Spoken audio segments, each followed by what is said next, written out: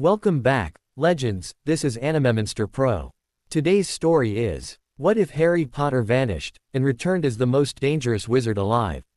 Here's a quick glimpse. After mysteriously disappearing from the wizarding world for years, Harry Potter returns with terrifying new powers, forbidden knowledge, and a presence that shakes even the darkest wizards with fear. No one knows where he went, or what he became, but one thing is certain. The boy who lived is gone, and someone far more dangerous has taken his place. Before we dive in, if you enjoy powerful stories like this, make sure to subscribe to Animemonster Pro and share it with your friends. Now, let the story unfold.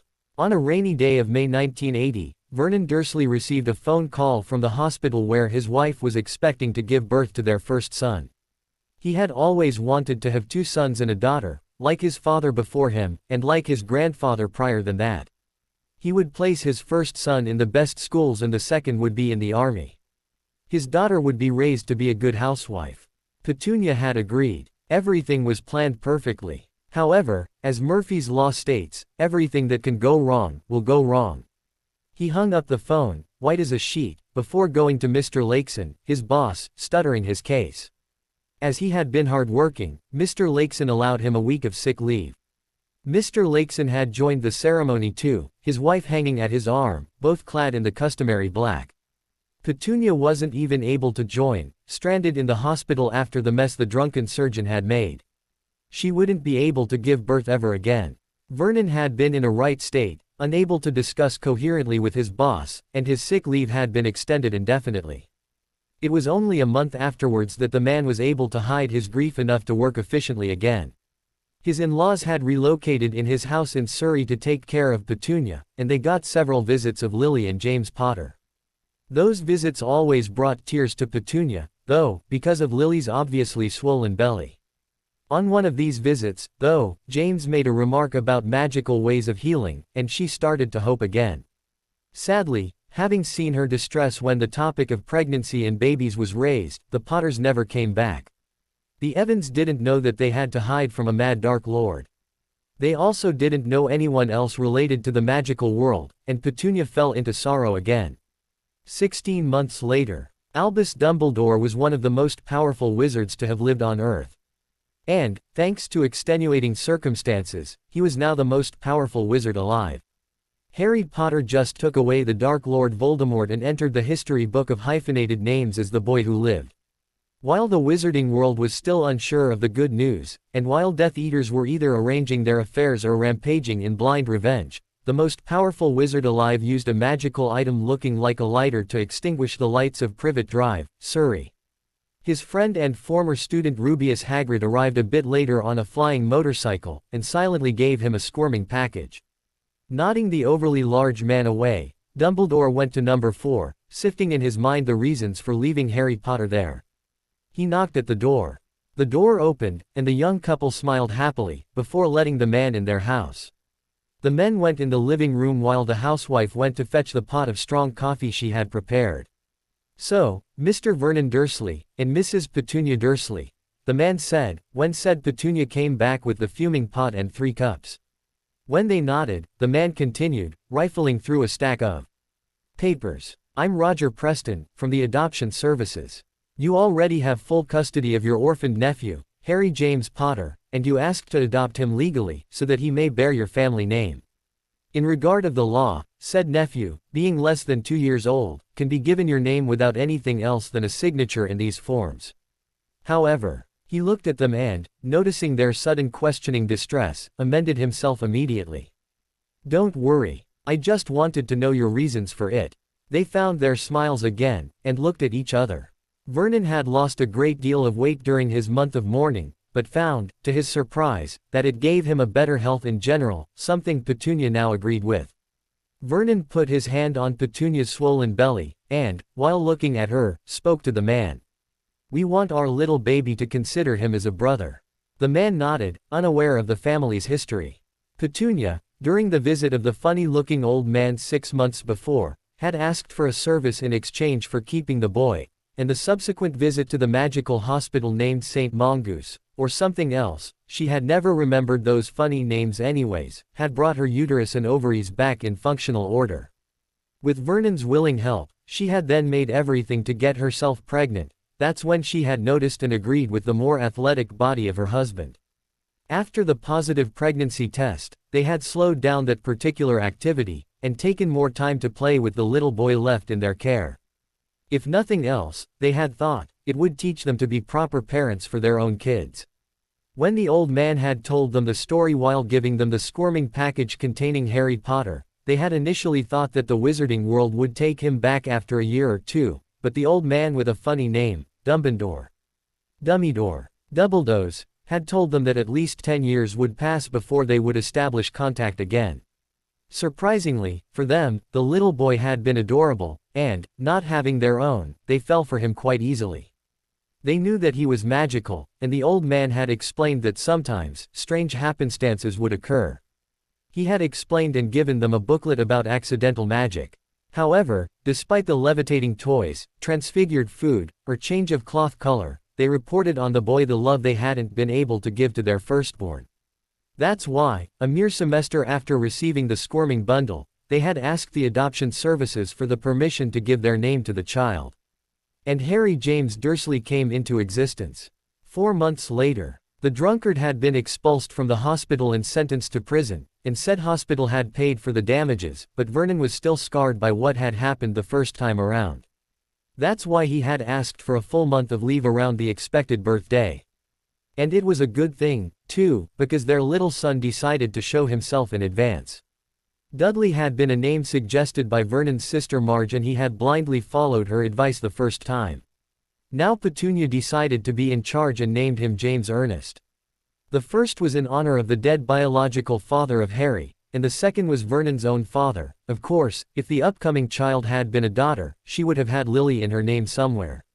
Playing with Harry, and discovering the wonders he could do with magic, she finally understood her parents' reaction to Lily, and brought a closure on her jealousy. 3 years passed peacefully. The man arrived home, and greeted his wife loudly. "Darling, I'm home." "Shish," Petunia interrupted him, from the landing upstairs, before gesturing him to come discreetly. Once there, he noticed the byplay in the kid's room, and could only look with wide eyes, his mouth agape. Their 5-year-old son was sporting a look of intense concentration while his young brother looked in awe at the farandole of baby toys turning in the air around their twin baby sisters. Said sisters, 18 months old, were laughing heartily like babies do. Only then did James notice the watching parents, and he nudged Harry warningly. His concentration broken, the older boy let the fluffy toys fall haphazardly, but young Eva and Maureen laughed even more. "Sorry, Mummy," mumbled Harry. "There's nothing to be sorry about, Harry," she said, entering the room and taking the twins for their bath. "Yes, son," Vernon added. "Just remember that you can't do that outside, where others can see you." "All right, okay, Daddy." The Dursleys left it at that. Their son Harry had a talent for magic, real magic, and they supposed that the old man knew about it, as he seemed to know everything. However, nobody told them that kids weren't usually able to do anything else than accidental magic. Harry Dursley hadn't been controlling those dozen toys by accident. And it was the beginning of a legend. 2 years later, "Mum, Muum," the twins' voice was strident. "What is it? I can't find my fluffy bear." "Neither can I, Mum." Now, Eva, Maureen, what did I tell you? We are moving, and your toys have been packed in the suitcase. You can't have them now, you'll wait when we'll arrive." "When, Mum?" "Yes, Mum, when?" Petunia sighed. If her 3-year-old twin daughters wanted a specific toy, there was a chance that they wouldn't calm before obtaining it. The perspective of spending a 12-hour-long trip with 2 wailing daughters didn't please her, and she sighed again while exiting the room. The house was empty, as they had removed all the boxes and last furniture the day before. She went through the empty rooms and outside toward the rented suburban van. Her lack of luck had the twins' suitcase at the bottom of the trunk, and she started to remove bag after carefully packed bag, before a small voice interrupted her. "What are you doing, Mum?" she huffed. "Your sisters decided that they didn't want to travel without their favorite teddy bears, and I packed them in the bottommost suitcase." He looked at the trunk, frowning. Not understanding the frown, she started to remove another bag, when Harry's voice interrupted her again. "These." Turning to him again, she was surprised to see 2 bears in her son's hands. She reigned her surprise and looked around in case neighbors might have seen something. Fortunately, they had decided to leave during the summer vacations, and the families were all gone. The remaining inhabitants of Privet Drive were old couples, and the hot afternoon guaranteed that they would be lying in their favorite recliners, fans working overtime. She flashed him a thanking smile and, putting the bags in the van's trunk again, told him to bring them to his sisters. While he left, she reflected about this year's events. Harry had been bullied several times in school, mainly by peers, gang. As he had told her, even if he could have blasted them away language, Harry, he had respected his promise not to use his talent outside of the house. Vernon had reacted, though, and the school had been forced to assign more teachers to oversee the children during the recesses. Unbeknownst to his parents, Harry knew that he and little Jamie wouldn't be able to fight back as soon as the teachers would leave, though, and he started to think about discreet ways to get revenge on the bullies, gang. Several inexplicable and disgraceful accidents had then happened to the gang's members. Said accidents were never harmful, and they always involved mechanical defects which could have occurred even without Harry's push. There had been the time when Gordon found himself nude in a toilet, his clothes strewn haphazardly around the school grounds. Other bullies were drenched by passing cars, soiled water being on the street even on a dry day. Soiled pants and other toilet mishaps finally brought an end to the bullies' reign of terror on the school. During the whole episode, Harry discovered two things. He loved to prank bullies, and as long as he wasn't discovered, he could do anything. That's when he started to use his talent to hide and move discreetly. Then, in May, Vernon had received an offer from the American branch of the drill company. It was the opportunity of a lifetime, and, after discussing about it overnight, he moved there to take the control of a whole tool-making factory in Urbana, Illinois. Petunia had spent 2 months packing their belongings, organizing the house sale, and the kind of things you do when you move far away. Her parents had helped, but, being quite old and tired, they couldn't do much more than keeping an eye on the kids. Speaking of which, Harry, Jamie, Eva, Maureen, come down here, we're leaving. 1325 AD, in pre-Columbian America. The tribe had been walking under the blazing sun for hours, when their leader stopped suddenly. Look, my brethren, look. Despite their tired state, they hurried around him, and witnessed in awe as the great desert eagle was eating ass on top of a large cactus. Their priest unrolled a scroll and fell to his knees, chanting and praising their numerous gods, for they just gave them their new home. A few skeptic minds asked themselves how they could build their new town in the middle of a lake, but they followed nonetheless. The first prophecy has come to realization, the old priest was saying, climbing up to his feet with the help of his 2 aides. After having left the arid lands of Ostland, we will consider this island as ours and build our new realm starting here. We will call it Tenochtitlan. The Aztec tribe settled down, and the men started to scout the surroundings for natural enemies and food while the women built the tents and tended to the children. During the whole process, the priest and his acolytes were sitting in a circle, discussing less mundane matters. Your Highness, what is it about the other prophecies? Asked one of the acolytes, more daring than the others. What do you mean? The prophecy of destruction and the prophecy of the final battle for the sun. Why do you ask? Because, of all the gods, recorded words, those two reference our new city. You are right, answered the priest after a moment of thoughts. However, we do have some time to think about it, don't we? Following the prophecy, it's a mere 2,500 moons before the destruction, Your Highness. It will come swifter than we think. And the prophecy of the final battle for the sun says that it will take 666 summers after our city's foundation for the final battle between Tanatia, our sun god, and the Zitsamime, the demonic stars, to occur. How can we help our gods if we aren't around for it? During the acolytes' harangue, the priest had become more and more flushed, and the other aides recoiled, feeling that the old man would react quite violently. The bold one, taken by his speech, hadn't seen his comrade's movement. You are right, the priest unexpectedly said, with a silky voice.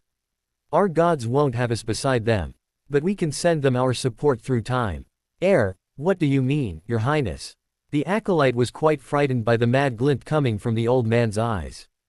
Our gods need help. I'll send you to them. No, Your Highness. Be quiet. Don't you agree to help our gods in their eternal fight? Didn't you vow to serve them, and me, to your last breath?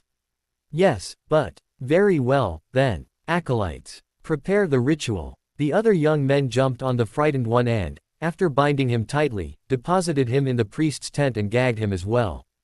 When they exited said tent, intent on building the required altar, the old priest was mumbling to himself. Wretched prophecies. Can't have an upstart youngster challenge my authority. No, no. No one will know. It will be better that way. A peek into the future. Albus Dumbledore looked at the assembled people, but his usual twinkle wasn't there. The day was August 15, 1991, and it has been a fortnight since he had received the letter unanswered and unopened. He had since taken a look at the boy's personal file, and said file was open in front of him while he looked at the members of the Order of the Phoenix. His voice resounded in his office again. Can anyone tell me why we don't have anything in his file since 1982? Albus, he could be dead, a grizzled Auror spoke up. If he had been, Alistair, there would be something in his file about it. There is nothing. Have you tried his home? Yes, I have. The people there don't know anything about the previous owners. The real estate agency. Their records have burned last year. Accidental fire. There was a long silence in the room, while everyone wondered about the situation.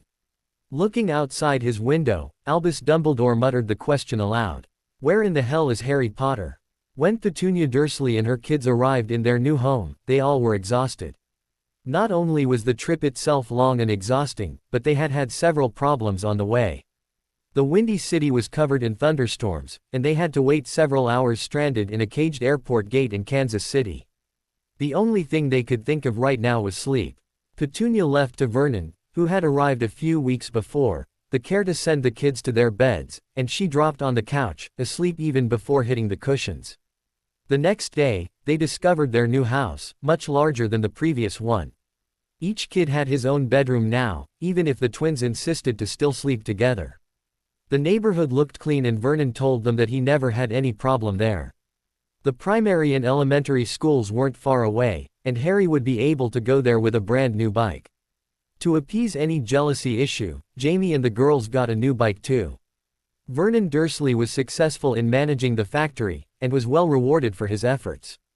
Unbeknownst to Harry, Vernon, joined later by Petunia, tried to find a magical school for him, but to no avail.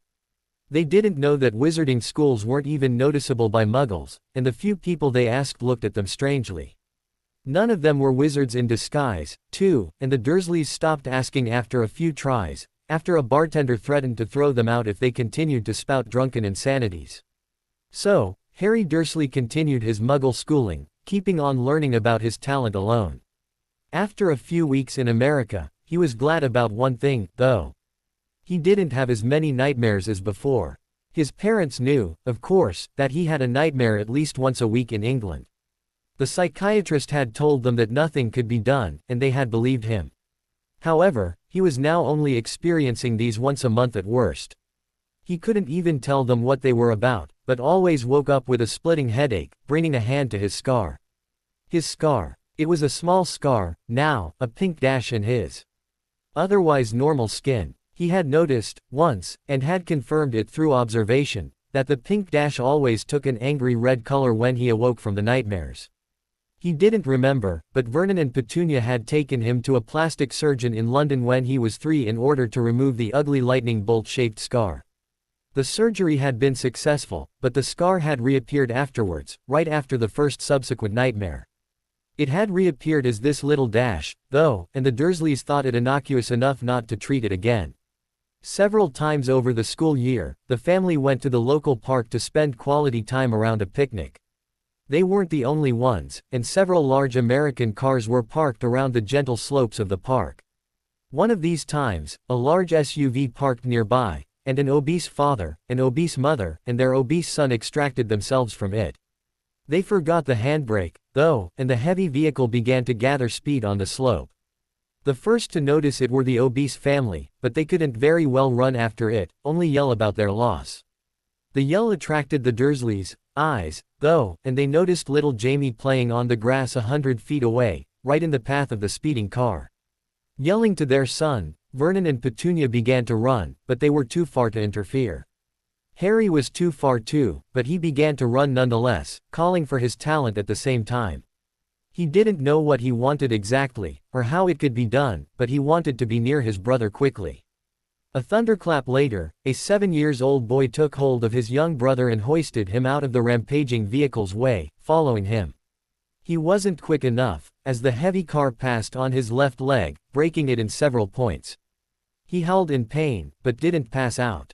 Vernon and Petunia finally arrived to the accident site, each holding a daughter, having grasped them on the way.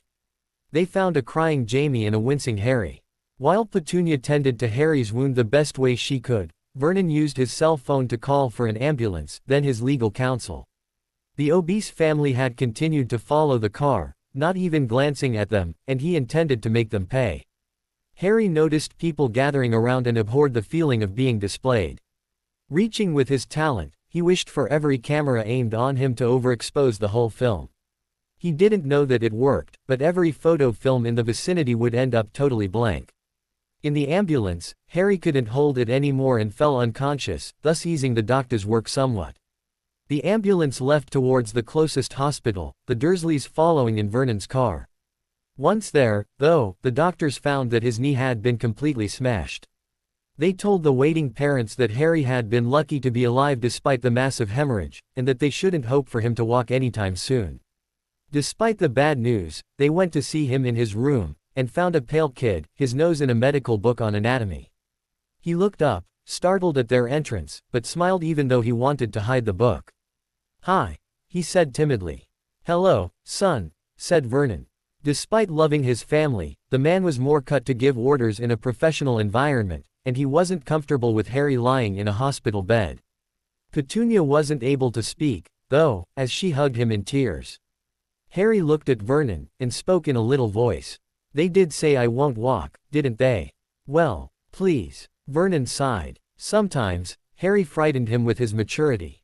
It was as if he had had a lifetime of experience even before starting his own. "Yes, he answered, and returned to his book.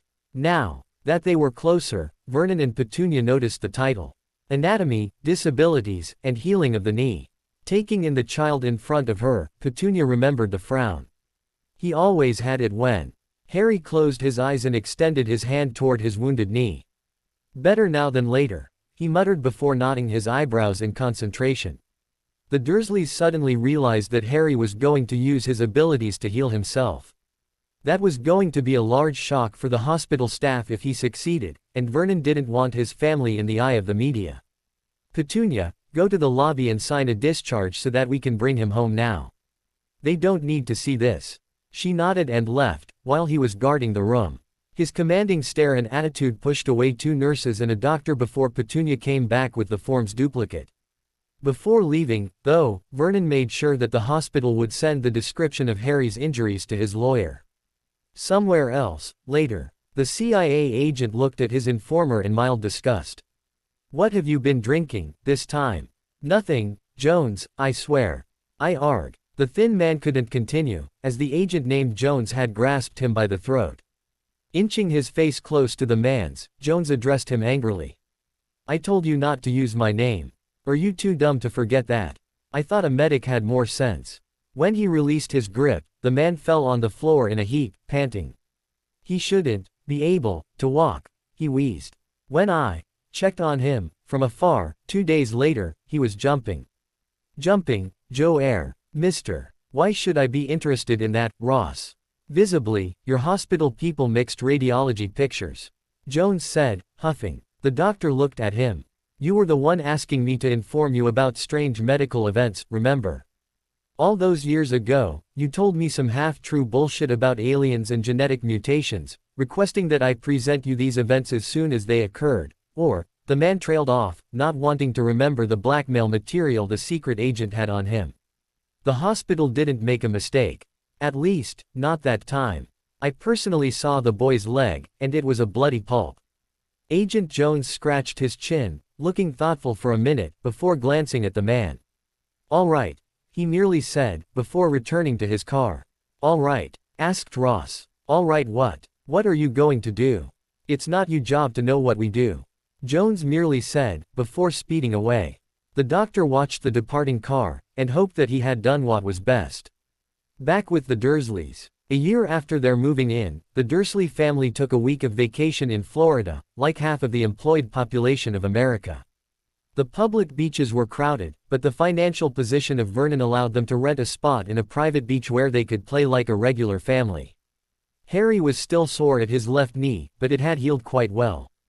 The family had also received damages from the trial, and everything was going well under the sun. When they came back, though, they found two persons sitting quite comfortably in their house's den. "Petunia dear, take the kids upstairs," said Vernon in a barely controlled voice. Nobody ever broke into his house, and he was going to make them regret it. After his family left, an angry Vernon Dursley looked at the black-clad couple. "Who in the hell are you?" asked Vernon belligerently, moving around the room and surreptitiously heading toward his liquor cabinet, picking his phone on the way. "I'm going to call the ICE if you don't leave immediately." He made a show of opening his folded cell phone, but saw that he wasn't receiving any signal. Throwing the useless phone away, he went to open the glass door to the high shelf of his liquor cabinet, while still being under the watchful, unnerving, and amused gaze of his visitors. "No need to call the ICE, Mr. Dursley. Especially as we jumbled the signal," said the man in a deep voice. "And no need to get your gun, we unloaded it," added the woman. Defeated, Vernon reflected that these people weren't burglars or killers, as they would have either emptied the house or killed him already if they had been. Sighing, he turned toward them. "Well, if you already did all this, would you care to tell me who you are and what you want?" he asked, pouring himself a 4 roses. When they didn't comply, he decided to be the cheeky bastard and pulled 2 glasses out. "Perhaps you would talk a bit more over a glass of brandy." "The 4 roses would be fine." "No ice, thank you," said the man, not missing a beat. The woman huffed, while Vernon poured another shot of liquor. He sat in front of them and gave the man his glass. They sipped it in uncomfortable silence, until a noise from the entrance startled him. He turned around to see a third visitor entering his house. "Hey, who are you and what do you want?" he asked the thin man with white hair. "Stay calm, Vernon Dursley," the man said. "I don't think my partner's told you anything yet, but I will. Sit back and enjoy your drink." The man then proceeded in telling him about them, and Vernon forgot he ever had a drink in his hand. A month later, while packing their stuff, the Dursleys reflected about their new situation. Vernon had told them, under the curious gaze of his wife and an inquiring look from Harry, that he had been sent to manage an even larger factory located in Zhengzhou, China. The factory was American and its production included threaded cotton and cotton-based clothes. While telling them this, Vernon was shifting uncomfortably under Harry's gaze, feeling that the kid knew more about his new job than even himself. But he couldn't say anything, as the visitors who came to him a month ago made him swear on his family's life. And, by their demeanor, he knew they would act upon their words. The advantages were numerous, though, and he was now a proud economic wheel of the American Secret Services. The family uprooted itself again, traveling halfway around the world until they arrived at Beijing International Airport. After discussing in halting English with the custom officers, they met Aurora Lee, their American contact there, and spent a night at the local Hilton. The following days, the family familiarized itself with the culture and language, and visited the numerous sites around the town. The girls were delighted by the change, Jamie was disturbed, and Harry was. Harry was distant. He was taking everything in, though, and often discussed with their bilingual contact to learn bits of the language. After the introductory couple of days, they took a domestic flight for their final destination, and entered their house, situated in the suburb of Zhengzhou, not far from the factory itself. An American school had been built nearby a couple of years before, and it allowed the children of American employees to overcome the language barrier. Something which disturbed Petunia, though, was that Harry never used magic anymore. He wasn't using it outside the house, as promised, but not inside either. However, she didn't talk about it for a long time, being quite taken by the household. After the first weeks, the family was finally installed, the kids schooled, and the neighbors met. Harry knew something was amiss, though. While in England, and later in America, he had focused on understanding why and how he was able to make strange things, and often succeeded in repeating the feats. After concentrating, not wanting to be discovered, he had honed his powers to help him hide from normal people. In the privacy of his own room in Urbana, he he had also experimented, and he was now able to sense if he was watched. This had been one of his main goals since Petunia had told him not to use magic outside. He actually did, several times, but never with witnesses around. In his new house, though, he felt watched all the time. After 10 months, almost nothing had changed. Vernon was managing the factory, thinking that it was his job, and earning a great lump of money out of it. Aurora kept dropping by every few days, and Petunia was having regular meetings with the neighboring housewives. The 4 kids went to school as usual. The main change was their increasing interest in Chinese culture and language. Meeting Chinese children in the school, and having a Chinese course there, the kids learned the language very fast. Vernon was, too, because of his work. They also went to the Henan Opera, one of the greatest of China. 2 events, though, made Harry's life more interesting. The first one happened 4 months after their installation, after a long day at school. He had played a practical prank, without magic, on a fellow pupil, but got caught, something that was quite unusual. He had had a detention and left school in the evening, the sun already setting. He was walking toward his house when he noticed several large shapes in the street in front of him. The large shapes belonged to men, and, judging by their speech, they were Chinese, they were drunk, and they were aggressive. He began to step back, intending to take a detour around them, but got spotted and the men began to advance toward him. Looking around, he noticed that he was still in the shopping district, but that most shops were closed, causing the street to be empty except for him and the 5 men. He turned around and began to run. Their intentions were clear, and he didn't want to be beaten by racially prejudiced people. Turning in one street, then another, he knew that they were closing in and felt desperate. Perhaps he could use his magic, he thought while taking another sharp turn. He stopped. He was forced to stop. He was lying in rubble. The turn had been too sharp and, not noticing it in the darkness, he had fallen on a heap of rubble, drawing blood. He knew that he couldn't run now and the shouts were nearing his position. What could he do? He closed his eyes and desperately hoped to look innocuous enough for his bigoted pursuers. He felt his magic working its way, and focused to speed it up. In a separate part of his mind, he also knew that his magic had never worked that way before, and hoped that his focus would allow him to repeat the feat later. Now, though, he noticed that 3 of the 5 men had rounded the corner and were searching for him. When they found him, he recoiled in fright. "Where has he gone?" one of them asked in Chinese. He didn't understand how they could miss him, and looked frightful. "Don't be afraid, son," another said through his alcohol-laden breath. "Just show us where the little wide-eyes bastard went." Understanding that they weren't seeing him as an American child anymore, Harry almost smiled. He stopped just in time, though, and showed a side street to the 3 men. When they left, he stood up and headed home, walking slowly. On the way, he passed in front of a store, and went to the shop's window to get a glance at himself. And he gasped. The mirrored boy gasped as well. He smiled, and the boy smiled too. Harry was quite happy about it. Not because he was seeing himself in a mirror, no. This he was doing every day. It was because the boy looking back at him looked like a Chinese version of himself. He looked around and used his magic to sense the surroundings too. Noticing that nobody was there, he concentrated on his previous magical feeling, focusing on his real face. After another tingling in his face, he looked at the window again and was relieved to see his usual face looking back.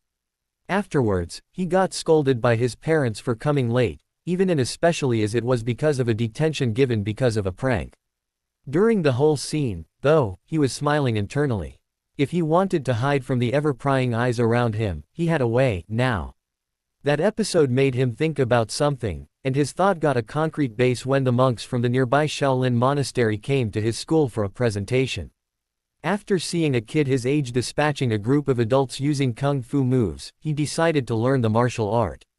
He knew that what he was seeing was only a choreographed show, but his evening encounter pushed him to try. After nagging his parents for several days, they relented and took the whole family for a weekend in the southern hills where the temple was. Lucky as they were, there was another exhibition programmed, and the Dursley were impressed too. As the school year was coming to an end, they accepted that Harry and Jamie spent the summer term in the martial arts school there. The 2 boys were now proficient enough in Chinese to speak and understand the language, and Jamie was always going with his big brother everywhere. Needless to say, several persons weren't happy with this development. Harry felt as if he had been dunked below the AR caps, and he woke up with a gasp.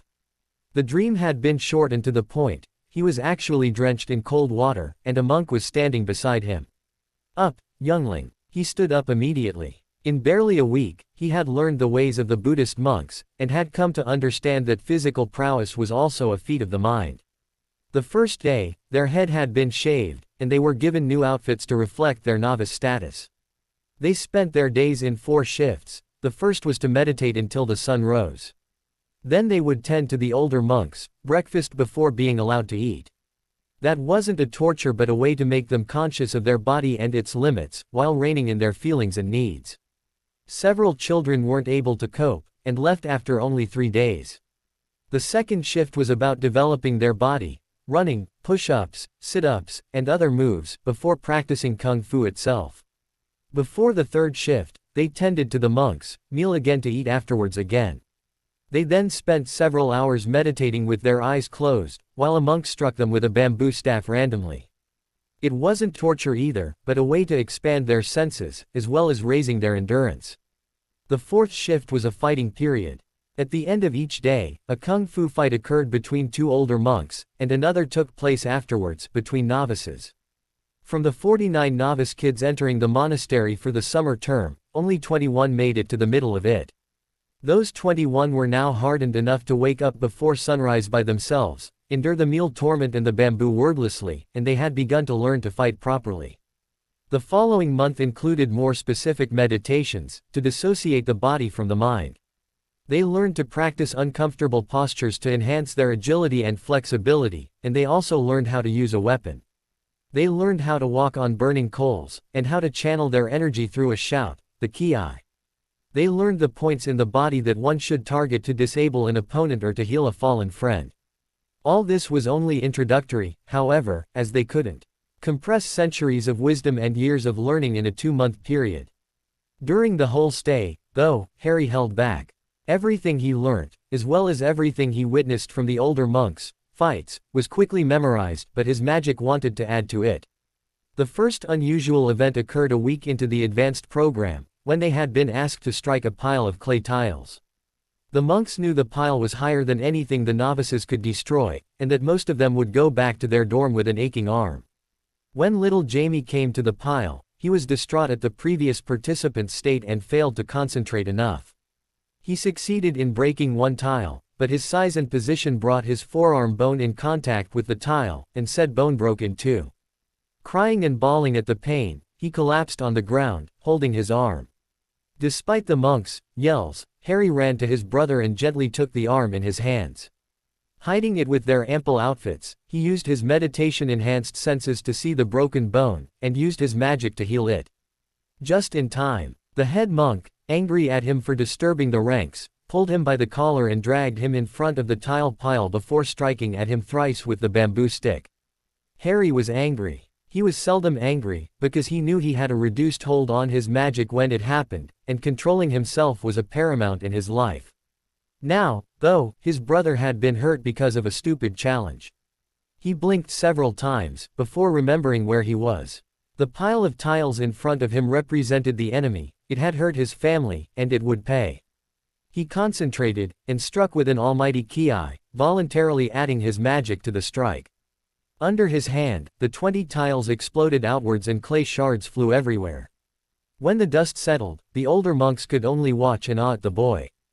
Harry still had his arm down on the floor where the tiles had been, but there was no rubble there. And when the boy straightened up, they noticed something else, compelling them to dismiss the waiting class in order to examine the place.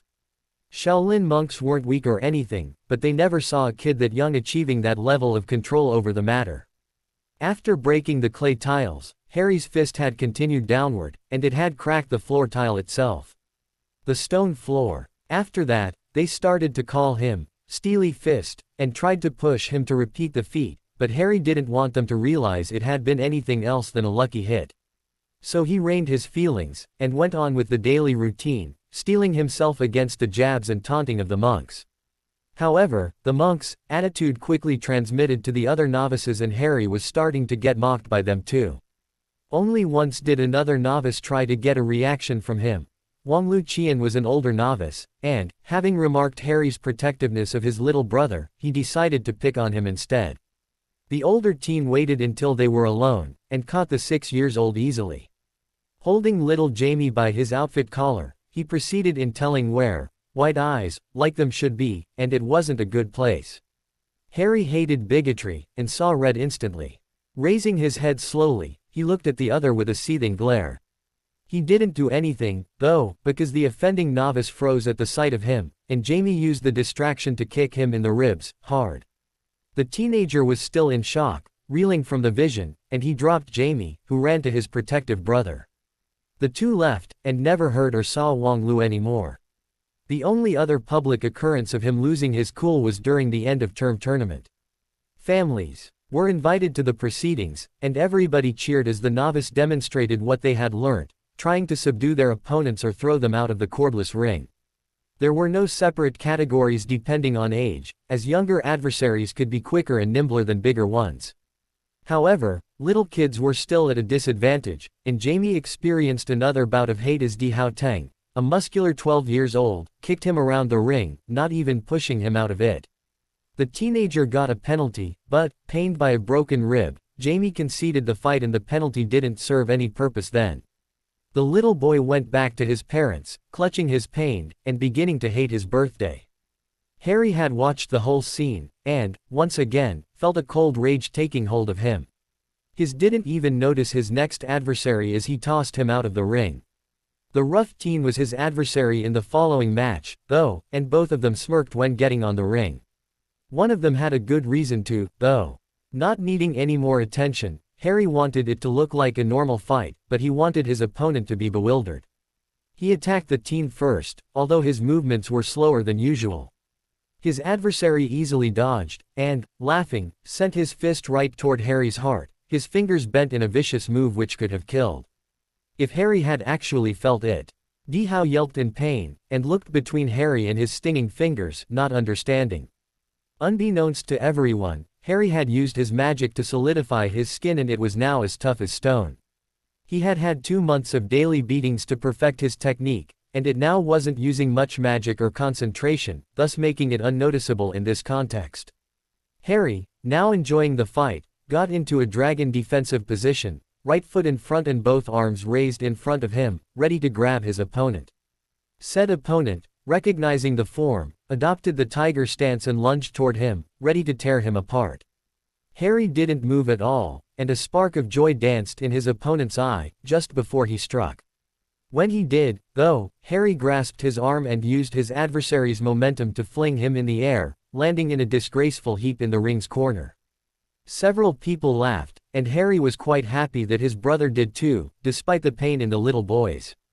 Di Hao went to his feet, looking between his fist and Harry. Noticing that he was having his back to him, he pounced on him, eliciting a yell from the crowd. Harry knew what was happening, though, and bent forward at the last moment, raising his leg backwards at the same time, and blocking his opponent's head with his foot. Di Hao, his momentum lost, fell to the ground again, and Harry took a few steps forward before turning toward him with cold eyes. "Did you enjoy beating my little brother? He's half your age, you know. Did you enjoy it?" The Chinese words echoed in the now silent arena, and everyone suddenly understood that this match had an underlying meaning to it. Di Hao grunted and went to his feet again. He stepped toward Harry, and, looking him in the eye while smirking evilly, he spoke slowly. "I did." He expected an answer from Harry, and was ready to catch him off guard as soon as he would open his mouth. Which he did. "You." A right hook caught Harry unprepared and his head jerked backwards behind the strength of it. Di Hao began to smile widely, but lost it when Harry looked back at him. There was no trace of him being hit. No blood, no swollen tissue, nothing. "What?" asked Di Hao. "As I was saying, you'll regret this," answered Harry. What followed was something that could have been filmed, if Harry hadn't made sure that nothing would record his fight earlier. Still, it was a sight to behold, and even the older monks took some ideas for future spectacles. Di Hao was yelling, striking Harry repeatedly, using the 5 regular animal forms and even unusual others. He was sometimes hitting with 2 or 3 limbs at the same time, trying to get past Harry's defense.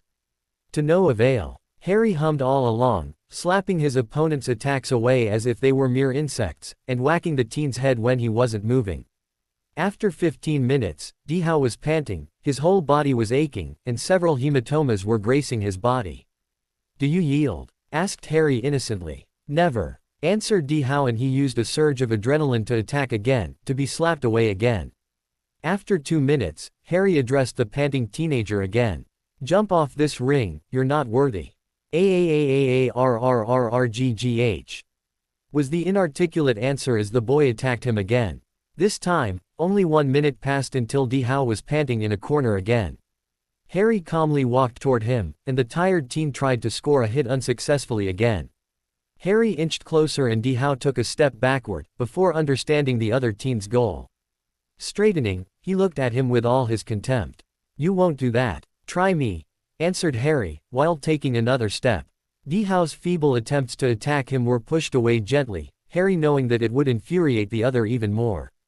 He continued to advance until his opponent was standing at the very edge of the ring. "Jump off the ring," he ordered once more. "Never. I'll never." Harry merely blew in his face, and the boy lost his balance, falling painfully on his back out of the ring. Harry looked at him a last time, with only contempt in his eyes, as his rage had passed. Everybody cheered, and the next semifinal contestants got on the ring while Harry went to his family to inquire about his brother. He didn't have time to heal him, though, as one of the contestants, a boy as young as he was, pushed the other out of the ring in mere seconds. Harry knew he had to be careful as something strange had happened. It was as if the other one hadn't fought at all. At the given announce, both finalists climbed on the ring, and Harry immediately knew that something was amiss. The other boy was even thinner than him, and he was strangely blonde despite having an Asian face. It wasn't strange to meet blonde Asians, but most of them used hair dye. As they were shaven, he noticed that this one was a natural blonde. Something else which disturbed him was reported by his heightened senses. 2 dark auras came from his wrists, as if he had bracers. But it wasn't possible. The tournament rules forbid the use of external items. However, despite sensing these auras, he couldn't see the bracers and supposed that others couldn't too. Which meant that the boy in front of him could use invisible things. Was he a wizard? "Are you," started Harry, before sensing a cold feeling taking hold of him. "Winning, yes," smirked his opponent. Harry had to use every bit of his concentration and willpower to still fight, and his opponent was clearly surprised at his resistance. However, his smirk came back quickly, and he slowly but steadily maneuvered Harry out of the ring. Harry fell off, hitting his head on a bench, thus falling into unconsciousness. Just as he was falling, though, he noticed his opponent's name, displayed near the judges beside him. Draco Malfoy. Another peek into the future. On August 31, 1991, exactly 2 years after the tournament where Harry Potter and Draco Malfoy met for the first time, the headmaster of Hogwarts School of Witchcraft and Wizardry was pacing in his office, while his staff looked at him in wonder. Albus Dumbledore never paced the ground impatiently. The old man was reckoned for his patience and benevolent nature. However, with Harry Potter missing and the rumors running loose about a possible reappearance of Voldemort, the headmaster wanted Harry at Hogwarts the next day. "Enter, Severus," he barked, not even concerned about the fact that the door was still closed. The potion master entered the office and looked at the others, which only offered tired smiles and encouraging nods. The headmaster went directly to the point, though, not even offering the once inevitable lemo, "Sherbets. Did you find anything in the real estate agents' minds?" Severus Snape searched for a seat, and, not finding any, conjured himself one before talking. "I explored the managers first, and found the name of their agents since 1981. The man himself didn't have any information about our target. I then spent the week sifting through the useless minds of those muggles." Despite his self-control, the man shivered a bit. Unsorted minds were always the worst when you searched specific information. And all these concerns about say. Why were muggles obsessed with it? Most of his male targets thought of only one thing, thus encumbering their mind with it, getting between a woman's legs. The women's minds he sifted through were less oriented toward the act itself, but they were still cluttered with thoughts and memories about clothing and feelings. It wasn't until he found the 33rd agent that he finally found something of interest. Shaking himself, he continued his interrupted report. One of them remembered the Dursleys, but his mind only told me that they left toward America 4 years ago, in the state of Illinois. The money from the house sale was to be deposited to a bank account there, but he didn't remember the number, and the papers burned since. After a silent pause, the twinkle came back in Dumbledore's eyes, and he smiled. Thank you. At least, we have a lead. Now, do we know someone in America?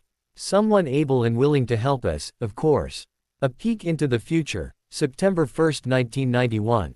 That fateful day, like each year, hundreds of anxious teenagers boarded the Hogwarts Express to head towards the magical school for a year of schooling in the way of wizards and witches.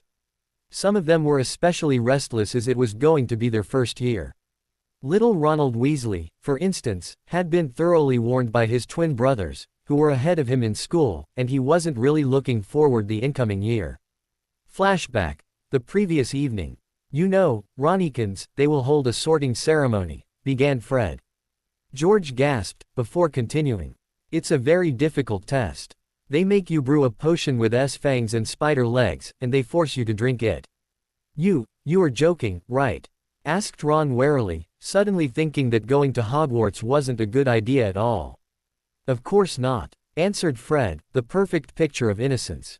Besides, continued George, it's not the only test. Before that, they make you sit in front of everybody, and place a cursed hat on your head. My, muttered Fred. Ron looked at him in fright. What? The hat detects your every default, and yells them to the whole school, said Fred. And then, it places you in a house, depending on your mental abilities. However, if you aren't deemed worthy, if you aren't strong already, or if you were naughty in the previous week, it simply throws you out of the school. After cursing you to be a squib. Ron was looking between the two in fear. After trying to speak for a few minutes, he finally asked, but I believed that squibs were born that way. Really? Asked Fred. Of course, they would say that. It would depreciate the school if it was known, said George, nodding thoughtfully as if it was a well-known plot. Remember Joseph Adrianson and Lynn Fearnson? Asked Fred to his twin. George shook his head in sadness. Yes. They had been so happy in the train, and they had to leave under everyone's shouts. I heard they are living with beggars in Knockturn Alley nowadays. Sad, really. And poor ol' Percy. Ron's head shot up at the mention of his brother. Percy was a fifth-year prefect and the twins surely knew things about him in school. What about Percy? The twins looked between them, before whispering, he got almost rejected, but he grovelled so much that the headmaster accepted him on probation, said Fred. For the entire duration of your education, he added in a voice sounding like an old and wise, and stern, wizard. Ron immediately thought it was Dumbledore. Why do you think he works so much? Confirmed George. The young redhead was already afraid of the next day's course of events, but the scheming twins weren't done yet. Before that ceremony, though, they make you cross a lake where a giant kraken lives, started Fred. What's a kraken? Asked an already shaken Ron. It's a gigantic squid, which beak can crush whole metal-clad ships. And you have to cross the lake on mere wooden skiffs, answered George. Fred continued his speech. They say that the kraken sleeps during the passage, but most years, it feeds on 1 or 2 students on the way. You're joking, right? Asked Ron in a trembling voice. We aren't. They exclaimed together, a hand on their heart. In our year, we lost 1 girl, started Fred again, before turning toward George. Remember that Lisa Rapford? A tentacle took hold of her, and dragged her in the water. Yes. A pity for such a beautiful girl, continued his brother. I'll always hear her screams in my nightmares. They stayed silent for a while, as if reminiscing about the event. George spoke first this time. With the magic we learnt, we could have done something, though.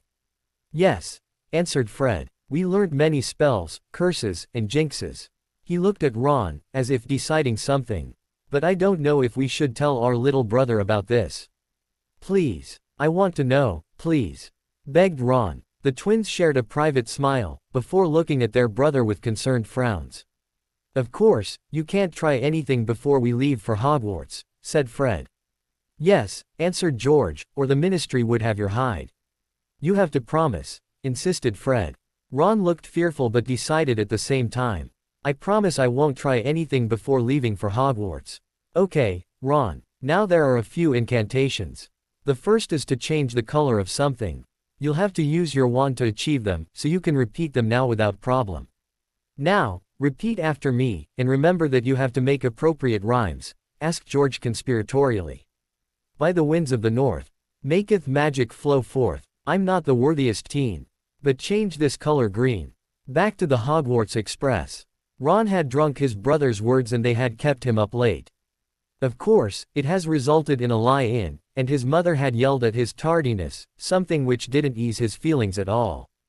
Because of him, they arrived just in time and had to run to board the last wagon directly, the others being already full. After finding an empty compartment to settle down, the Weasleys parted ways. Percy went to his prefect meeting, and the twins told Ron about their friend Lee Jordan's new tarantula. Ron went pale because of his arachnophobia, and he stayed in the deserted compartment. Once alone in the moving compartment, he remembered last night's conversation, and was soon positively shaking in fear. What if he had to go back home because he hadn't been worthy? His mother's wrath would be more than anything he had experienced.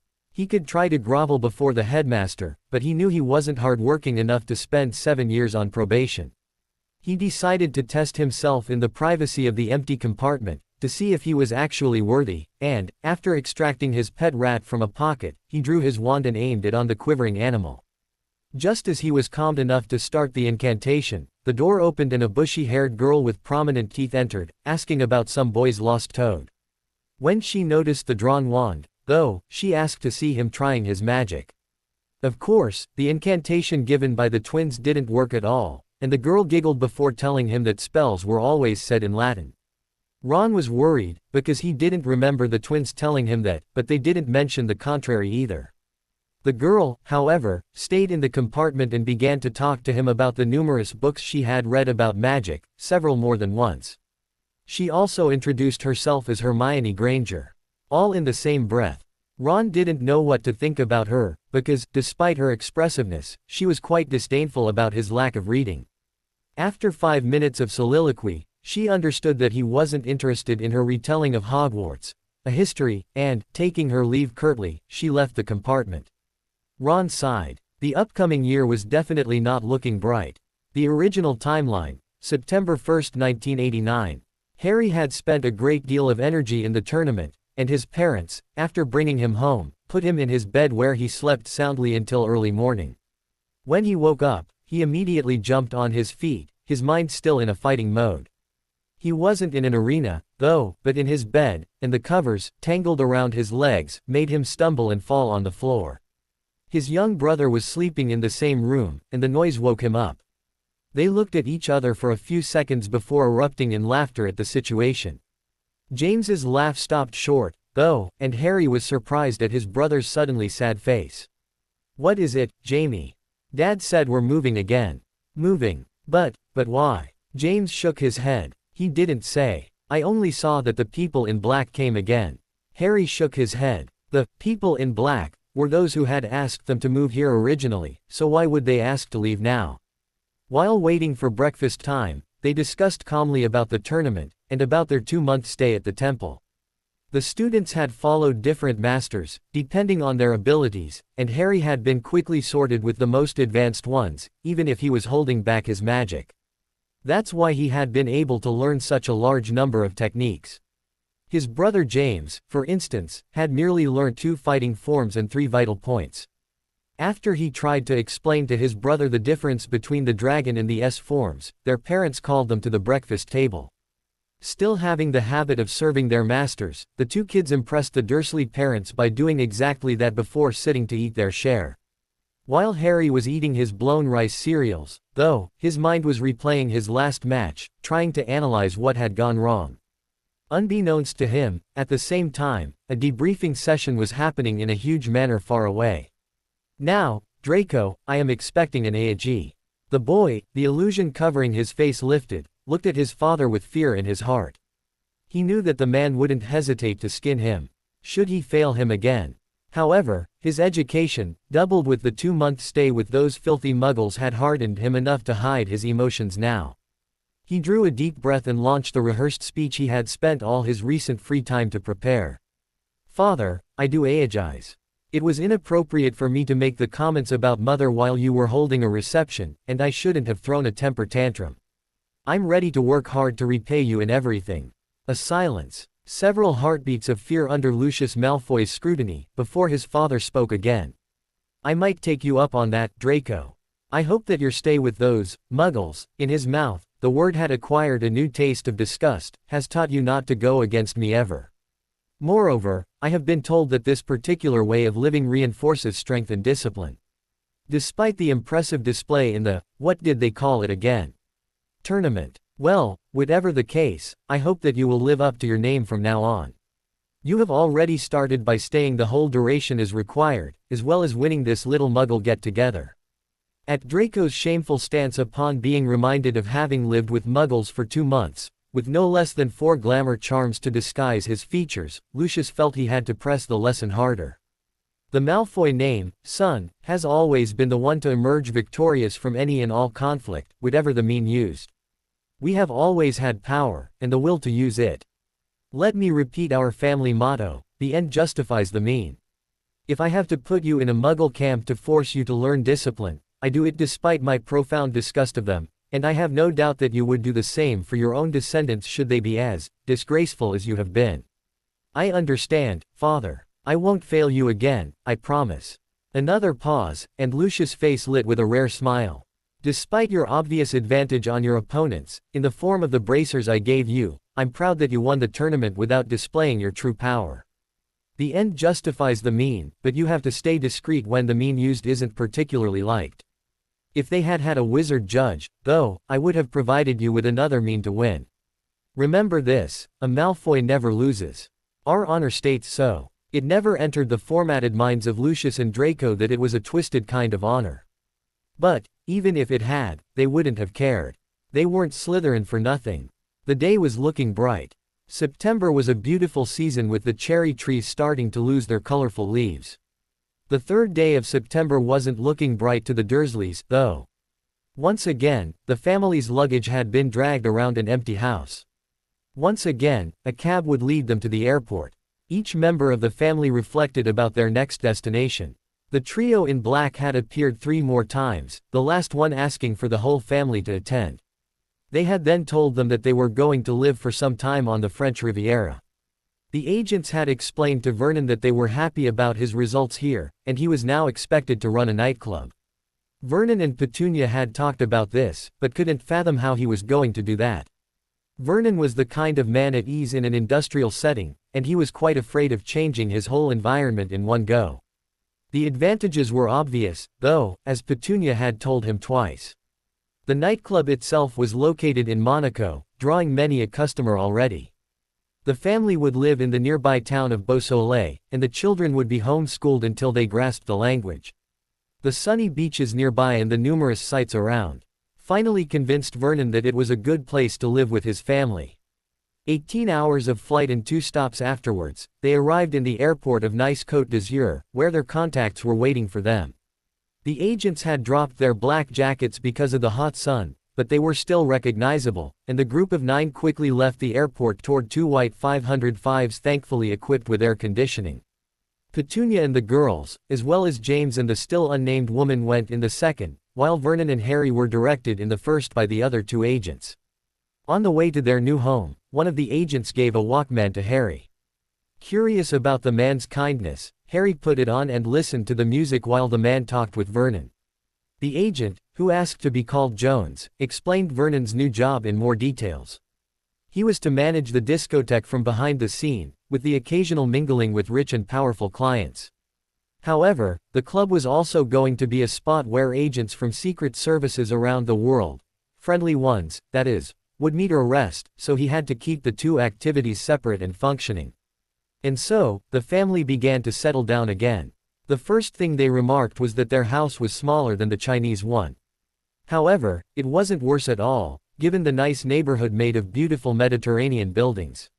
Some of them even had Doric columns in the style of ancient Greece. When they entered, they immediately remarked the large windows providing bright sunlight everywhere. They also noticed the discreet air conditioning system preventing the large windows from overheating the house at the same time. Petunia was impressed by the beautiful kitchen, artistically tiled in a Provençal way, while Vernon loved the overall architecture. There were only 3 bedrooms, but each was large enough to accommodate 2 persons. The twin girls would sleep in the same room, as would the boys do. After a good and long first night there, they met Amélie Dampierre, the woman who was going to help them to settle down. The first month, the family, minus Vernon, only learned to speak French. To learn quicker, they were forbidden to use another language for the whole month, and thus learned quickly the most used terms and sentences. Afterwards, Amélie spent half the day teaching the children more about the language so that they wouldn't be lost at school, and she accompanied the whole family on sightseeing trips in the area. They didn't go far, though, because Vernon was working all the time, and Petunia didn't want to leave the area without him. They visited Monaco's museums and gardens, as well as nearby towns, like Nice, Cannes, and Grasse. Since the frontier was a mere 6 miles away, they made trips to Italy on several occasions as well. Vernon was working on most weeks' nights, as well as the weekend.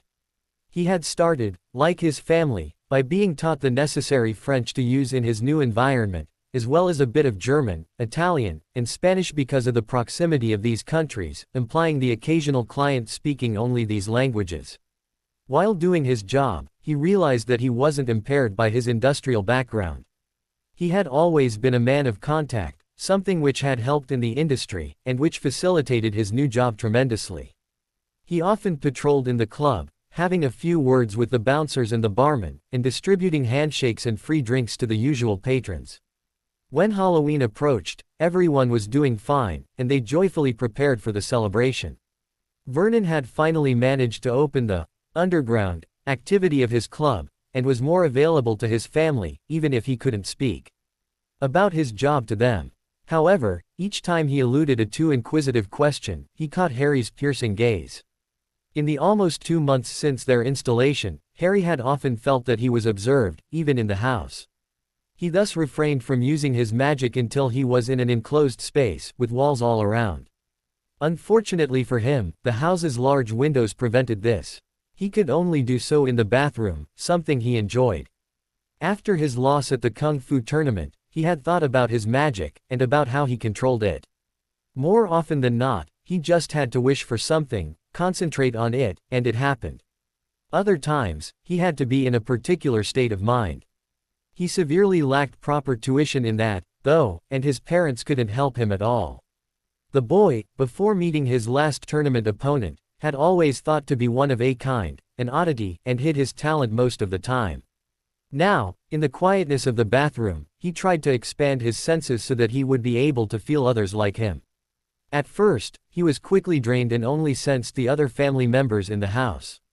However, as he progressed, it was more and more easy, to the point of almost being an unconscious thing. He was also covering a larger and larger ground, feeling people several buildings around.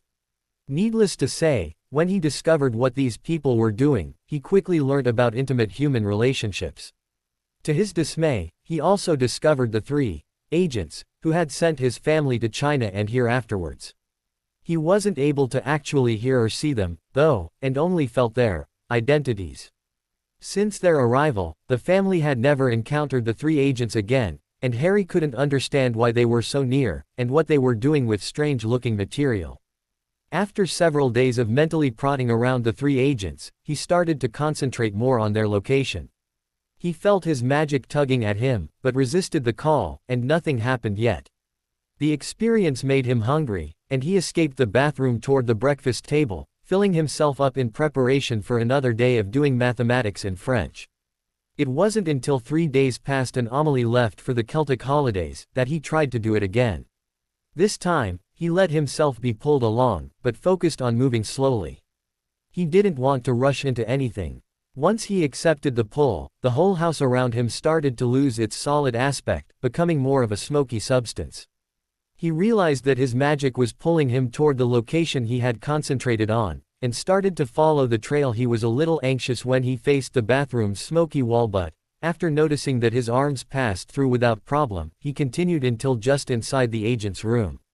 Once there, he braked somehow and stopped a few inches from the place he had wanted to arrive.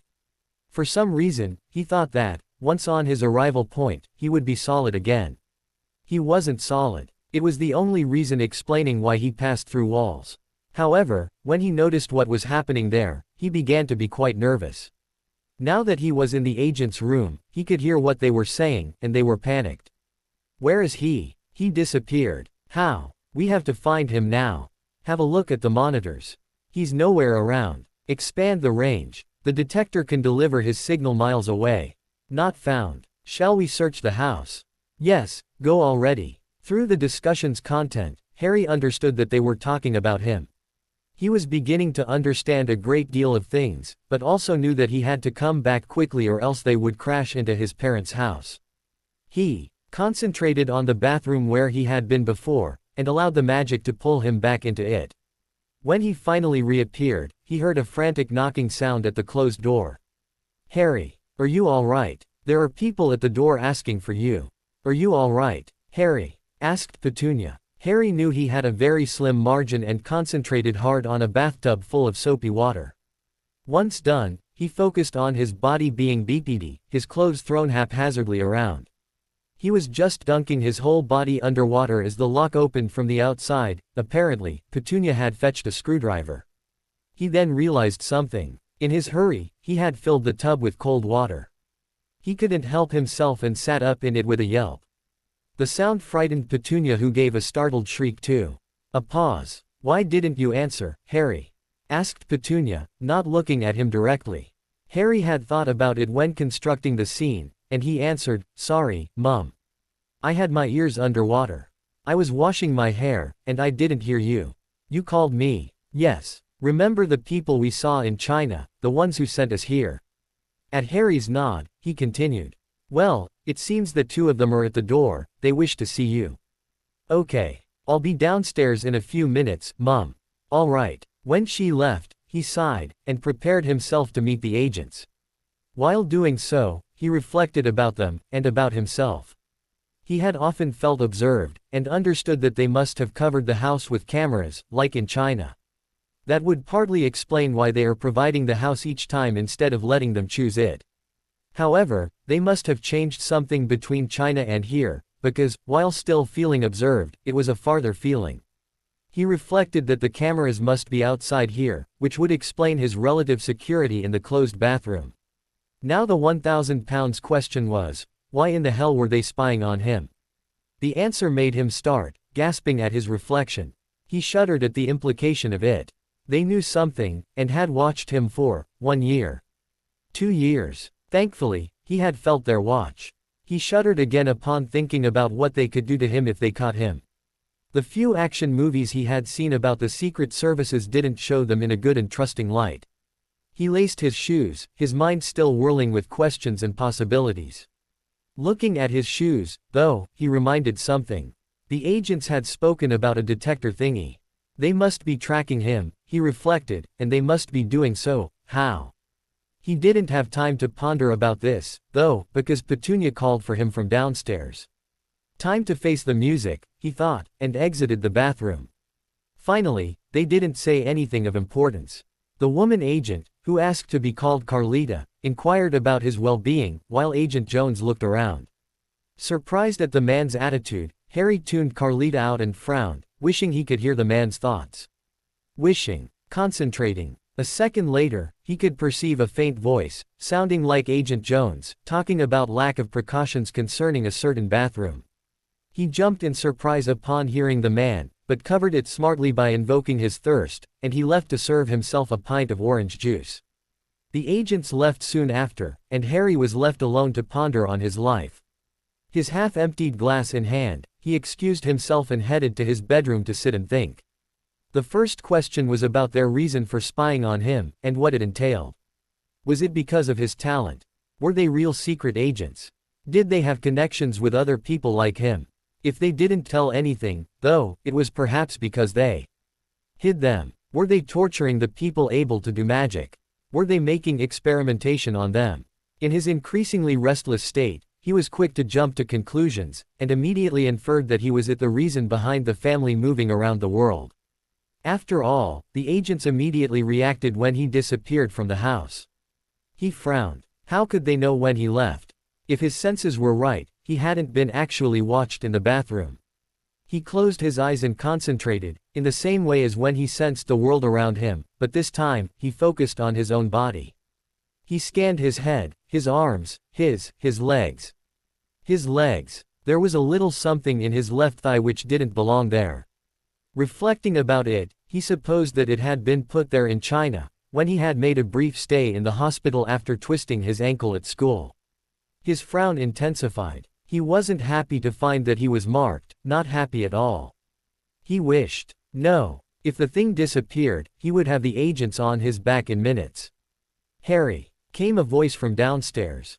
Sighing, he lifted his glass again, only to find it empty, and, shrugging, he went downstairs to help Petunia preparing the dining room for Halloween.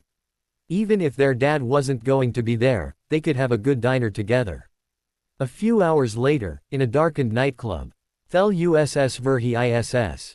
The man was angry, but Vernon had dealt with drunken patrons before, and he didn't think he would have any problems to oust the two men in front of him. While he repeated not knowing about an Oliver Jones, he detailed their strange garb. How could people stand the local heat in their coats and hats? He smiled. They looked like, they looked like spies. And their accent. He lost his smile, and started to look around for help, but there was no help available. The club was just closing, the bouncers had surely left, and the barman was held in check by his supposedly drunken patrons. Looking at them again, he jumped in fright. The muzzle of a 9mm Makarov was looking straight at him, and he staggered backwards, fully understanding the risks of his job now. Until now, he had only built a set of rooms to be used by select people, like a hotel.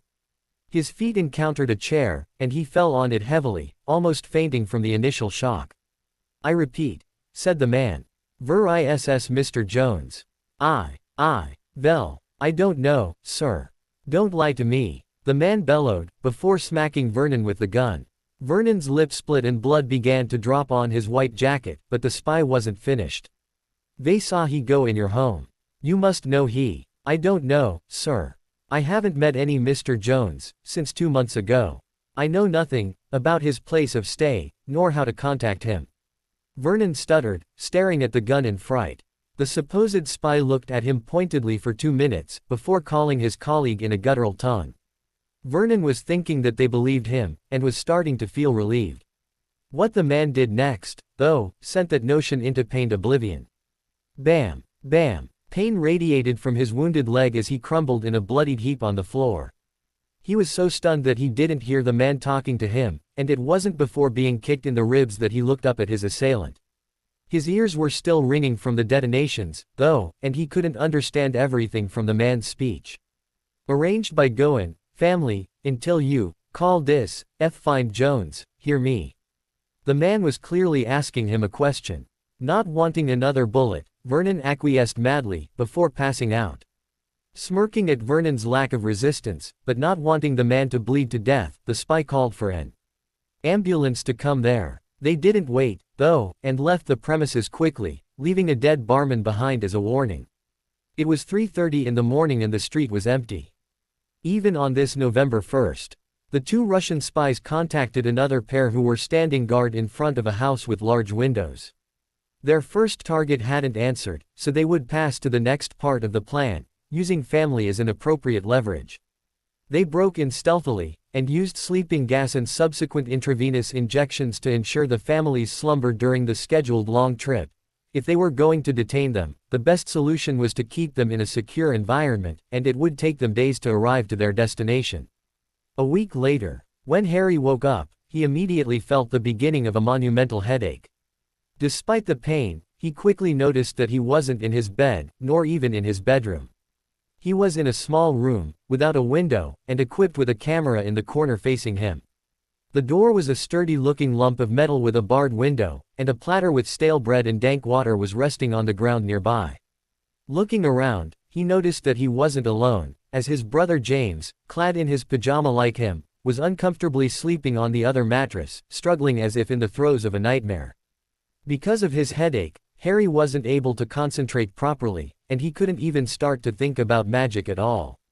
Not having anything else to do, he went to his brother and, lying alongside his quivering body, he tried to comfort him. His own body was still aching from something he wasn't aware of, and he fell back asleep. He woke up hungry like never before. He wolfed half of the bread as if he hadn't eaten in days, which was surely the case. That thought made him stop, acutely remembering his brother. As he stopped eating, he also heard something from outside. Even if he didn't know where he was, the sounds he perceived were unmistakable. There were people fighting out there. Shouts, gunshots, cries of pain, the international language of battles. His headache was gone, now, and he concentrated to feel the surrounding building and the people there. In the cell on his right were Petunia and the twins, and he perceived that they were barely alive. On his left, another prisoner was pacing, mumbling something in a foreign language. In the cells on the other side, 3 persons, 2 men and a woman, were lying on their mattresses, unconscious. There were no guards, and he supposed that they were all outside warring against God knows what. He resolved to escape, but he had to ask about his location first, and he wanted to speak with the pacing prisoner first, hoping he would speak English. Or French. Or Chinese. Closing his eyes, he remembered his trip through walls back home, and concentrated on the corridor. Letting the magic pull him, he found himself there, in front of his own cell door, and noticed that there was no locking mechanism, merely a bolt. He went to the cell with the conscious prisoner. "Hey, was Will Student?" answered the man angrily. I'm sorry. Do you speak English?" The man seemed to notice something and looked at him through the bars. His eyes went wide when he noticed Harry. He didn't expect a kid to talk to him there, especially in English. And in his pajamas. "Ein bisschen.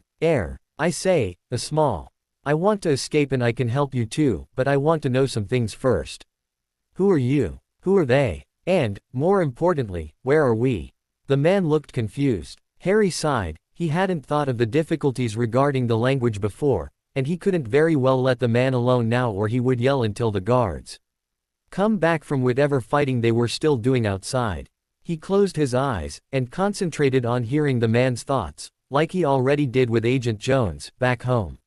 He felt his magic tugging at him again, although it wasn't about his body now, but his mind. Letting himself go, he found himself in the middle of a strange landscape, with a tendril of magic still tied to his head. Unconsciously knowing that he only had to pull on it to go back, he started to explore what he understood being the man's mind. And he found several interesting facts. First, the man was German. A German spy precisely. And working for the West. His next finding was about the place. They were in Berlin, held in the Russian quarter of the town by some Russian secret service, the building itself being near the infamous wall. Digging deeper in the mind structure, he found something interesting. The man's mind was separated in several parts, and Harry supposed that it was the same for everybody. There were parts about his job, parts about his family or lack thereof, and parts about his general knowledge. Some of these parts were floating around, while others were firmly entrenched in the psychedelic landscape. Harry was going to pull back when he noticed that one of these blocks was labeled, language. He supposed that it reflected the man's ability to speak, and wondered if he could copy the block into his mind so that he would be able to speak German too. The instant the thought finished, he was contemplating, stunned, a floating block emerging from the man's language center, and heading his way.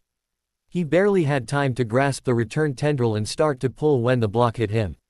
Harry stumbled on the floor holding his head, only just containing his screams of pain. The German spy looked at him in wonder. The boy, who could help him escape, had fixed him for a long time before collapsing, visibly in pain. "Was hast du? Bist du krank oder was?" he asked, clearly agitated. Harry looked up, still in pain. Did the man ask if he was ill? He winced, and opened his mouth to answer. "Nein danke, ich bin." He stopped speaking, surprised, while the man looked at him pointedly. "I thought you didn't speak German," he asked in German. "I forgot," answered Harry in the same language. "You forgot? Shish. Listen, if I free you, will you help me and my family to return home in France?" The man pondered the proposal. He didn't know how the kid could know he worked for the West, but if they were both from the same side and both prisoners, it was a possible reasoning. "I'll help you. Let's free my colleagues too. I hope they aren't too hurt to follow. Judging by the sounds, the fighting stopped, so let's go, quick." Harry unbolted the door, and the man walked unsteadily towards his friend's cells while Harry opened his family's. Waking Petunia first so that she could carry on with the twins, he went to his brother next. James was shivering in fever, and Harry was going to carry him when the German spy entered the cell. "Let me carry him. What's your names?" "His name is James, and I'm Harry." "Okay, Harry. I'm Jorg, and my friends are Steffi, Gunther, and Uwe. Uwe is the large, bald one, you can't miss him." "Thanks for helping us, Jorg." "Thanks are for later, kid. Let's flee now." He looked around a last time. "And eat the remaining bread, you'll need it." They stumbled toward the now silent exit, wary of what lied there. They turned a few times, and stopped once to open a door with a Russian word written on it. Harry, to his utter surprise, could read it, and suspected that he hadn't got only German from Jorg's mind. It was the armory. The German spies equipped themselves with AK-47 and spare clips, and gave Harry and Petunia a sturdy knife, just in case. Petunia was barely awake, and the fact that Harry understood and spoke German didn't register her clouded mind yet. When they arrived in view of the exit door, they noticed two things. It was littered with bodies, and there was the faint sound of ice cars in the distance. Getting nearer, the spies remarked that the uniforms on the bodies belonged to two armed factions, namely the KGB and the East German ICE. And there were no survivors. "We don't have much time. Hurry," said Gunther, leading them outside. The others pressed on, still encumbered by their charges. Once in the relative safety of a darkened alley, they sat down, and Steffi, the most proficient in English, began to recap the setting. They were fugitives in East Berlin, with no papers, and charges to take care of. They had to pass the wall to be able to bring the family back home, but the KGB agents would soon notice their disappearance, and they couldn't pass as a group. They had to split. As she was speaking English, she agreed to bring Petunia and the twins home with Uwe, while Jorg and Gunther would take care of Harry and James. Crying, the family embraced and they separated. Harry felt as if he wouldn't see his mother and sister for a long time. He couldn't be closer to the truth. After walking several hours through small streets and other alleyways, Gunther stopped them and put his hand to his ear to listen. Harry noticed the sound and closed his eyes to expand his senses in that direction. People. Lots of people. And they were shouting. What was it about? "Let's advance," said Jorg, still carrying James on his back. "We'll be more secure in a crowd." They proceeded and met an enthusiastic crowd. Jorg and Gunther looked around, bewildered. No one had seen a happy crowd in East Berlin for a long time. And they were walking toward the wall. They wanted to turn back, not wanting to be nameless victims of the bloodbath that would ensue once the crowd would reach the Vapa's territory limit. The wall guards were renowned for using their firepower on each and every trespasser, and had killed more than 200 persons since the building of the wall. They couldn't leave the pressing crowd like that, though, and were forced to advance. However, the danger didn't take form, as the fearsome Icemen didn't even lift their weapons on the mass of people. They were perhaps impressed by the similar crowd sounds coming from the other side. Jorg and Gunther looked around, astonished. Was it finally happening? From the front of the crowd, now touching the 12-foot-high wall, they heard unmistakable sounds of hammers on stone, and noticed a demolition engine on the other side. It was happening. The infamous wall was falling. Today was November 9, 1989. In the first months of this new school year, Albus Dumbledore was a busy man. With a school to run and his other, important, activities, he scarcely had time for society life. His days were spent managing the huge school he was responsible of, and most of his evenings and early nights were spent in meetings. Sometimes with the Order of the Phoenix, sometimes with the Wizengamot, sometimes with the International Council of Wizards, and sometimes with powerful individuals who needed his advice on some topic or another. One of these persons was a portly and exuberant little man, bordering on pomposity. Cornelius Fudge wasn't a powerful wizard per se, but he still was Minister of Magic. And, as he had been elected with a bit of help from Albus, he deemed necessary to meet the old man on regular occasions. Albus sighed. There were times like that when a bit of help transformed into a pain in the rear. Displaying his usual genial demeanor and smile, Albus Dumbledore studiously ignored Fudge and let his thoughts turn relentlessly around the same subject, Harry Potter. The American wizards he had contacted had been reluctant to give him information about the boy who lived. The identical state of the wizarding world was quite retarded when one dared comparing it to the Muggles. The countries included in the British Commonwealth were considered living under the British Ministry of Magic, as well as some of the nearest, poorest ones. However, the recently finished conflict in the Persian Gulf had thinned the international cooperation between wizarding countries, and Albus Dumbledore wasn't able to use the bulk of his identical strength right now, unless he wanted some additional unrest on his hands. He had wanted to get information through the flow, and had been unsuccessful. He didn't have the necessary manpower to send Order members there either, especially as most of them were teachers in a school going full swing.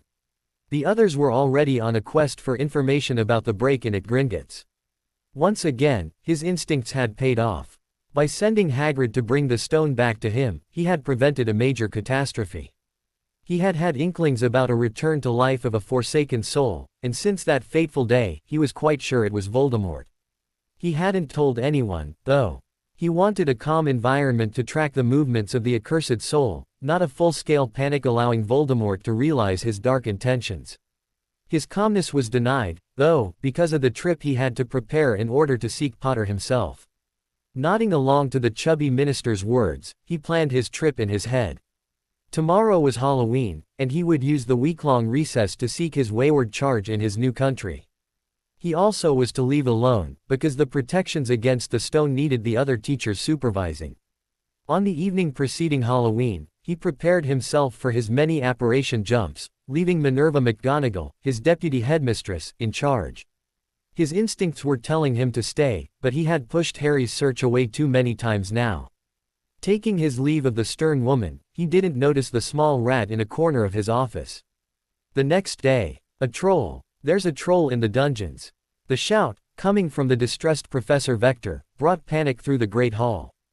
McGonagall immediately restored order through a set of loud bangs, and told the students to stay in the hall itself, where they would be secure. There was no need to send children to roam a school where a troll was free to wreak havoc. She selected Professors Severus Snape, Hogwarts Potion Master, Phileas Flitwick, Master of Charms and Dueling Champion, Pomona Sprout, Herbology Teacher, as well as Madam Hooch, Flying Instructor, to investigate the dungeons with her. Hagrid was seldom taking the meals with them, so they couldn't call him quickly, and the other teachers were scheduled to protect the students should the beast cross the massive doors. Turning a last and hopefully reassuring glance through the closing doors, the 5 teachers then left for the downward stairs. Unbeknownst to them, Professor Quirrell used the panicky atmosphere to leave the Great Hall through the professor's hidden back door. The Defense Against the Dark Arts professor scurried through the corridors, thinking that the 5 teachers having left to investigate the troll incident were down in the dungeons. He then went directly to the room where the Cerberus was, taking a miniature harp from his pocket. Once in the room, he enlarged it and the charmed instrument started to play a tune. Hagrid had been so kind as to tell him everything about the beast, not thinking about the strangeness of being offered a dragon egg in the process. Once Fluffy slept soundly, Quirrell passed through the trapdoor and used a sunlight spell upon recognizing the devil's snare. He then passed the other trials skillfully, using a summoning spell to obtain the flying key and the broom to fly over the chessboard. He finally selected the right potion and found himself in the final room. Only to find that he wasn't alone. His lack of luck would have it that the teachers that Minerva had selected were part of the defense mechanism around the stone, and they had immediately seen the possible ruse behind the troll event. They had decided to send one of them to physically guard the stone while the others were actually searching for the troll, and Severus Snape was waiting for him, arms crossed and wand in hand. The potion master smirked. So then, it's the stuttering idiot who got the prize. Now that's a surprise. I never thought you could do anything useful, judging by your poor abilities. You know, so sometimes you have avenue to hide your true nature. Expelliarmus. Not expecting the previously shy teacher to begin fighting, Snape was quite surprised and barely had time to sidestep the incoming spell beam before falling in a dueling stance. He then resumed the interrupted talk. I know that already, you worm. Stupefy. Protega. Snape dodged his own curse, expecting another one to follow, but Quirrell was looking curiously at the only piece of furniture in the room. The Mirror of Arised, which was standing behind the potion master, had been revealed to Quirrell because of Snape's dodging. The mirror, Severus had been told, displayed the inner desires of the people looking right into it. He knew that someone could lose oneself in it and had forbidden himself to even gaze at it. He also knew that Dumbledore had tempered with the mirror's magic, using it to store the Philosopher's Stone. Quirrell didn't know about all this, though. He was only considering the room and asking himself what to do about this unknown mirror. Petrificatus totalis, shouted Snape, and Quirrell barely escaped the incoming curse before returning to the duel at hand. After a particularly heated exchange of curses, leaving both wizards panting, a cold voice uttered a few words which made Snape's blood freeze. "I've had enough of this. Release me." It wasn't the words themselves, but the tone of voice. Severus Snape knew that voice. It was in his nightmares and in his past, and he had thought that the Potter brat had taken care of it.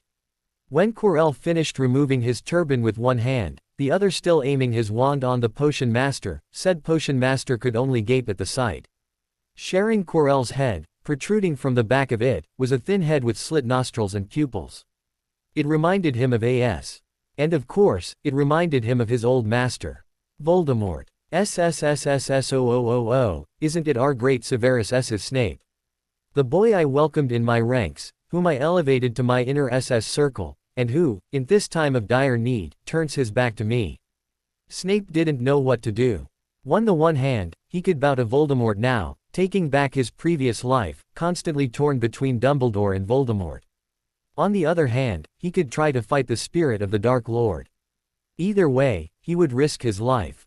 Right now, Quirrell may be a stuttering idiot, but, with Voldemort at his side, Snape didn't stand a chance. As if to confirm that, the Dark Lord's spirit spoke a few words in a serpentine language, making Snape's wand arm become painful, as if a red-hot poker was pressed on it. On a certain place of it. On his dark mark. The infamous mark had dimmed after Voldemort's defeat, 10 years before, but, due to the spirit's closeness, it was as active as ever. He fell on his knees, clutching his arm, teeth clenched in pain. Ignoring his whimpering ex-servant, Voldemort went to the mirror. I guess that mirror is the last trial. No doubt the old fool made it SSSO. It was difficult, although ridiculously SS simple. Now let's SSC. I SSC myself brewing the elixir of life, with the stone, but, where is it? After a few minutes of his master's monologue, Quirrell spoke up. If I may have a look, Ma Master. There's a possibility that, yes, come here. Hearing the exchange, Severus Snape grew restless. If Dumbledore had been true, Quirrell, looking for the stone but not wanting to actually use it himself, could obtain the stone from the mirror. Shivering in pain, he grasped his fallen wand back, aimed at the approaching Quirrell, and uttered the first spell that came to his mind. The first spell he could think of which could take Quirrell away for an indefinite time, regardless of the cost. Avada Kedavra. That spell, though, had an incantation longer than most, and Quirrell easily dodged the green beam, uttering a counter curse on the fly. Reducto. However, his aim was slightly off because of his dodging, and his explosion curse landed right on the mirror. The three men, make it 2 men and 1 spirit, glanced at the mirror in fright, but the charmed item seemed to hold the curse. For 2 seconds. It then shattered in thousands of shards which cut deep gashes on the 2 teachers' skins. The mirror being magical, the shards were, too, and inflicted some body damage to Voldemort's spirit. Not used to physical pain anymore, it howled for a few seconds, before turning toward Quirrell. I have had enough of your foolishness. I know others ready to welcome me and themselves. Be ready to serve your lord a last time. I need your life. Now. Quirrell looked at Voldemort with wide eyes, before looking at Snape's unconscious form. The Potion Master had been closer to the mirror, and the shower of shards had taken him out. It was his last sight, though, as Voldemort uttered a few words in Parseltongue again, and the stuttering professor, who had voluntarily linked himself to the Dark Lord's spirit, felt his life leaving through that very link. The last words he heard came from Voldemort. Do not worry about Severus. I have plans for him. Back in 1989. Harry looked around, annoyed. Jorg and Gunther had brought them in a house in Hanover suburban area, under the care of a middle-aged woman Jorg introduced as Ulrich, and they were told to wait. It had been a week, and the 2 men hadn't come back yet. James had recovered from his fever, and Harry had spent the first few days taking aspirin tablets to calm the headache occasioned by learning a new language so quickly. James had been impressed, though, and Harry had spent a good part of the week teaching him the basics of it. The two of them were quite free to do as they wanted, since, most of the time, the woman was sitting in front of a blaring television, mumbling incoherently to herself. There was something else of interest in the house. Ulrich visibly had someone living with her before, because there was a large set of electronic parts and books, as well as a strange-looking television standing on a desk. When they tried to turn it on, it didn't display anything. Curious about it, they opened one of the books nearby and, despite the fact that they had to read it in German, they understood that the funny-looking television was linked with the typing machine keyboard in front of it. It was the first computer they ever saw, an old Amstrad CPC 6128, and they began to experiment with it. Harry liked the various games, but James, having always liked puzzles and maths, was more interested in the strange-looking constructs described in the chapter, Programming, of the book. He also tried the many construction games products that could be linked to the computer, and became quite taken with his first attempts in Lego robotics. After a few more days, Harry grew restless, and began to explore his surroundings, using his expanded senses first, and then walking around the lot. He was alone, though, James spending all his free time with the computer. However, there weren't many activities around, as the nearest mall was miles away. They never had a chance to go there, though, as the woman never left the place despite the comfortable-looking BMW resting in the garage. The food was delivered every few days by a young man who sang listlessly on his Walkman's tune. And they were using old clothes Ulrich gave them, merely explaining they came from her now-grown children. It was one of these days, when Harry grew completely fed up. It was raining, a typical November sleet, cold and penetrating, and it was out of question to set a foot outside. His brother was playing with the computhingy again, not even a game he could participate in, and the woman was watching her usual TV channels. Harry plopped down in front of the television, and watched the shopping channel anchors displaying the virtues of the brand new belly fat reducer, Call Now. He looked at Ulrich. How could anyone be able to spend his or her whole life in front of such stupidities? He didn't want to be at her place, and didn't want to know what could be in her head now. He started at the thought. Why not? Remembering the way he had entered Georg's mind 2 weeks earlier, he pressed upon the woman's mind and found himself in a desolated landscape, populated with television anchors shouting all around. No wonder Ulrich needed to set the volume so high. He wanted to put his hands to his ears, before remembering where he was in his disincarnate state. Reflecting about it, he concentrated despite the sound, and finally got a bubble of silence around his head. He then explored a bit. Not only was the landscape more barren than Georg's mind, not only was it full of people yelling, but there were also fewer blocks of memories.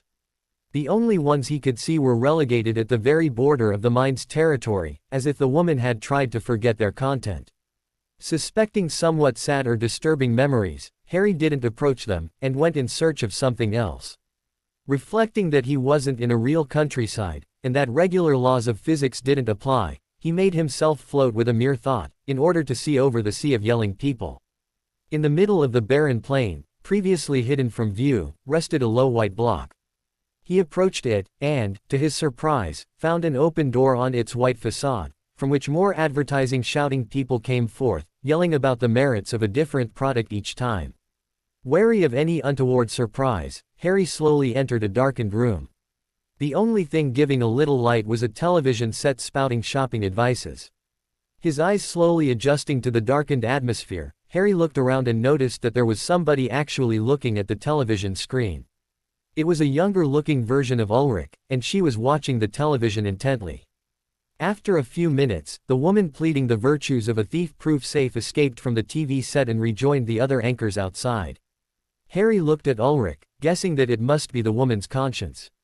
He concentrated in the same way as before, trying to enter the conscience's mind. He suddenly found himself looking directly at the television, barely grasping the advertisement content because of the woman's cluttered mind. Personally, he didn't like shopping channels at all, and he desperately wanted to watch something else. To his surprise, Ulrich's fingers pressed the buttons of the TV remote controller. He decided to try his control, and willed the woman to stand. She didn't want, though, and he had to fight with all his willpower. He wasn't in his own mind, and the fight was difficult, but he was stubborn as a donkey, and succeeded in making her stand. Feeling the beginning of a headache, He pulled on the link leading him back to his own body, and saw her standing in front of the Discovery Channel, shaking her head in wonder. Harry suddenly feared that she knew about his intrusion, but she only switched the channels back to the shopping one, and sat down. Despite the headache, Harry was thrilled. If he trained this particular ability, he could push anyone to do anything he wanted. He calmed himself quickly, though. If the Secret Service agents knew about it, he would never see the sunlight again. He would have to restrict himself to do it only for little things, or only on certain people he was sure of. Petunia's story. She was having a hard time calming the kids. But she had to, and quick. The events which occurred after exiting the prison had unnerved the twin girls and, to tell the truth, herself, too. They had heard the crowd moving in the town, and their guardians had gone in the opposite direction, thinking that Jorg and Gunther wouldn't meet them in a crowd at all. However, in the shadows of the umpteenth shadowy street they took, there had been people waiting.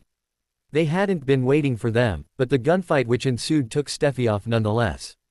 The large woman had thrown Petunia and the children on the ground instead of protecting herself, and had paid for it. Uwe had lasted longer, removing half a dozen enemies from the battle before collapsing. The enemies had then approached, intending to loot the bodies. They had found a quivering Petunia and the two kids.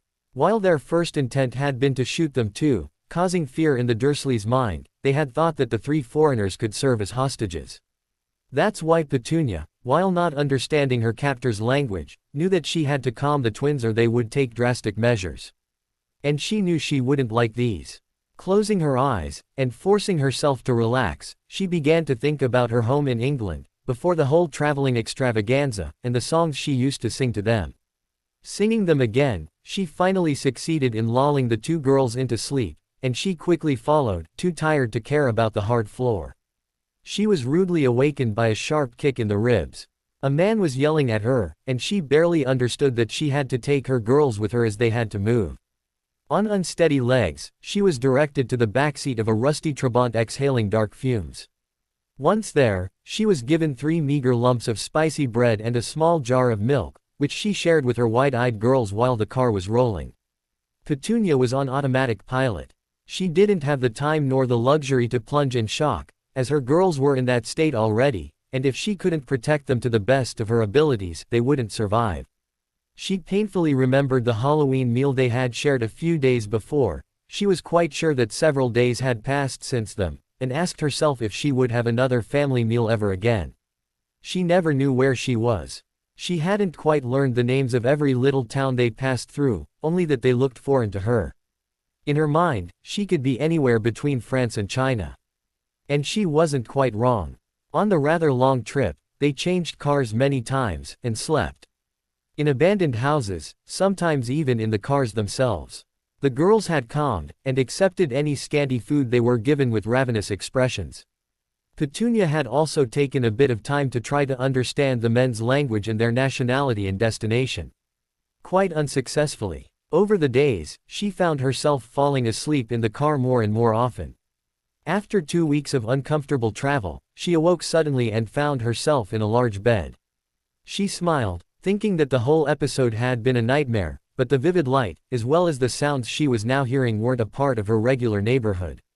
Scents of spice and sounds of the Oriental markets were filtering in through a window despite the closed shutters held in place by a solid lock. She sat and opened her eyes wide, taking her bedroom in. It was quite richly decorated, with intricate golden patterns on white tiles.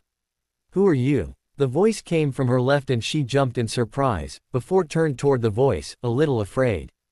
After all, she hadn't seen her daughters yet and wondered about their state. "I'm sorry." She stalled. The man in front of her was clearly Arabic, with a distinguished air which denoted an intellectual. And he seemed to speak English. "I thought I was clear enough the first time. Who are you?" I'm Petunia Dursley." He looked at her strangely for several seconds before speaking again. "How do I know it's your real name?" Petunia was quite shocked that somebody would question her honesty like that, and she didn't have a ready answer for it. "Well, I could tell you it's on all my papers, but I seem to have been robbed of them."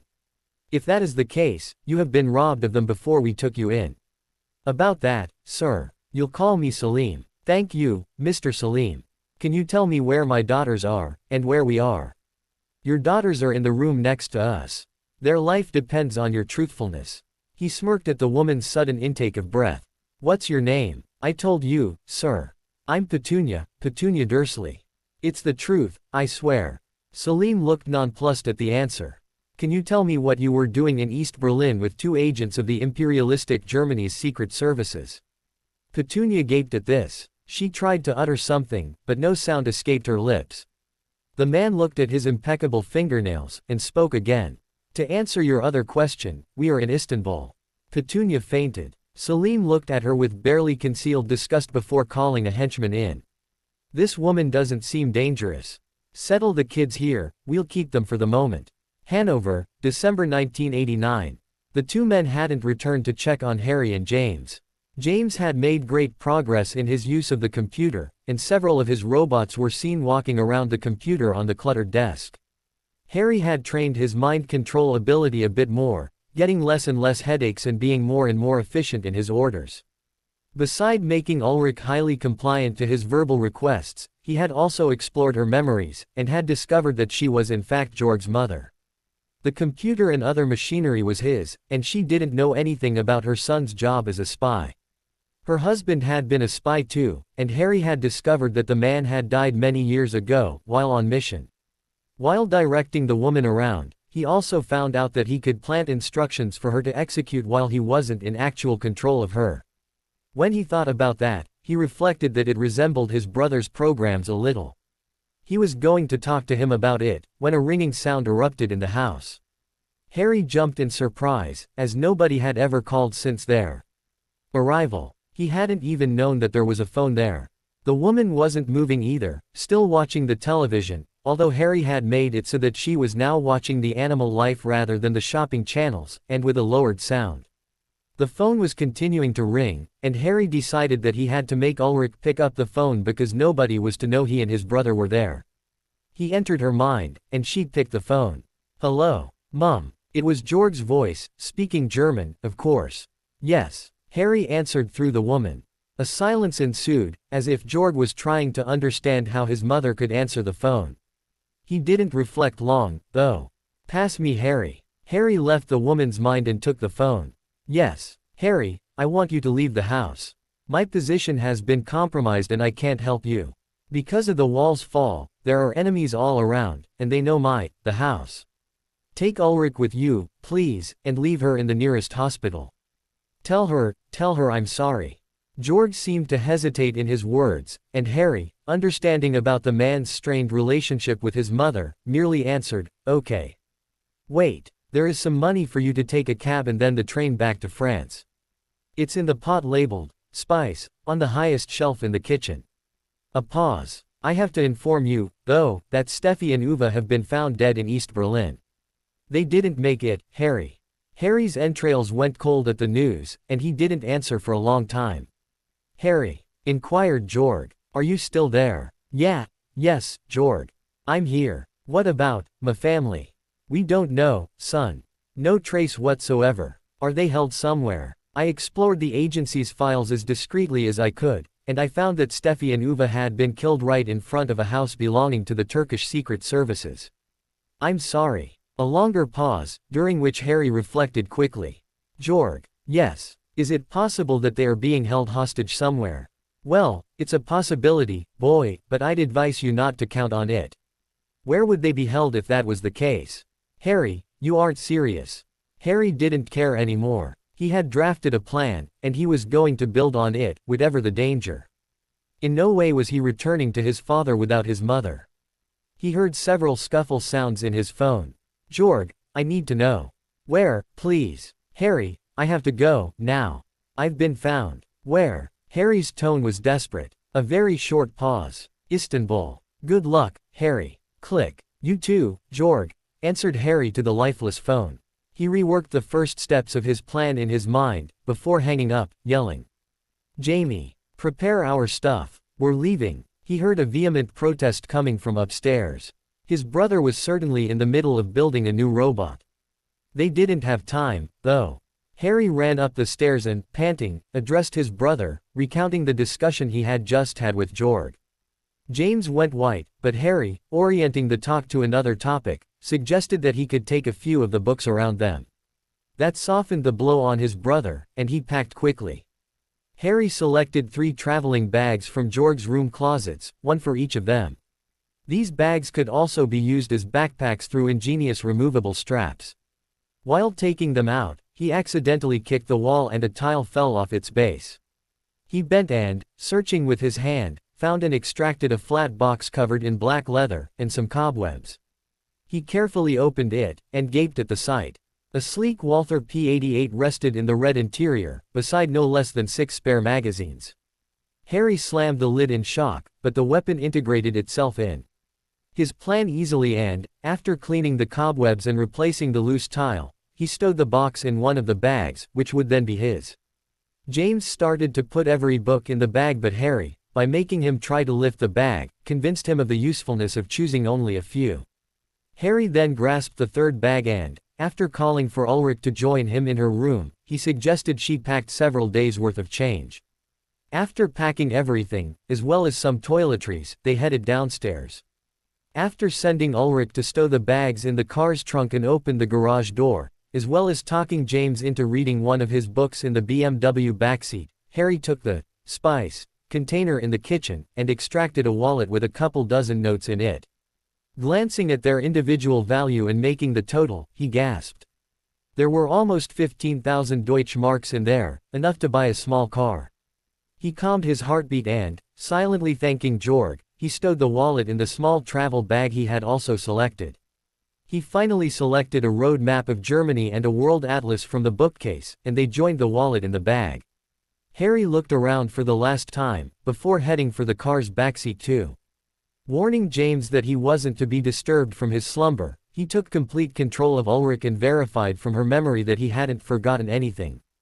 Of course, he made her go back inside to grasp the car keys, as well as her own wallet with her credit card, even if he didn't know if it worked at all. She then took the wheel, Harry releasing a bit of control so that she could drive, and they left the house, the garage door closing automatically after them. Harry, having learnt from low-rated action movies that the credit cards could be traced or blocked, wanted to make a good use of it while it was still usable. He then made her first stop at her bank, and she went to the young teller there, whose badge showed, Ernst Kunstler, Junior Accountant. "Good day, madam. What can I do for you?"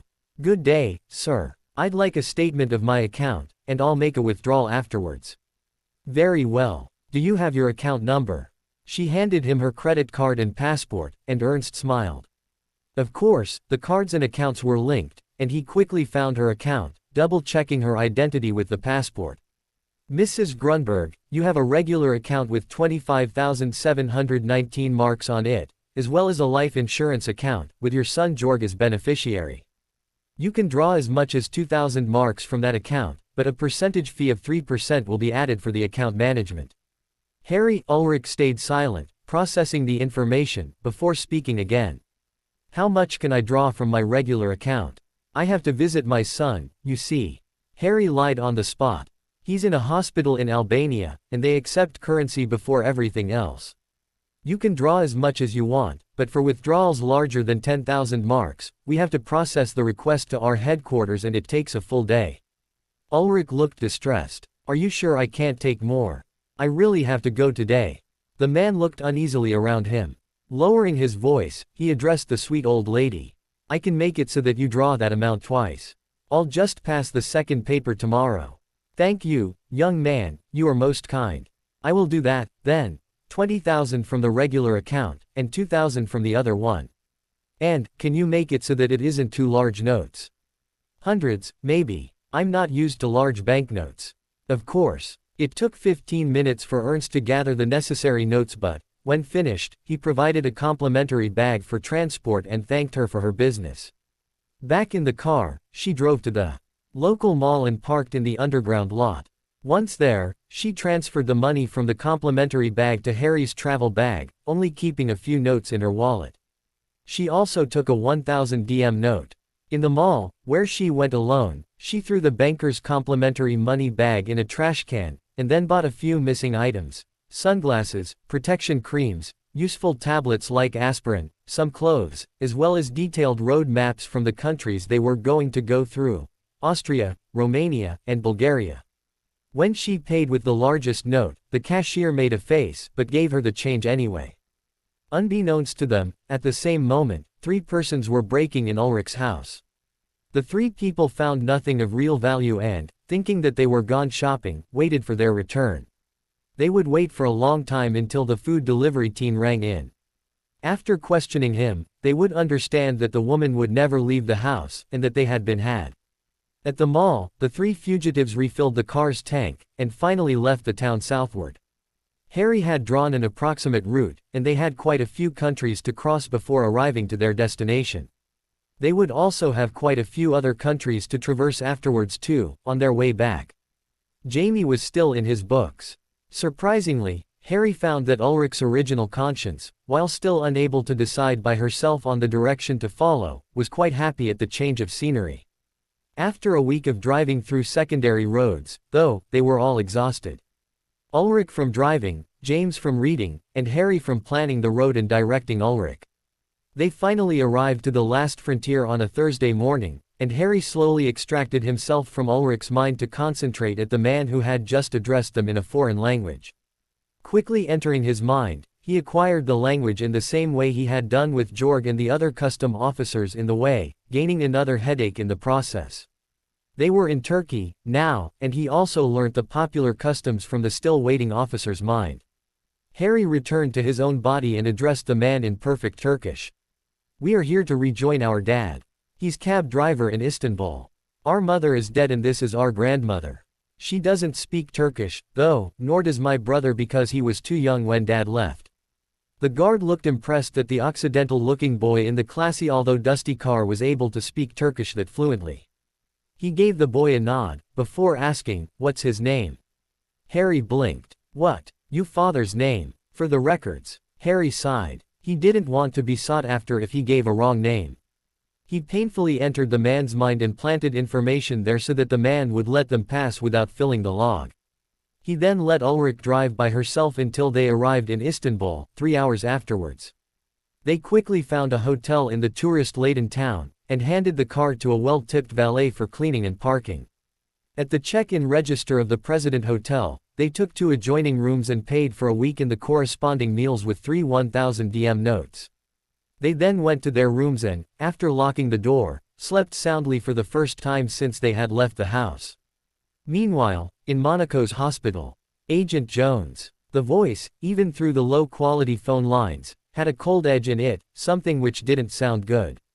"Yes, your charge." He had reappeared. Agent Jones had only one such charge, and it wasn't Vernon Dursley, despite his presence at the man's hospital bed.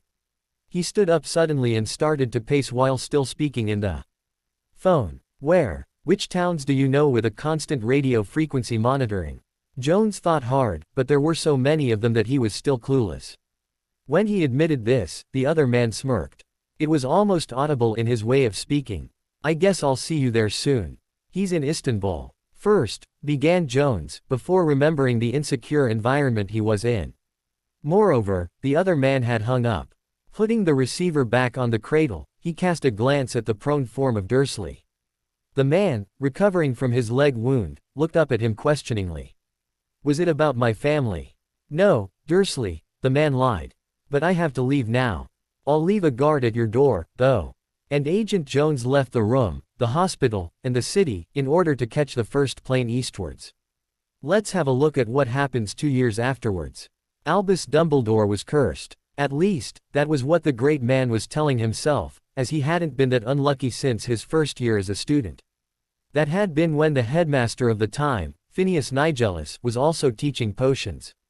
A mishap in the class caused Albus' hands to be covered in the bluish goo, and later switch randomly between sticky to slippery and back at the most inappropriate moments. Smirking, the headmaster had forbidden him to access the hospital wing, because he was not wounded, and Albus had been forced to live in that state until school break, 3 weeks later. Thankfully, that had been Nigellus' last year as headmaster, as he was assassinated in the summer by some member of his own family wanting the power his position granted. That was then, though, and now was now. Albus sighed. He had left the castle on this fateful Halloween 1991, leaving the school in Minerva's good care, and had gone on a quest for information. Once in America, he waltzed through the incoming wizard procedure, and began to search for any signs of Harry Potter. He got no sign of the boy in the local archives, nor in the magical events file, which stored every registered wizard of witch's use of magic. Of course, finally thought Albus after a day's worth of work. The boy wasn't registered there at all. After that initial failure, he followed his primary lead and went to the local Muggle relationship office. The office had a magically updated folder for any Muggle entering, living, or exiting the American territory, and Albus Dumbledore asked several debts repayment to access these files in search of any signs of the Dursleys. "Aha!" he yelled, unconcerned about the people around him. He had just found the right folder. Opening it, though, he was quite shocked to see that it contained only one sheet. And a small one at that. Vernon Dursley, factory manager, and Petunia Evans, housewife. 4 children. Arrival: July 1987 from England. Departure: August 1988 to China. "Is that all?" asked the very annoyed wizard to the younger one. The other one, younger despite being over the century himself, huffed at the tone. "Sure, that's all. They came, and they left. When they leave, most of the record is wiped out. We just keep the bare minimum. It would be too complicated otherwise." They started to walk out of the office. Yes, I understand. Well, thank you, Jack. I'll be sure to repay your kindness when you come over to visit Hogwarts someday." Albus. I'll think about that. Greet Aberforth for me, will ya?" "I will do that." The wizards parted ways at the building entrance, and Albus headed straight for the apparition point. The search had lasted 2 days already, and had mostly failed. Only one lead subsisted, and it was a strained one. The relationship with the American wizards had been easy, but the Chinese. Albus shuddered, remembering a meeting with one of the Chinese elders, more than a century ago, when he himself was a young man working at the ministry. He had helplessly listened to the old man's words. "You British wizards think so high of yourself that you don't hesitate to call your country the wizarding world. Know that there are countries that don't accept that. In his eternal wisdom, our emperor has deemed diplomatic relationships with you unnecessary, whether it is in war or peace. So mote it be." With these words in head, Albus arrived in Hogwarts, only to be greeted by silence. Nobody was on the grounds or in the corridors. Unnerved by the eerie feeling, he headed straight for his office to recover the magical amulet which would reconnect him to the castle. It was the man's best-kept secret. He had found the item when he took the headmaster position. Before that, he had always been annoyed of searching after missing students all the time. It was a medallion which was attuned to the castle and which allowed him to see the content of most of the castle's public places and to locate anyone unerringly, and which also warned him if anything unusual happened. He smirked. Everybody had always wanted to know how he knew everything going on in Hogwarts, and they had all assumed it was his headmaster position. The necklace couldn't function outside the building, though, and it was even painful to wear the farther he went from the school.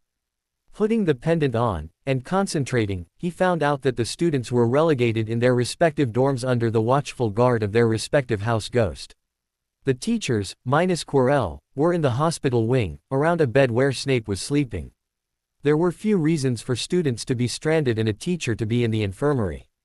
A quick glance in the appropriate rooms told him that his plans had somewhat failed. The mirror was in pieces, and the stone had disappeared with it. He sighed. How would he inform his old friend and mentor about his failure? Losing the stone was akin to writing a death warrant for Nicholas Flamel. The well-known alchemist and his wife had lived more than 6 centuries thanks to the stone and the resulting elixir of life, and they won't be pleased to know about its destruction. Shaking himself awake, he went to Madame Pomfrey's domain to learn more about the events that had occurred while he had disobeyed his instincts, leaving the castle for a mere couple of days. On his 3rd night there, Harry woke up, panting and drenched in sweat. The sun hadn't risen yet, and the bedside clock glowed discreetly, 5:47 a.m. He had had his nightmares for a long time, now, and was quite tired of them. He couldn't even remember when they had started. However, he couldn't do anything about them, could he? He stretched and, walking to the room's kitchenette to grasp an orange juice, reflected about it. If he was able to enter others' minds, was it possible to enter his own? After sipping the refreshing juice, he returned to his bed and sat on it, Having reached a conclusion, he wouldn't know if he didn't try. Concentrating on himself, he pictured his mind and, after a time adapting his mental schemes to act on his own mind, found himself in the usual landscape. Except that it wasn't as desolated as Ulrich's. Not at all. He had many memories scattered across the landscape and he shuddered at their number. Some of them were isolated while others were linked together in a seemingly random pattern.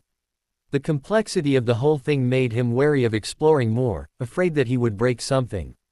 After all, he was in his own mind, and he didn't want to break something and find himself stranded there.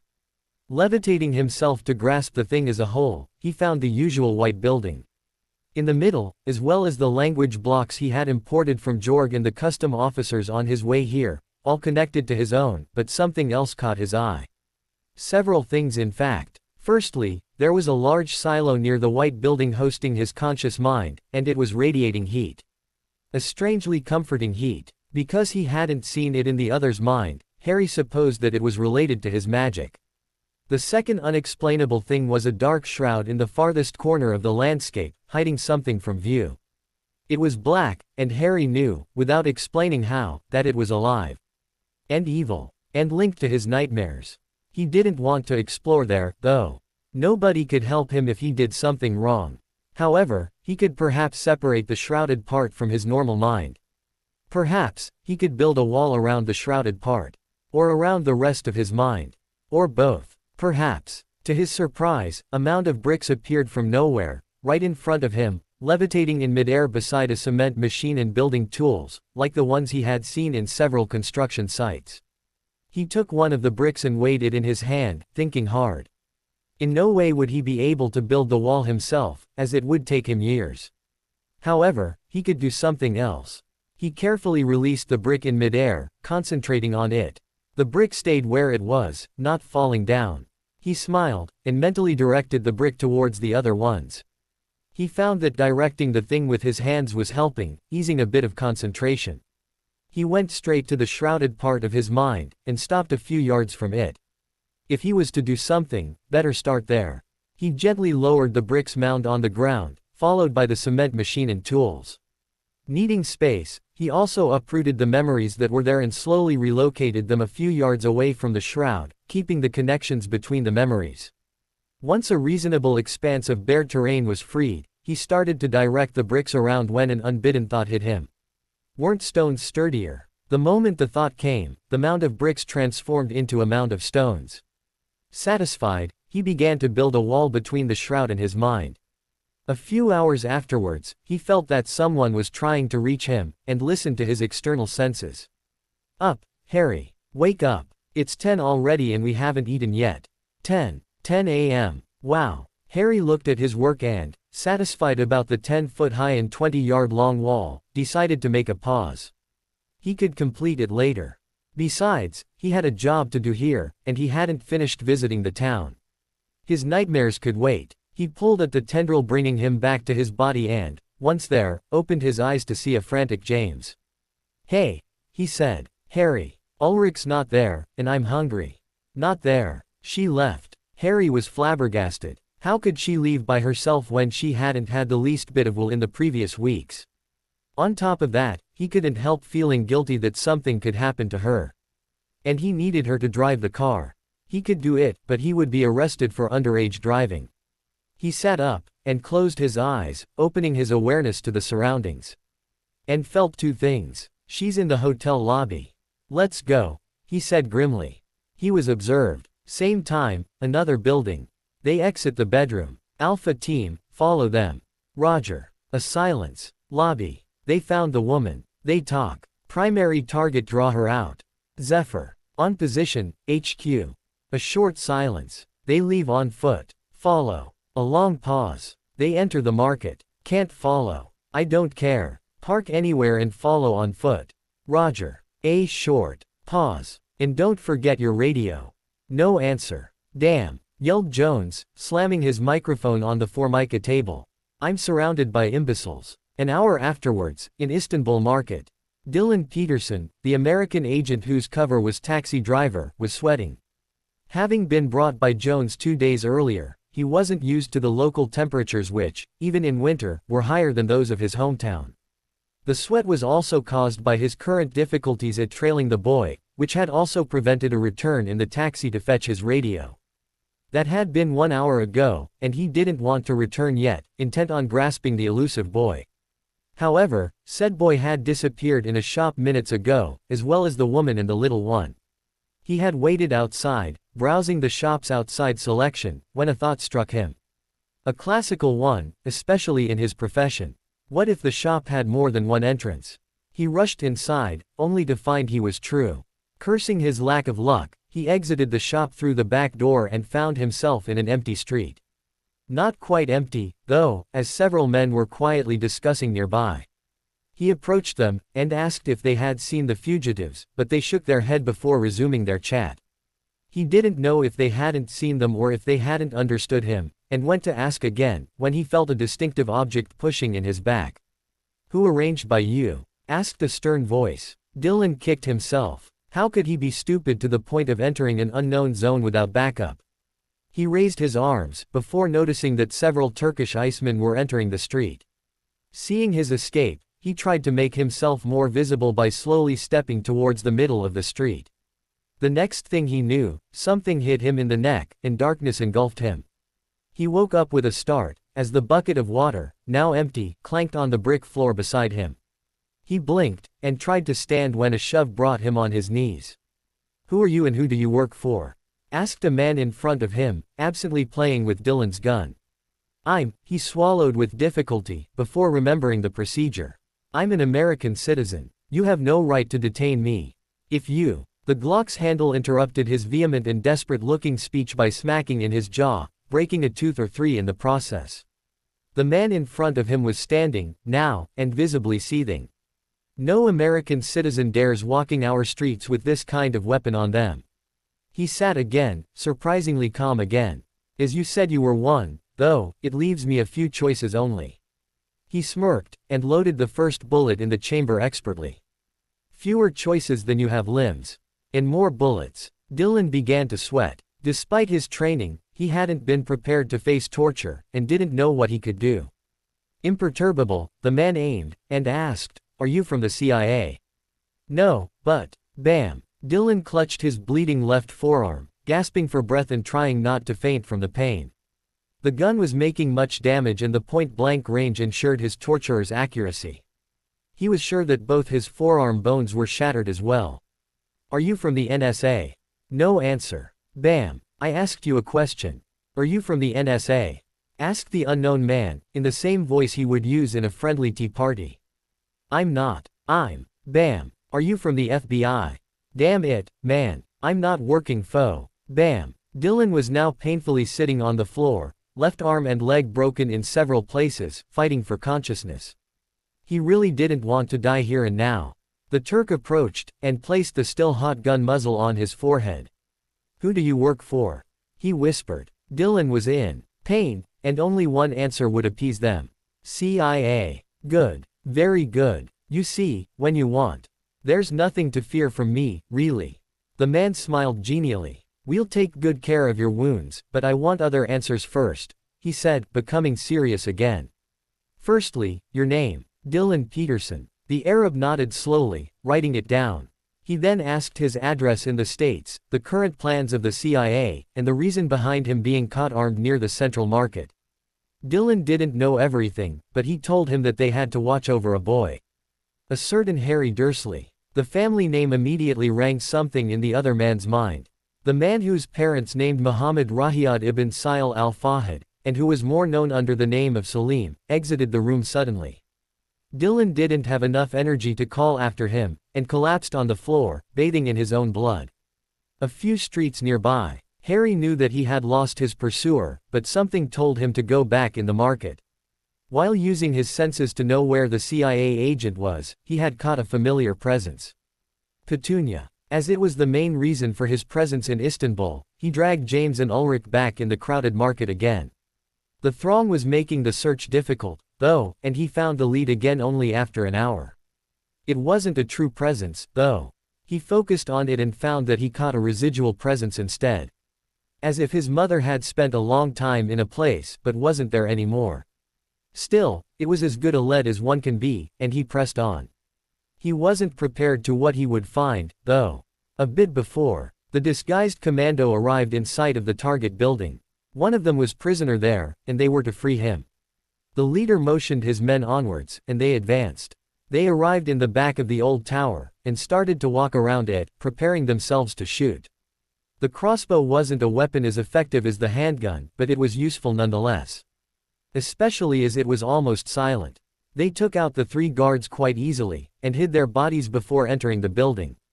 There, they first reloaded their weapons, and then, using the memorized map, they went straight for the underground levels where the prison cells were. On their way, they succeeded in killing silently another trio of guards. They advanced stealthily, glancing in the mostly empty cells, until they heard an exchange of voice.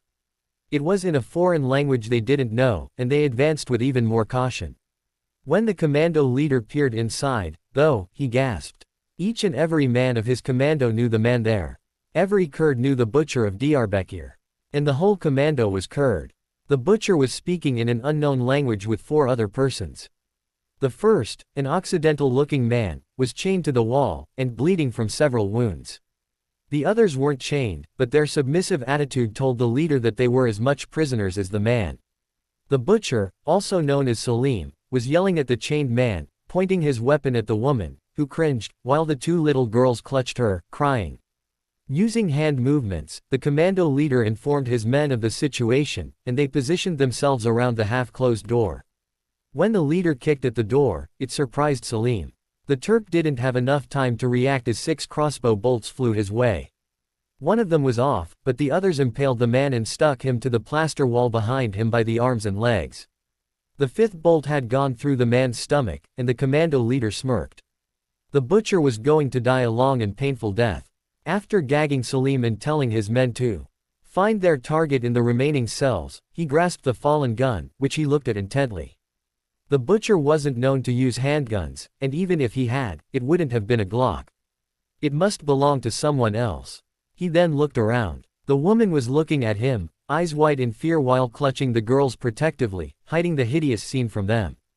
Obviously, she was someone important for the Turks if the butcher was using her. He reflected about the scene intently. Because of his wounds, he couldn't take the bleeding man with them, but the woman was able to walk. Her daughters would slow her, though. He looked at the 2 girls and got another surprise. They were identical twins. He had a superstition about twins, and didn't want to incur the wrath of his god by separating them from their mother. His men returned with sad news. The man they had come to deliver was dead, visibly tortured.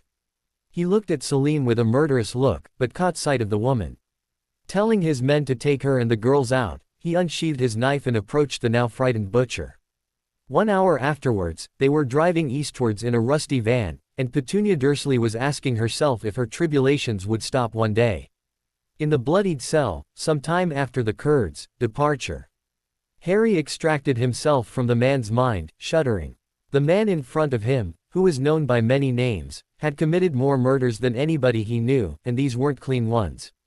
However, he had had the information Harry wanted. Taking a pill from the aspirin bottle which never left his pocket nowadays, Harry calmed himself and rejoined James and Ulrich outside, with a great lump of confidential information in his mind, as well as a new target. Petunia and the twins were detained by the Kurds. Now, he decided to go back to the hotel despite the returning sensation of being observed. He didn't have any choice about it, because all their belongings were in their rooms. However, he succeeded in avoiding most of the agents in the way, seemingly innocently. In the lobby, he bought a road map of the whole country, including the easternmost Kurdistan. When they entered their rooms, he got another surprise. Despite the immaculate state, he felt that someone had come in and had touched their luggage. Not noticing anything missing, not even his gun, he suspected that something had been done to track them. It reminded him of the device in his leg, but he didn't have time to check about that now. He took some time, though, to check if the intruder had touched to their money bag, which had been hidden in the room's safe. Either they hadn't opened the safe or they had replaced everything afterwards. The separate folders were still containing the same amount of notes. One with the usual Deutsche Marks, one with American dollars, and one with Turkish liras. The amount wasn't the same in the three currencies, but it represented the same value. To be able to change the money discreetly, they had spent a few hours each day to visit several banks around their location. After gathering their possessions, they headed for the valet office and picked up their car, with the tank full and the dust gone.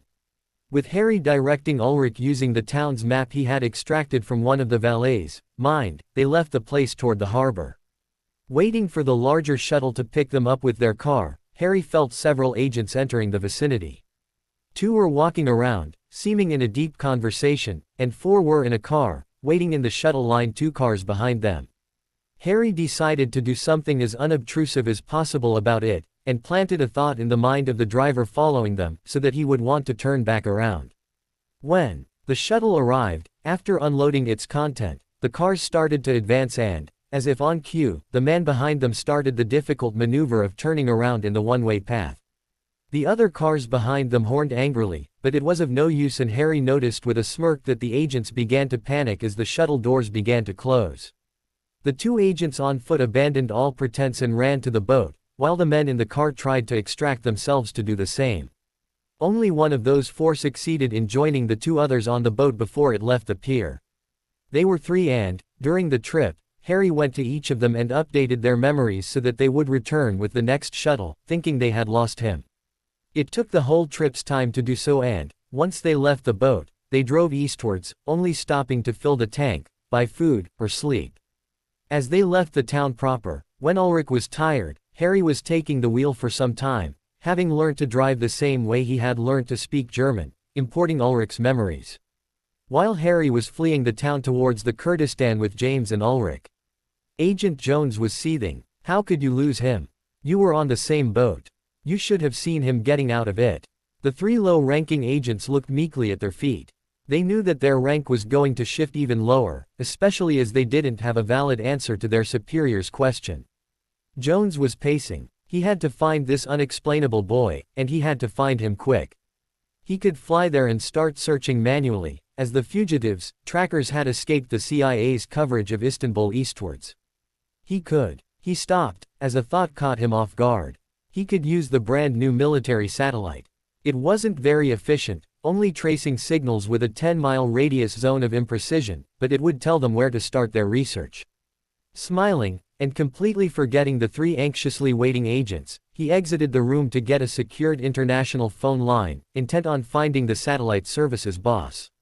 3 hours afterwards, he was back in his office, fuming and mumbling to himself. Christmas. Damn those family men. Gone for weeks. Can't access it. Damn. He finished, slamming his fist on the table.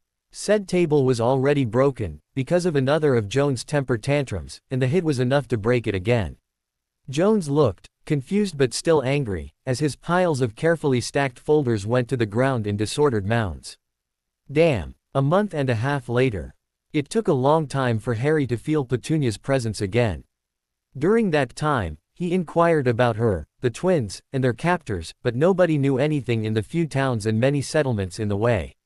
They went through Diyarbakir, of course, Harry having extracted the location from Salim's mind, and headed southeastward from there, but not crossing any frontier yet. Each of them had also bought small presents and offered them to each other in a make-believe Christmas spirit. Harry had offered a silken shawl to Ulrich and a book on mathematical puzzles for children to his brother. From them, he had gotten a bottle of strawberry-flavored liquid aspirin and a t-shirt from a local football team, respectively. Ulrich and James had also exchanged a soccer ball and a small makeup kit. Despite the uneasiness of doing it in a hotel room, they had thanked each other and enjoyed it. Harry knew about the country's traditions, and understood that people were reluctant to speak freely to unknown women and children, whereas a man, preferably old and Turkish himself, would have no problem speaking with the people they encountered. To ease the discussions, Harry had then kidnapped such a man, named Mustafa Salaya, after a few days. Of course, he double-checked that the man didn't have anything else to do, and that he had no family that would miss him. The quest for information was then quickened, the man being able to enter the cafes where men debated about everything. It was still fruitless, though.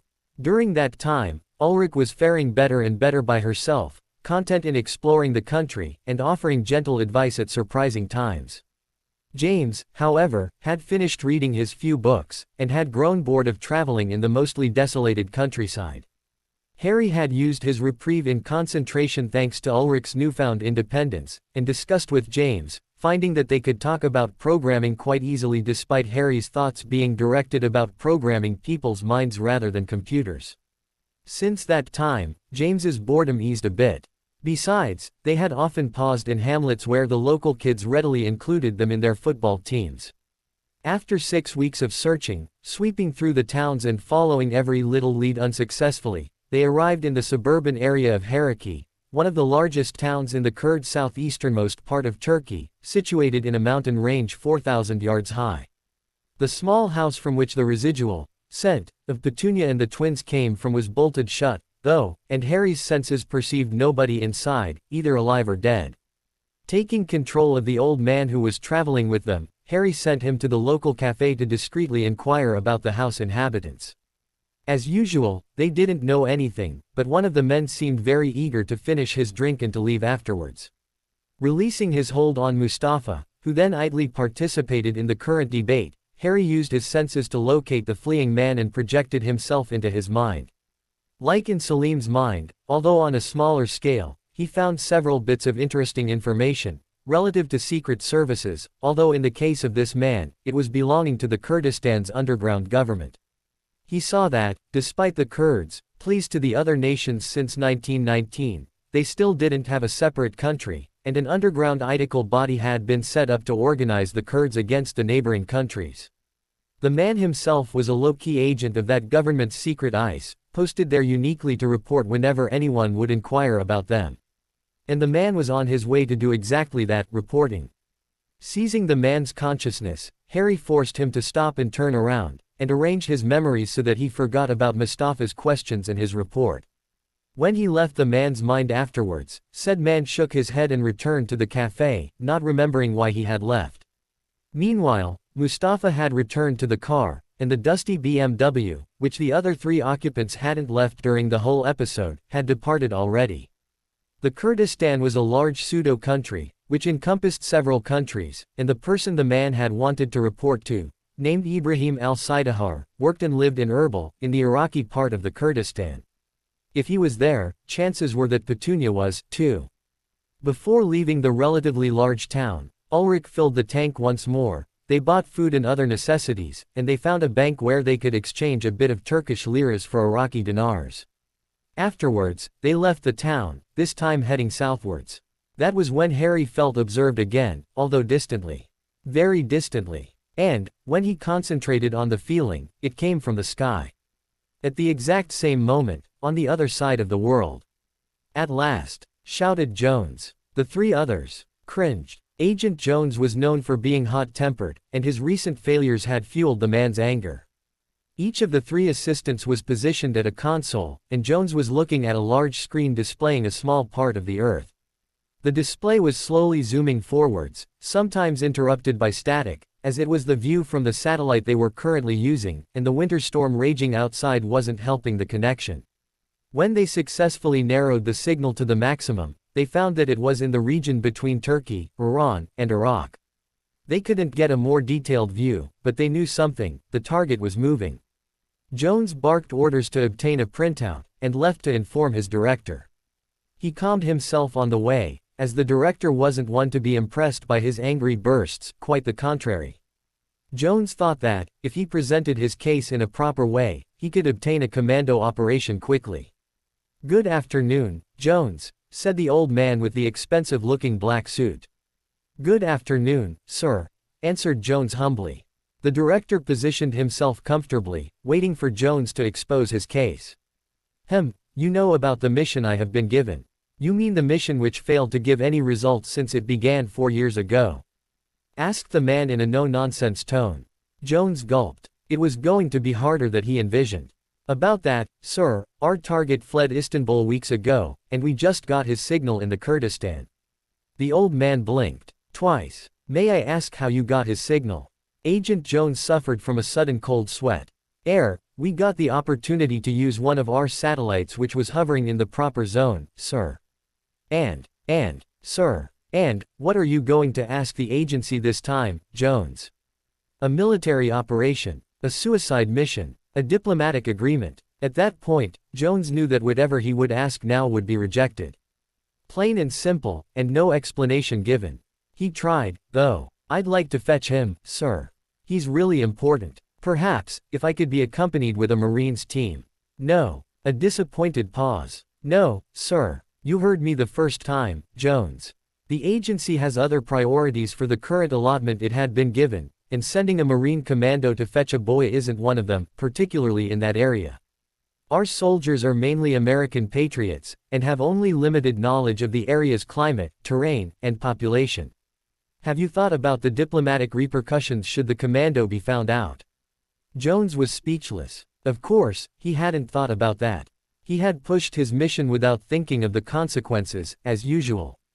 It was at these moments that he understood why he would never outgrow his current status of terrain agent. He mumbled an AG and started to withdraw, but the director wasn't finished with him.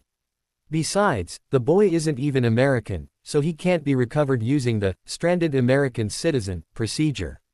The area itself is quite dangerous, too, as all the nations around that point are belligerent toward each other. If your target was to leave, perhaps we could do something. As it is, you won't try anything. However, as you seem quite taken by your mission, you'll be monitoring the target's moves. Jones started to smile, but the director's next words made his mouth melt into a grimace. The others terrain agents, as well as the officials in all the places you visited had grown fed up with your temper. Therefore, you'll be relocated here, in this very building. You'll be stripped of all responsibilities and the corresponding salary bonuses. You'll be stranded to an office near the satellite service, but you'll have the lowest priority in the requests queue. Do you have any question? Jones swallowed with difficulty, before answering. I understand, sir. Thank you for your kindness. The director, who had almost dismissed Jones by turning his chair to the side, looked up sharply. Was it a sarcastic comment, Jones? No, sir. I thank you for the opportunity to continue on this mission. I know you could have sacked me, or worse. True, answered the older man absently, before turning again, picking a report and reading it intently. Jones understood he had been dismissed and went to the door, when the director's voice caught him again. Jones, pray that your target leaves the place in the next year. I won't be able to justify your salary longer than that. Yes, sir, answered Jones meekly, before leaving. A month later, again. It took another month for Harry and his companions to find Petunia again. Of course, he had picked up her presence in Erbil, but it had been residual traces again, like in Hekari and Istanbul. They had had to ask questions and Harry had had to read minds for 2 weeks before heading to the southeast again, to a town called as Sulaymaniyah. During that time, Harry had experienced his regular nightmares, but they were also less stressful than before, as if he was more an onlooker at the hideous scenes rather than a participant. He suspected that his mental wall was acting in that regard, and resolved to continue to build it once they would find his mother. He also felt watched again, only this time it was at random moments, and always the far and skyward sensation. They had also exchanged currency in Erbil and as Sulaymaniyah, the banks reluctantly accepting to change their remaining liras, as well as some American dollars, into dinars. Upon arriving in the part of the town where he suspected his mother was held, Harry deployed his awareness to the maximum range, and found the correct building. He was ecstatic, but also wary of her state. He got out of the car, and told Ulrich to drive around for a while to prevent suspicion. He would call to her mentally later. Once the car left, Harry walked to the building, establishing his plan on the way. He suddenly remembered what had happened in China when he had been pursued by the drunken men and stopped in a dark alleyway to explore his mind in search of his full memory of it. Once found, he understood how it worked, and changed his face to look like the Kurd children he had seen several times in his travels.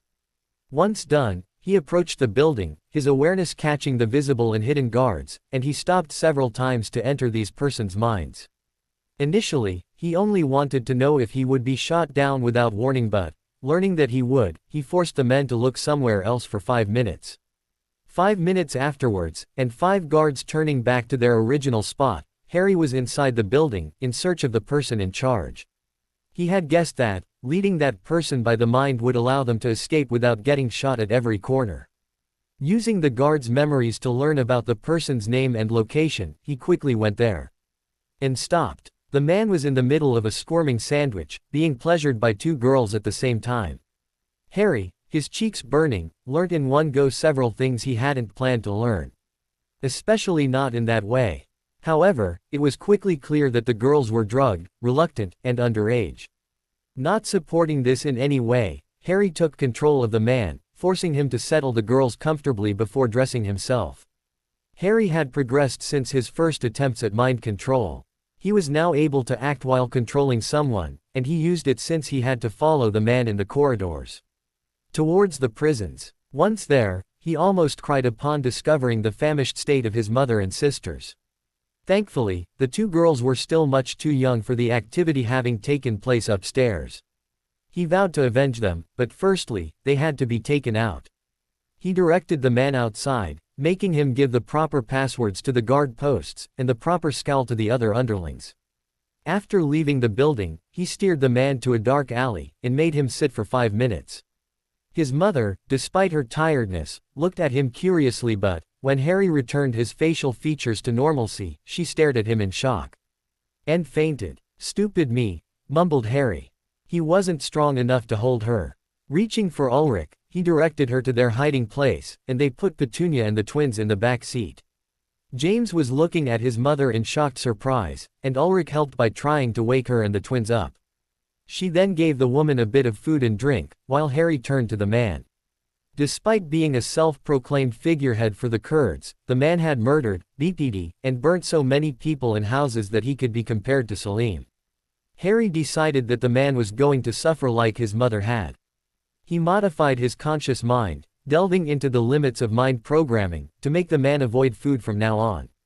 He would only be able to eat a meager lump of bread per day, and he would also sleep on the ground. He would be a prisoner of his own mind. Thinking back, Harry also implemented a fail-safe condition so that the man would return to normal after atoning for all his deeds. They then left. Taking a quick glance at the world atlas he had, Harry decided that the surest and shortest path home was through the Mediterranean Sea, which they would cross on boat from Egypt to France. Egypt was Harry's choice over the other Mediterranean countries closer, because of the enmity between these. The most direct path, then, was southwards. However, their car wasn't agreeing anymore. The faithful BMW which had taken them from Hanover to his Sulaymaniyah was now laden with sand. During the last 40 miles on the road from Dukan, the car had suffered difficulties, but they continued nonetheless, not wanting to have problems with Petunia captors. The poor car, however, choked its last breath at the village of Urbet, a mere 20 miles farther down the road. The village wasn't graced with a garage, and they only succeeded in exchanging their car, and a substantial lump of money, for a group of camels. One for each of them, and 2 for the luggage and water. It was a good deal, though, as Mustafa indicated. The camels didn't need gas, only water, and the riding beasts were the desert travelers' best friends despite their slowness. On top of that, Petunia and the twins needed almost constant help at the beginning. Traveling along the Sirwan River and pausing a few days in the villages they went through so that Petunia could rest, they took a full month to reach the capital, Baghdad. Upon reaching the town, they sold the camels and went in search of a place to stay while they would find a car to buy. Using his enhanced senses, Harry felt that several houses were only inhabited by 1 or 2 elders while being large enough for their whole group. Mustafa, like Ulrich, had grown to like traveling with Harry and James, and was faring better by himself. With this fact in his mind, Harry decided to try the mundane approach and asked Mustafa for his help. Several seconds afterwards, the two of them knocked at the door of one of the selected houses. That particular one was near the center of the town, close to all the shops, while being in a seldom-used street. When the old woman opened it, a good 5 minutes afterwards, Mustafa asked idly if they could host them, in exchange of services and eventually money. Surprisingly, the old woman agreed quickly and refused their money. To the group, she introduced herself and her husband as Almiya and Sulam Baranheim, and a routine promptly settled. Ulrich was buying food and other necessities for the whole group, while Mustafa, disguising his Kurd origins, was able to discuss with the local men, gaining some identical information in the process. Harry explored his powers again. He was able to chat with James, Petunia, and the twins in English, but they were unable to talk to anyone else, and that had worn Petunia down during her months of incarceration. The twins were more resilient, but after recovering and chatting with their brothers about the time they missed together, they quickly grew bored. Noticing this, Harry had an idea. If he could learn languages through other people's mind, like he had done once again with the two elders, was it possible to give that knowledge to someone? Not wanting to force the issue, he explained his goal to Petunia, who readily agreed, even after being warned about the probable headache. They decided not to tell the other kids about it yet, but if everything went well, Harry would do the same thing for them. So, 3 weeks after their arrival, Harry went into his own mind, and made a copy of the memories related to speaking Arab. After doing so, he directly went in Petunia's mind and attached the memory chunk near to her own language block. He didn't stay much, because he distinctly felt her unease and growing headache. He could also perceive her peripheral thoughts, which were mostly directed on him and his magic. Just as he left her mother's mind, he saw one of her memories relative to him and his magic. It was the face of a bespectacled and bearded old man. She couldn't talk about it immediately, though, as she was grasping her head in pain. Harry gave her one of his aspirin pills, and he forgot about the memory about the old man. Something he didn't forget, though, especially as he had nothing to do while he waited for his mother to recover from the language acquisition, was the tracking devices. He knew that he had one, and he suspected that the Secret Service agents had touched their bags too, and perhaps their car. Said car was now out of reach, but the bags weren't. He emptied them, going for unusual thick sides. He found that 2 of them had strange bumps on their bottom and, using a sharp knife, undid said bottom and found the strange-looking devices. They looked like an overly large coin, full of electronics. As the 3rd bag was his own, he reflected that the agents must have done something with it, and explored the bag thoroughly. As the bag itself didn't seem to be modified, he rifled through his possessions, only stopping at his gun's box. Closing the door to make sure that he wouldn't be interrupted, he opened it and removed everything. When he finally removed the red velvet lining, he discovered another of the infamous coins, and stored it with the others before restoring the package to its original state. He didn't think that the other members of his family were tracked in the same way as he was, but still asked them to search their bodies for unusual bumps, especially in their thighs. He told Petunia why, and showed her his own thigh with the embedded device. She gulped but offered her help to remove it. He didn't want to force her to pierce his skin, though, and asked Mustafa to help, as he knew that the man had been used to seeing blood in his long life in Kurdistan. After gathering the necessary supplies of alcohol, bandages, and sharpened knives, the old man, assisted by Ulrich, proceeded to the extraction of the infamous tracking device. None of his siblings had such a device on themselves, nor did his mother. Gathering the coins in a small box, he thought about what he could do with them. He could simply destroy them, or he could just leave them in the house here. However, in both cases, the agents watching him would know about it, and would storm the house where their gentle and old benefactors lived. Harry decided to adopt a third way, to mislead the agents searching for him. Just before leaving the town, he would innocently stick each device on a different car, using bubble gum. The devices would be deposited on the underside of the car, making them as unobtrusive as possible. They weren't leaving yet, though, as James and Eva developed a quite incapacitating flu, and everyone was tending them, especially the still malnourished Maureen. On top of that, they didn't find a van large and robust enough to bring them to Egypt. Harry and Ulrich waited, and waited, but no new model graced the car seller's collection when the 2 youngsters finally healed and completely recovered, 2 months afterwards. During that time, though, Harry found some time, and a phone office kind enough, to place a call home. He felt guilty not to have called before, but honestly hadn't had either the time or possibility to do it. The chat was quite long, despite Harry's thoughts about the line being monitored. These thoughts were of no use, though, as Vernon Dursley had been categorized as innocuous citizen after his slow recovery. Not having the resource to monitor him, the CIA had dropped him. He had had to leave the large house, having just enough time to sell the furniture and collect his smaller belongings. Vernon had then gotten a small apartment nearby, arranging to keep the same phone number, in case his family wanted to phone. After telling him a much-edited version of the events, Harry thanked him again for keeping the phone number, and told him they would be back in a few weeks. When he hung up, his ear was red and hot from the time passed with the receiver on it. And when he went to the cashier, he saw that the young man was looking at him with disbelief at the sum he had to pay. Harry paid the required fare, and returned to search for a car with Ulrich. They really wanted to leave the area, and finally found a vehicle that could contain all of them. It was an old and rusty Chevrolet G20 van and, after filling the tank to the brink, and after Harry put into motion his plan of dispatching the tracking devices around the town, they all piled in, and started eastwards. Their initial plan had been to go through Jordan and reach Egypt from there. On their way, though, they met several city guards, the members of the elite force of Icemen who always patrolled the city. Unfortunately for them, when they had bought the van, they had chosen exactly the same model than the one that had been used several weeks before in a terrorist suicide explosion near the current leader's palace. The city guards chased them immediately, and, confident in his abilities to prevent their interception by a mere patrol, Harry urged Ulrich forward.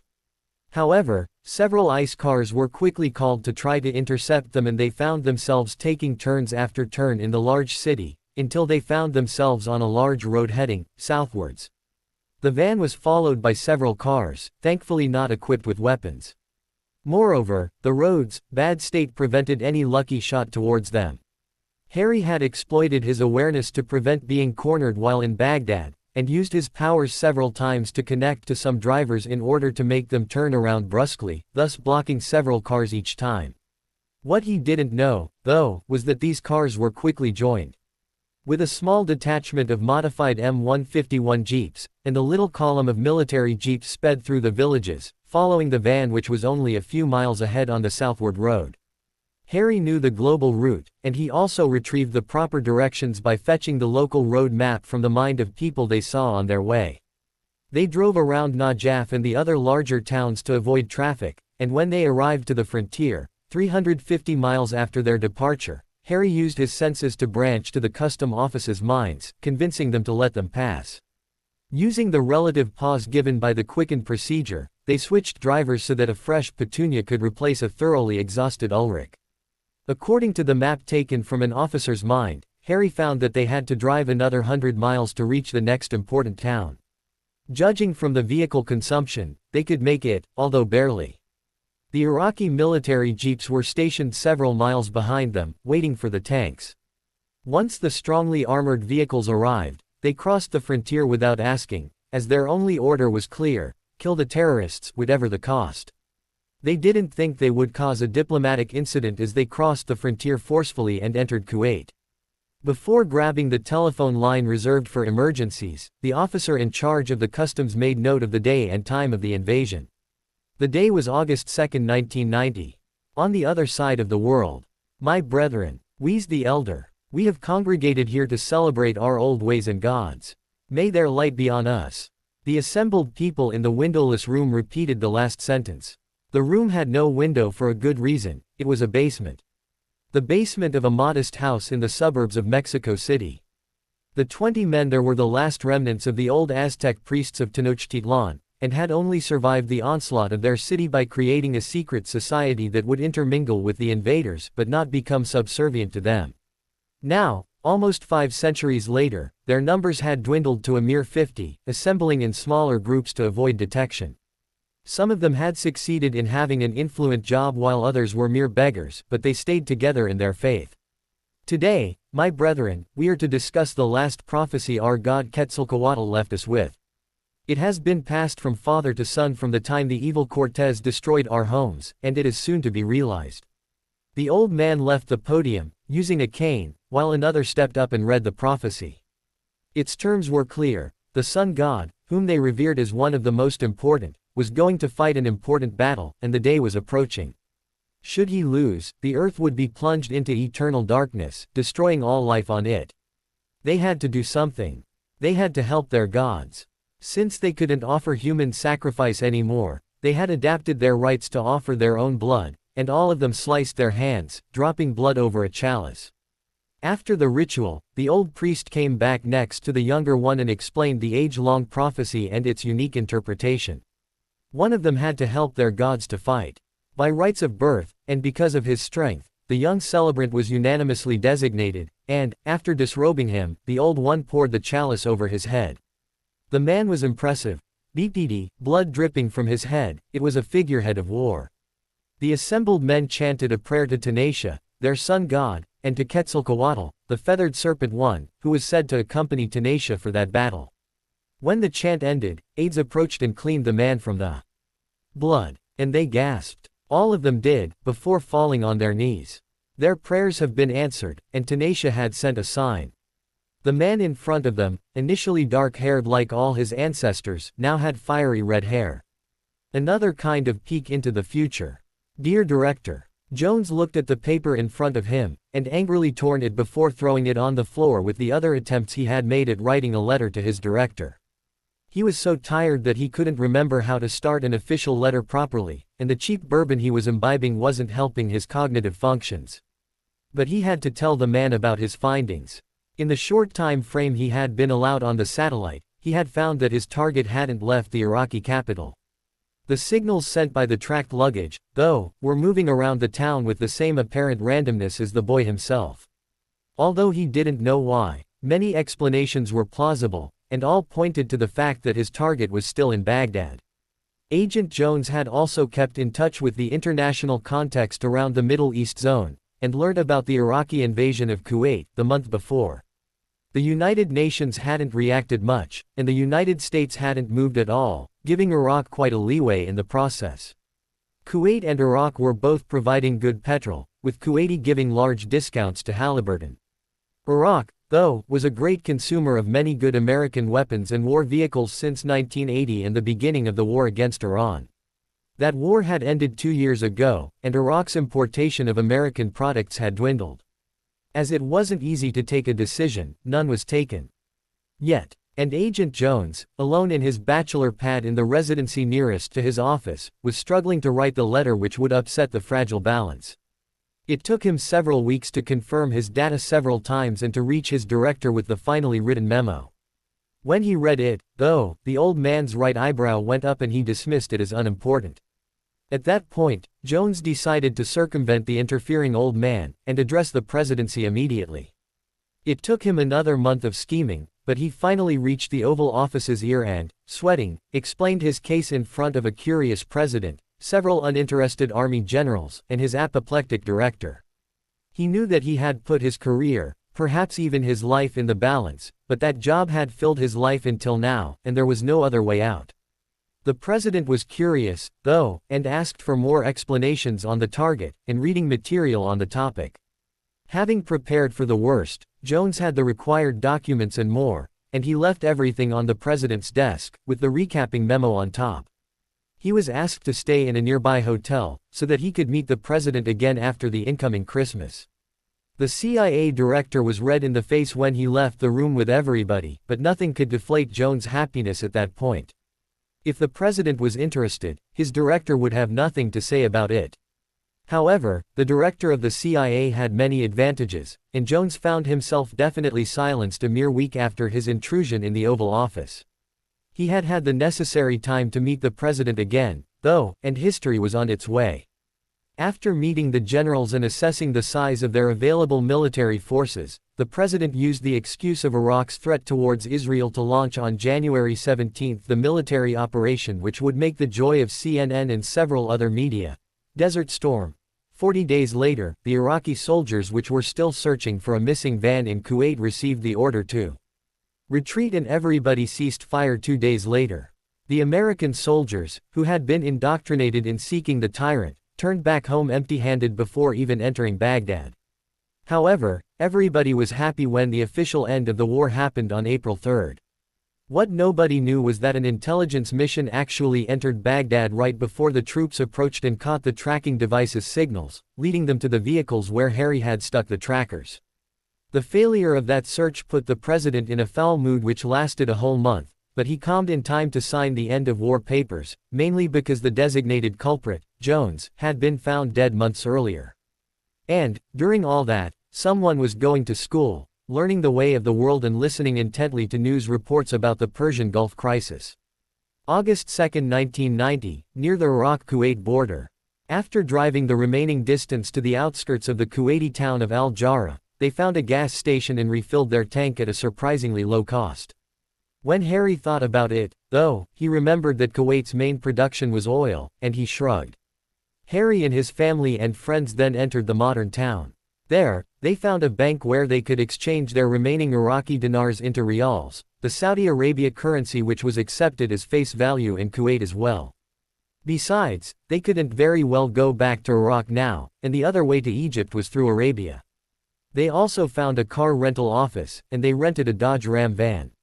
Of course, Harry's interference meant that they got the van without the administrative papers to fill, and with a reduced fee as well. They also didn't tell the hypnotized cashier where they would give it back, especially as they didn't know about it themselves yet. While the following Iraqi army scoured the countryside around the frontier, Ulrich and Petunia drove the two vans westward until they arrived in a completely deserted countryside. There, they finished transferring everything from the rusty van to the newer one, and put fire to the former. Not wanting to attract undue attention to themselves, they didn't stay and left the vehicle to die down to unidentifiable charred remains while they drove the rest of the 200-mile-long road to the first Arabian town of Hafar al-Badan. While Petunia was behind the wheel, the twins regrouped with the boys in the first row of rear seats to allow Ulrich a bit of sleep. Despite arriving late at night, they took rooms in a rather upscale hotel and everyone got a much-needed respite. During the first meal together afterwards, which happened to be dinner, Mustafa seemed clearly nervous, and Harry asked him the reason. It appeared that the man, although very old, had never made the pilgrimage his religion asked. And they were now in the appropriate country, heading in the right direction. Understanding the man, Harry drew a route from their current location to Mecca, using a road map of Kuwait and Saudi Arabia, gotten from the hotel lobby. They would then go north alongside the Red Sea, crossing Jordan and Israel to finally enter Egypt. Or they could cross the Red Sea and enter Sudan, then going north along the Nile. While they were quietly debating about it, Ulrich told them that cruising on the Egyptian river had been one of her dreams before, and Petunia wholeheartedly agreed to the suggestion. Laughing, Harry returned to the hotel lobby to buy maps from Sudan and Egypt as well. If everything went according to the plan, they would be in 2 days in Mecca where they would stay a few days while Mustafa would pray and circle the ancient shrine. The group would then cross the Red Sea between Jeddah and Port Sudan, go north to reach Alexandria, in Egypt, roughly 2 weeks afterwards. From there, they would take a boat to France. A month of traveling before being home again. At the beginning of their trip, Murphy's Law didn't make an unwanted comeback, and everything went smoothly, despite having to solve some difficulties and meeting some people.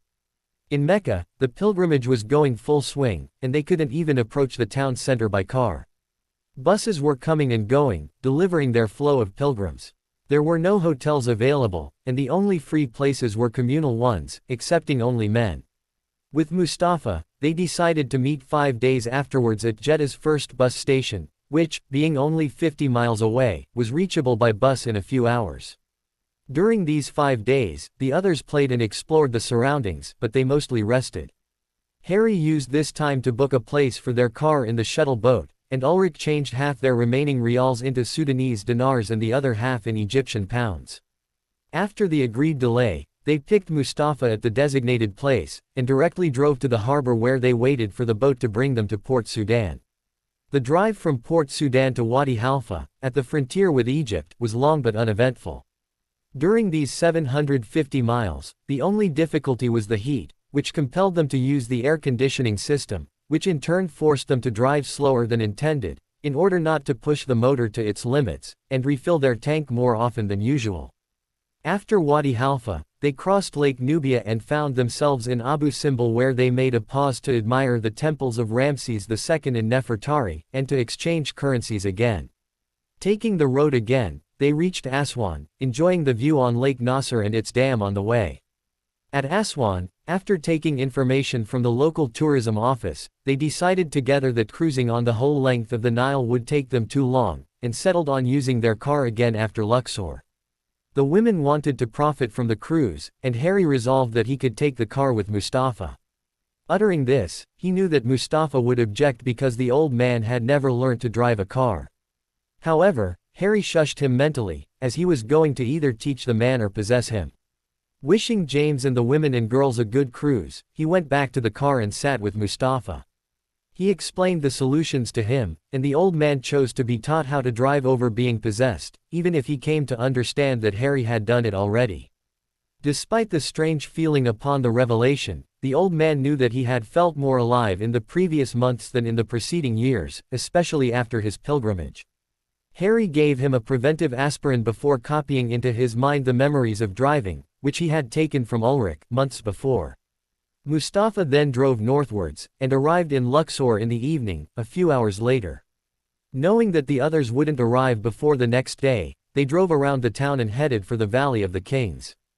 At least, passing through Egypt, they would have seen some of its attractions. With a beautiful sunset illuminating the numerous temples in front of them, Mustafa and Harry tried to walk against the packs of tourists coming back from the East Valley where most of the tombs were. However, they were outnumbered and decided to leave the fat, sweating, and rampaging tourists to their schedule and explored the West Valley instead. And Harry got a surprise, which intensified when Mustafa asked what was wrong. Contrarily to what Harry had fetched from the tourist guides, the West Valley wasn't limited to 3 tombs. In front of his eyes were buildings, even more impressive than those in the other valley. And Mustafa decided to break his stare by asking why he was staring at the barren rocky mountainside. Bare, rocky. He had been looking at the largest of the temples around, which was ignored by the very few tourists around, and where, surprisingly, people seemed to be working. The magnificent building was at least 4 stories high, and the statues on it were reflecting the sunlight in myriads of colors. The building and statues also didn't seem made only in stone like the tombs in the East Valley, and they weren't broken either. Despite its brand new aspect, Harry instinctively knew that it was the same age as the others, perhaps even older. He described the temple to his old companion, and the man's answer surprised him again.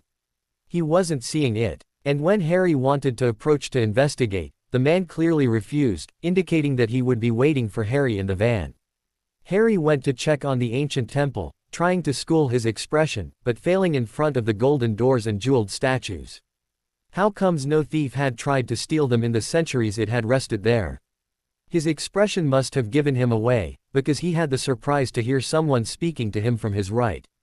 First time around, kid. He nodded, mouth still agape. The man who had talked seemed in his early 20s. His red hair was pulled in a loose ponytail and a tooth of some large animal was dangling from one of his ears. He looked at Harry, a thoughtful look on his face. I remember my first time too. It was 6 years ago, and I fell for the country like one would fall for a beautiful womb. Remembering the standing boy's apparent age, the man stopped there, looking back at the statue and blushing slightly. He spoke a bit more to hide his unease. Well, it was back when I graduated. The goblins offered the job and I took it. Now I only break curses in Egypt. There is enough work with all the temples and pyramids. Have you visited the magical school in Giza yet? I know for a fact that it's almost as impressive as this temple can be, he said, looking at the boy again. Harry had been looking at the statue in surprised wonder. Now, he was looking at the man in the same way, not daring to move. He hadn't understood everything from the speech, but some words had caught his attention. Curses. Magical. After all these years, he had perhaps finally found someone with the same talent as his. He didn't dare moving, though, afraid that the man would disappear suddenly. Said man didn't understand Harry's stillness, and looked around in unease, before talking to Harry again. Are you lost, boy? Harry felt that the man would leave if he didn't decide to act, and he blurted the first question that came to his mind. Who are you? He blushed, but the man laughed. Of course, I didn't present myself. Shame on me, would say my mother. I'm Bill. And you are? He asked, extending his hand. I'm Harry, answered Harry, shaking the proffered hand. So, said Bill, straightening up, back to the topic at hand, are you lost? Harry shook his head. I'm not. I mean, unless Mustafa decided to leave with the van. Is he your guardian? I guess he isn't your father since you didn't say, Dad, said Bill, smiling gently. Harry's face went down. No, he's a nice guy who helped to get Mom out of trouble. We will meet them tomorrow at the docks. Bring them along, then. I'm sure that they would enjoy the sights. Actually, started Harry, before going silent. Despite the man's cheerful attitude and the relaxed appearance suggested by the ponytail and earring, Harry wasn't sure he could confide to the man securely. "What?" asked the redhead after a few seconds of silence. Harry blushed. He had wanted to explore the man's mind to be sure of his loyalties, but Bill's mind was enclosed in a solid-looking wall of bricks, and he hadn't had time to levitate over it or do anything else before the question. "Well, they can't. I mean, Mustafa didn't see, so I suppose. They are muggles?" asked Bill. "They are what? Muggles? You know, like in Muggle-born stew. Oh Merlin, you are one. How old are you?" Harry felt lost in the rapid speech, but answered the last question nonetheless. "I'm 10. And that was true. He had had a very small but heartfelt birthday party just 2 days before escaping Baghdad. 10, answered Bill. "Okay. So you'll know of your school next year, I guess." "School?" asked Harry. The more the man talked, the more he got confused. What did the school have to do with his age? Yes, school. Hogwarts, Beauxbatons, Durmstrang, Talib al-Ghiza. Harry looked lost. "I'm sorry. I don't know what you are talking about. Where do you live?" "Well, I have been on the road quite a long time recently," he answered, looking at his feet and blushing. Bill looked at him, lost in thoughts himself. Strangely, he felt that he could believe the boy, even if he had just met a few minutes before. Suddenly aware of the darkening sky, he looked at the setting sun and motioned to Harry to follow him. "Follow me, I'll walk you back to the Muggle zone, where your vat should be." After a few seconds following the man, Harry's mind reacted. "Vat? Didn't you mean van?" he asked in wonder. "And, by the way, you still didn't tell me what does Muggle means." "Oh, sorry. Yes, I meant van, even if I don't know what it is." At that, Harry's eyebrows shot up, but Bill continued. "A Muggle is a non-magical person. As you saw the protected temple, I assumed that you must be magical. Your family might be, or not. The surest way is to bring them all here tomorrow. As the West Valley only has a few Muggle tombs, there are not many tourists here. Most are wizards and witches. Can I come back tomorrow?" "Did you see me putting up barriers?" asked Bill rhetorically. "Well, no. Then you can come with them. Muggles are repelled by the wards, though, so if none of your family members is magical, they won't want to follow you." Harry nodded thoughtfully, and they walked in companionable silence for a few minutes, before arriving near the parking lot. As usual before entering a public area, Harry expanded his senses, intending to scan the area and to check about Mustafa. Before getting the usual answer, though, he felt a jolt upon discovering the aura of the man next to him. It was an orange aura, extending a foot out of the man, and it was swirling with power, while radiating gentleness. The reason behind his shock was that ordinary people he had felt this way, had for the most part a dull gray aura which never went farther than a fraction of an inch off their body. Because of his shock, he completely forgot about his usual area sweep. Harry had stopped at the revelation, and the man had stopped as well. "Did you feel that?" he asked Harry, while removing something which looked like a twig from one of his pockets. "Feel what?" inquired Harry, looking at the twig in wonder. "I just felt a surge of power nearby." "You are sure you felt nothing?" he asked, browsing the surroundings. "Well, I felt something, true."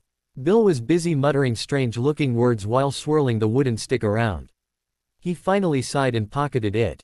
"Well, nothing strange. Perhaps one of my colleagues worked late. I'll check about it tomorrow." Turning to Harry, he noticed the boy's gaze toward his wand and explained. "This is my wand. Every wizard and witch has one, as it is essential to cast spells. You'll have one soon, I think." At this, he extended his hand. "Will I see you tomorrow?" Grasping the hand and shaking it, Harry forgot about the wand and nodded enthusiastically. When Bill walked away, Harry expanded his senses again, but in a more discreet fashion. It went slowly and steadily toward Bill, and the redhead didn't appear as if he felt a thing. "Good," thought Harry. "Now I can detect magical people, wizards, around." It was strange to think about those magic-wielding persons, but, now that he had encountered Bill, he knew that they could be trusted. He was partly wrong, as the future would show him.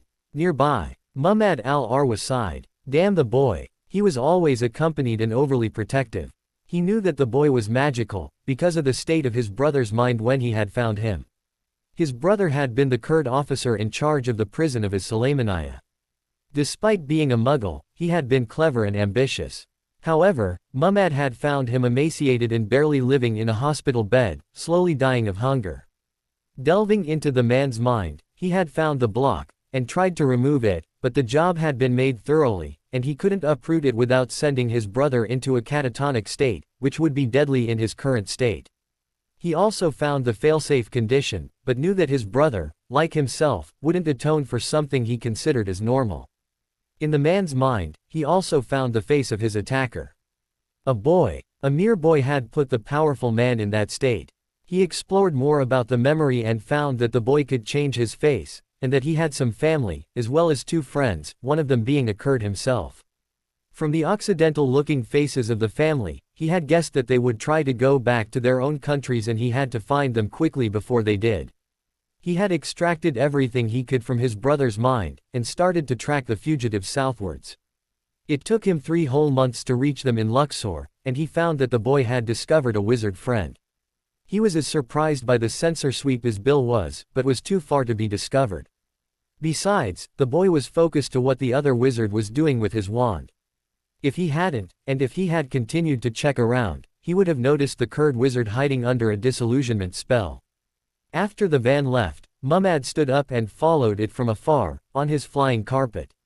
Once they entered Thebes, he knew what to do. After all, the Hashishan sect was still present in many countries, and professional killers could always be hired. The next evening, Bill was castigating himself. Harry hadn't reappeared, and Bill couldn't search for him or send an owl, as he didn't have his last name. "Where are my manners?" he asked himself for the 10th time of the day. I didn't give my full name, why would he have? He didn't know that, at the same time, Harry and his companions were 50 miles to the west, sleeping under the starry sky of the Egyptian desert. Earlier that day, the sun greeted Mustafa and Harry as they were taking their breakfast in the hotel. The day started peacefully, and Harry envisioned a midday visit to the beautiful temple with everybody.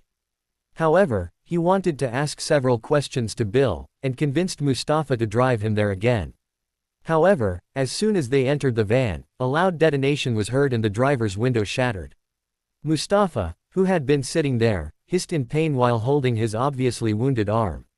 Noticing this, Harry lost no time in expanding his senses in the direction where the bullet came from, while moving away from the window.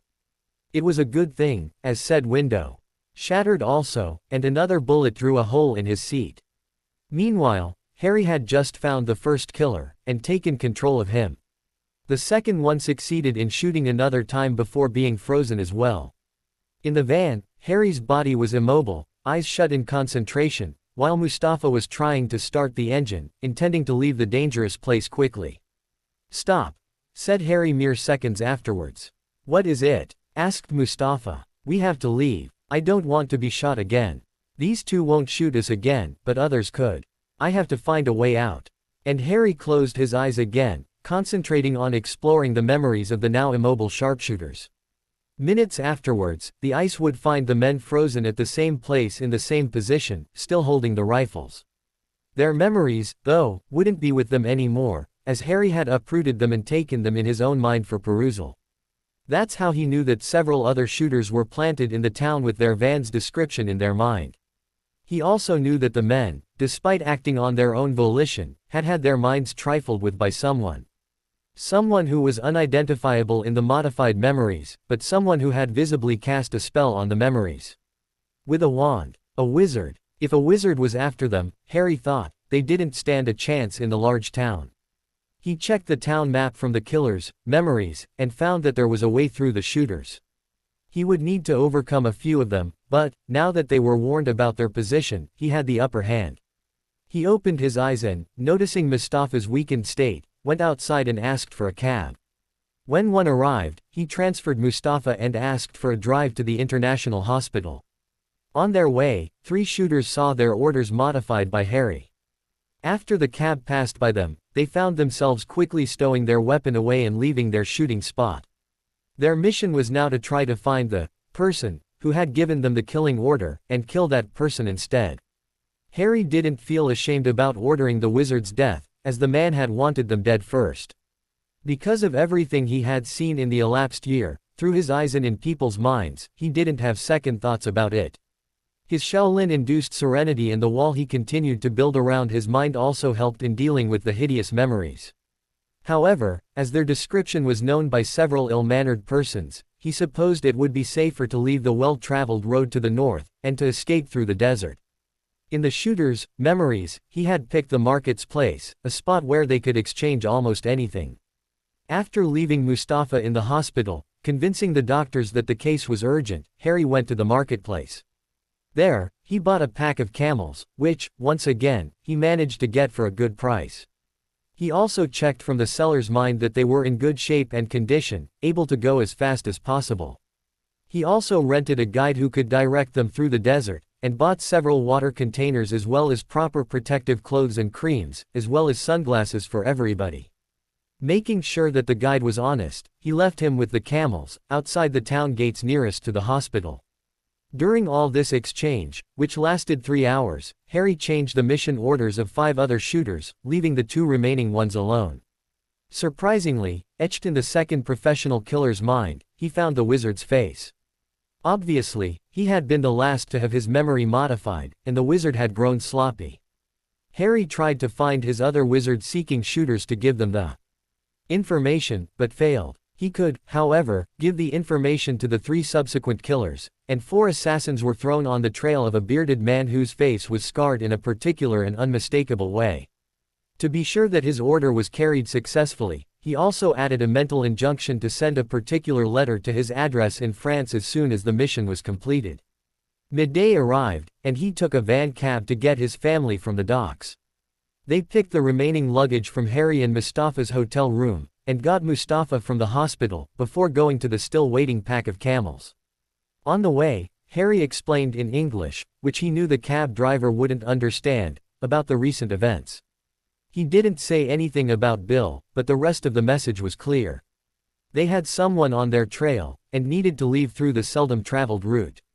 They headed to the west, and pushed the camels to their cruising speed, eating sandwiches on the way. 8 hours afterwards, they established their camp near a rocky outcropping which would incidentally hide their campfire. They would have been spotted miles away otherwise, and they slept. The next day, they arrived in the cargo oasis, and rested their weary bones. Hopefully, they would fare better after a few days. After a good night of sleep, they continued westwards again. After 3 days of using a well-defined trail, they refilled their water containers at the Dakhla oasis, resting their camels too. Their guide advised them to buy a few other containers to cross the Libyan desert, where they would spend at least 10 days without water and with no trail to follow. And they did. After a week of traveling under the unforgiving sun, they found themselves waking up with company. The sun was rising and its light was already blinding, but Harry still noticed that their captors were all clad in the same way, with a deep blue veil. The guide had told them about the blue-capped nomads who had traveled the desert for centuries, their indigo-colored veil giving a blue tinge to their face. The Tuaregs. They were also holding curvy swords, quietly preventing resistance, and 2 of them were talking with their guide in a dialect which Harry hadn't heard before. They seemed to argue about them, and one of the men suddenly lifted his sword to the guide's throat. Harry knew that he had to do something. Without their guide, they would be lost, and the men didn't seem amenable. He quickly delved into his guide's mind and extracted 2 specific memories. The first one he took was just in case they actually lost the guide, as it was how to find one's way in the desert without dying, the memory encompassing the location of water holes. The other memory was the whole language block, which Harry didn't measure before importing. To his dismay, the guide had traveled around the desert many times, and had learned the language and dialects of many countries and tribes on the way. Harry held his head in pain, before taking an aspiring pill. To the men around them, some of them startled at his move, he spoke. "What? I have a headache," he said in perfect Tomachek. The men jumped in shock, and his family looked at him as if he had grown a second head. The nomads had never seen a tourist able to speak their tongue before. The 2 leaders looked at the guide with a suspicious look, and the argument started again, although this time, Harry understood everything. The Tuaregs didn't want tourists to cross their land, especially as tourists generally belonged to the rich countries that had split their previously open desert into countries. Since that parting, they had been separated in abstract entities, forced, quite unsuccessfully, to stay in one country. That would have caused the death of their culture, as the waterholes they depended on didn't know anything about country boundaries. The guide, who appeared to have been one of them before lending his services to said tourists, told them that he had been paid to cross the desert and, as they had shared the bread and the water, his honor bound him to lead them to their destination. They weren't convinced, though, and wanted a ritual fight to decide. The guide blanched. Harry, peeking at the man's mind, understood that he wasn't skilled in fighting, something that had caused him to flee his former Torig tribe. In the man's mind, they would certainly all be emptying their blood on the sand soon. However, he also noticed, from the man's memories of Torig traditions, that any member of a group could participate, and that the defied group could choose the weapon used. The Torigs always used the sword, but accepted any form of weapon in these fights, even none. Whatever the result of the fight, the placed price must be paid, after which both groups could live in peace again. These ritual fights were often used to settle problems between clans, and served as an outlet for any angry feeling between them. Harry stood up, and spoke several words which made the blue-clad nomads look at him with wider than usual eyes. "I will do it. I choose unarmed combat. First one unconscious loses. Shall it be written in the sand?" he said, finishing with the usual sentence. After several seconds, the blue men left and discussed about the proposal. The guide sat down, defeated and quite shameful at himself for letting one of his young charges in danger. Petunia frantically asked Harry, then the guide, about what had been said, but both refused to answer. After a few minutes, the Torig leader came back, flanked by a visibly large man. "We agree. If you win, we'll escort you to your destination. If we win, we leave you here with enough camels and water to turn back to where you came. Without your guide," he said, pausing for a second before concluding with the ritualistic sentence. "What is written in the sand is read by the Almighty." Harry nodded, and started to prepare, while everybody looked at him. The 10-year-old hadn't forgotten anything from his lessons in the Chinese temple, and he started by shedding his clothes to improve his agility. He then took sun protection cream from his bag and put a large dollop in his hand before handing the bottle to James with a wink. Understanding the dual goal of the maneuver, James smirked before applying a good helping of cream on Harry's back while Harry himself liberally coated his arms with it. Thinking that the fight will be over in a matter of seconds, the Torigs didn't understand the boy's actions, apart from knowing that any bare skin exposed to the desert sun would get sunburnt in seconds. Especially fragile tourist skin. Thankfully for Harry, it was still early morning. He then went to the Torigs who had sat in a rather large circle, their champion waiting in the middle. Petunia finally understood what Harry was doing and cried hysterically, while being held and comforted by Ulrich. The fight was strange. The man was strong, but he was encumbered by his outfit. In a standard Torig fight, the outfit helped to protect against the opponent's sword slices, but here, it was a burden. On top of that, the strong man had only fought empty-handed in brawls and didn't know about escape maneuvers. Harry, though, despite being heated by the sun, knew about that. The sun cream wasn't only protecting him from the sun rays, but also from the man's grasp, as it made his skin slippery. After several seconds into the fight, Harry resolved to use a quick way to end it, and put himself in the S fighting form, undulating like a S. That elicited an anxious gaze from his opponent, as well as frantic murmurs from the Torig onlookers. They clearly identified the animal being portrayed, and the S was one of the desert's deadliest animals. James was silently cheering for his brother, and Petunia finally understood Harry's goal and chances of success.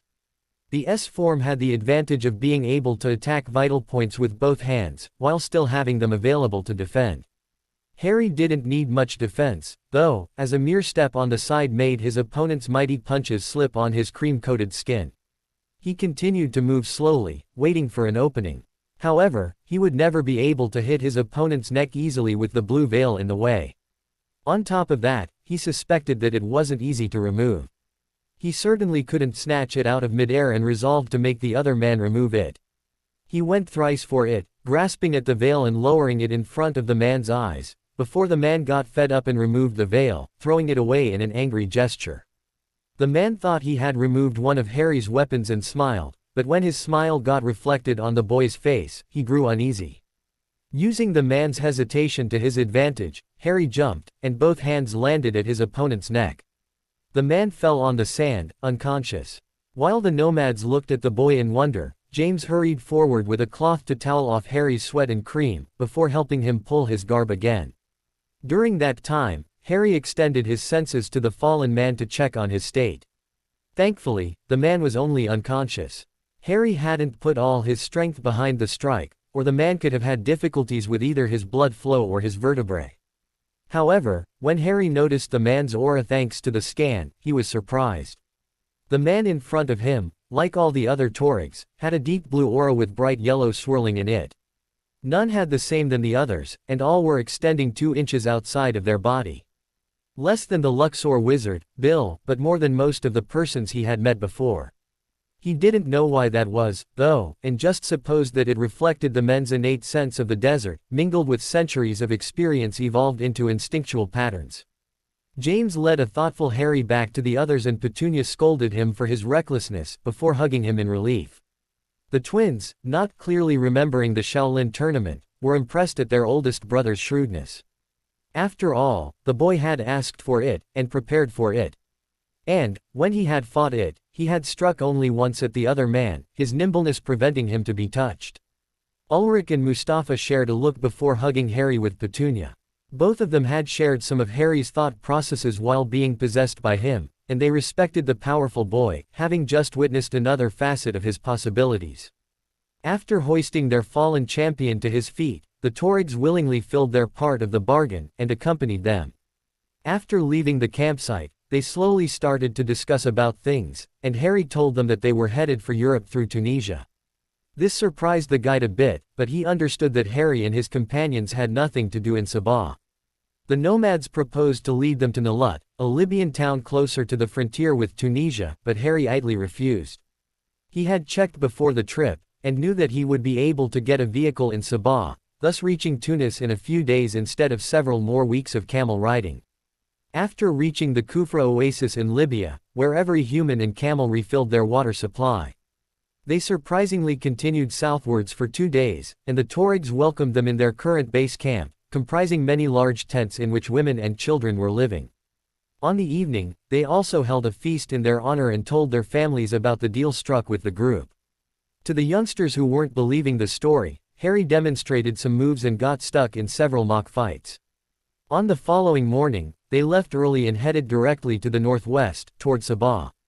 It took them 12 days to reach the modernized town, and Harry made good use of that time to complete his mind wall, testing it himself several times. He also built another one around the dark shroud which was always at the back of his mind. After completing that one, he didn't experience nightmares anymore. Once arrived in Sabah, Harry thanked the nomads profusely. To obey the tradition, he insisted in giving their guides something of their own, and the whole group parted with all of their desert-adapted protective garb. If everything went smoothly, they wouldn't be wearing it anymore, and the blue men could make a good use of them. Harry also paid their guide his pre-established fare, despite the fact that the man was now reintegrated in his nomadic tribe and didn't need the money.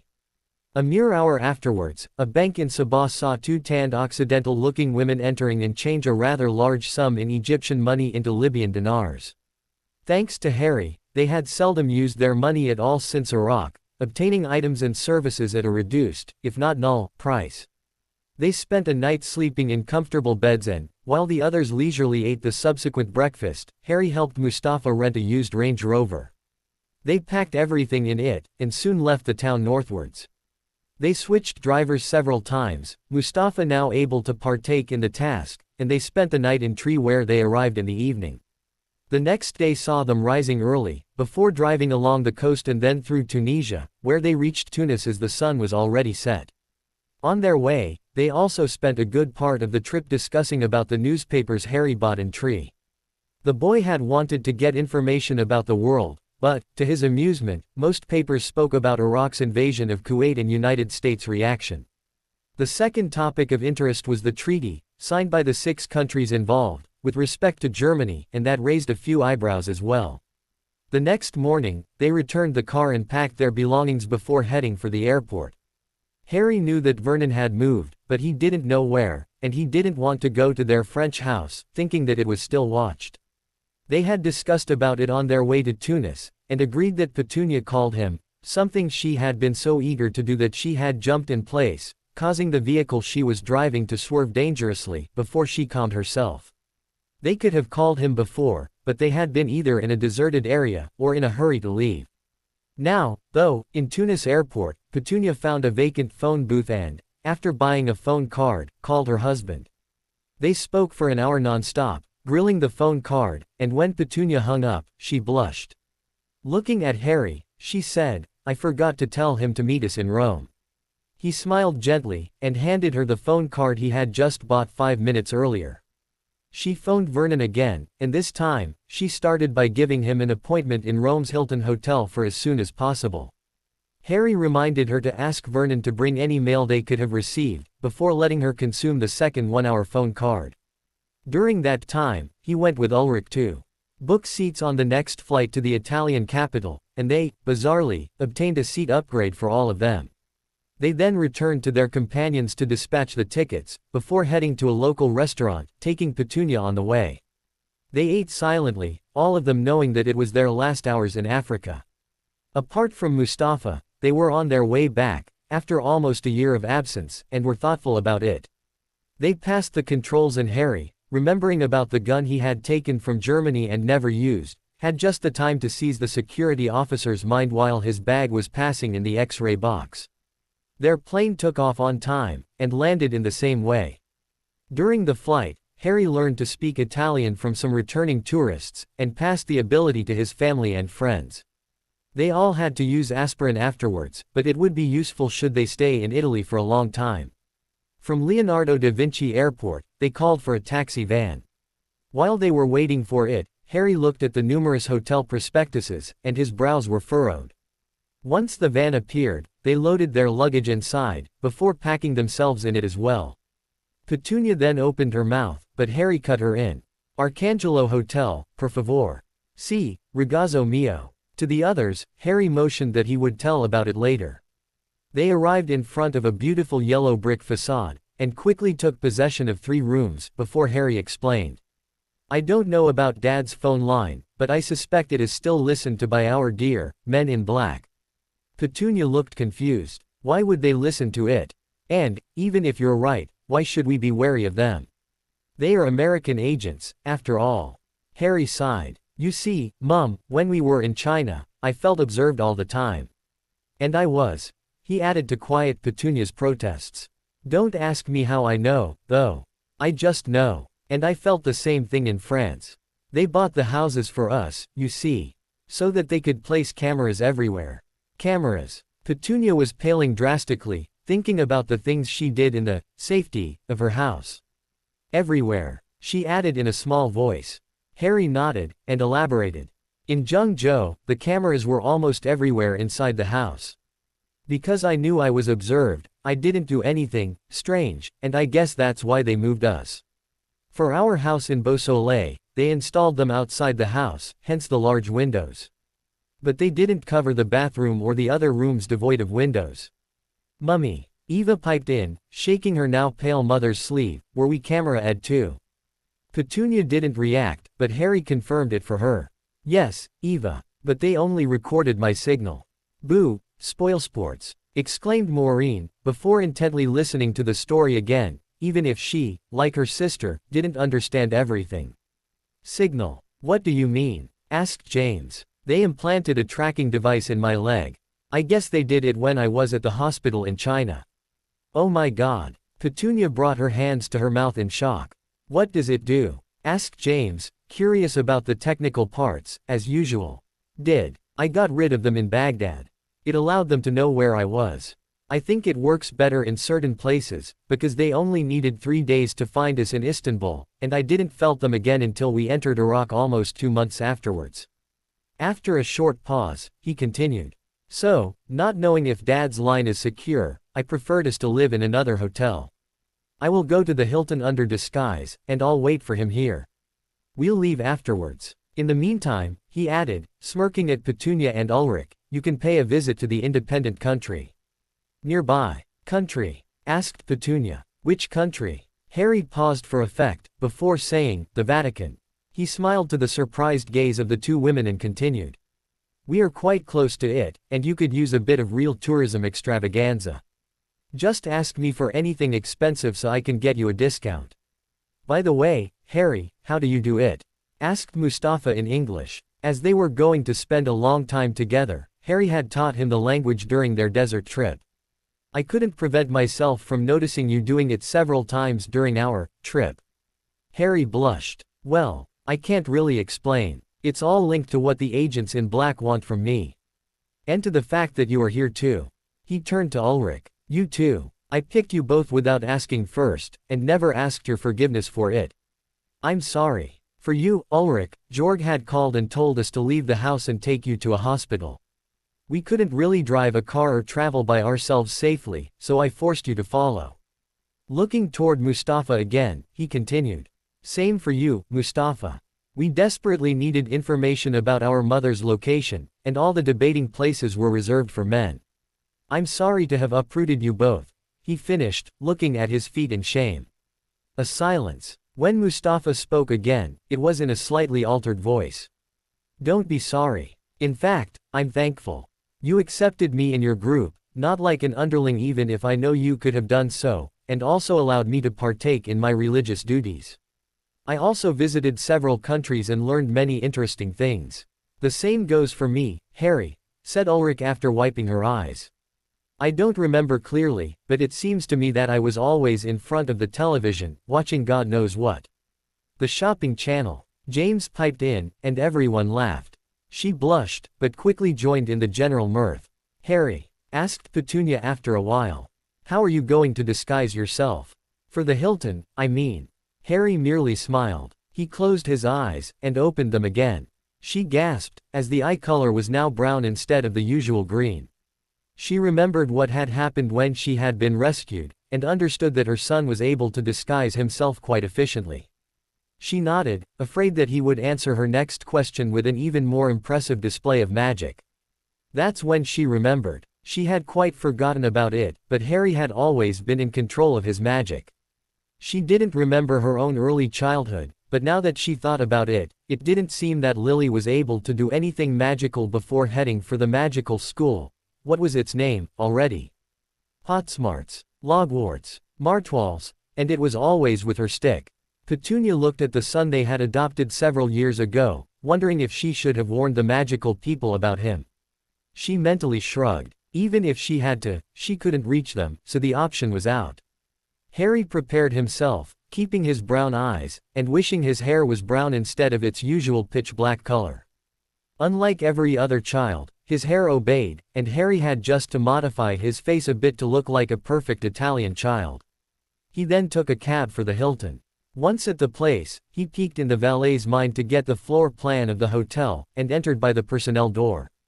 Modifying the memory of the few people he encountered so that they wouldn't remember him, he arrived behind the reception desk.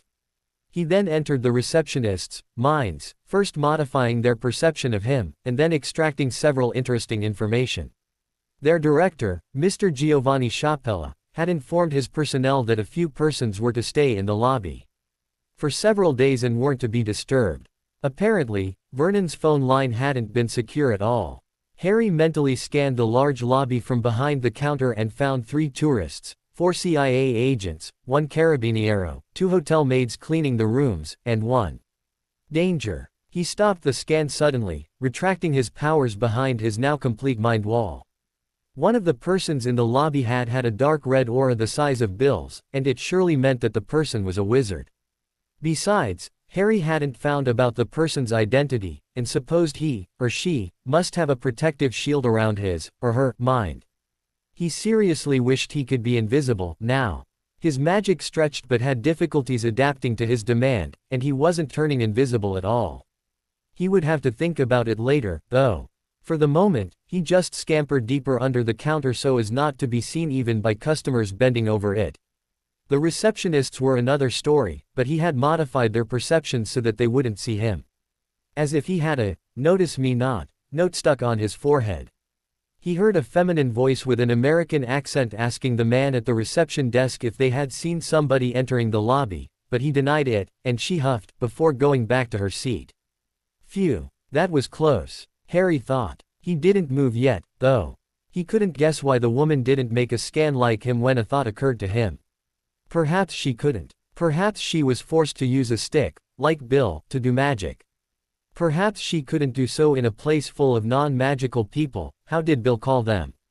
Muddles. Gumlas. Ah yes. It was Muggles. Harry remembered that Vernon Dursley was strong, and could take on several persons, especially in a public place where his public relation talent worked to its fullest. However, the magical woman, the witch, as Bill called them, was another story. Besides, a long time had flowed and things might have changed regarding his father. He decided that, being stuck in this uncomfortable place, he could at least try to do something to her.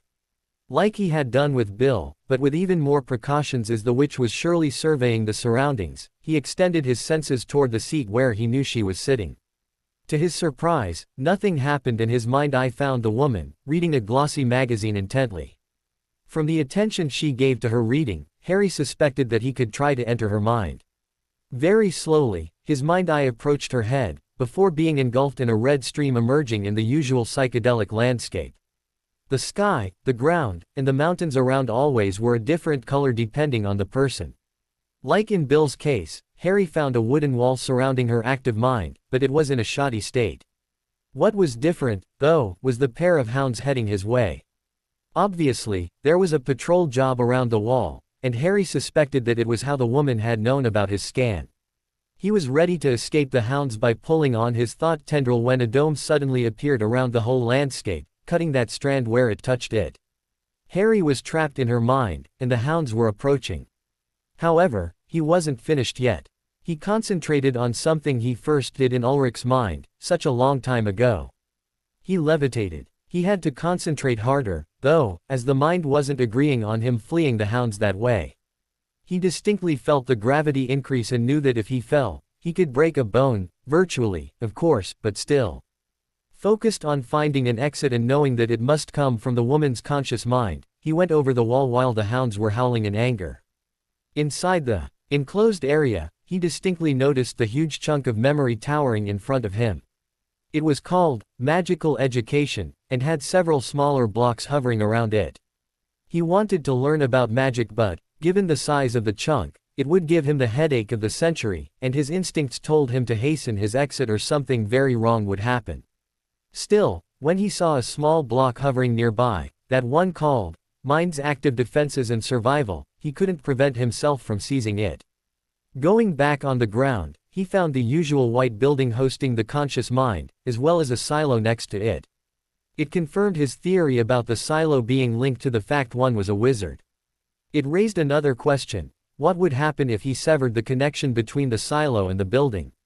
He didn't have time to guess, though, because, with his new knowledge, he knew that his body was in deadly danger. His heart had ceased to beat when the strand had been severed, and a body couldn't survive a long time without blood coursing through it. He kicked the door open and barged in the conscious mind, where the woman was in front of him, ready to fight. She didn't have a wand in her mind, though, and couldn't use magic. Harry smirked. That was going to be fast. He jumped at her, helping himself with a bit of levitation, and used the S-attack to stun her. Once done, he bent over the unconscious body representing her mind, and entered it. He opened his eyes, her eyes, and found 3 persons looking at him worriedly. 2 men and a woman. All with revolver holsters dangling inside their open vests. She must be part of their team if they allowed these to show. He made her shake her head. He started, surprised at her tone of voice. Sorry. I have to go. I'll freshen myself. Harry finished lamely, having heard that line from every woman going to the loo, either in real life or in the movies. Need help? Asked the other woman. Harry jumped at the proposal, before guessing that going to the loo together was perhaps a common female attitude. However, he actually didn't want to go there. It was just to be alone. No, thanks. I'll be all right. He made her stand and walk toward the toilets. When he was sure they weren't watching, she entered the personnel's entry and ran to the reception, going to her knees when she approached the counter from behind. She saw the receptionists doing their usual job, and his body lying inside the hardwood counter, between the trash can and a computer case. Harry went to his own body in the same way he possessed others, exiting her head in the way, not noticing that she fell down from her kneeling position. Once in his own body, he began by restarting his body functions, reconnecting his mind to the numerous circuits in the white building. He tried not to forget anything, but there were several circuits he actually didn't want to reconnect. Particularly the one labeled, pain. For a brief moment, he wondered what would happen if he switched the connections between that one and the one beside it, labeled, pleasure. He shook his head and left it at that. He could always experiment with his mind later. He had to finish his job, and proceeded in possessing the woman again. This time, she was unconscious and didn't cut the tendril of thoughts Harry now understood as the connections he had just repaired. Taking full control of her again, he made her go to the toilets, put some water in her face and leave to join her companions again. However, before leaving her mind, he modified her memories and particularly her mission. When he left her slumped in her seat, he was smirking. As soon as his dad would appear in the doorway, there would be an interesting sight too. Behold, Vernon arrived just as the lobby clock chimed 3 p.m. As if on cue, the woman stood up and started undressing in front of her stunned colleagues, and Harry used the disturbance to head to his father. He stopped in his tracks, though, twice shocked. Vernon Dursley had suffered from severe leg injury and, despite the surgery miracle which allowed him to keep his leg, he was now limping, using a cane to straighten himself. His face was emaciated, surely because of the trouble caused by his whole family disappearance, as well as the subsequent questioning by the agents. After a few months, he had been freed from his job, and the house had been taken back. He had been living half a year in a cramped apartment in Marseille low-rate suburbs. Not the happiest place at all. Despite the hardships of his life, the man's eyes were full of hope, darting left and right in search of his wife and kids. The second shock came in the form of the man following him. A man who Harry thought is dead. A man who had started the whole Oriental escapade leading to Petunia. Georg. The man looked older than before, and the folded sleeve hanging on his left side indicated difficult times, but the man looked around with the same kind of hope than Vernon. Unbeknownst to Harry, Georg had been taken by the enemy secret services, and they had tortured him for information before leaving him to die. He had been brought in a hospital and healed before going to Hanover. He had found his house in shambles, everything which could be salvaged gone, and hadn't seen his mother in the nearest hospital. He had then remembered Harry's name and had gone to France to meet Vernon. The two men had lived together since then, one helping the other. And when Petunia had called, Georg had held to that tiny speck of hope that his mother might be alive as well. Harry shook his head, clearing it. The disturbance caused by the witch's striptease wouldn't last long, and he had to bring the men outside. He resumed walking toward them and addressed them. Harry told me to bring you to him. That sure got the men's attention and they followed him outside, into a cab. 2 seconds after the cab left, the agents finally calmed the witch and they resumed their now useless wait. A bit later, in a hotel room, the two women opened the room's door, talking animatedly. "It's the last time I come here as a tourist," said Petunia, entering the room. They were acting discourteously. "I saw that, Petunia," answered Ulrich. "But you'll agree that there were other places to visit. Besides, it's not every day that one holds the largest synod of the century, and they had to prepare." "Of course there were. But I so wanted to see the chapel." She stopped, noticing the open communication door. "And the people in the next room. Vernon," she shrieked, dropping her bags and practically jumping at her husband. It was a good thing that he was already seated on the bed, or he would have fallen down. Ulrich followed, but Harry took her hand, motioning her and the others back in the other room. Once there, he gently addressed her. "Ulrich, I know I uprooted you, but you revealed yourself a strong woman. Someone arrived with Vernon, and I just wanted to warn you about him." Who is it?" "It's your son." She frantically looked around. "My son, Georg. Where is?" "I'm here, mother," said Georg from the connection door to the other room. She fainted. Same place, hours later. Harry's throat was sore. He was sure he had never spoken that long before. Now, though, everyone knew about almost everything. Petunia learnt about the details of her imprisonment.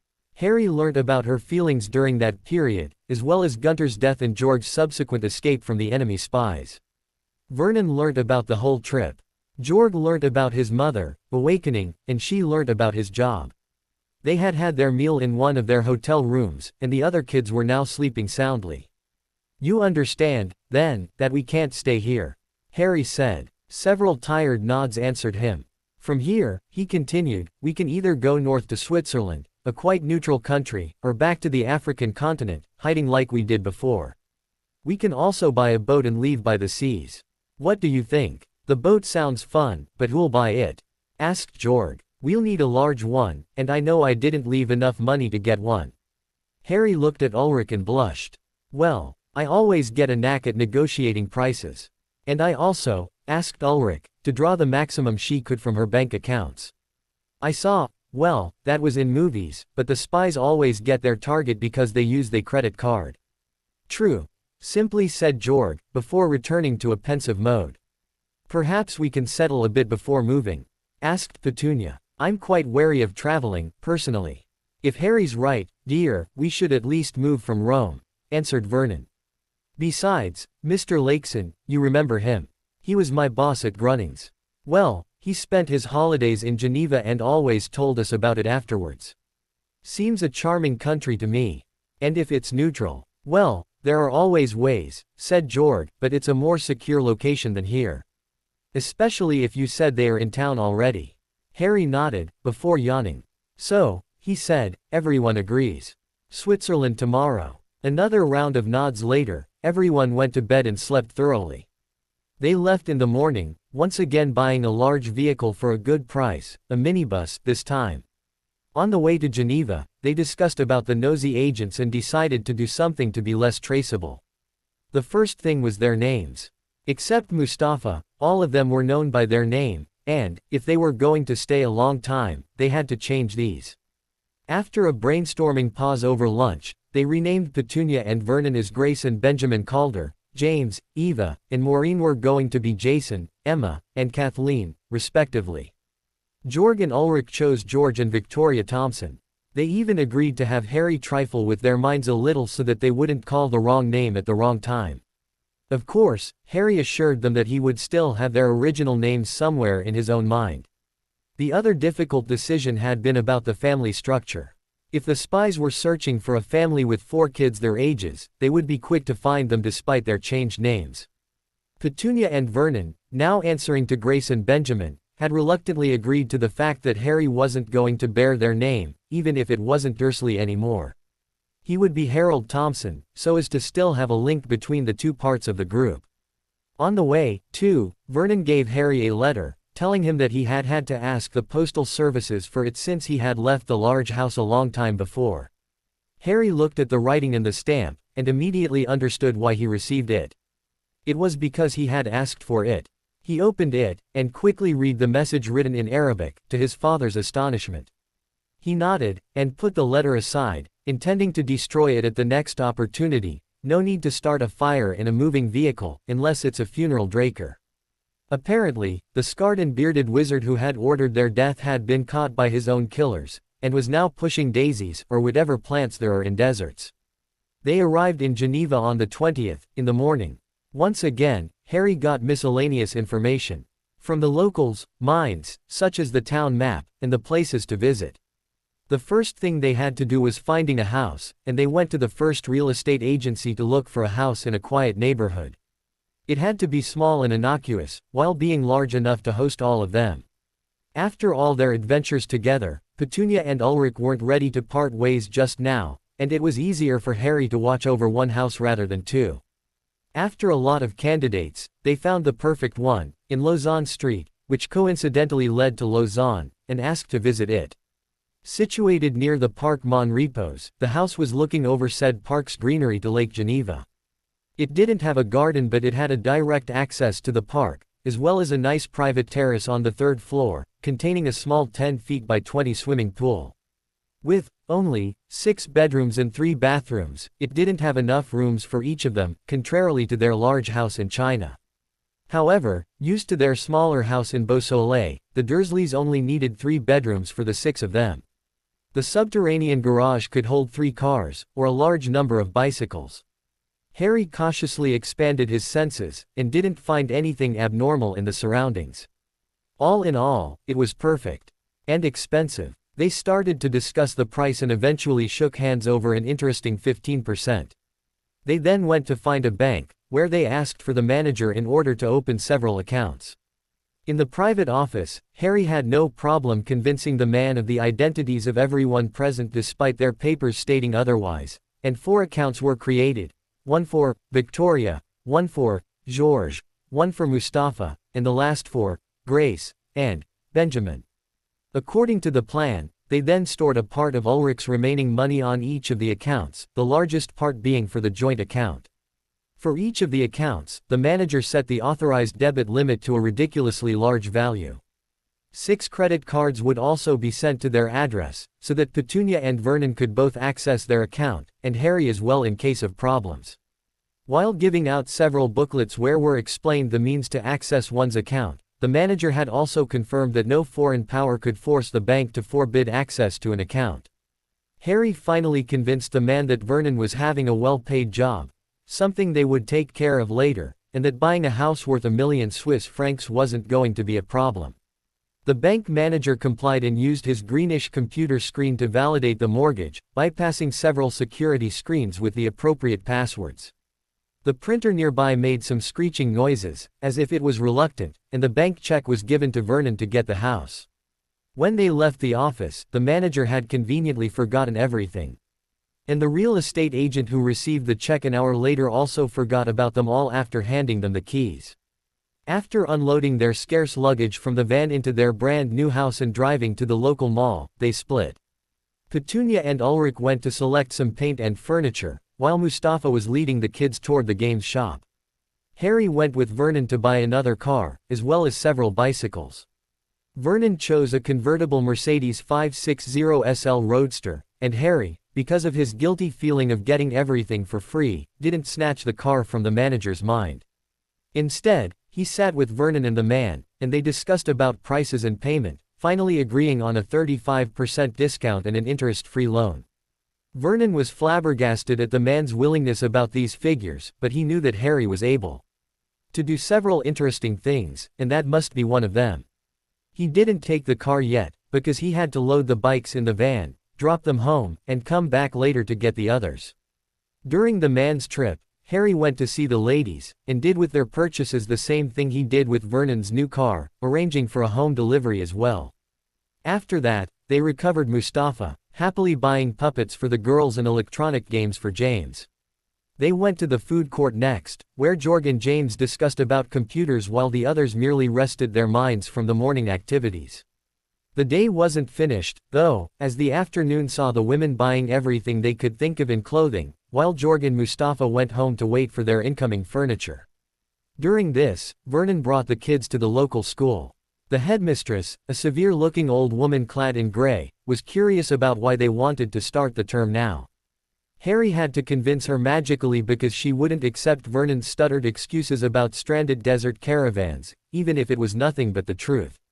Once it was done, Vernon was handed a schedule of the school where their daily, weekly, and yearly program was presented, and the kids were dispatched in their class, the headmistress introducing them to the other pupils. During the walk from one class to another, Harry got inside the stern woman's head and recuperated the school's plans. He didn't want to be lost on his first day. That evening, Harry and the adults had a discussion about who was going to work, how, where, and for how much. Vernon, thanks to his experience with the nightclub, despite it being cut short because of his attack and subsequent wound, didn't need anything in particular, as long as it involved public relations. Petunia and Ulrich indicated that they preferred to take care of the large house, but that several activities could interest them. Namely, everything having to do with decoration and manual activities. Georg could work with a computer, and Mustafa indicated he loved to take care of animals. In the following days, Harry helped each of them getting something to do. Vernon got a spot in their own bank. Georg found a place as a programmer. Mustafa began to work for a horse center nearby, and the women were included in the local circle of housewives interested in decoration. After the hectic program of the first days, the group settled, and slowly entered a peaceful routine, only broken by the usual holidays. For Christmas, they all went to St. Moritz where they could learn how to ski on the mythic Winter Olympics tracks. Everyone loved it, especially the children, and they decided to schedule an encore for the next holiday period, which was Easter. Because of their sudden interest in that sport, though, they also decided to spend most of their free time in between in the ski stations around Geneva. In the warmer days, they also used the Lake Geneva to practice water sports or to just have fun. And they were really having fun. So much fun, in fact, that Harry got sloppy a few times, beginning to use his magic in public places. It was always discreet and not very visible, but he did it nonetheless. And several persons noticed it. During Easter vacation, a group of scientists from the CERN was having a seminary in St. Moritz, and two of them, accomplished physicians and talented skiers as well, noticed the speed of one of the skiers. They looked as the small body was going faster than the gentle slope allowed for someone of his bulk, and started to discuss it. The others in the group started to look as well, but the boy, perhaps sensing that he was observed, had returned to a normal speed, and the physicians finished their meal. Talking about another subject dear to them, quantum dynamics. The short exchange between the scientists hadn't been totally lost, though, as someone was dining near their table. Someone whose binoculars were never far from hand. Someone who had been put on forced vacation after Agent Jones' impromptu departure. Someone whose real name was Carla Mohavez but who called herself Carlita. Someone, finally, who recognized Harry Dursley's features in the boy she caught in her binoculars. She left the table suddenly, her meal hardly touched. Some things in life were more important than food. A few weeks afterwards, the commando looked around and at their leader. This time, their leader was a woman, and their target a boy sleeping in a house on the other side of Geneva's harbor. Despite the unusual mission, they had been told that the boy was dangerous, but that he was to be taken alive at all costs. Alive, but unconscious. They had also been told that some of them might turn traitorous suddenly, but that it was part of the mission to get them too. It had really been a weird briefing. Now, though, they were waiting for the signal to launch the boat to full speed. When the radio came to life suddenly, they knew that the time had come. It was 3 a.m., that April 21, 1991. After crossing the waters silently, the ship accosted the darkened park and the black-clad men disembarked, three of them getting their long-range rifles out of their case. All the commandos' weapons were equipped with soporific ammunition and silencers. The three sharpshooters quickly strolled through the park to get into position, and the 7 other members waited the required 5 minutes before launching forwards. 3 of them took position around the house door while the other 4 used ninja-like equipment to climb the walls of the nearby houses, intending to enter the house by the terrace. At the light signal from the boat, they all entered at the same time, as silently as possible, using gadgets that even professional burglars didn't have in their list to Father Christmas. Their intelligence had observed the household for days and they knew where their target was. The door was closed. One of them took hold of the handle and opened the door. It creaked. Someone woke up suddenly. Pandemonium ensued. 3 hours later, back at the base. "Congratulations, Agent Mohavez." The man's voice was dripping with sarcasm. 3 of my best men out of service, one of them having even forgotten his own name. Can you explain, at least? The Marines' colonel wasn't happy. That CIA agent had used his men in an obviously badly prepared mission to retrieve what? A mere civilian boy. "Sir, I'm not allowed to talk about it, sir," she said to the man. The colonel huffed, and left the room. Once alone, Carlita reflected about the mission. She, in turn, didn't care about the wounded men. The dangers had been clearly indicated in their briefing, and they had acted accordingly. The reports from them hadn't been clear, but she knew that the infamous boy had awoken at some point, and some of the men had targeted others, resulting in a quick fight. However, between the 7 of them, 2 had had the presence of mind to disregard the brawl and fire hypodermic syringes to their target, and the boy was now slumped in the retraining bed, kept under the same soporific cocktail through perfusion. He was going home. Her home. In a place disconnected from the world. Oh, I'm screwed. The sentence could have been from a cartoon character in a funny although deadly situation. In Harry's state, though, it wasn't funny. He remembered being shot at, the resulting sleepy sensation, and the subsequent escape to his mind to disconnect his body from his mind. He didn't want whatever byproduct they had shot him with to impair his reasoning. He only left the heartbeat and breathing connections up. He couldn't escape his mind, though, because a part of his magic depended on his body and it was deeply asleep at that moment. Not having anything else to do, he explored his memories, and found several interesting things. The first one concerned the memory block he had imported from the witch in Rome, labeled, Mind's Active Defenses and Survival. It was floating alone, not connected to anything yet, and surely contained interesting things. Browsing it, Harry learned about the different techniques of the mind, unconsciously linking the new memory to his conscious mind. He also learnt that the witch was named Sarah and had learnt about all that in a special school for American witches, the Salem Institute. Schools. Magical schools. The wizard in Luxor, Bill, had talked about them, too. Should he attend one? Bill had told him about, the next year, when he had told him his age. Was 11 a special milestone for wizards? Was he going to find a school by himself, or would someone like Professor Xavier find him first? So many questions, nobody to ask them to. A school friend had lent him several comics over the months, and Harry had thought their description of psychic powers were on par with what he was feeling. And he liked the concept of someone responsible, like the aforementioned professor, building a school for gifted students. What an understatement. For the moment, thanks to his versatility, he now imagined himself like a smaller version of Jane Grey, the mutant with telepathy and telekinesis. But he knew he had other powers. Bored, he decided to go in his memories as far as he could, listing his powers and naming them in the process. He could alter his physical appearance, as he had done in Zhengzhou, as Sulaymaniyah, and Rome. He didn't know about limits for that one. He reflected about it, and thought that he could perhaps change his size and bulk also.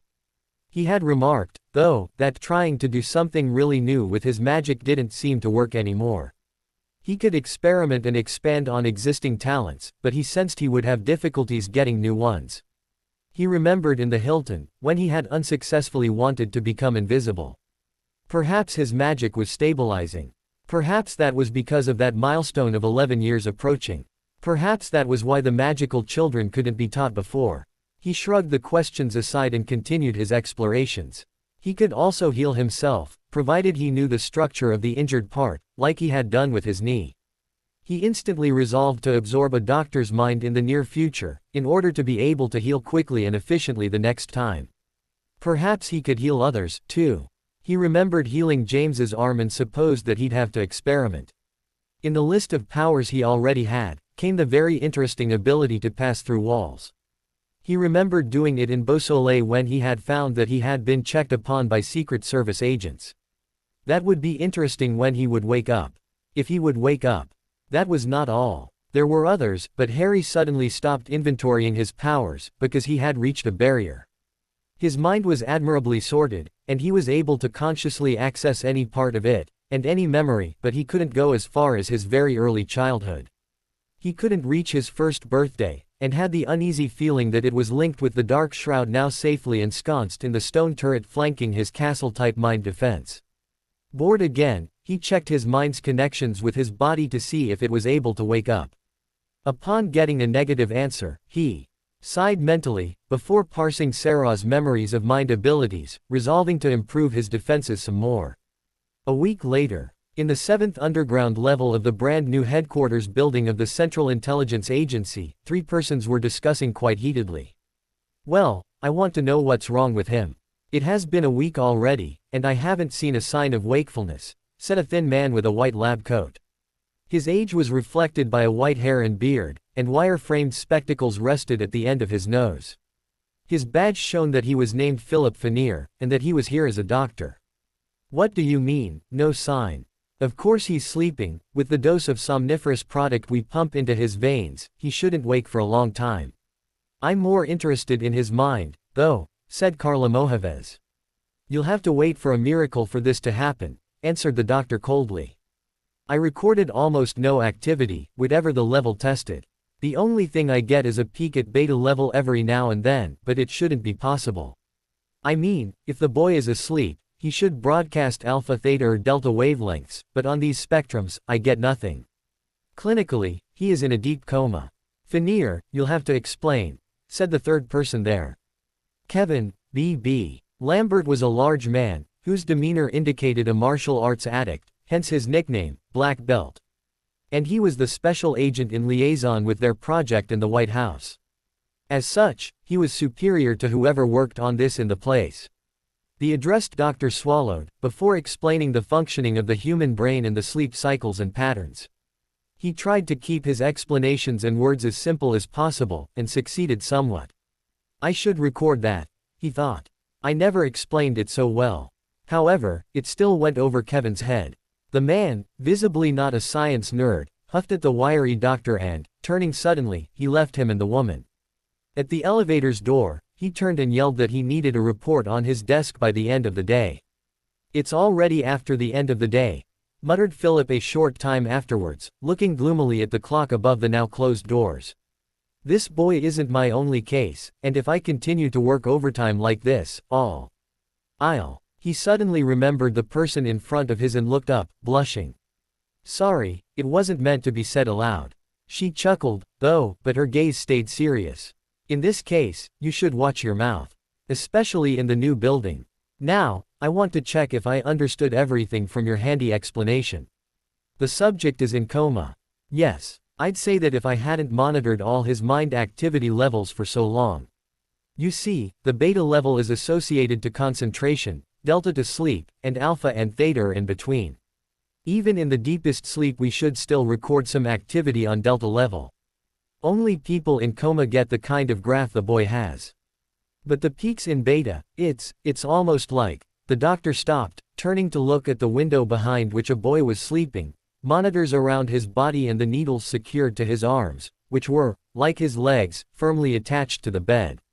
On his left arm, the soporific drug was delivered while on its right, it was a cocktail of nutrients. Yes? Asked Carlita. It's almost like what? Philip said something, but she had to make him repeat, because it was so low she hadn't heard it first. It's as if he is out of his mind, only coming back in to check from time to time. Another week later. Agent Kevin Lambert was generally a happy man. He loved his job, especially when he was sent to the field. He loved his physical training and the reaction he got from the female population wherever he went. He loved his country, ready to defend it to the death. Even and especially if it involved some form of physical attack against a designated enemy. However, he had been recently promoted and, something he hadn't thought about when he had accepted, is that it involved office work, something he disliked profoundly. He had been affected to a project he knew nothing about, with people who often used words with more than 3 syllables. The only thing interesting was that he was often talking with the president. Privately. Few persons could boast about having a little chit-chat with the big ol' one. He couldn't boast about it, though, as the whole project had been labeled top secret by the president himself. And, despite liking the fact that he was chatting with the White House current resident, he didn't like the content, as it was linked to his office job. He hid his reluctance well enough, though, and continued to work. Today was one of those days where he would visit the Oval Office again. The conversation which took place, though, jarred the habits he had taken since starting with the boy, 2 weeks before. The president wanted to see the boy. Up and about. Alive and kicking. Awake. Damn. And that doctor who spoke those strange words. He had tried to read the first report he got from the thin and wiry old man, but had failed to understand the first 3 pages. He only rifled through them, now. But one thing was certain, the woman agent didn't want to stop the IV. She was afraid. He slammed the accelerator angrily, not heeding the fact that he was cutting through several incoming vehicles' way. Afraid. Of a mere boy. He pictured the boy's face for a second, before chortling. How could one be afraid of such a weakling? He would show her. And then, he would bed her. He smirked. He was sure that the two of them were compatible for a little game between the sheets. A red traffic light allowed his mind to wander into the kind of thoughts which make a story rating soar. Distracted by his thoughts, Agent Lambert didn't see the quite large man in the car nearby point a stick at him and mutter a particular word, concentrate for a moment, and stowing the stick back in his Hawaiian shirt afterwards. When the light turned green, Agent Lambert drove forward to enter the famous Interstate 66, heading to his headquarters, not realizing he was followed by a rather nondescript car driven by a curious man. That afternoon, Harry had been bored before, but now he was getting real difficult. He had visited every memory he had, sorting them into appropriate chunks. He had revisited his defenses, turning his stone walls to white. He also had created creatures to roam around it. These creatures would never harm him, but any trespasser would have severe difficulties passing through. He didn't know how they were called, because Sarah's memories had been incomplete about the creatures' name, but they had contained a precise description of them, as well as a comment, "Too difficult to manage, we'll stay with the hounds." All Harry knew was that these were four-legged winged reptilian creatures able to breathe fire. In the long time he had passed in his own mind, he had had enough time to create 4 of them, which were now roaming his domain. His mind. Several times, he had checked on his body, but it was still out. He couldn't stay longer than a mere second, because the soporific product which was coursing through his veins was strong and he didn't want to be sleeping in a potentially dangerous environment. After listing for the umpteenth time the things he'd like to do once out, he checked on his body again. And got a surprise. The soporific's potency was lowering. In the safety of his own mind, he danced in joy, doing a few cartwheels in the process. After a few seconds, he stopped and reflected about his options. As soon as his body was all right, he would have to scan his surroundings, trying to find a secluded spot to regroup, and going through the walls toward that spot. He checked his body more often now, and started to hear voices around it. "Is waking," said a feminine voice. It had a tad of uncertainty about it. "See that graph?" "He's," said a high-pitched male voice. Harry didn't know why, but he imagined a bespectacled old man speaking. He christened him Mr. Nerd. "No, I know. I'm still not sure it's a good," answered the woman. "Don't worry, sweetheart, it'll be fine." Another male voice, deeper and sounding confident, although Harry had an immediate dislike for it. Harry dubbed him Mr. Spy. 3 persons. 2 men, 1 woman. "How about what he's able to do?" "He has," said the woman. "Ease, stay quiet. I'm trying to underst." That was Mr. Nerd. "Can it, old fellow. He wakes up, no strange." Mr. Spy answered. "Give you, old fellow. Never before have I," was Mr. Nerd's indignant answer. "About him is so special." "I don't understand," asked Mr. Spy. The woman answered. "You don't seem to understand anything about." Harry felt more and more alive. He was starting to hear complete sentences. In a moment, he would be able to. Wait, what's this stinging sensation on his neck? His keepers were gentle enough to inform him about it, although they did so unknowingly. "Don't think he's dangerous enough to have that syringe stuck in his neck, baby," said Mr. Spy. "Stop calling me baby or I'll have you for harassment. For your information, we needed 10 fully trained Marines to get a hold on that boy. 5 of them got several wounds, and one of them doesn't even remember his own name." "Wow," thought Harry, 10 Marines. "I didn't know they were that many." He quieted his thoughts, though, because what she said after was of a vital interest for him. "And this syringe," the woman was saying, "contains a concentrate of the same soporific mixture we used on him already. Anything strange, and I inject it. I can't risk anyone's life, especially the president's." "The president's," reflected Harry. "Which president?" "The president." The woman's voice was vaguely familiar. He instinctively frowned. "I think he's going to wake up soon," said Mr. Nerd. It had gone full beta for a few minutes. "Harry?" asked the woman gently. As if someone could be gentle while having a syringe ready to inject something into your bloodstream. "Wake up," said Mr. Spy brusquely. Obviously, the man wasn't keen on children. Harry suspected that he would never have one. He played along, and opened his eyes slightly. The light was so intense, though, that he closed them, hoarsely speaking. "Too bright. That's why he's dangerous?" asked Mr. Spy with a laughing undertone. "He's a gremlin." Harry frowned. He didn't know about the movie, and couldn't think about why the man had called him that way. The woman knew about it, though. "Very funny," she said in a sarcastic voice. "Go fetch him 2 glasses of water instead of citing children movies, I think he's thirsty." "Sure he won't transform. It's after midnight," said Mr. Spy in a mockingly alarmed tone, before fetching the required water. While somebody, surely Mr. Nerd, turned the projector away from his face, Harry felt the glass reach his lips and quickly drank it. He didn't know why the woman had asked for 2 glasses, but the answer came quickly. When the water reached his stomach, which had been empty for 2 weeks, the organ reacted quite violently and he retched, expulsing the water quite violently. Now, said the woman gently, offering him the second glass while putting the syringe back to its place after Harry's brusque movement. "Here's another." Should go better this time. Harry drank again, unused to the metallic sensation in his mouth. He felt better and ready to move. Looking at the bottom of his glass, Harry remembered how he had moved from his house in Beausoleil to the agent's hideaway.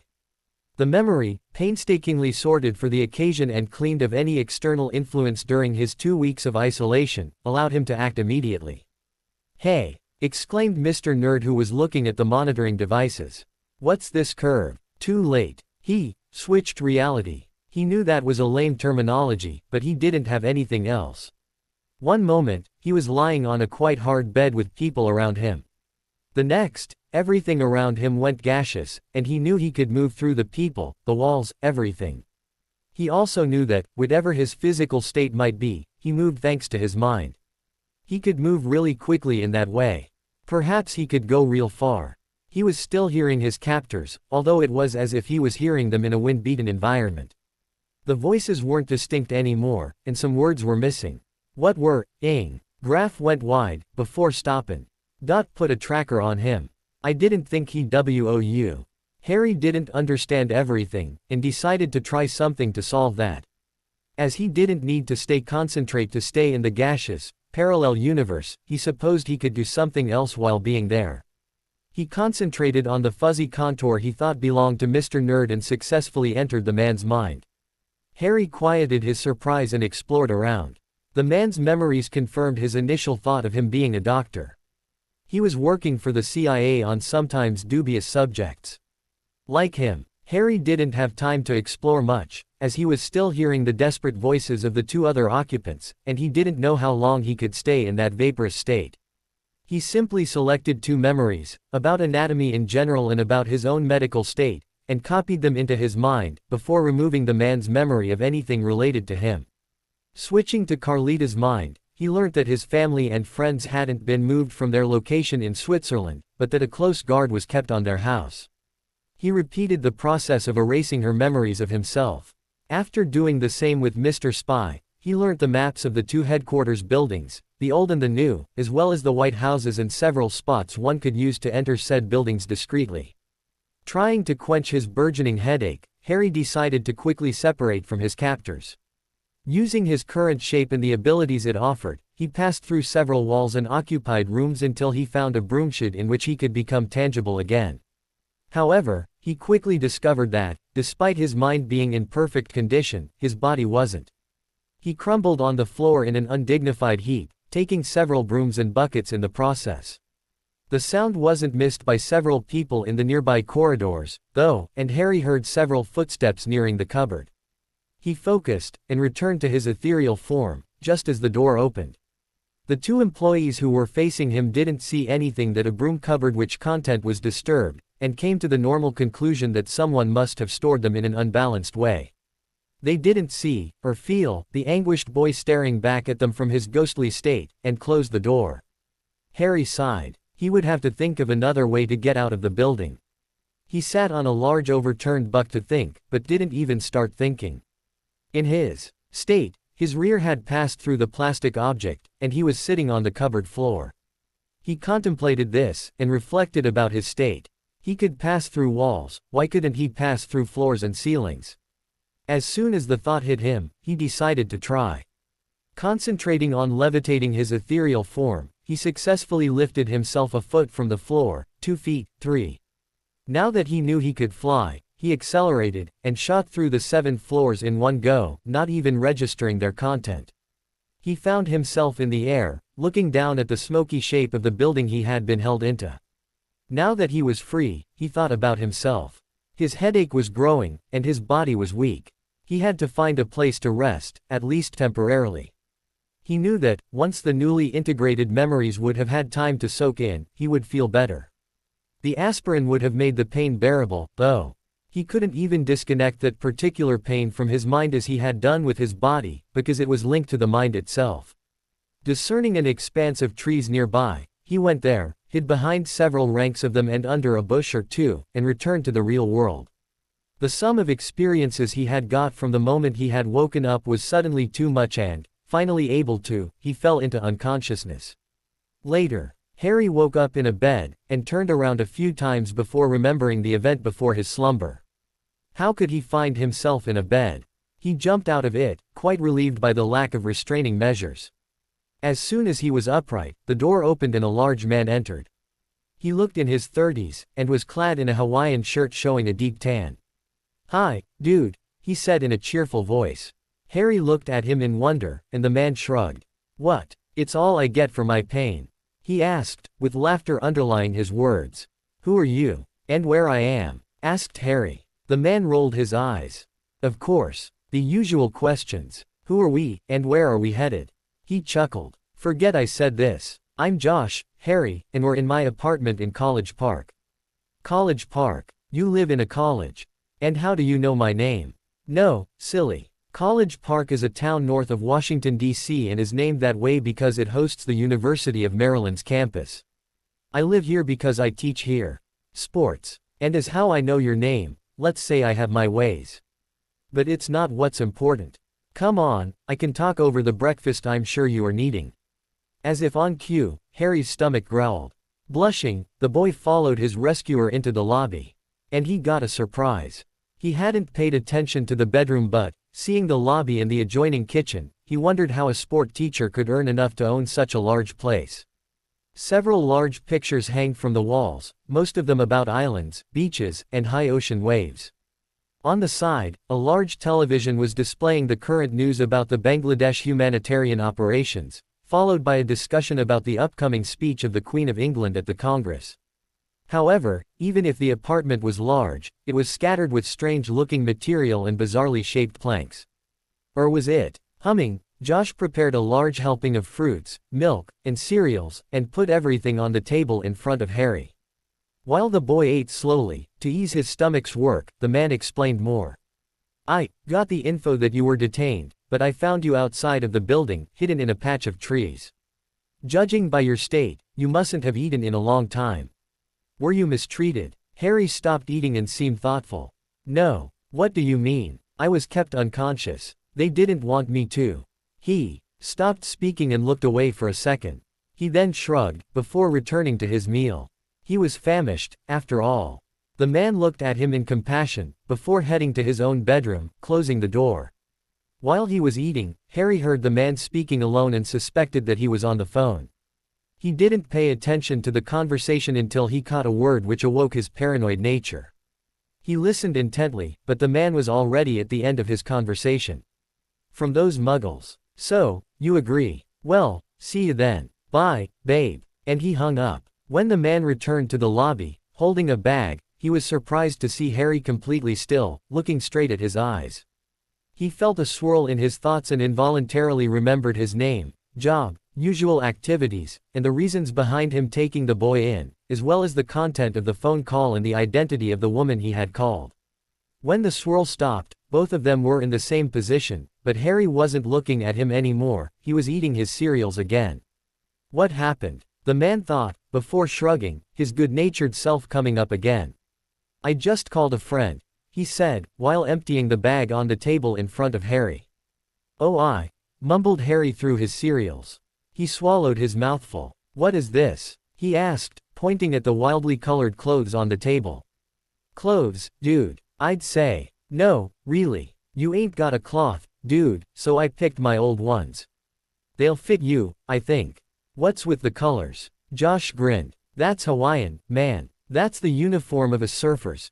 The man was doing a strange motion with his hand, and Harry didn't know what it was until he fetched the information from the man's mind, as well as the whole slab of memory related to surfing and another one related to their location. Now he understood the meaning of the paraphernalia scattered around the large apartment. "Sweet," he said, and immediately tried the shirt on. While he was looking at himself in the mirror, Josh spoke again. "Harry, the friend I called, she'll be there soonly. We'll have a look around. You okay with that?" "Hem." The boy nodded absently. "Her name is Allison. Allison Potter." Harry looked up sharply. He knew about her name from the man's memories, but, strangely, when he had pronounced the name, it acquired a particular substance. It called for something in him. He was curious, and asked the man to repeat the woman's name a few times. Curious, but not prying, the man did so while Harry went to his mind to check where the resonance was. To his dismay, it was in the separate turret hosting the Dark Shroud. He knew that something important was there, but he was still afraid of it. In no other mind had he witnessed such a strange occurrence. Not even in the other wizards. Not in Bill's, not in Sarah's, and not in Josh's. Yes, he knew that Josh was a wizard, and that was how he had gotten that large loft. Harry wasn't the only one to use his powers for comfort. Thinking back to the shroud and its link to his inability to explore his memory before the tender age of 1, he reflected that he would have to ask his parents about this. Perhaps they could explain about his early childhood. In the meantime, he opened his eyes to see Josh's worried face in front of his. Dude, are you okay? Do you need something? Yeah, no, I'm okay, man, Harry answered. Great, smiled the man, before going to serve himself a glass of Coke. Outrageous, said Harry under his breath. What'd you say? Asked Josh from the depth of his fridge. Nothin', answered Harry automatically. Why in the hell did I pick his language pack too? He thought. A short time later, when the woman showed herself at the apartment door, Harry immediately liked her. Like Josh, she was easygoing and funny, and wore Hawaiian shirts too, although a dozen sizes smaller. He just browsed her mind quickly and noticed that she was a witch too. Unlike Josh, though, her mind defenses seemed solid, and Harry didn't want to break through them as it would certainly raise her suspicion. Besides, she was a friend of his host. He quickly got out of her mind. Well, perhaps I'll get a bit of interesting information on the way, he thought. They quickly arrived in the mall, where Harry was surprised.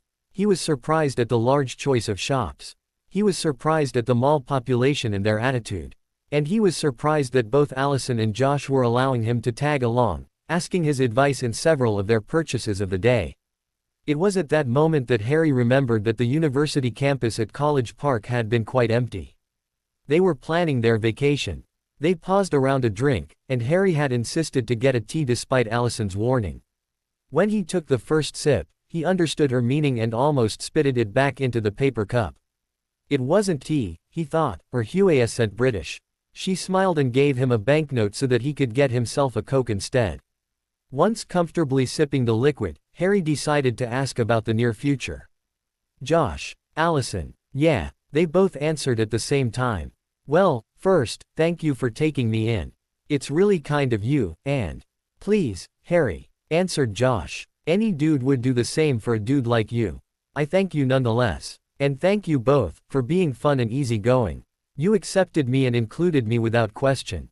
Both of them looked at him with wide eyes. Same here, Harry, said Allison. Anyone would have done the same. Okay. Now, what do you want to do? He asked. Josh smiled. Well, continue shopping, and then get a bite and go back.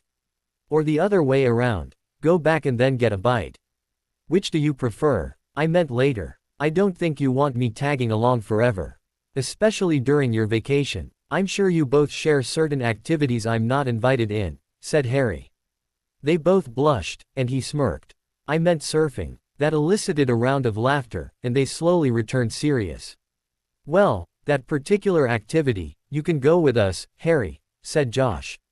He looked surprised. You mean it? Where? Not here, that's for sure, said Allison, smirking. Josh thought about it. We have scheduled a 2 weeks vacation in the Samoa Islands. The weather will be perfect and the waves awesome. The man had a passionate glint in his eyes, which transmitted to Allison, and both began to describe their favorite sport with much gesticulation, to Harry's laughter. Their exuberance wasn't to the liking of a grumpy couple of overly large customers, though, and they complained to the fast food employees, who transmitted the protest to the agitated surfers. The three of them laughed, but left the premises all the same, followed by the satisfied gaze of the two sticklers. However, just as they were leaving, Harry turned back and noticed something else in the couple's eyes. Thinking about it on their way back, he was sure that it was jealousy. Once back in Josh's flat, they slumped on the sofas around the den and laughed again. So, started Josh again. You gonna join us, Harry? His good-natured smile faltered when Harry's expression darkened. The boy swallowed. Thank you, both of you, but I can't go. Okay, dude, no sweat, said Josh. You can. You can't. I'm not prying. Thanks, said Harry. I will return to my family, then. I guess they are going to be angsty that I left. It has been, he looked at a tear-out calendar pinned near the door. 2 weeks already. Okay. You left your parents, explored the place, got caught by the big bad guys, escaped, I found you and you returned to your parents. Josh summed up. No sweat, I tell ya. You want me to drive you over there? Harry smirked. Not only the man was wrong in his assumption, but the thought of his used van driving to Switzerland was fun in itself. It's partly true, he said. But you can't drive me there.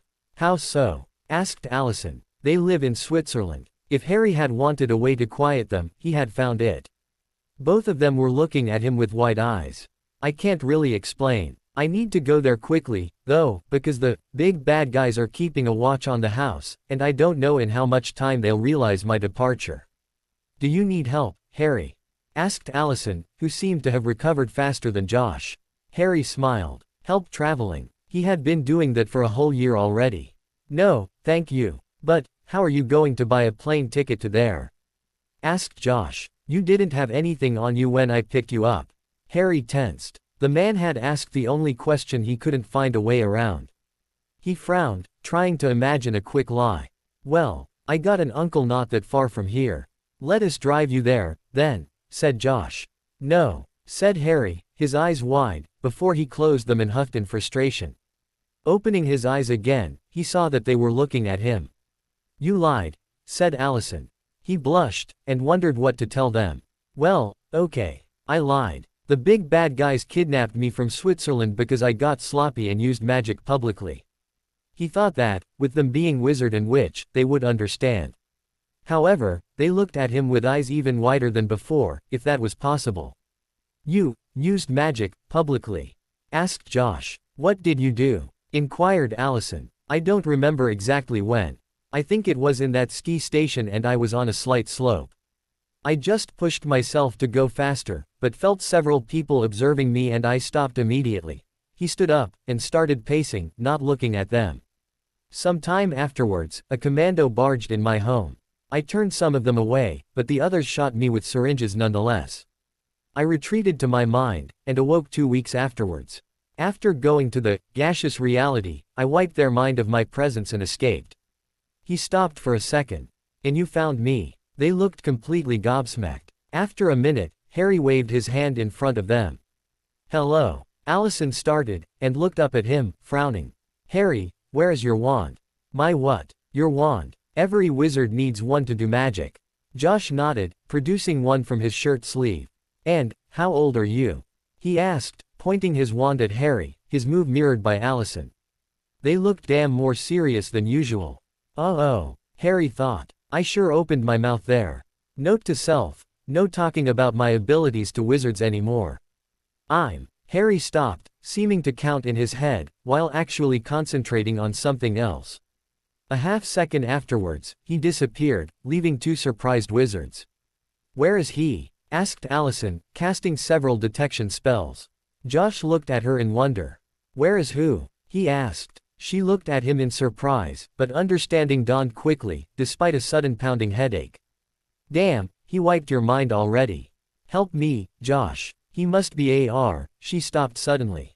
Josh looked at her. He must be what? And who must be what, in fact? She looked back at him, trying to speak. After a moment, she shrugged. I don't remember. That was unimportant, then. He smiled. Since you're here, come here.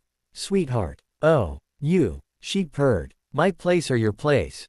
If you ask, I'd say your place. You have more toys. They apparated to her flat, and spent the next hour in a happiness-refilling activity, all thoughts of Harry gone from their mind. After having made them forget about him, it took a longer time for the girl due to her defenses. Harry stayed in the gaseous dimension and reflected, ignoring the hushed words coming from the shapes in front of him. He knew he was able to move quite fast in the reality he was in. As fast as he could think.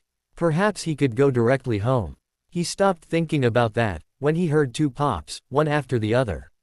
In front of his eyes, the 2 magic users had transferred into the gaseous dimension as well, only to quickly travel in the same direction. Harry was fearful that they had overcome his memory change and were chasing him, but a detail made him think about something else.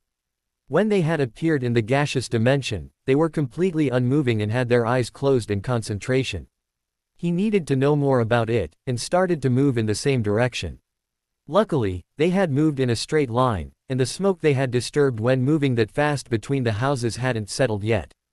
Harry quickly found them engaged in an activity he knew he shouldn't witness, but he had an important goal in mind.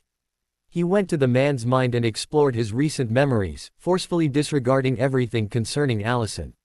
There, Josh had moved from his place to hers, using a special mean of transportation which wizards called apparition. And they thought it was only a teleportation system, which moved them instantaneously. They also believed that it was restricted to the inside of a country. Harry smiled as he extracted himself from the man's mind. And he blushed before leaving the room quickly.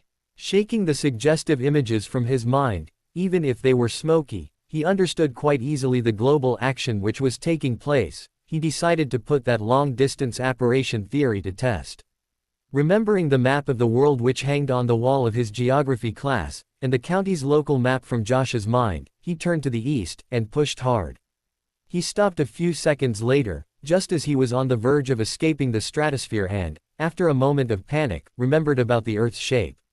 Whichever cardinal point you target, heading in a straight direction would inevitably send you in the air after a few miles. He was following a tangent, literally. He needed to go down, now, and aimed at the land mass further to the east. After a few hops in the high layers of the atmosphere, he recognized the shape of Lake Geneva and rushed downwards. However, the fatigue of the numerous jumps was wearing him down, and he missed his target by a few miles, also going several dozens of yards too far. 100 yards too far, exactly. And, as he came from the air, he found himself underground. No light, no smell, no sound. Wait, no sound. What was that humming? No light. Why was he seeing two lines of sparks going right and left? Why was their light intensifying? And why were they getting closer to each other? Sensing that something was amiss, he prepared himself for another jump, when everything went suddenly blindingly white. And then black. CERN, Large Electron-Positron Collider Results Building. The two young scientists looked at the chart that had appeared on their computer screen. "It's not possible," said the first, typing a sequence of keys which would refresh the data displayed. "It didn't change. Genevieve, are you sure your program works?" "It should," huffed the young woman. "I spent enough time on it." I know. It's your thesis project," and so on. "But come here and have a look." She looked at the screen, and repeated the man's words. "It's not possible. What do you think it is?" She frowned. "I don't know, Jorg. It's the first time an experience yields so many particles." And yet, she began typing on the keyboard frantically, manipulating the 3D model in front of her. "What do you think we should do? Call Osman?" asked the man. "Wait a second, it looks vaguely familiar," she said, continuing to type, rotating the displayed cloud of particles and zooming away, until she finally recognized its shape. She stopped typing and they both gasped in shock. In front of them, vaguely distorted because the L3 particle detector wasn't made to catch that kind of picture, was a face, mouth wide open in a silent scream of pain. "It's a joke," breathed the man. "It must be. I never saw such an experiment yield so many neutrinos before, and they can't assume a shape, can they?" He paused for a second, before asking, "Do you think Tim has done something with your computer?" "I don't know. His new tool has been sent to every next workstation, so he might have had access to it. His web thing will drive us all crazy. I think it's a joke. No collision can do that." The woman nodded, before slowly pressing the sequence of keys which would destroy the data. Somewhere else. A rush of consciousness, like an ocean wave. Water. Pain. The wave withdraws. Darkness again. Dreams. Life. Stars. Death. Explosion. The birth of a universe. I saw it all. Unconsciousness, again. Memories. Flying. Missing. Tearing. Pain again. Oblivion. Blue light. Group. Friends. Swimming. Together. Caught. Floating. Air. Peace. Man. Hey. Peace. Man. Hey. The burly man said to his colleague. "What in the hell? What in the hell?" His colleague answered. The two fishermen emptied their nets and the bloodied thing, which came out in the middle of the fishes, made them pause, before looking at each other and running toward the radio. None of them had the least knowledge in anatomy, but the thing had very definite and very human features. The problem was they weren't in place you normally found them in humans. And the most frightening was that it moved. It was alive, although barely, in obvious need for medical attention. Stop. The boat stopped. The men on it stopped running. The birds around them stopped in mid-flight and the waves around them stopped rolling. Pain. I hurt. I need to heal. In the middle of the fishes, the bloodied thing started to move. It was a sight to behold, but no one was looking at that particular moment. Bones which were sticking from strange places cracked and reformed themselves in other places. Flesh disappeared from areas to grow on others. The body finally looked human again. A young man. What happened to me? A memory. Witnessing a little Big Bang. Pushed. Traveling across the world. Through it, in fact. Across magnetic fields. Lack of concentration. Limbs catching matter on the way. Another memory. Not my own. Apparition. Splinching. Was that it? The healing process continued, and nerve endings connected to various body parts, making the limbs twitch. Matter which generally doesn't belong to the inside of a human body got expelled, and wounds closed. Burnt skin and torn hair grew back. But eyes didn't. It doesn't matter. I do see. The young man didn't even find it strange that he was able to perfectly see around him despite his lack of visual organs. He was even able to feel the structure of things around him, such as the two men immobilized in their rush for the radio, and the fishes below the hull, stopped in their swimming. He slowly pushed on his arms, and tentatively stood up. Balancing himself, he went to the boat's prow, and looked at the waves. The flow of time around him slowly returned to normalcy, and his vision stretched at the same moment. Although he wasn't surprised, strangely, he felt that he wouldn't be surprised anymore. The young man was curious. His eyes were seeing the scene around him multiple times. It was as though he was looking through a kaleidoscope, but each of the scene copy was different. In one of them, the fishermen were plunging knives through him and throwing him overboard. In another, they were on their knees in front of him, worshipping him like a god. In another, they simply didn't find him again and returned to work. And he was seeing thousands of these, some clearer than others. And, as he was watching them, several of them disappeared while others were created. Continually. What is the meaning of this? He had the faint inkling that he was going to find out. And soon. Hey, Chris, what do you think we should do? Hey, Chris, what do you think we should do? Said the first fisherman, returning from the radio. I don't know, Tucker. Stop invading my thoughts with your banter. I don't know, Tucker, answered Chris. The hospital isn't. Crash, crash. The hospital isn't. Why are my kaleidoscopic visions all disappearing except one? One where? Crash. The ship wrecks. The boat had brusquely stopped, and the two fishermen, after recovering their balance, looked around in fear. The reef, said the fisherman named Tucker. We didn't change our course. All right. My kaleidoscopic visions return. In one, they both live, in another, they both die. Or I could repair the boat, but they would kill me because they fear me. I should let them die. Although, the boat was slowly going down and the two men were running everywhere, trying to fetch the appropriate material for this kind of emergency.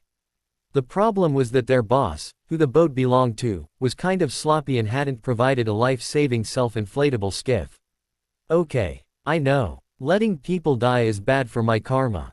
They haven't killed me yet, so they are innocent in the present. Air. Since when did I talk like that?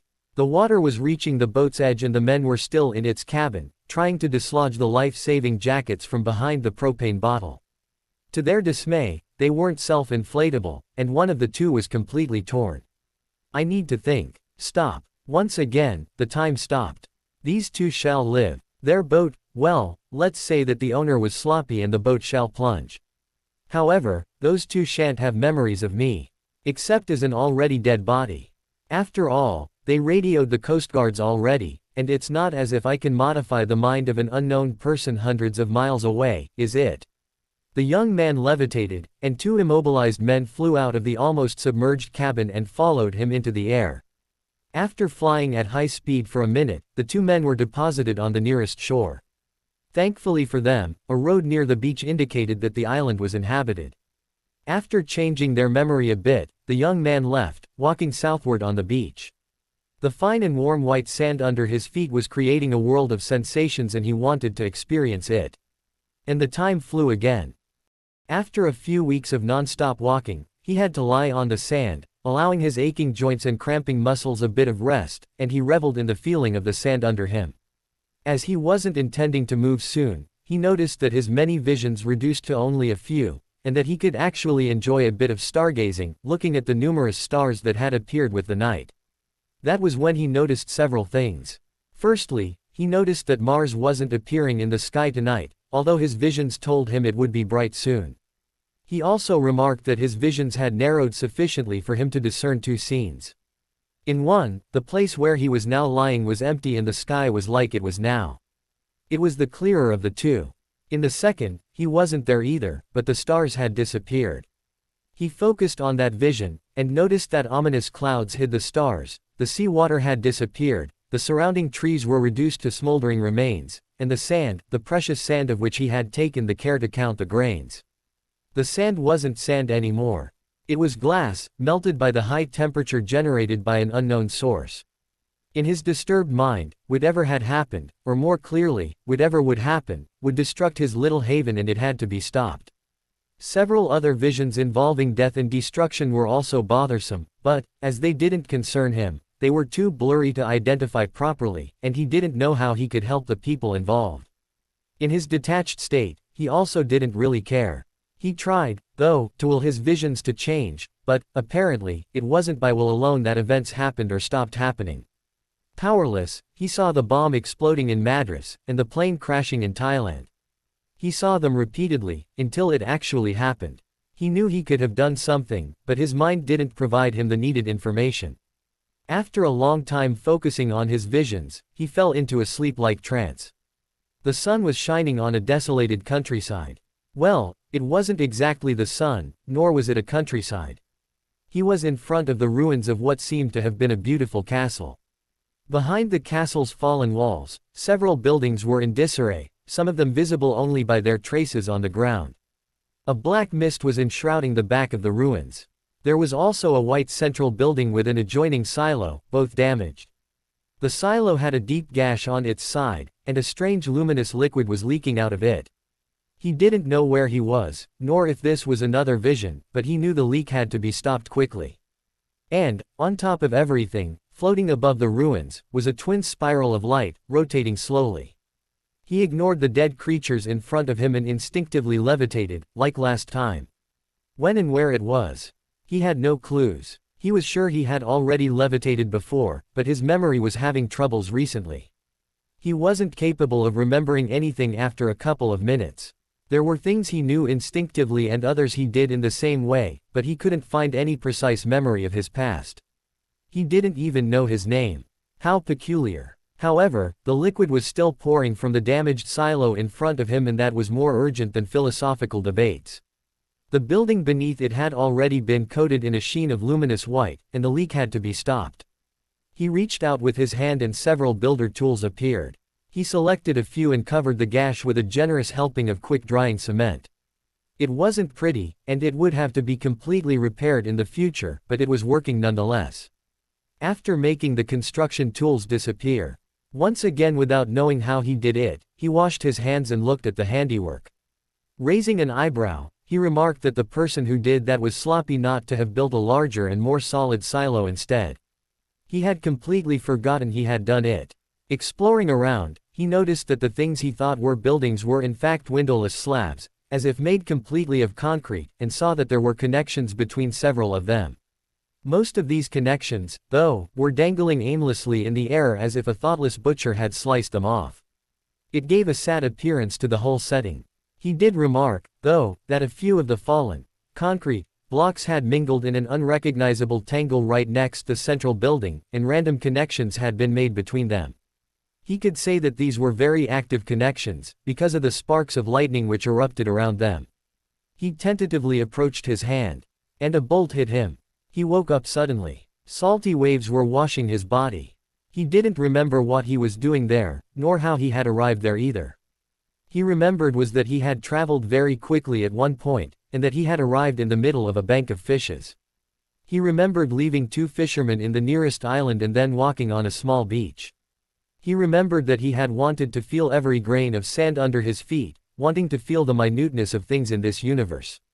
He had walked on the beaches of several islands, using his instinctive levitation to jump from one to the other. Led by his visions, he had headed north each time. He barely knew that several weeks passed by without him meeting anyone, and that his body wasn't coping well with the lack of nourishment. He didn't care. Nearby, a clearly irritated female voice interrupted his reverie, riotously. "How can you be so partial?" A male voice answered. "I like surfin' in the mornin', what can I say? Besides, I'm not the only one." "Yeah, I know. I was there yesterday, you know. I counted the bottles you drank, and when I reached 15, I knew you'd push yourself in a sticky situation, again. I wouldn't call. You did bet with your infamous friends that you'd surf that spot. And we're Sunday. The locals don't take it well for us to surf today. That why you wanted to be that early.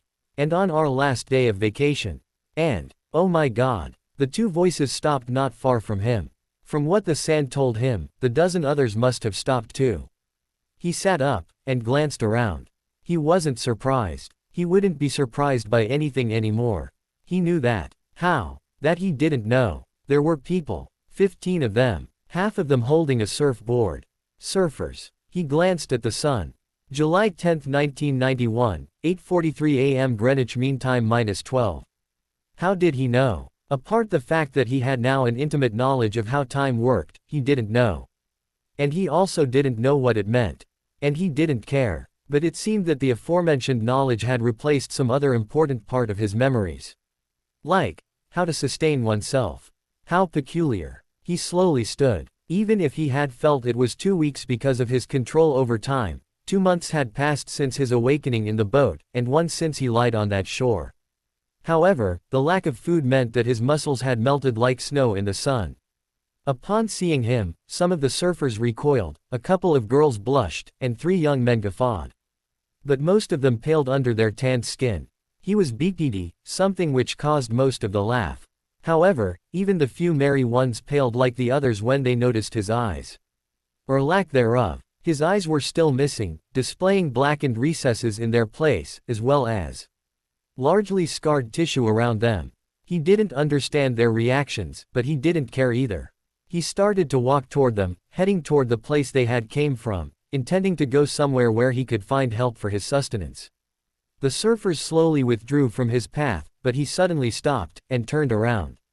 If he had eyes, one would say that he was staring intently at 2 of them. He knew they knew something about him.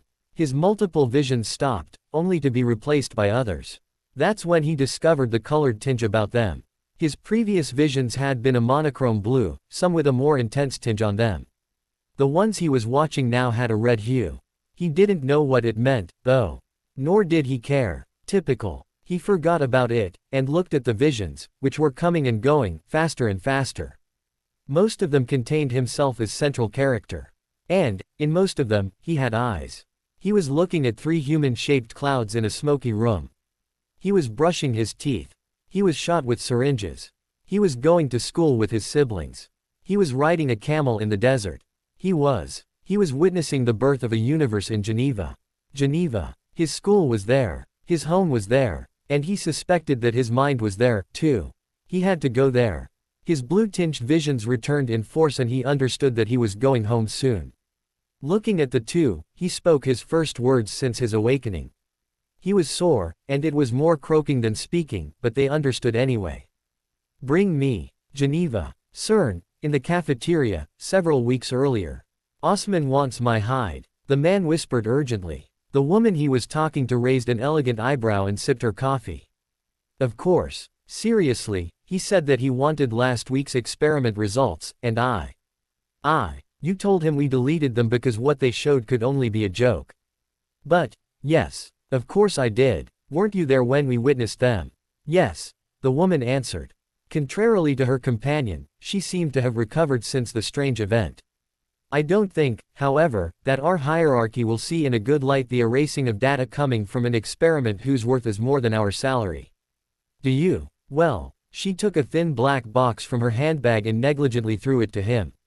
When he opened it, he found several mirror-like discs inside. "What is it?" he asked, dumbfounded. "This, my esteemed colleague who is going to work hard to sustain his thesis, is the only copy of those results." Where did you get them from? I saw you removing the files." She looked at him with exaggeratedly wide eyes, pulling the tip of her ears outwards in a poor imitation of a well-known movie's character. "When like me long years you'll have passed, the procedure know you will. Huh. The LEP detectors, and especially the L3, keep track of each experiment for some time. When you saw me deleting the data, I merely removed the files from my computer. When I left the building, I had a doubt and came back to the detector's console to save the data. When I noticed its size, though, I had to make a dash to the warehouse because one CD wouldn't have been enough." "Why? I mean, one CD should have been enough, shouldn't it? The data produced by last week's experiment should hold on a regular CD, one of those used for music, outside the CERN. And why did you say it was the only copy? There have been other experiments in between and the console doesn't have ours anymore. And, about the data size, you're right, but it's not the case here.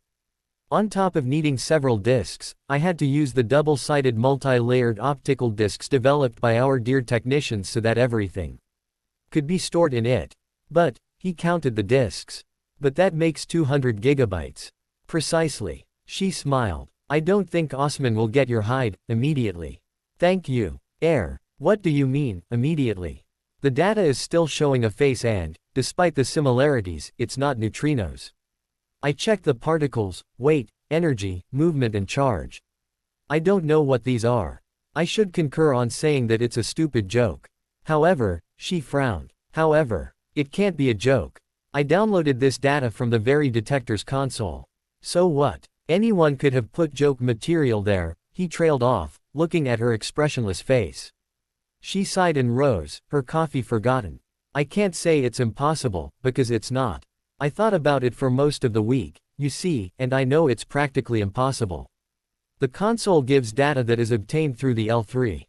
In other terms, it's read-only and can't be forged, except by opening the detector and tweaking its insides. Do you have any idea of the clearance needed to do that? And to do what? A mere joke. Besides, I checked with the other experiments and they yielded normal results. Can't it be a bug of some sorts?"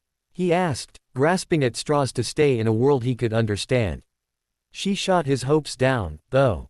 No bug can yield that much results.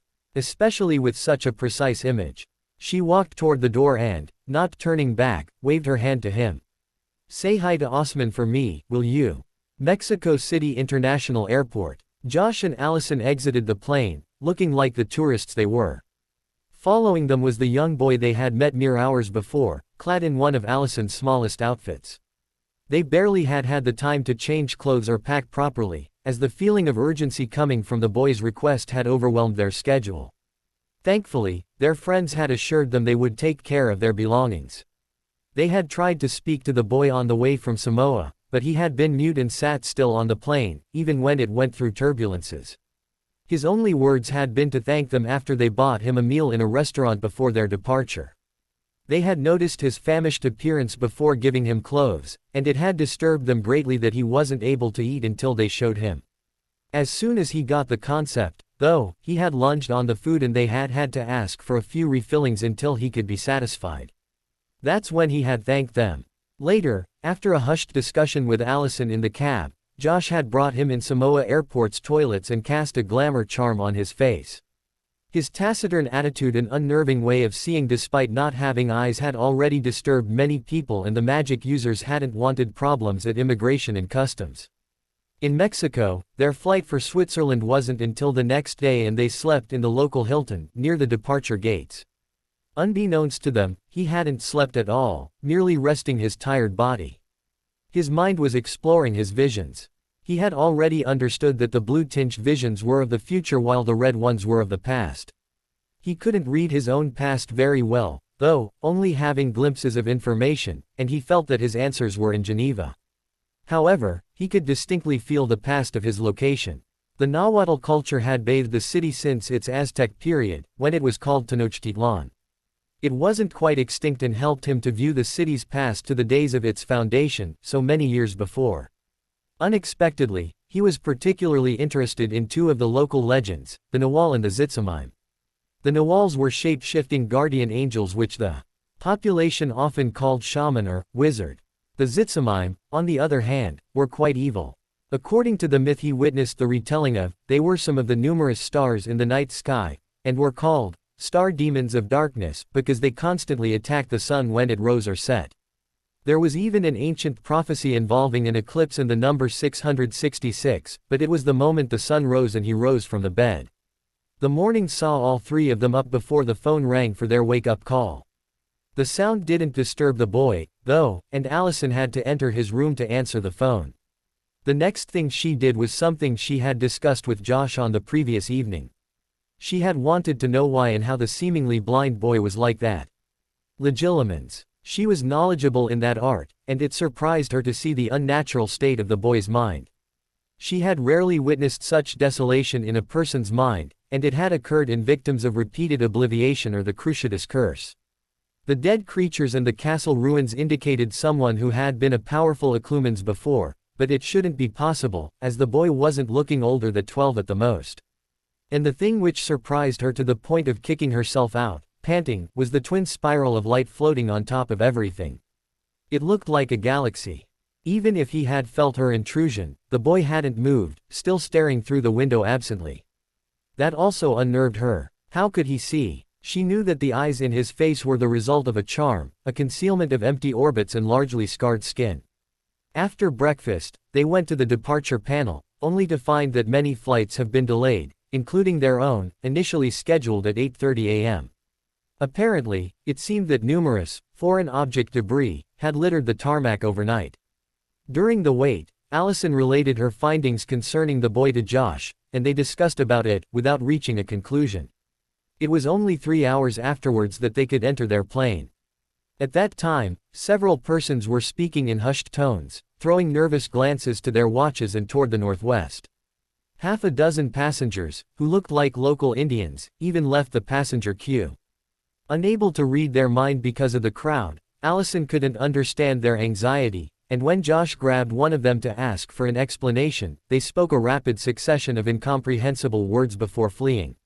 Neither Josh nor Allison knew why these were frightened, but they embarked with the boy nonetheless, missing his frown. They also didn't notice the knowing look exchanged between several other passengers in the queue. It took 20 minutes to board everyone, except the passengers who had fled, and once everyone was properly settled, the plane began its takeoff route. Josh, being slightly claustrophobic, had required a window seat and got 34A, and the boy was beside him, in front of Allison. Because he was looking outside, Josh missed the boy's darkening expression, but didn't miss the darkening in the sky, near the northwestern mountains. He wasn't the only one, and excited and anxious whispers alike erupted in the plane. Even the flight assistants were looking through the windows.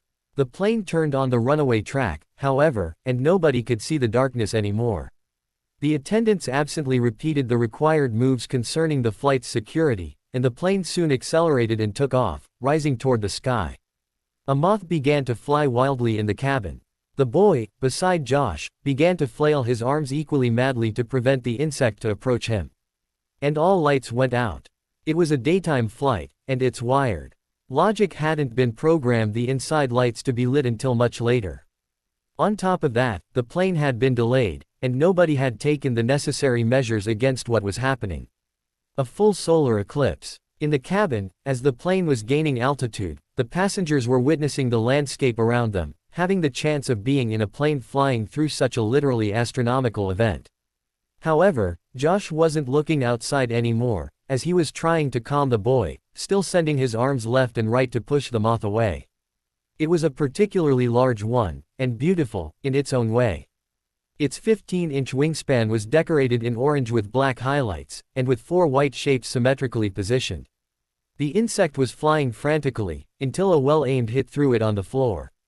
Josh was smiling proudly, a rolled newspaper in his hand. However, when he looked at the insect, his smile faltered. People started to inch away from it, too. The 4 white shapes, now identifiable because of the animal's relative stillness, were human skulls. The plane began to rock, and the passengers who had stood to get a better look, whether it was on the sky or on the insect, were slammed back in their seats. It was like a turbulence, only stronger than usual. And it seldom happened at that low altitude. The boy raised his head from the prone moth on the floor, and his fake eyes looked right at the middle of the plane, where several high-pitched shrieks tore the air. An overly large spider was there, moving its hairy body because of the plane's rocking movements. It moved at the same time, in fact. Or was the plane's current hazardous state, because of it? The idea felt weird, but the boy had a sinking feeling that the moth and spider were linked to the plane and to what was happening outside. If the plane continued, it would crash. It was already losing altitude, everyone could tell. This hadn't happened in any of his visions, however, which meant that the crisis must be resolved outside of the normal time flow. He felt his inside grow cold as his resolve hardened. At the same time, he felt a prickling sensation on his whole body, and he stood suddenly. Stop. It was as if the universe braked suddenly. Everything around him slowed down quickly, to the point of immobility. The boy felt unbalanced for a short while. He had been short, and his head was now touching the plane alley's roof. He looked at himself and did a double take. That's not normal, he said, and jumped at the sound of his own voice. Not only it wasn't his own, older, sounding mature, but it also wasn't English. It was a language he had heard recently, but he failed to pinpoint where. Unaware of his surroundings, especially the still-moving insects despite him stopping time around, he inspected his body. Contrarily to his previous way of seeing, it wasn't in a monochrome vision. In fact, he wasn't having visions. He knew, from past experience, that he didn't have visions when the time was stopped. However, he had never transformed in an 8-feet-tall feathered half-human before. He raised his arm, wondering at the colorful feathers, and noticed that his skin, under said feathers, was scaly. "Ah, so nice to be oneself, don't you think?" asked a raspy although definitely feminine voice nearby. "You're right, as always, Itzpapalotl," answered another voice, also feminine but muffled under a constant clicking as she spoke. He jerked around, and found a woman standing where the fallen moth had been. She had a dress which displayed the orange and black designs of the moth's wings, but missed the skull-like white spots. He frowned, before looking at her face and gasping. No need to draw a skull, as one was looking straight at him. "And it's so nice to join us, Quetzalcoatl. It has been such a long time." Itzpapalotl continued, looking into his eyes. "The prophecy, you know," clicked the other woman, approaching them. "Nothing ever happens by chance." He looked at her and gasped again, as her mouth was missing, replaced by a wooden rectangle on which 3 spider-like fangs moved, giving the yellow-skinned woman a spider-like appearance. "You have an appointment in Mictlan tonight," she continued. "I doubt that the underworld gods of death will give you a warm welcome, especially Mictlantecuhtli." That's when he remembered. Well, not him exactly. The feathered man who had taken the place of the boy remembered his life. His parents, Mixcoatl and Xochiquetzal. His exile because of his twin brother Tezcatlipoca. Mayaquel's death at the hands of the Zitsamime. Speaking of which, 5 passengers of the still immobile plane started to move despite his previous order, transforming into something different in the way, and gathering behind Itzpapalotl. Monsters from above, he thought. Demon stars. Zitsamime. But his new memories allowed him to understand that it was normal. It had been written for the mortals to remember and prepare, even if the myth had been distorted. His return had been scheduled for 666 years after he helped the Stray tribe to found their capital city, and he had to defend. "Thank you for being there, my friend," said a deep voice behind him, and he felt a strong and warm hand on his equally strong shoulder. "It has been a while, but I knew you could make it." Tenacia, the sun god, in his perpetual fight against the demon stars. Not removing his eyes from the monsters in front of him, he turned his head slightly and nodded. The 2 of them against the 7 demons. Winners take the world. A few seconds of standby ensued, each god and demon thinking about the incoming fight. Quetzalcoatl knew, because he had possessed a boy who had accompanied them, that Josh and Allison had channeling sticks on them, which they called wands. They wouldn't be as efficient as the shaman staves of old, but it would be better than nothing. As soon as the thought reached his mind, the feathered serpent which was his body uncoiled his tail and jumped, evading the moth goddess and snatching Josh's wand from its floppy holster.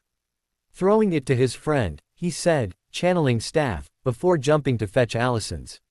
The sun god had a moment of confusion, but quickly understood his feathered friend's actions, and started to use the stick to aim at the monsters. They had recognized the threat, though, and fled quickly behind the separating walls. Alicent's wand had been stashed more securely than Josh's, and Quetzalcoatl didn't join the fray until they had all fled. In their run, though, Tanatia succeeded in touching two of them with scalding rays of fire, transforming them in a pile of ash. However, the god wasn't used to the frailty of a wizard wand, and it melted in his hands just as Quetzalcoatl extracted Alicent's. The look on both of their faces could have been comical, if they didn't have a danger looming ahead. As the sun god had a more efficient way to kill the monsters, Quetzalcoatl gave him the wand, whispering him to restrain himself. They then advanced toward the business class. The sloped walkway was narrow, and Quetzalcoatl, being Tanatia's protector, was walking first, flexing his muscles in preparation of the incoming brawl. Arg! The danger, however, came from behind this time. Visibly, Itzpapalotl had used her alternative form to fly in the other alley, and attack the sun god from behind. She tried to strangle the man with her skeletal hand, while grasping the wand with the other. The other monsters made a good use of the distraction to try to grab the feathered S, but it reached out and strangled two of them in his powerful coils, while pushing the others with his arms at the same time. Just as he released the bodies of the two fallen demons, he felt a bite at the end of his tail, and noticed the smug look on the Spider-Woman's face. His tail instinctively lashed out, and flung her against the outside door. The force of the impact made a sickening crunching sound, and she didn't move, the door handle protruding from her distorted mouth. Gasping under the poison, Quetzalcoatl grasped a saber fallen from the two strangled monsters and cut the end of his tail. He then fell on the floor, feeling most of the poison leaving his body with his blood.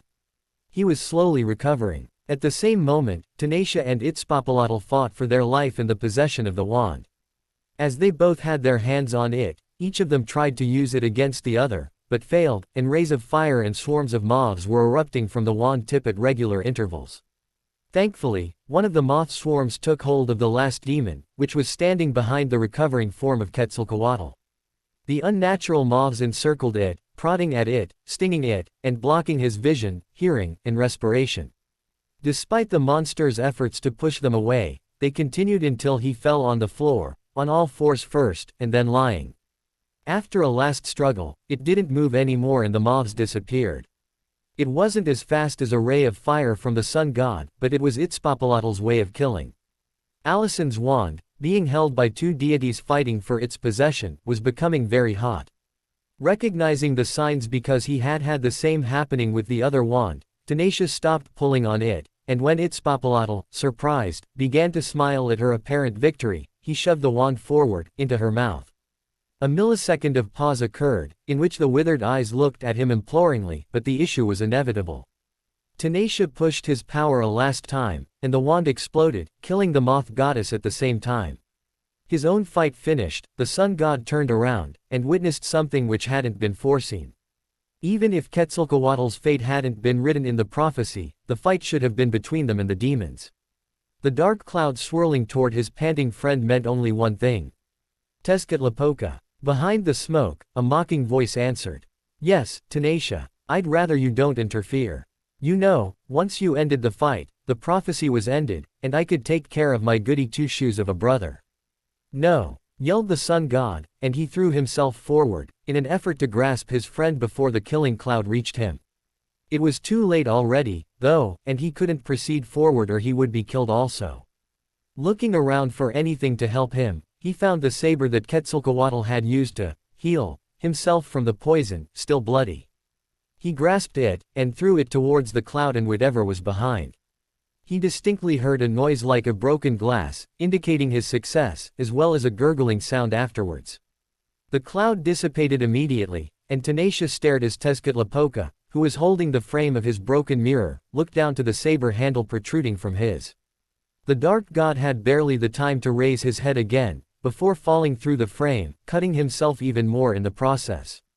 Tanatia lunged at his friend's lying form. Quetzalcoatl wasn't moving, his head in his arms, facing down, in the stillness of death. The sun god kneeled beside him, closed his eyes, and something unexpected happened. The sun god, whose eyes were of fire, was crying for the first time. At the same time, the prone body of his friend moved, turning around, and the first 2 tears of Tanisha landed in the very eyes of his friend. The serpent god coughed, and his friend jumped in surprise. You're not dead." Quetzalcoatl looked around and, noticing the dead body of his malevolent brother, thanked Tanisha before telling him that he had studied the smoking mirror for a very long time, and he knew that, by staying on the floor, and blocking his ears, eyes, and respiration, he could hope to escape it. The two of them hugged for several seconds, until Quetzalcoatl separated. "You cried?" he asked his fiery friend, who blushed. "No," was the indignant answer. "Yes, you did. I feel strange. We should perhaps end our mission here. Now that the Zitsamime have been banned to the world of Tomo, Nchan, they won't harass us anymore." "You're right, you know. Let's give these two their bodies and memories back." Tanisha returned to the empty seat he had come from, concentrated, and his translucent form lifted from the seat, leaving a fiery-headed man in his stead. "Your turn." Quetzalcoatl sat and concentrated also, rising from the seat afterwards as well, leaving a boy sleeping on the seat. Once done, he looked at the boy thoughtfully. "Shall we?" asked his friend. "Wait, what? Look at him. Oh my. So, you see it, too." "Yes. Seems that our predicament isn't the only task on his plate."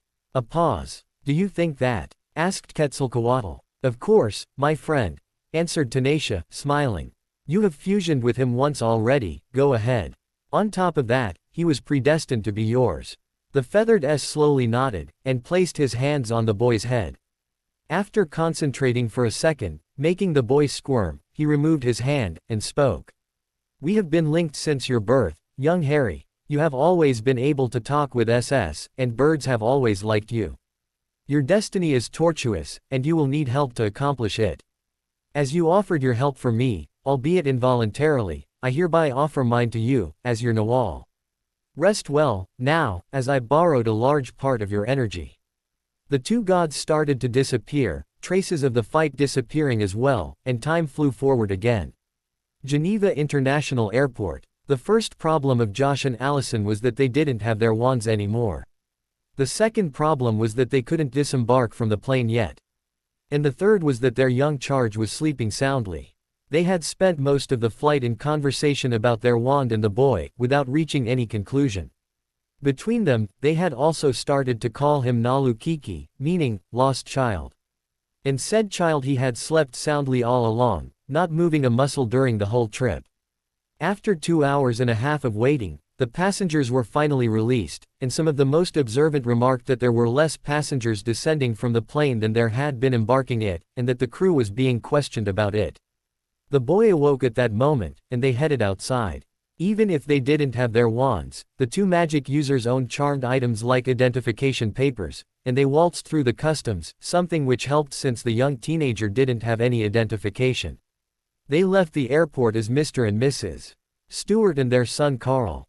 Once they found themselves in a cab entering the town of Geneva itself, the boy turned toward them. "Thank you," he simply said, and the two wizards felt as if a burden had been removed from their back, as they had fulfilled the quest they had been given. If they had had their wands, they could have apparated out at that moment, returning to their flat and their friends, but the gaze they threw at each other had the same meaning. On top of their missing wands, the boy was a living question mark, and they wanted to know more about him, to help him. Besides, since the beginning of the trip, they had felt as if they had already met him. They had tried to put the feeling aside, but it stayed, even if they now were in Geneva proper. Once there, the lost child seemed exactly that, lost. They convinced the cab driver to drive around the town, telling everything about the town on the way. A tourist tour, in fact. However, nothing they saw raised a sign of recognition from the boy. Until they crossed a large sign indicating that the CERN was 10 kilometers ahead. As it was larger than regular road signs, while being smaller than advertisements, Josh asked about what the acronym and logo meant. The cab driver wasn't a physics specialist, but he knew his town and its attractions. When he told them that the twin rings were particle accelerators where scientists tried to reproduce the Big Bang, the boys' ears perked, and they drove to the science campus, incidentally passing near the airport again. Once there, the two wizards feared a difficult time convincing people to help them. However, the people working there were very helpful, and they quickly succeeded in getting a list of people working with the accelerators 2 months ago. They went to find them, one after the other, but many scientists weren't there because of a conference occurring in Milwaukee at the same time. However, fate was with them, unless it was sheer luck, because their seventh target reacted differently than the others. Yes? Asked the woman, turning around from her workstation. Allison answered, "Are you Genevieve?" "Oh mon Dieu," she interrupted in French. The woman, who had just caught sight of the boy's face, had instantly recognized him. Her hands went to her mouth but didn't reach their destination. She had fainted. A short time later, and with the help of a glass of water, she woke up. After blinking a few times, she sat up, pushed Allison aside, and kneeled in front of the boy whose face had been her nightmare for 2 months. "So, it's true," she muttered, touching his face delicately. "What is true, miss?" asked Josh. She didn't answer for a while, seeming lost in thoughts as she was still looking and touching the boy's face. After they asked the question a second then a third time, she started, as if surprised by their presence. She then began to explain who she was, what she was doing, and how she had come to obtain a picture of the boy, even if she didn't know how that was possible. "And I don't know what we can do about it," she concluded. Hearing these words, Josh looked at Allison, then stared at the boy thoughtfully, a reaction his girlfriend noticed at once. "What's on your mind, Josh?" she asked. He took a moment to answer. "Do you remember Magdalena Peterzak?" "Professor Peterzak." The non sequitur confused Allison, and he continued. "She had been our technomancy teacher, at both our schools." "And?" she asked, looking at the Muggle woman anxiously, but Genevieve had returned to the boy and was asking him questions softly. "Well," Josh answered, "I happen to have read an article about her in the Magic Herald." "You read newspapers?" she asked mockingly. "I'm so proud of you. I still don't see the link." "Shush, you. If you want to know, you'd better listen." "Sorry, macho man," she smirked. "I'm all ears." "Humph," he sighed. It was about her new appointment. Apparently, Muggle technology and science had improved so much that they needed a whole new department in our magical government instead of a small bureau in the education department. She had been appointed head of the newly created Department of Technomancy. What does it have to do with this? "The boy, Allison. The boy. Did you listen to her explanation?" he asked, pointing to the still oblivious women nearby. "She told us that he had been stuck in the middle of an experiment. A Muggle technology experiment. I don't know what to do about it, nor do you, but I think that a technomancy expert can help us." "Don't you think?" They were interrupted by a third voice. "What's a Muggle?" Their heads swiveling, the two magic users noticed that the young woman wasn't holding the boy's face anymore, but was looking at them, a confused expression on her face. "Oh no," Josh said, shaking his head. Allison nodded thoughtfully. "I can't even obliviate her. We definitely need help." "Right," he answered. "What are you talking about?" Genevieve asked. Allison sighed, and nudged Josh forward. Reluctantly, he repeated a set of sentences he had learned at school, in the course labeled Muggle Discussion and Escape Tactics. "We are from the government, miss, and we have come across your case recently." You aren't from the government," Genevieve answered tartly. "Government agents don't clothe themselves like Hawaiian surfers. On top of that, we are in Switzerland, here, and your American accent fails you." "Damn, she's smart," mumbled Allison. Josh looked at her, and shrugged in defeat. "Okay, we're not. But you'll have difficulties understanding and accepting," said Allison. Genevieve stared at her defiantly. "A challenge. I like challenges. On top of that, I witnessed him," she said, patting the boy's shoulder almost tenderly, before continuing, "and I don't think anything could shock me more. Judging from your earlier discussion, you don't even know what happened to him." "Correct." The two wizards looked at her with round eyes, before Josh muttered, "and witty." Allison threw his boyfriend a dark look, before pushing him toward the telephone. While he tried to reach his friends and then the old professor, she tried to answer to Genevieve's question. "You are correct." Now, she drew a large intake of air. "What do you know about magic?" After phoning their friends and getting directions to the local magical mall, Josh spent almost 2 hours in long-distance calls, finally succeeding in reaching Professor Peterzak. After another lengthy discussion, they agreed to meet 2 weeks later. Earlier wasn't possible, as the old woman had a lot on her schedule already. Genevieve proposed to lodge them, as she definitely wanted to know more about magic, and to understand the mystery behind the boy. They settled in her small apartment for the weekend, and decided to visit the local magical shops on the following Monday. Josh and Allison brought Genevieve and the boy to the magical place, in a secluded alleyway of Geneva called Anather Road. After discussing about it, they agreed to withdraw 100 gold galleons each from the local Gringotts branch. It would sufficient for their needs here. However, the remoteness of their real account added a hefty 25% fee and they left the bank a bit miffed. They then went to buy replacement wands at the local wandmaker. Genevieve was opening round eyes upon discovering the reality of Allison's explanations as they crossed shops selling flying brooms and the like. The wand merchant was an easy-going witch in her early 40s named Merritt Klein. Despite her age, she was quite new to the job, having started 5 years before. However, she had invented a spell to discover a customer's most appropriate wand quite easily. It took only 5 minutes to get Allison and Josh 2 new wands which, even if not as comfortable as the old ones, were good enough for everything they could think of. After witnessing the gold sparks erupting from the chosen wands, Genevieve asked tentatively, "Ahem, you didn't tell me who was or wasn't a wizard. Could I be one?" Josh and Allison looked at each other, not knowing what to answer, but Merrick smiled. "Well, the spell I used can find which wand is most usable by a person. While my stocks aren't as large as other wandmakers, I'm sure to find a wand for every wizard or witch who want to buy one. So, if you can use one, I'll see it immediately. And the contrary is true also. Step forward, if you wish, and we'll try." Genevieve advanced tentatively toward the counter, and magic cast the spell on her. Without result. "I'm sorry, dear, but you don't seem to be magical." Genevieve retreated, a bit peeved. "Can I learn how to be one? Are there schools?" "I'm sorry, Genevieve," said Allison. "My explanations about magic were less complete than I thought, and perhaps I didn't mention that it was genetic. Except some rare cases, you are born one or not." "Which cases?" It's more about cases where people lose the ability, really." True. However," added Merrick, smiling at Genevieve's sudden hopeful look, "you can learn about us. I mean, you won't be able to cast spells, but it's not always the only thing in magic. You can help in a magical shop. You can learn our traditions and folklore.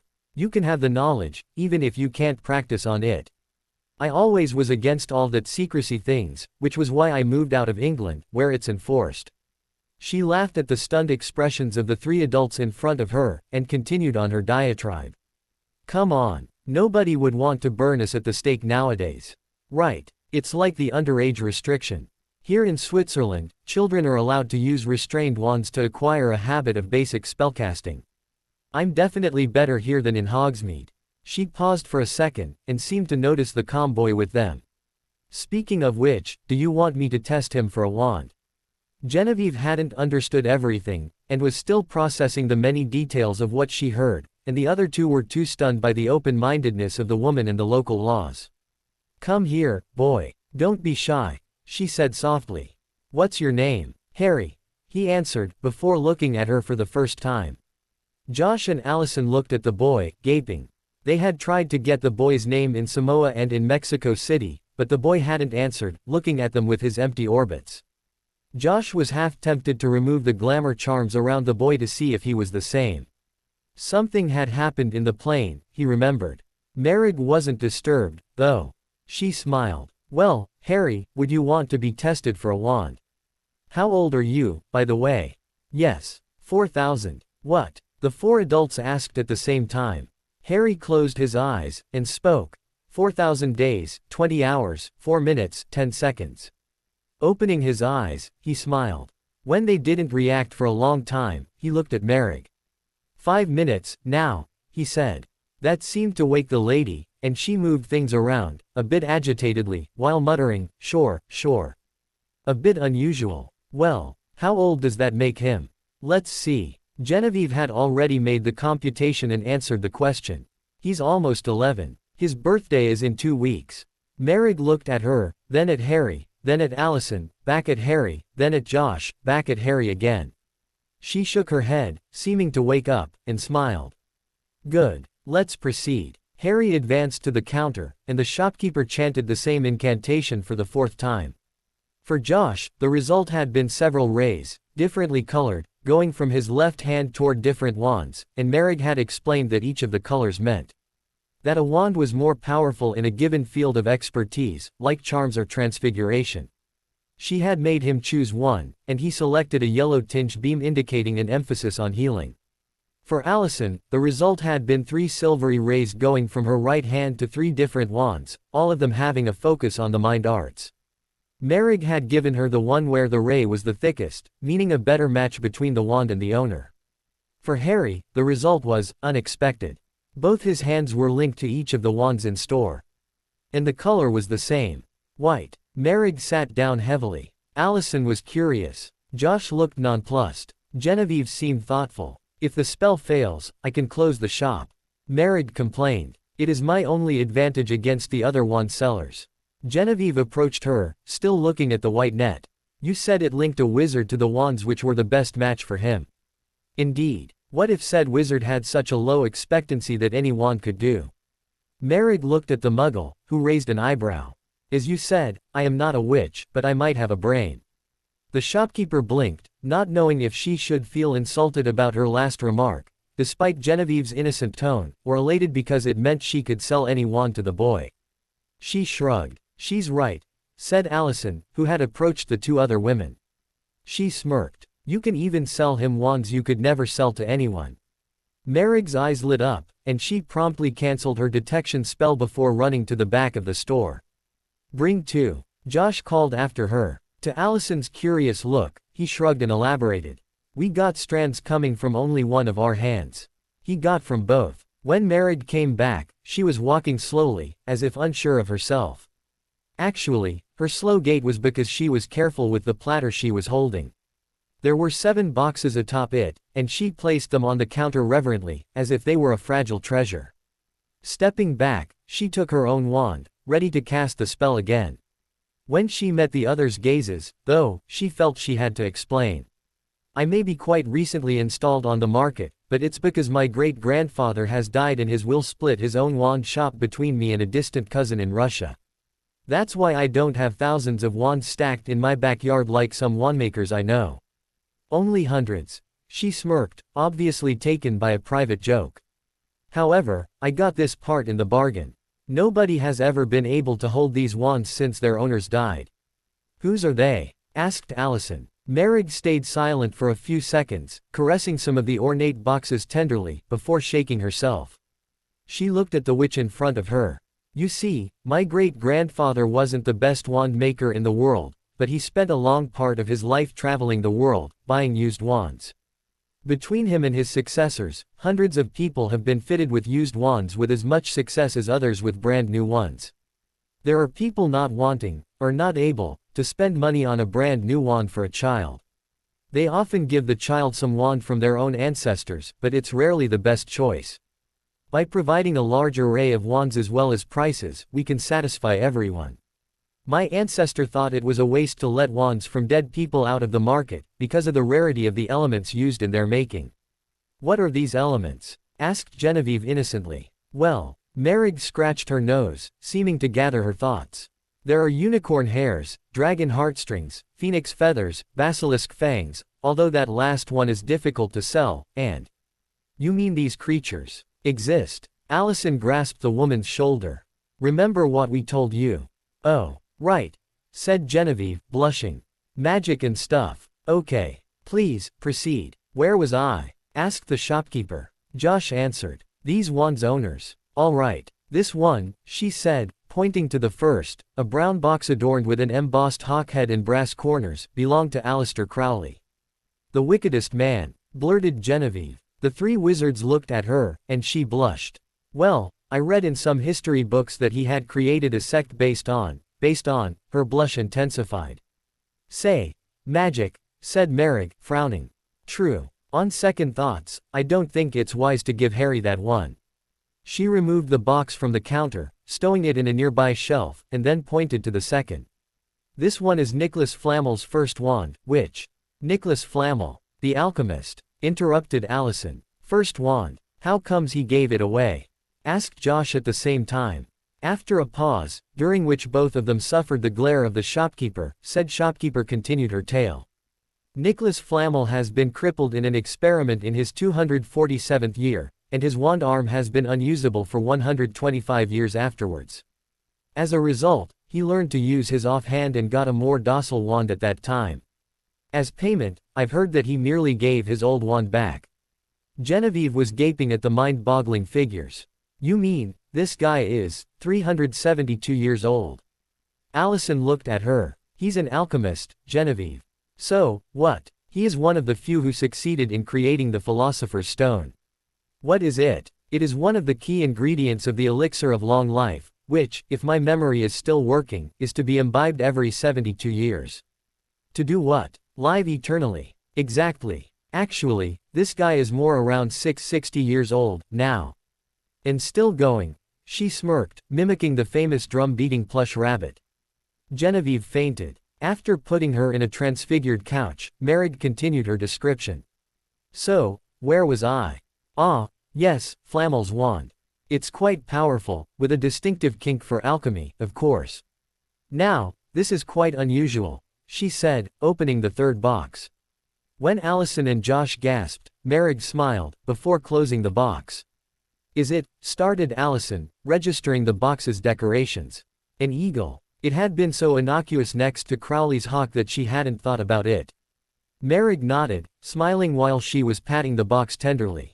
Rowena Ravenclaw made interesting research around the end of her life, and she succeeded, no one knows how, because she disappeared soon afterwards, in imbuing a ring with the same properties as a wand.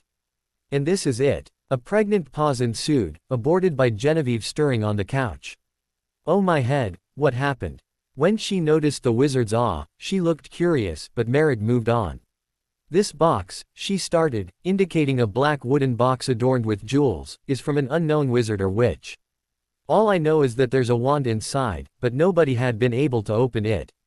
And I don't want to destroy it while trying to, she hastily added, seeing a glint in Josh's eyes.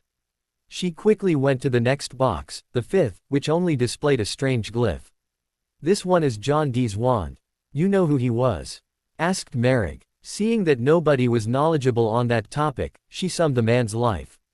Apparently, he had been an outcast in his family, serving several Muggle kings or queens in the 16th century. On a side note, it is said that his name comes from the Welsh word, du, meaning black. Black, as in Sirius Black, the infamous murderer? Asked Josh. Harry, who had barely spoken until then and who had moved even less, looked up sharply. No, he said. The adults were surprised of the outburst, and another pregnant pause followed, but the boy had resumed his previous position of looking at the boxes in front of him. Merrick coughed, moving to the next box. Moving on, this wand is from another alchemist, but this one has had less luck than Flamel. His owner was Dr. Johann Georg Faust, who met his ultimate demise when he gave his soul to a demon in exchange for information. Genevieve said, remembering the numerous pieces of music related to the myth. You mean it's true? The whole stuff about invoking demons and striking bargains with them. Partly. And it's quite forbidden nowadays. But you're right about Faust. Merrick moved to the last box.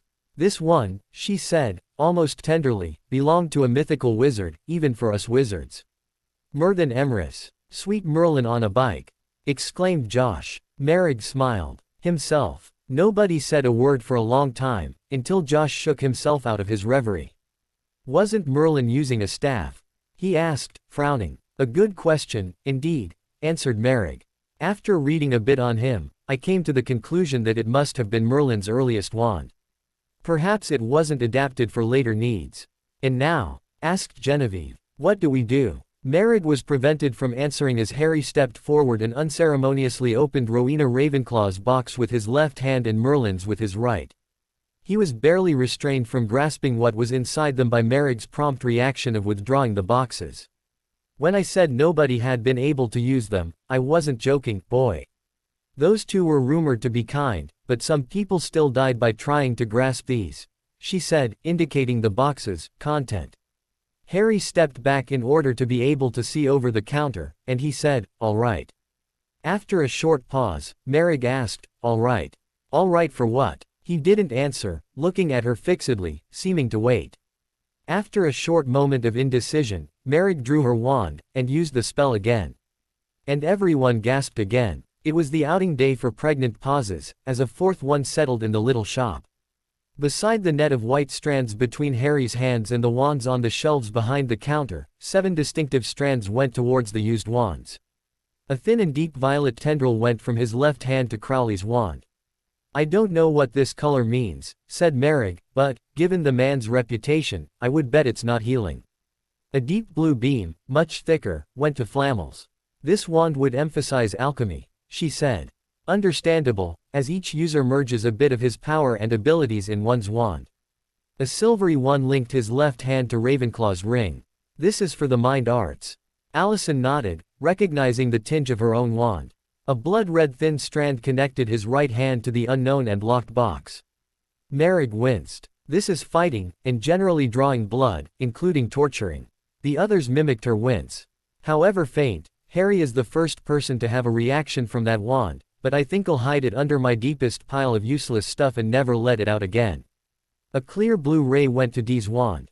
"Divination," merely indicated Merrick, still shocked from the previous wand's reaction and emphasis. A dark gray tendril reached Faust's wand. As suspected. Demonology. A forest green beam went to Merlin's, even thicker than the ones toward Flamels and Ravenclaw's, which were of equal size. "Well well well," said Merrick thoughtfully. "What is it?" asked Allison. Merrick cancelled her spell and turned toward her, smiling. "If you wanted to bet on Merlin's wand emphasis, you'd propose what?" "Huh, I don't know. I would have said divination, but it's obvious. It's not, since it's not light blue like Dee's. I'd say fire, but as rays seem to have a color appropriate to their meaning, I don't see that kind of green for fire. Nor any hue of green, in fact. It's quite a deep green, also, and nature," said a small, although decisive, voice. Everyone looked at Harry and, after a second of unease, Merrick answered him. "Correct. I guess you were right from the beginning, Harry." As Harry was reaching toward Merlin's wand, Genevieve interrupted. "I couldn't miss the large beam toward the old alchemist's wand. Could he use it and the ring at the same time?" The 3 wizards looked at each other. "What?" asked Genevieve. "Is it forbidden?" "You see," began Merrick, "most wizards are perfectly happy with one wand. That way, they are completely comfortable with it. It's already rare to have 2, especially at the same time. The only ones whose job implies twin wands are law enforcement personnel, so that they can defend themselves even if one wand is taken from them or destroyed. I never saw anyone using 3 wands at the same time." "Well, in that case, forget I said, at the same time, then," answered Genevieve. "Harry could use that wand when he will do some alchemy work. It's like using the appropriate tool for the work. He visibly has a better connection to these 3 wands, so, why not? By the way, how much are they?" Merrick and Allison had followed the woman's reasoning, nodding on the way, and the question took the shopkeeper by surprise. I don't know, in fact. I know the prices for new wands, and used ones are generally cheaper than that.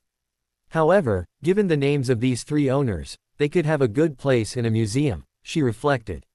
"What's the use of magic if we lock the tools away?" asked Genevieve inspiringly. She shrugged when she noticed the others' gaping expressions. "What? I may not be a magical person, but it doesn't mean that I won't help Harry becoming a proper one. Especially as, by your own terms, Merrick, he seems to be the only one to be able to use them." "Thanks," said Harry, still facing the counter. And he grasped Merlin's wand. Nothing unusual happened. Merrick was a bit disappointed. The boy was unusual. The wand was unusual. There should be some reaction. "Move it a bit, Harry, like this." And she moved hers, making sparks shoot out. "I'd rather not," the boy answered in a strained voice. "Why so?" "I like your shop the way it is. Waving in hope of getting sparks will yield much more." He put the wand back in the box. Before the full meaning of his sentence hit the adults there, he had grasped Flamel's wand and mimicked Merrick's wand waving, making several sparks shoot out. "Better control," he said, before putting it back and taking Ravenclaw's ring in his hands.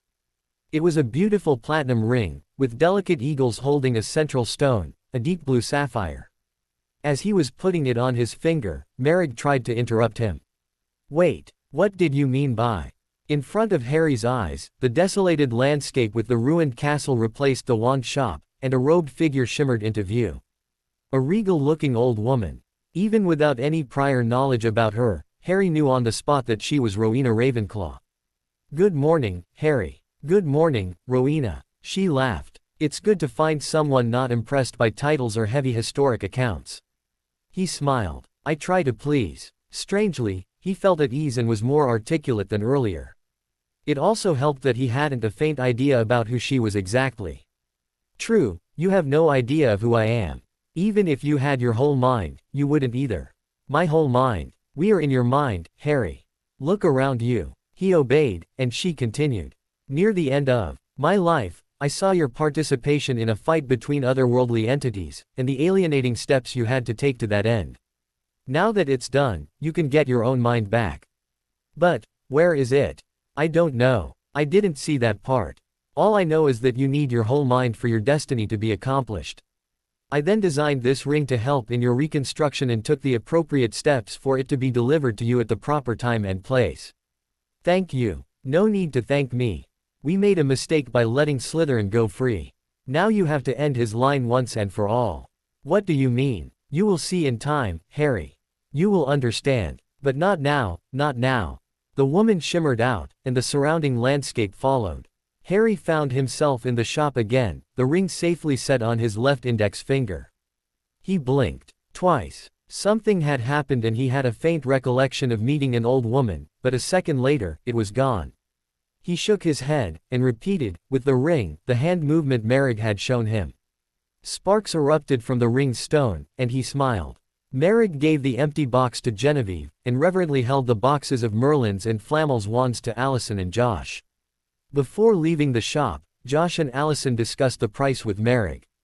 Because they, only, had 200 galleons on them, Merrick settled for that price, even if they all knew that Merlin's wand alone could have fetched more from several rich collectors. As they deposited the clinking purses on the counter, Genevieve, wanting to participate, opened her own wallet, and fetched the 250 Swiss franc banknotes there. When she deposited them on the counter, though, Merrick started to refuse, and she asked about it. You don't take, how do you say it, again? Muggle. You don't accept Muggle currency.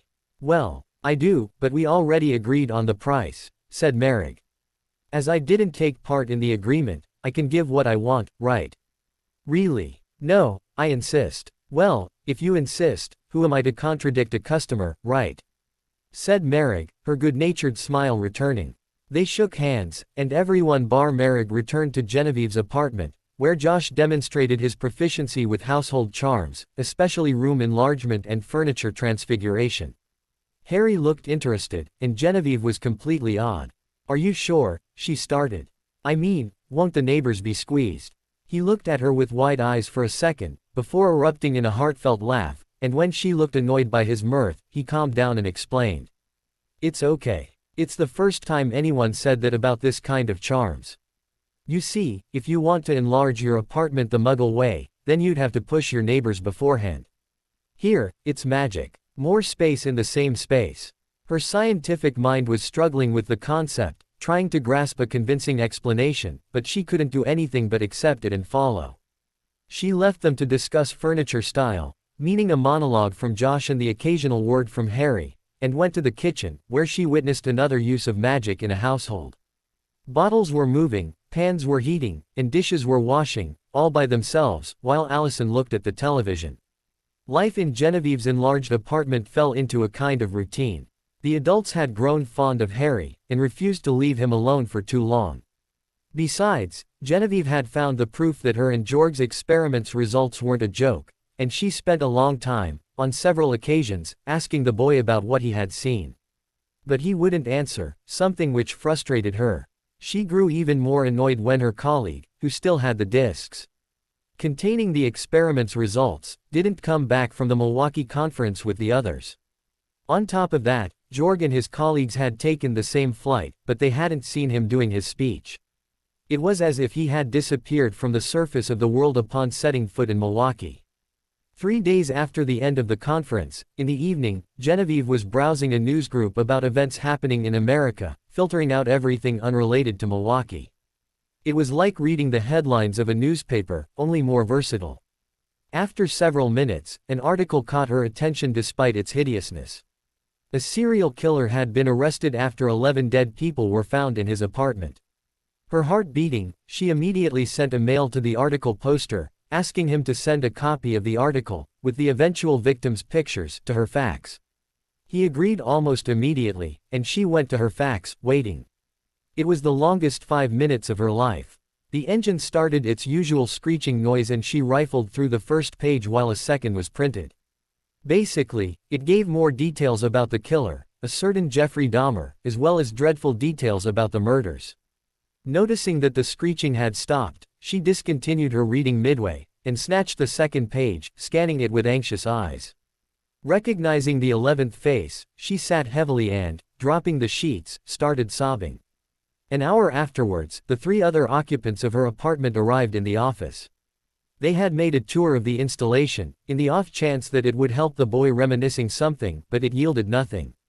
They found Genevieve slumped on her swiveling desk chair, having obviously cried herself to sleep. While Josh picked the dropped sheets, Allison gently woke her. After Genevieve retold the article and her colleague's gruesome death shakily, both wizards looked at each other and nodded. "We can help you," started Josh.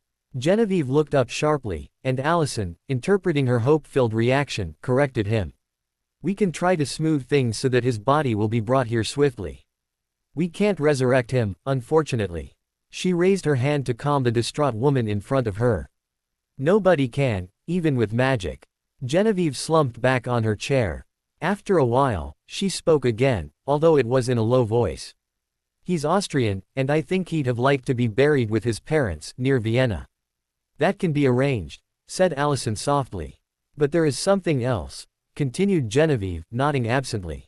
"He had the discs, containing the results of the experiment which," she indicated Harry with a nod, "happened. They are perhaps still with the police. I think we can ask a few friends to collect both," said Josh, looking at Allison. She nodded, and went to the phone for another long-distance call. Magdalena Peterzak was a stern, no-nonsense kind of old woman. Dealing with magic and Muggle technology at the same time can do that to anyone. She preferred to use magical means of transportation, though, because they were generally faster than Muggles. That's why she arrived in Geneva's international flow access instead of taking the plane. She could have apparated, but long-distance apparation was very difficult for a very simple reason. When you go straight from point A to point B on a sphere, the further A and B are, the deeper in the sphere you go. And, under the calm and pleasant surface of Earth, except in Manhattan at 1 p.m., was the magma, a very hot sphere of lava. Experienced wizards could pass through, but it required a great deal of concentration not to splinch oneself in the way. If Harry remembered it, he could explain about his own experiences and the possibility of high-altitude apparition steps, but nobody would listen to a 10-year-old discoursing about apparition. Upon leaving the magical customs, the old professor was greeted by Josh, and the two of them apparated to Genevieve's office to find the rest of the team. Allison and Genevieve were clad in black, having witnessed Georg's funeral in Vienna the same morning. Phoebe and Luca, the two friends who had arrived earlier in the week with the body and the discs, had kept an eye on Harry during the two women's absence. With everything going on, the small office was getting quite full and, with a flick of her wand, the old woman enlarged it a bit, conjuring seats and a couch for everyone as well. Not wanting to be interrupted by outside events, Josh followed up by locking and silencing the door again. Skipping the presentations, Magdalena headed straight to the heart of the problem. "Well, now, you said that a wizard had been caught in a particle accelerator," she said, looking at Josh. He nodded, and Phoebe pushed Harry forward. Upon seeing the boy, the old woman did a double take. "You mean, you said it was an apparition accident? This boy is too young to apparate." Josh blushed in discomfort, and Allison intervened. Her black clothes gave her a stern appearance which she backed up with a straightened stance. "That's what the evidence says, Professor. For all we know, he could have been accompanying someone. The accident happened in a tightly locked space where even he hadn't space to stand. His mind has been damaged in a way that I never seen before." Genevieve, who had defended scientific articles in front of a public not always agreeable, wasn't afraid of the old woman, and added her bit of knowledge. The place where it happened is inside a tube which inside is only 1 centimeter high. I've been informed that you know about our technology. Do you know particle physics? Only by its name, answered the old professor, and the other adults around them looked interested too. Genevieve launched into a quick explanation about the field, ending with "And in our facilities, we accelerate subatomic particles to almost the speed of light, and then we make them collide. We have here one of the largest equipment in the world, a 100 m deep subterranean ring, 27 kilometers in perimeter, which is called LEP, for Large Electron Positron Collider. It's equipped with 4 particle detectors and, depending on which one we choose, it allows us to detect different particles produced by the collision." She sighed, and continued. "These experiments yield strange results for us mere mortals, but they give us a better understanding of the birth of the universe, by simulating it and catching the byproducts. We generally catch only a few particles, but, 2 months ago, the experiment yielded strange results," she said, going to her computer and typing on her keyboard with great speed, still talking at the same time. That is, she swallowed. "Jorg and me, we thought it was a joke. But when I saw the boy, you'll understand, here it is." And the silent screaming face showed itself on the computer screen again. The old professor looked at the screen pensively. The others, who had already seen the picture, and who weren't particularly keen on watching the pain-filled face again, were watching the thoughtful woman instead. Even Harry. He hadn't spoken for a long time, and his croaky voice surprised everyone. "I can do it." Startled, Magdalena looked at him. "What did you say?" He didn't answer, and turned his fake eyes towards the computer screen. "You aren't serious, are you?" she said incredulously, before frowning. "And how do you know about it, boy? Were you in my mind?"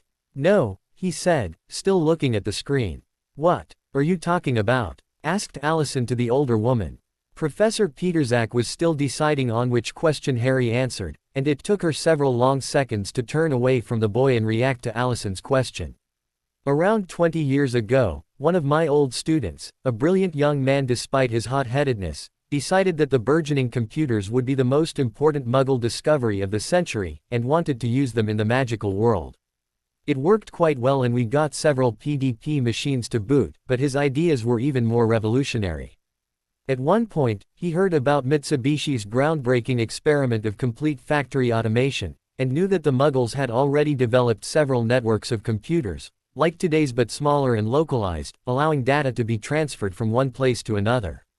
We already knew of the telephone invention, of course, even if few of the old wizarding families were interested, and that was the next step. What Robert wanted was to—" Her voice broke, and she extracted a handkerchief from her pocket, blowing her nose quite loudly.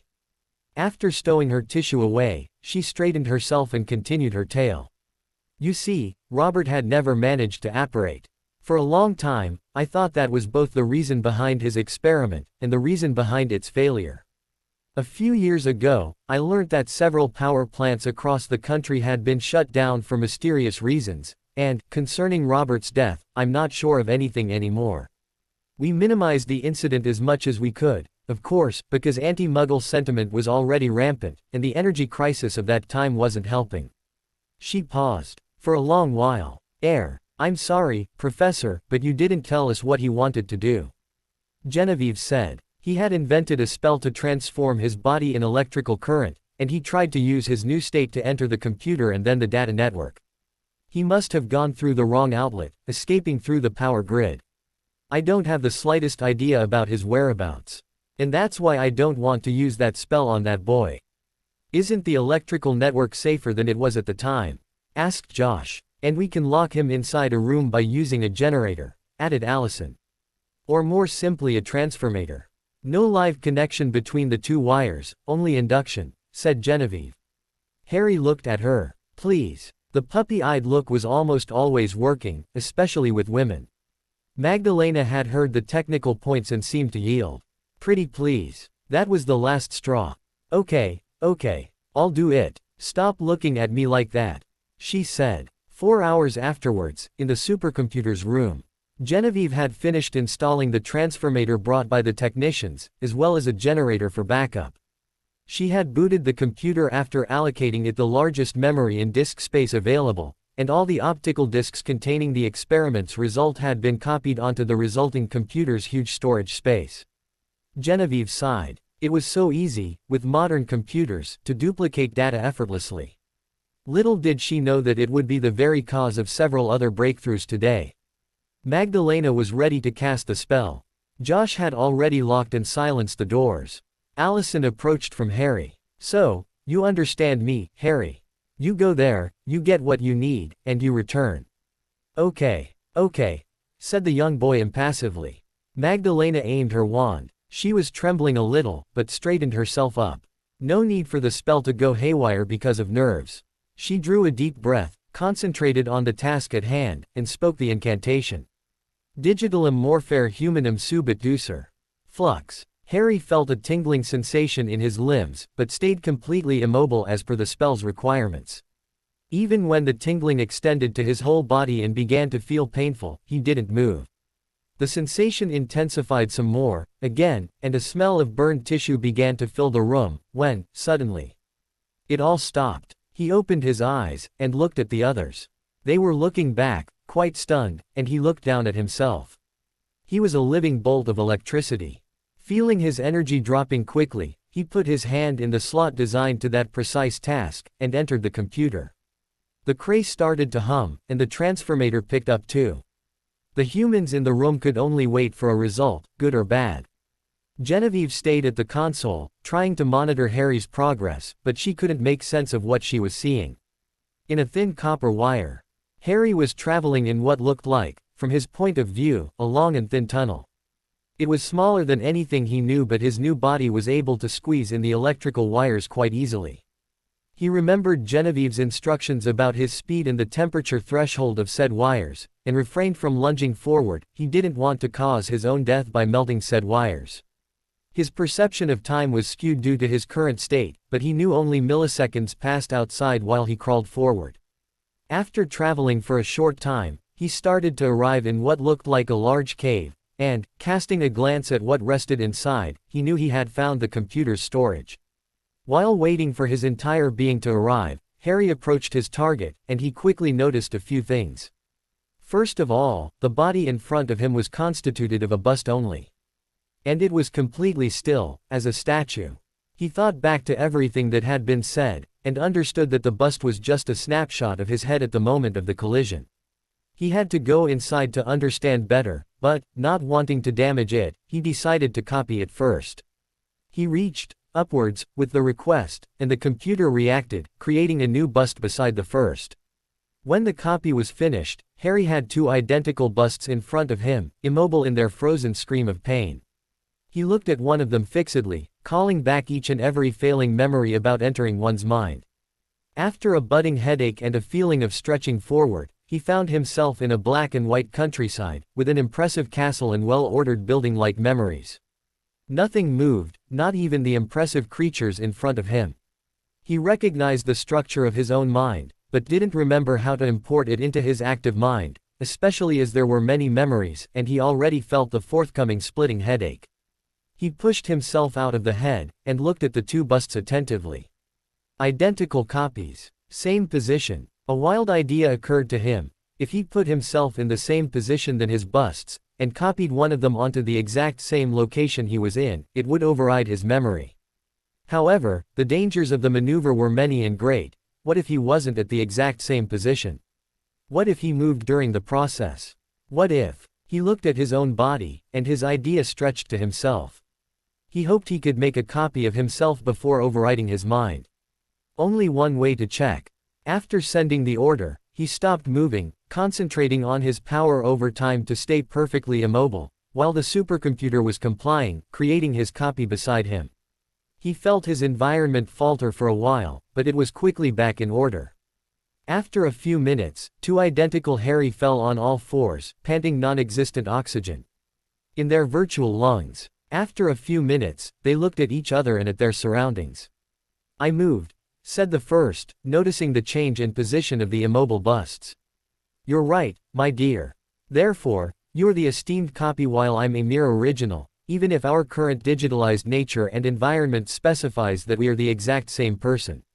The other nodded. Are we having a conversation with myself? Asked Harry, before shaking his head. There's so much wrongness in that sentence that I can't start correcting myself. Quite articulate, too. Harry shrugged. Famous last words, you know. As I'm the original, I guess I'm the one who will get the privilege of getting my memory completely rearranged. It could fail, and you'd have to clean the mess and start again. The other nodded. Proceed, then. All right, answered Harry, before putting himself in position. When the copied Harry launched the operation, the Cray complied and replaced the data onto Harry's mind with the one from a bust. After several minutes, the copied Harry felt that the operation was finished, but the original Harry wasn't moving. Fearing a mistake, he went into the other's mind and found the same, black and white environment. The copied mind was in a kind of stasis, and needed to be restarted. What Harry the copy noticed, though, was that the grass under his feet and around him was getting greener and greener, as if his presence brought some life into the other's mind. He reflected about it and about the mind's structure, and levitated directly toward the white building in the middle of the castle. On his way, everything he touched became more colorful, more brilliant, more alive. As soon as the colorful area around him covered the white building, its effect was transmitted to the whole mind, and the copied Harry felt it was better to leave before the mind defenses activated. Harry opened his eyes and jumped. Where am I? What's your full name? Asked the other. Harry Dursley. Why? What's yours? So it's Dursley, then. Mumbled the boy who looked like his twin. Call me Copycat, he said. The self-styled Copycat looked at Harry's anxious stance, and sighed. Get into my mind, and don't take the mess into account. Your mind has been frozen over time and stored in well, come on and take the memory yourself. Okay. Harry went into Copycat's mind, and felt another presence right as Copycat went into his own mind too. Hey, I recognize this, said Harry. Copycat rolled his eyes. Told you so. Just copy the memories, I don't know how much time we have. To his credit, Harry concentrated on the task and quickly loaded the memories in his own mind. He was ready to leave, but Copycat held him back. You forgot something. What? He looked up, and Harry followed the move, until they were both looking in what looked like. Is it a galaxy? Asked Harry. The other looked thoughtful. Could be. Never bothered to look at it before. What do I do? Same as before, I suspect. Harry complied, and felt a strange sensation taking hold of his mind as he was copying the swirling mass into his own mind, aided by the computer. It was a blend of serenity and expectation, as well as a strange impassiveness. As soon as they both felt it was finished, they exited Copycat's mind and said Copycat pushed Harry forward, toward the exit. When Harry reached the exit, completely exhausted physically as well as mentally, Copycat shoved him forward forcefully. At the same time, in a secluded cave in England, the shadow awoke, and moved. Slowly. Painstakingly. It had been 80 days since he last felt something. Since he had sensed something so painful that he had blacked out. Thankfully, nobody knew about his hideout, except 2 muggles, but he had made sure to kill them long before his demise, and he hadn't been disturbed. But he was hungry. Hungry like never before. He flew across the Black Lake and exited his lair quickly. He would need something powerful to quench his thirst tonight. A creature of the light. Something, like a phoenix, or a unicorn. Just as he was pondering on the direction of the nearest magical woods, a stray thought struck him. He would need to check them all. If they had all been as immobilized as he had been, some of them could have been found out. And in the case of his ass, he didn't want to even think about it. However, there was one of them he didn't care to lose, because that particular container had been selected by accident. 7 was truly a magical number, but how could he know that the 7th attempt at a ritual murder would backfire automatically?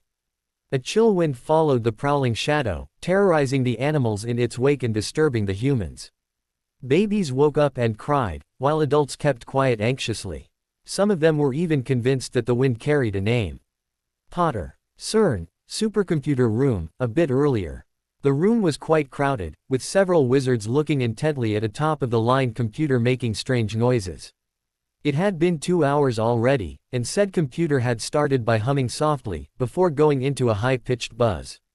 Its storage space, made of twin arrays of hard disks, had started to emit working sounds as soon as Harry entered the machine, and had increased the noise at some points, at seemingly random intervals. Several disks had even crashed under the strain, making an awful screeching noise, but each disk was duplicated twice, which allowed the computer to continue operating seamlessly, even while Genevieve replaced the smoking hot pieces of equipment with another as quickly as she could. A couple of hours after Harry entered the equipment, disks were beginning to fail more quickly than Genevieve could replace them, and, eventually, she reached the end of her supplies. At the same time, though, a bolt of lightning came out of the entrance. They all jumped back, but it didn't reach out, and, as it looked like an arm, they understand what it meant. Unable to help him yet, they waited for Harry to get out by himself, something which seemed to take a long time, until his whole body seemed forcefully ejected from the computer, falling on the ground. Digitalum morphere ducer flux subit humanum, chanted Magdalena, aiming at the collapsed body. Said body underwent the same process as before, only reversed, going back from electrical to human shape. At the same time, several of the disks continued to fail and the computer hummed so dangerously that Genevieve had to shut it down forcefully. With the whining sound of its hard disks stopping running and a final hiccup, the cray stopped, and everybody's attention focused on the teen on the floor. Harry looked around. Despite his headache, he recognized the settings, having been in his mind before. As his body was recovering from whatever strenuous spellworks imposed on it, he had little else to do than sorting his memories, again. This time, the imported memories, despite being his for the most part, were few albeit strange. In them, he recognized Josh and Allison from his visit in Maryland, but the fight between the Aztec deities was unclear. With his scattered memories, as well as some other which weren't his own, he only succeeded in understanding that an old prophecy had been fulfilled during that fateful eclipse. He also wondered about his eyes and visions and, based on his memories, understood that he had now an exceptional understanding about time and a limited influence on it. And that was surely the role of the thing, looking like a galaxy, hovering in his mind.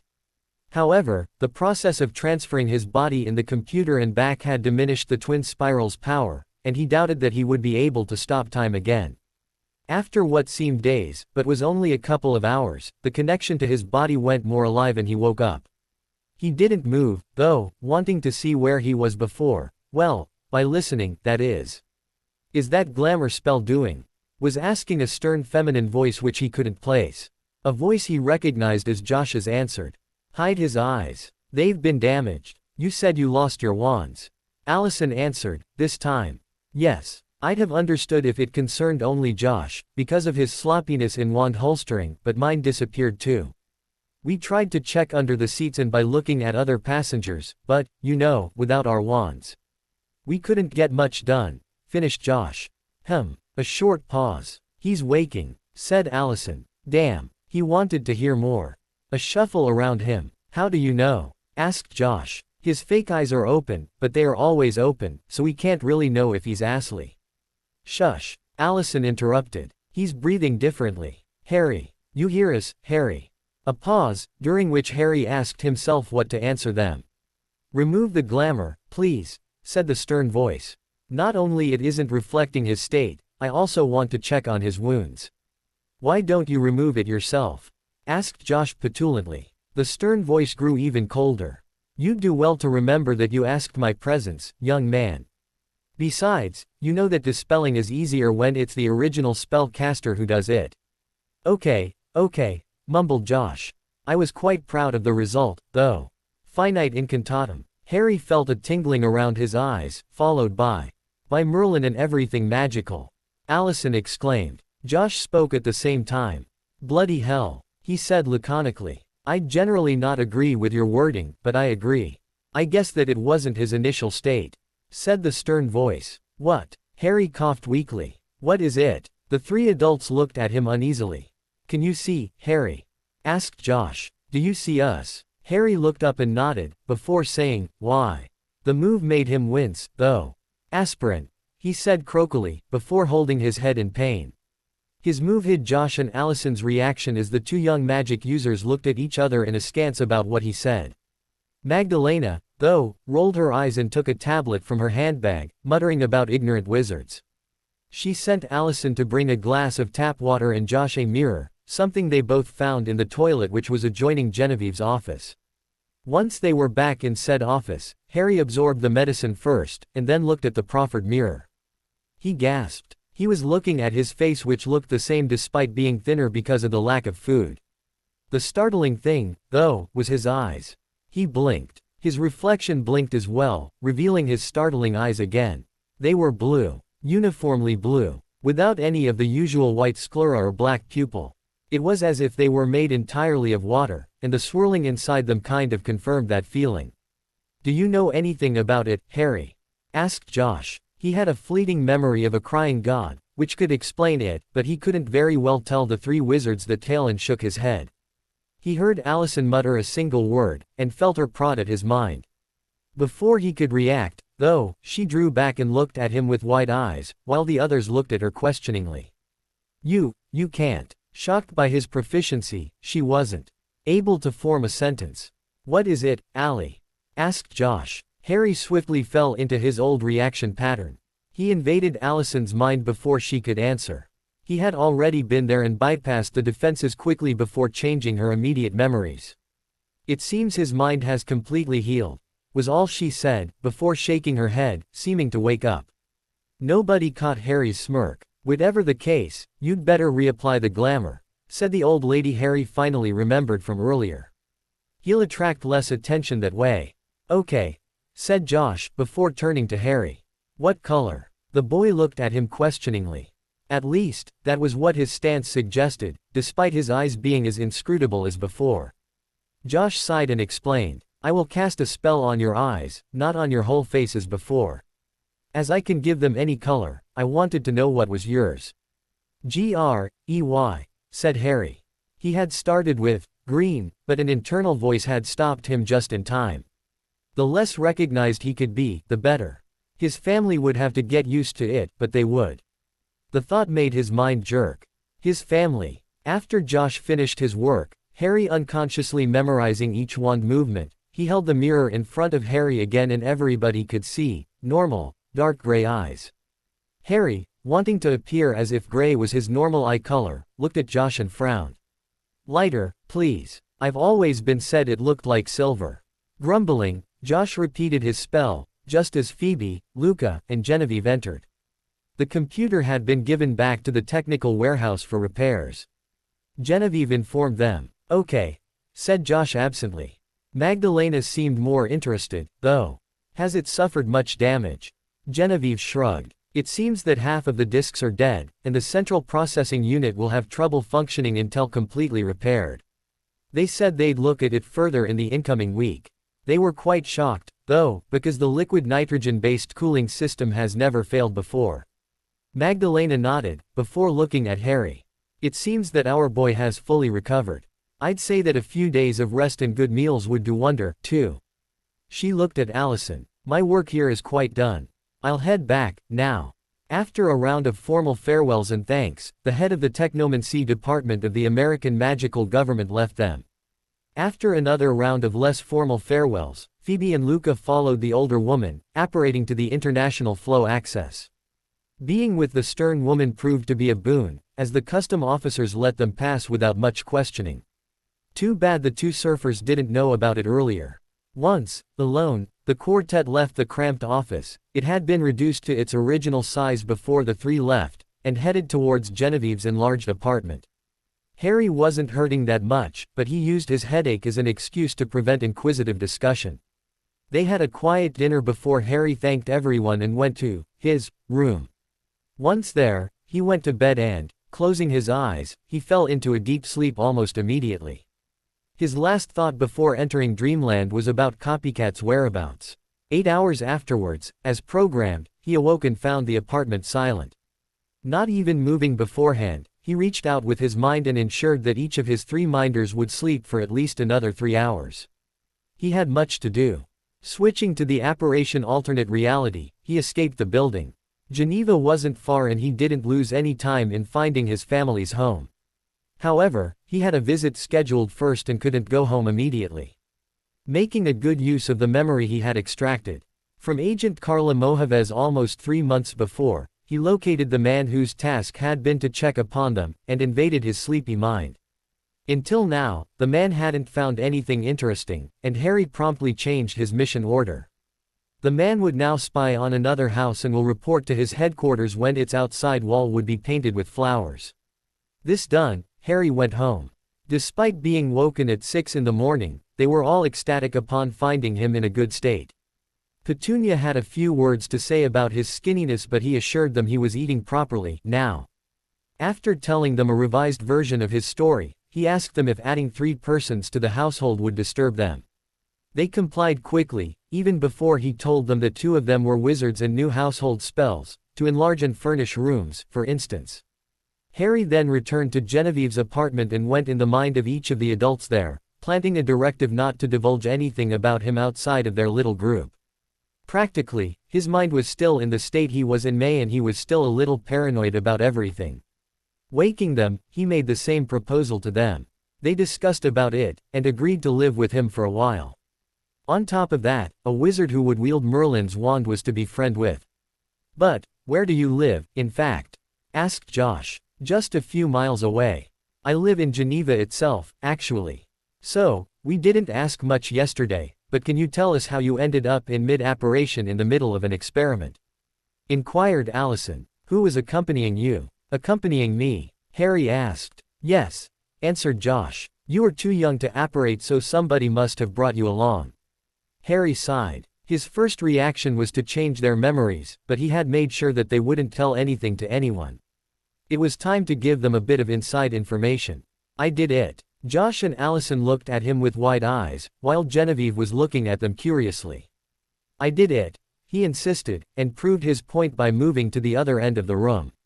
He almost laughed as the 3 of them had the same flabbergasted look on their face. How, started Genevieve. Allison was the first to react coherently. "How comes you make no sound?" It was Harry's turn to be shocked. "Why? Do I have to make sound?" "Yes," she said, before standing, disappearing with a pop and reappearing next to him with the same sound. "Besides," she added, "you disapparated seated and reapparated standing. That's supposed to be impossible." Was all Harry could manage to say. What ensued was a lengthy lesson about apparition, with Harry denying several points in it. Genevieve was still shocked and Josh nodded several times, merely saying, "Cool," or "Dude," each time Harry proved a point false. In the end, Harry succeeded in making the appropriate sound and Allison succeeded in not making them. In fact, what they found out was that the sound was due to the air being forcefully taken in an empty space, and forcefully expelled from the place they apparated to. Harry hadn't made a sound because he had apparated more slowly.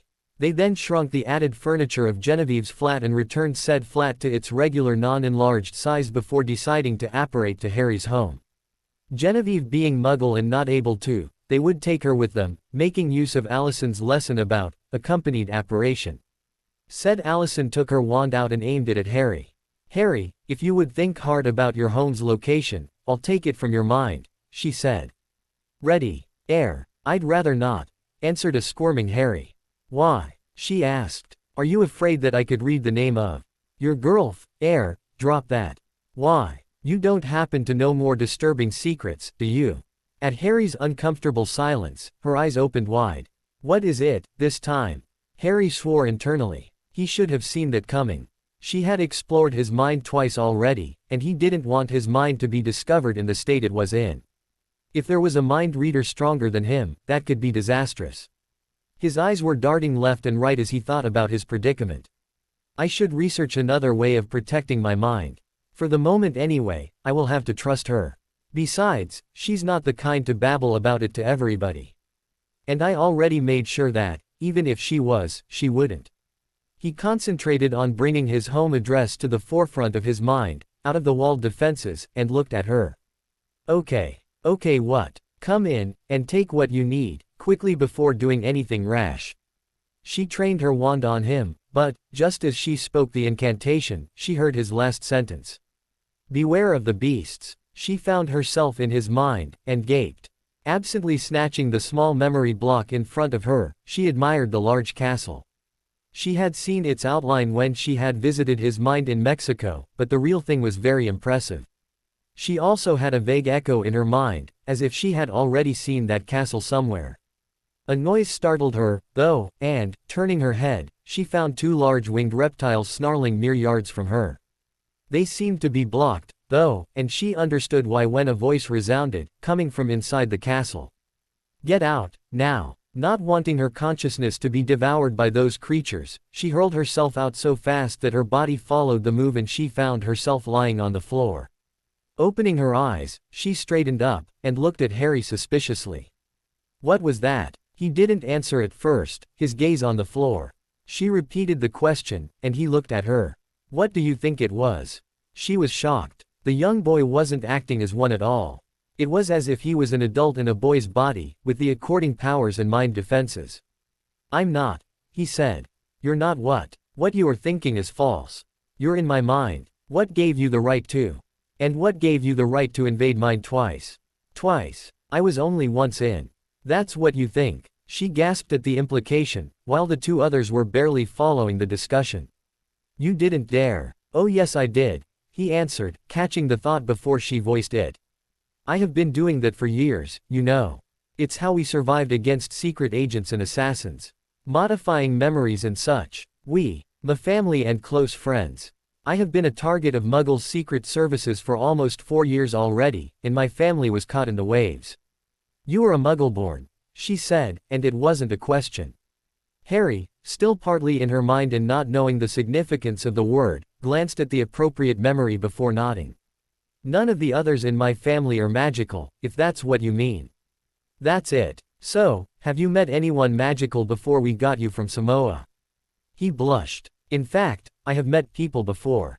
A redhead in Egypt, who called himself Bill, an assassin right afterwards, a witch working for the CIA, and—" He paused. After a short while, she asked, "And I met you and Josh before. In May. Just after escaping the CIA headquarters and just before the accident." She seemed thoughtful suddenly, before snapping her fingers. "That's why," she exclaimed. "What? Josh and I had receipt for a restaurant for 3, but we didn't remember who the third was." "Oh, sorry. That would be me." Josh interrupted them. "Well, all this is fair and good, but I didn't get much more from you Lil talk than our friend Genevieve here." "What's going on?" Allison snorted. "It seems that our little prodigy here is also an accomplished Occlumens." "Occlumens?" asked Harry. "What's that?" Allison looked at him. "What do you mean? You don't know how your mind is so well protected." "Well, I copied a memory from the CIA witch at some point, right before changing her mission plan. That's how I got the beasts there."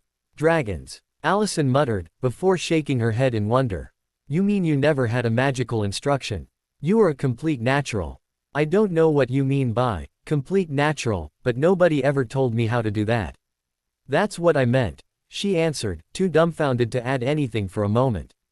After a pause, she looked at him. "Before we go with you, is there anything else we should know about?" "Well, that's quite all. I can do some things, but I think it's pretty simple, compared to this." "What kind?" "Well, I healed myself once or twice. I also changed my appearance. I can sense my surroundings. And I have visions into the future, now." She stumbled to the nearest armchair, before exhaling loudly. Occlumens, healer, metamorphagus, and seer. Was all Harry's wit could produce, before his bit of consciousness in Allison's mind got the explanation of each term. Yeah, if you say so. And nobody told you anything about the magical world and your abilities?" "Nope, ma'am. And you are 10 years old, going on 11 soon." "Yep, ma'am. Someone pinch me," she said, closing her eyes. She opened them wide a second afterwards. "Ow." Josh had his hand still on her arm, a pink welt the proof of him doing just what she asked. Ignoring his amused look, she turned to Harry. "Well, while we wait to find you a proper school, I can give you an outline of our world, so that you won't be completely lost when you'll find yourself between others."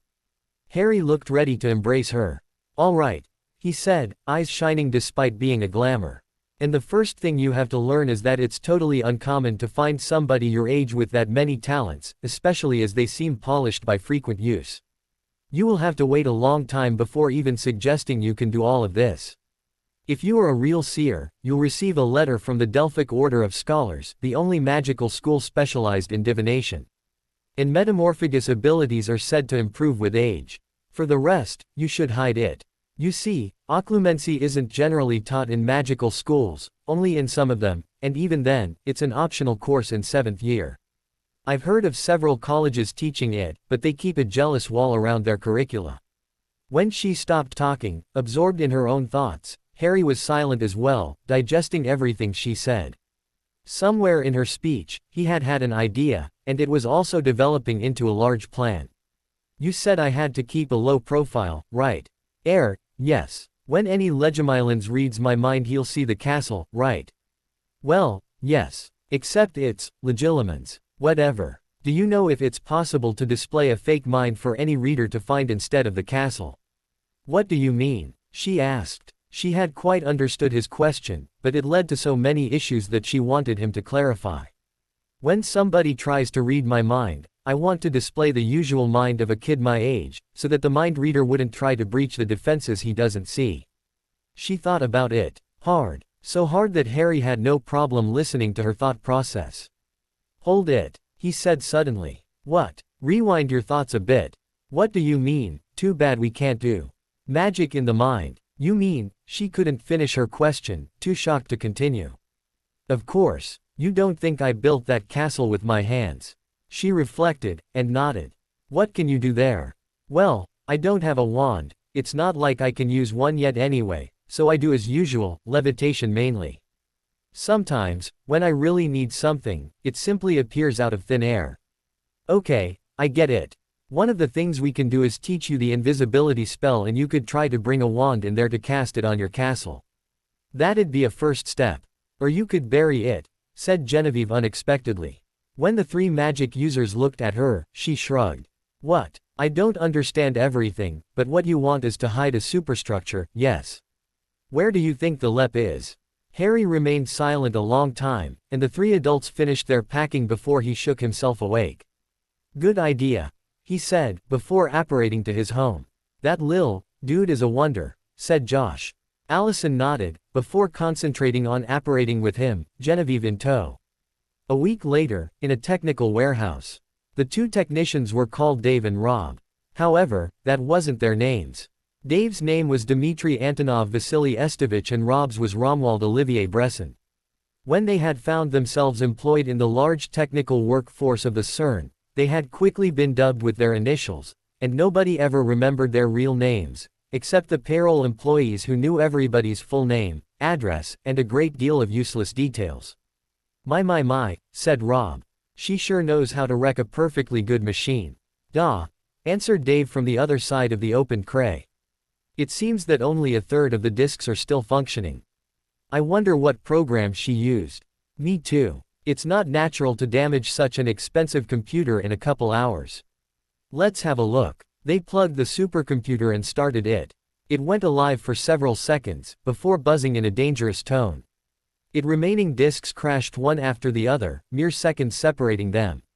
Nothing had appeared on the console yet, and the two technicians looked at each other in wonder, then in fright. Just as they were going to shut the whining machine down, though, several disks burst into flames, and the wire connecting the computer to the electrical outlet overheated before melting, its plastic coating bursting in flames. The warehouse lights flickered and went out, some of them exploding in showers of sparks. The maddening noises slowly faded into nothingness as each of the disks stopped turning. In the large and darkened room, the only light came from the flames lapping the utterly destroyed computer. Rob threw a haunted look toward his colleague. What in the hell was that? Don't know, answered Dave. I just don't know. Same time, somewhere nearby. The entity looked around. The space was small, but it had adapted in order to survive in small spaces. It had to. It had relinquished most of what it was, and didn't even remember what it had been before. All it had was memories of how it came into being. Its creator was also the original version of the entity itself, and it had been a boy named Harry Dursley. Since it was a boy, the entity felt better addressing itself as himself. He remembered how he had pushed Harry to safety, and how he had stayed behind. If he had rushed after Harry, uncomfortable questions would have been asked and dire actions would have been taken. He had just known it. Consequently, knowing that his time was limited, he had disregarded the woman's recommendations and rushed back as quickly as he could, feeling the tunnel crumbling in its wake. He had suspected that they would dismantle the computer after its current use, and had proceeded to prune from himself everything that wasn't useful to it in its new environment. Of course, it had meant that he wouldn't be able to leave that environment, but he couldn't do so without external help anyway, so once his body was reduced to a mere consciousness and limited memory, squeezed in the smallest space possible, he had begun cloning itself. It had been necessary because his environment was falling into pieces. At random times, a large chunk of his place had gone off, and a few clones disappeared that way. He had felt a lapse of consciousness and suspected that the computer had been switched off then on again. Its first thought had been to use every possible mean to migrate out of the self-destroying environment, and it had copied itself onto every outgoing wire, including the power one. It had known that, in the case none of the normal ones were up, at least the power line was on. For the entity, it had been a lifeline. After a dash in the wire and through the room's electrical appliances, a copy of the entity had found a home in a relatively small computer in a building nearby, which he had entered ever so slowly in order not to burn it down. The entity was happy. That one computer belonged to someone who left it uneven when out. He began to inspect the owner's files, snorting at some and smiling at others. Decidedly, this Tim Berners-Lee had interesting ideas. Judging by his mailbox, his colleagues seemed to think that it would be a good idea to publish them, but Tim had refused each time. The entity's virtual smile widened as he copied the idea's summary into his own memory, before looking for an escape route. He could go back through the power grid but knew that it had led to the supposed disappearance of his predecessor, and he didn't want to risk a blackout. His second possibility was the square plug. That plug's frequency was different and the entity had a few microseconds of trouble figuring it before copying itself through it. It had thought of just leaving, but the previous experience with the so-called supercomputer had forced its sense of survival to higher standards. That's how the entity known as Copycat, downgraded version of Harry Potter's mind, met the International Network Interconnection, also known as Internet. And that's how Tim Berners-Lee's files, describing a service of visual access to data through a client-server program deployed onto said Internet, service also known as the World Wide Web, came to the world's attention. That was on August 6. It took a bit of time for Copycat to be spread through the Internet, meeting feeble resistance in the form of electrical problems or computer switched off. While he copied itself from one place to the other, he kept checksums of himself along the way, never mutating much and staying faithful to the original version, still inside Tim's next workstation. Once a copy had taken hold of a server, in the most discreet way possible as not to bring attention to himself, the entity did the same as with Tim's computer, bringing interesting ideas onto public places.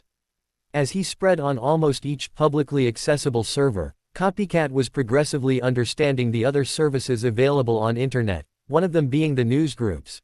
19 days after bringing Tim's ideas to the world, the copy of Copycat holding the server of the University of Helsinki, Finland, brought ideas from an anonymous student onto the Minix newsgroup, shedding light on an operating system that would be revolutionary, Linux. And, because he was also wanting a bit of fun along the way, it recounted its story in. Not that it raised a formidable interest, though.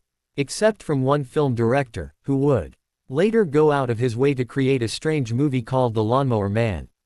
Geneva, mid-August. Look at. Damn, I'm almost there. Language, Harry. Come on, it's my mind, I'm allowed to swear.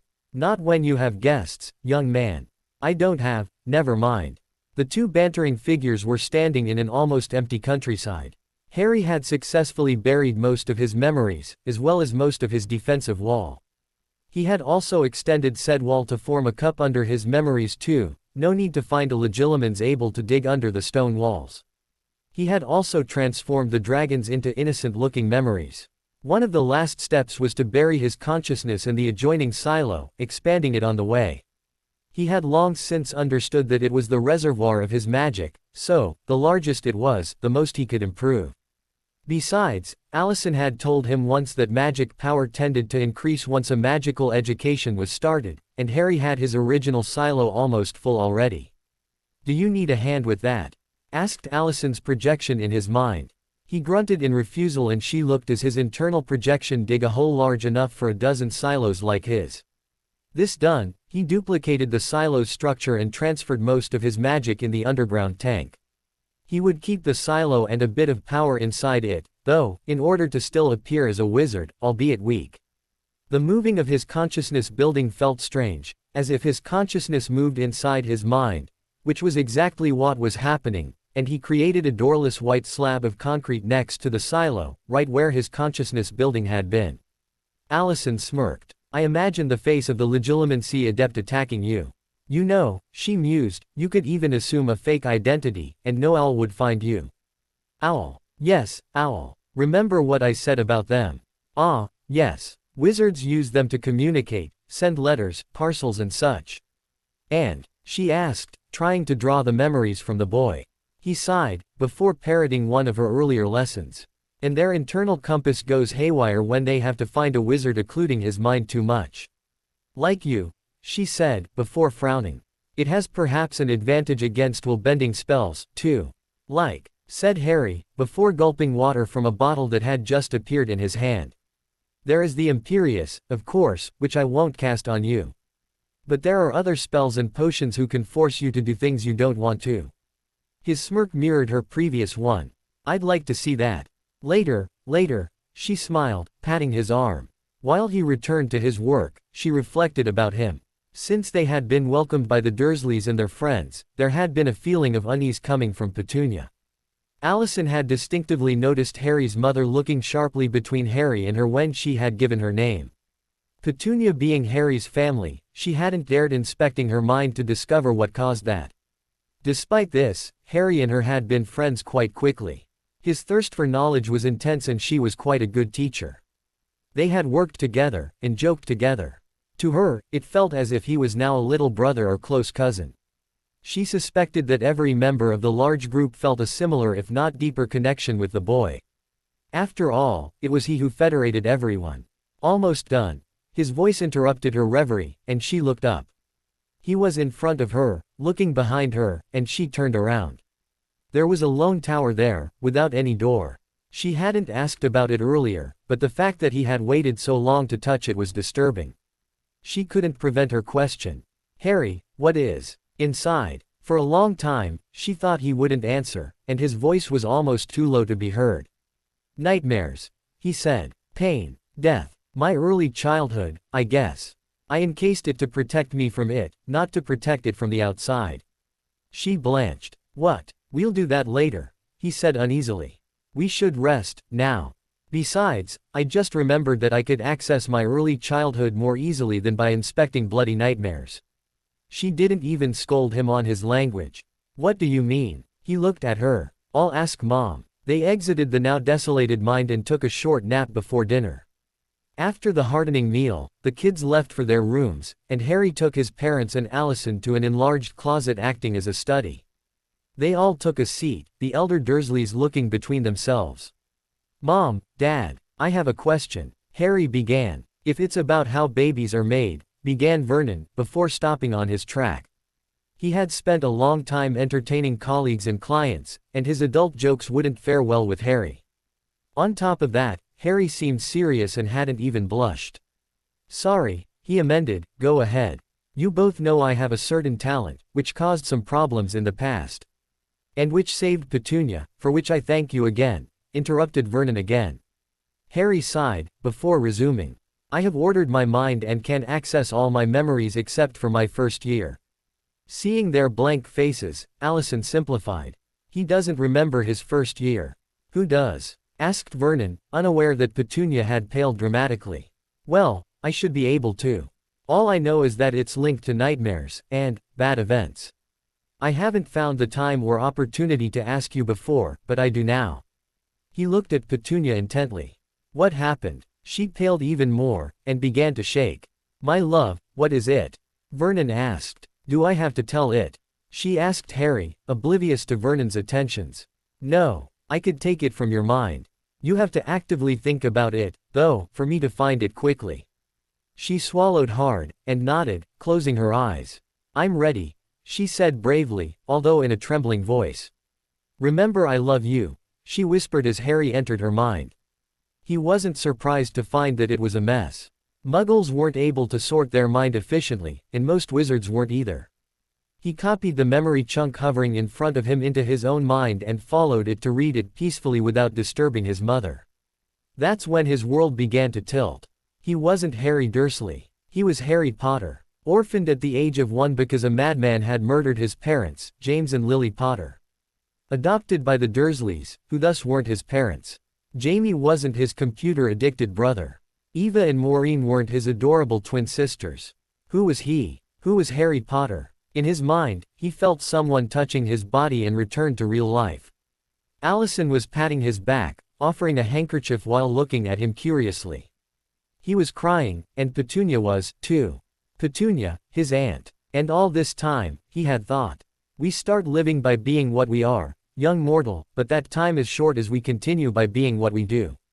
Wait a second, what's that voice? He had heard it before. Deep, old, with a hint of hissing. Did you hear that? He asked around. Looking at everyone's face, he understood that he had been the only one hearing it. Great, he thought. Now I'm hearing voices. He reflected about the voice's message, and understood it. We are what we do, our actions shape the world. Petunia might not be his mother, but she sure acted like one. He finished exploring the memory slab and found out that Petunia intended to tell him everything. Before he'd leave for his magical school. In her mind, you'd receive a letter and then leave for school. He hadn't received a letter, though. Mum, he said softly. Petunia looked up, startled. I love you, Mum. And they hugged. After a bit, Vernon hugged them both, still not understanding what had happened. A long pause ensued, after which they separated, Vernon helping Petunia to their room. Allison looked at Harry inquiringly. Can I ask what it was or is it private? Since you asked anyways, smirked Harry, I'll answer. I've been adopted. I'm not Harry Dursley. I'm Harry Poe. He stopped in his track, registering Allison's last name. Oh my god. You're Harry Poe, oh my god, asked Allison with an amused sparkle in her eyes. Harry swallowed, before correcting her.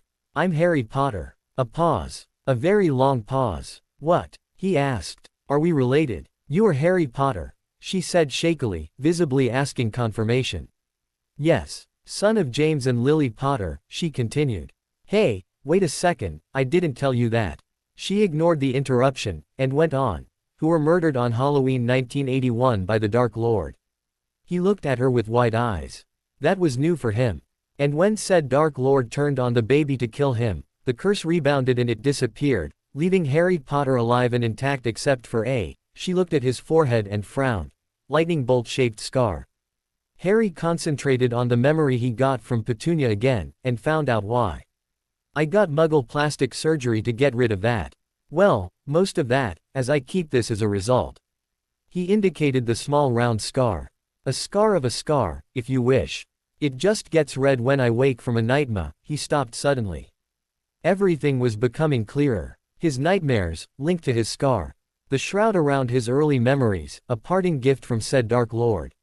And just when he thought he had it, Allison added something which made his head spin. And, since James and I were first cousins, that makes us first cousins, once removed. The day had been eventful enough to consider going to bed a necessary operation at that point. The following morning saw Josh and Allison explaining to Harry what they knew about his own story. Apparently, Voldemort's threat, despite being centered on Great Britain, had been heard by every witch and wizard, as well as his demise by the boy who lived. Each time they said this, Harry looked at them darkly. He really didn't want to be recognized, and sworn to practice changing his hair color and length, just to be safe. At some point during the day, Allison looked at him fixedly. You haven't received a letter, have you? No. I mean, recently. No. Her face screwed up. Strange. Why? Because you're 11, now. You should enter a magical school this year.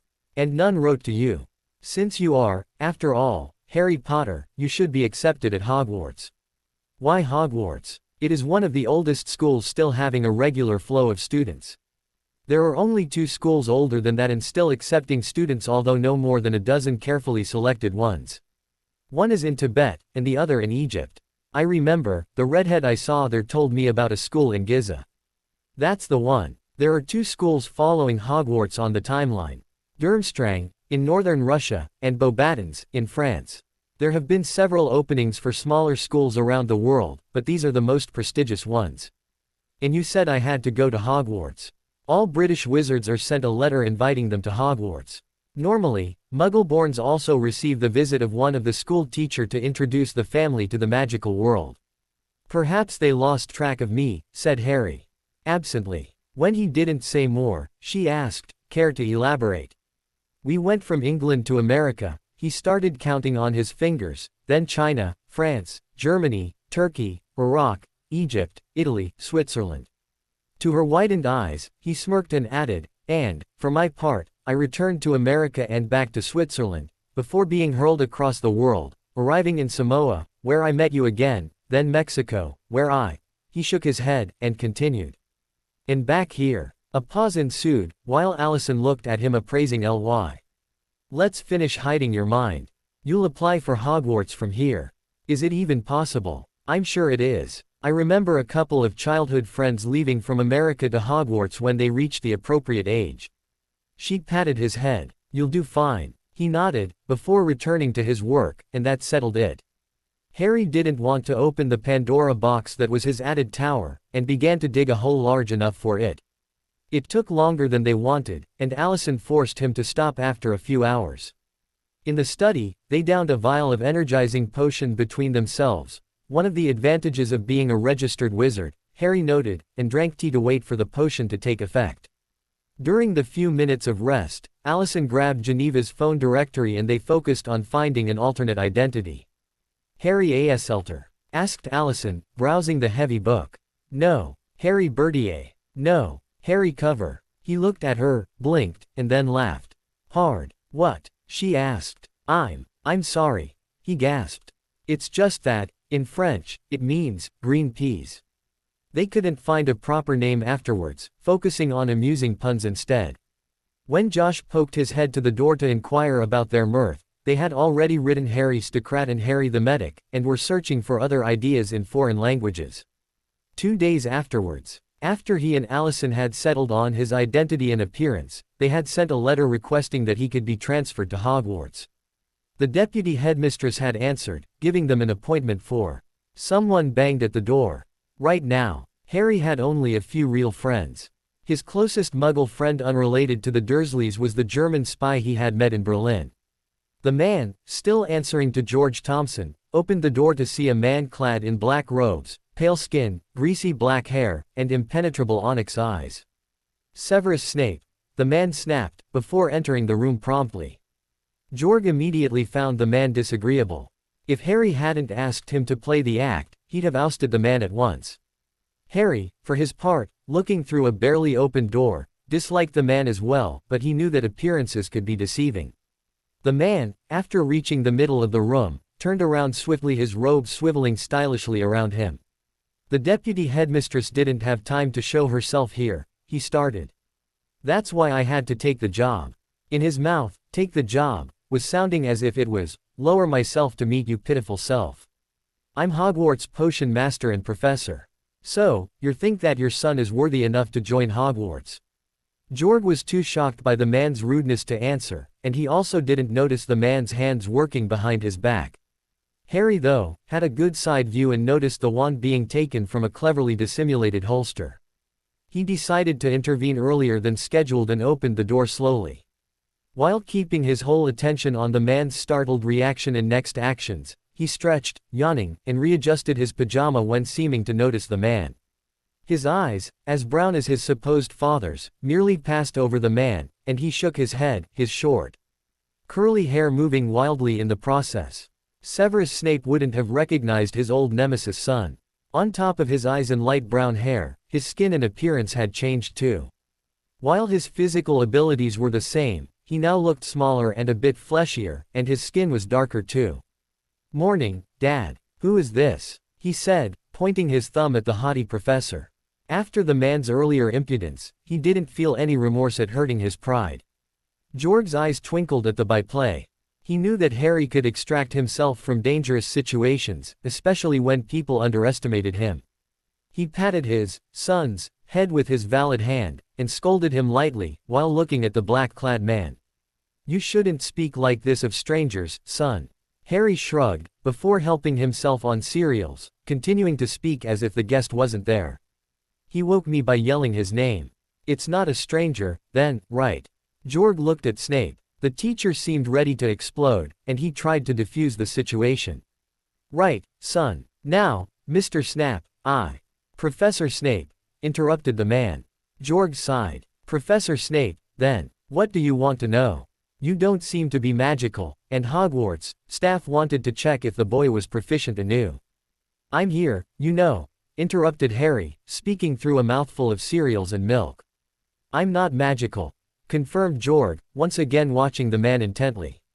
If he ever tried to threaten them, he was near enough for his close combat training to kick in, literally. And I'm sure that, if you ask my son about anything, he'll answer directly, to the best of his abilities. Severus Snape had seldom been kept off balance by a mere child for so long, and he wanted revenge.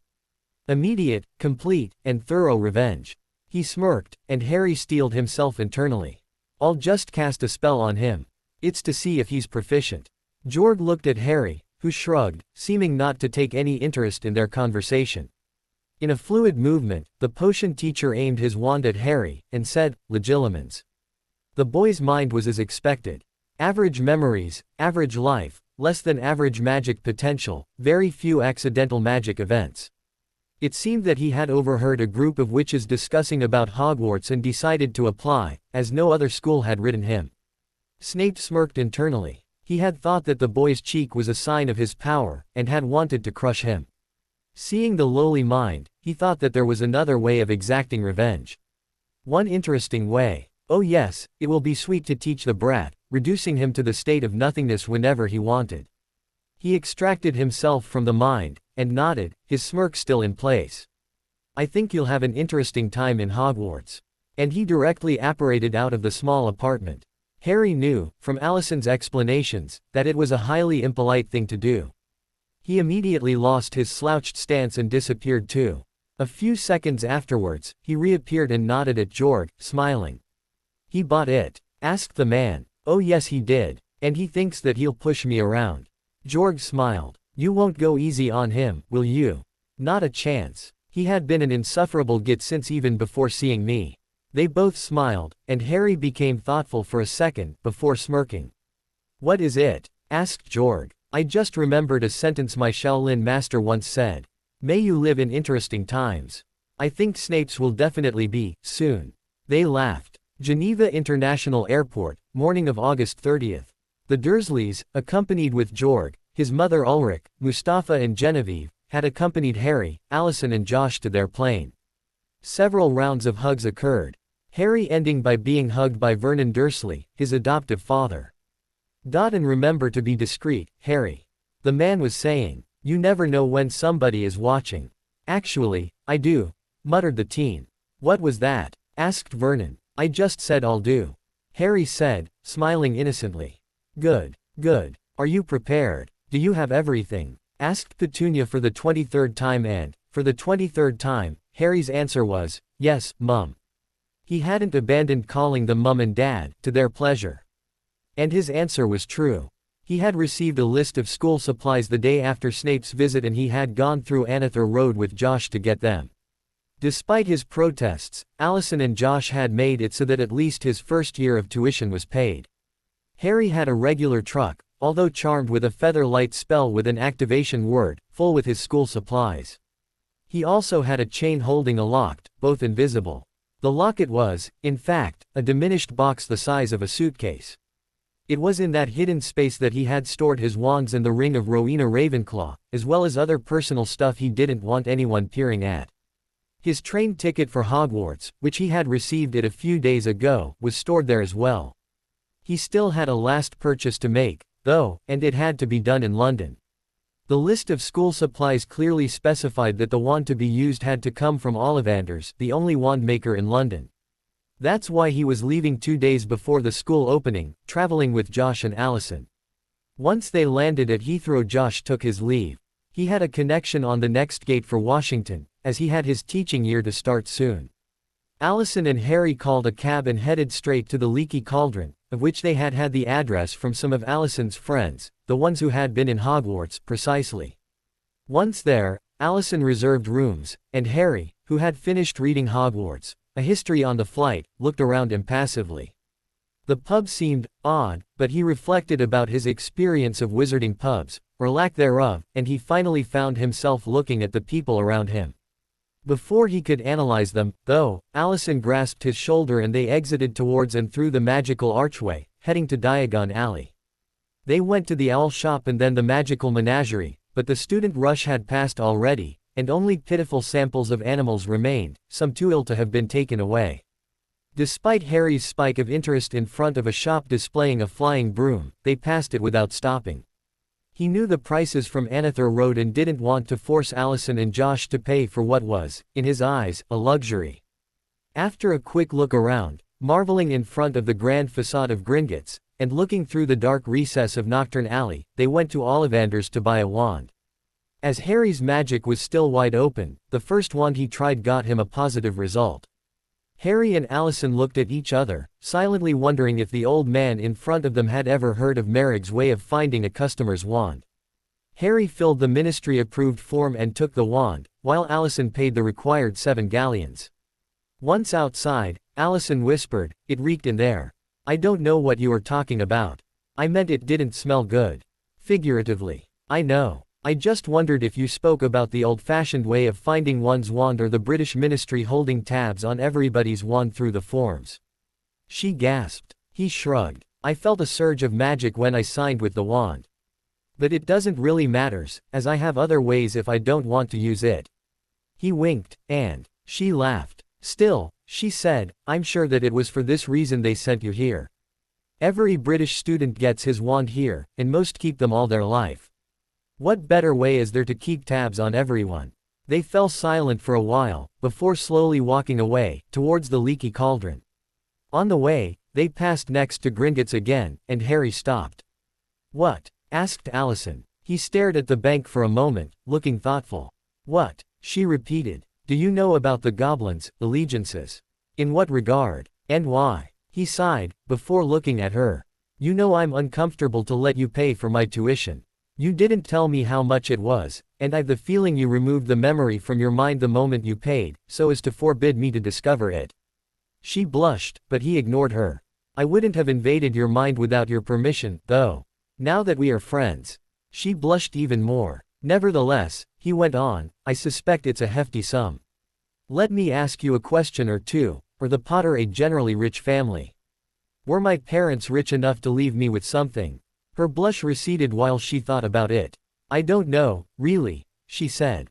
"But the Potter family tree, in the wizarding world at the least, has ancestors back to the 5th century. Wizarding fortunes seldom diminish, and the farthest a line goes, the largest its financial means should be. By the way, that's why I could pay for your school easily, while not working at the same time." It was his turn to blush, but he quickly recovered to ask his first question again. "So, do you know about the goblins' allegiances? Did they obey to ministry laws? Are they supervised by human wizards? Again, why?" He looked at her in the eye. "If my parents left me something, it's probably in there. If I want to uncover it, I'll have to introduce myself with my real name. I want to know if they can be trusted with that secret." He smirked. "And if they can't, do you know if their mind is easy to breach?" She had started to open her mouth to answer his first question, but the last one left her gaping. "You don't think?" He shrugged. "I don't need a wand to do that. Nobody could stop me. I'd only erase their memories of my real identity." She looked at him appraising Ly, before shaking her head. "I don't know about that. Nobody tried that stunt, lest they be barred from using the bank again. Concerning your first question, I know that goblins are completely independent from wizarding laws. It has been signed in a charter after the last Goblin War with the wizarding world, centuries ago." He glanced at her inquiringly, and she shrugged. "Don't ask me when, I never paid attention in history class. However, there is the possibility that a wizard is appointed as account manager, and he'll be warned if you do anything on the account." He looked up sharply. "Being the account holder, I can still change that person, right?" He asked hopefully. She nodded thoughtfully. "Of course. But I don't know if, as a minor, you can actually do that." "And, what if," he started, but she interrupted him. Rather than making assumptions, let's head inside, she said, dragging him forward. After a glance at the opening hours and days, she added, we're quite lucky. It's near their closing time, and they are closed on weekends.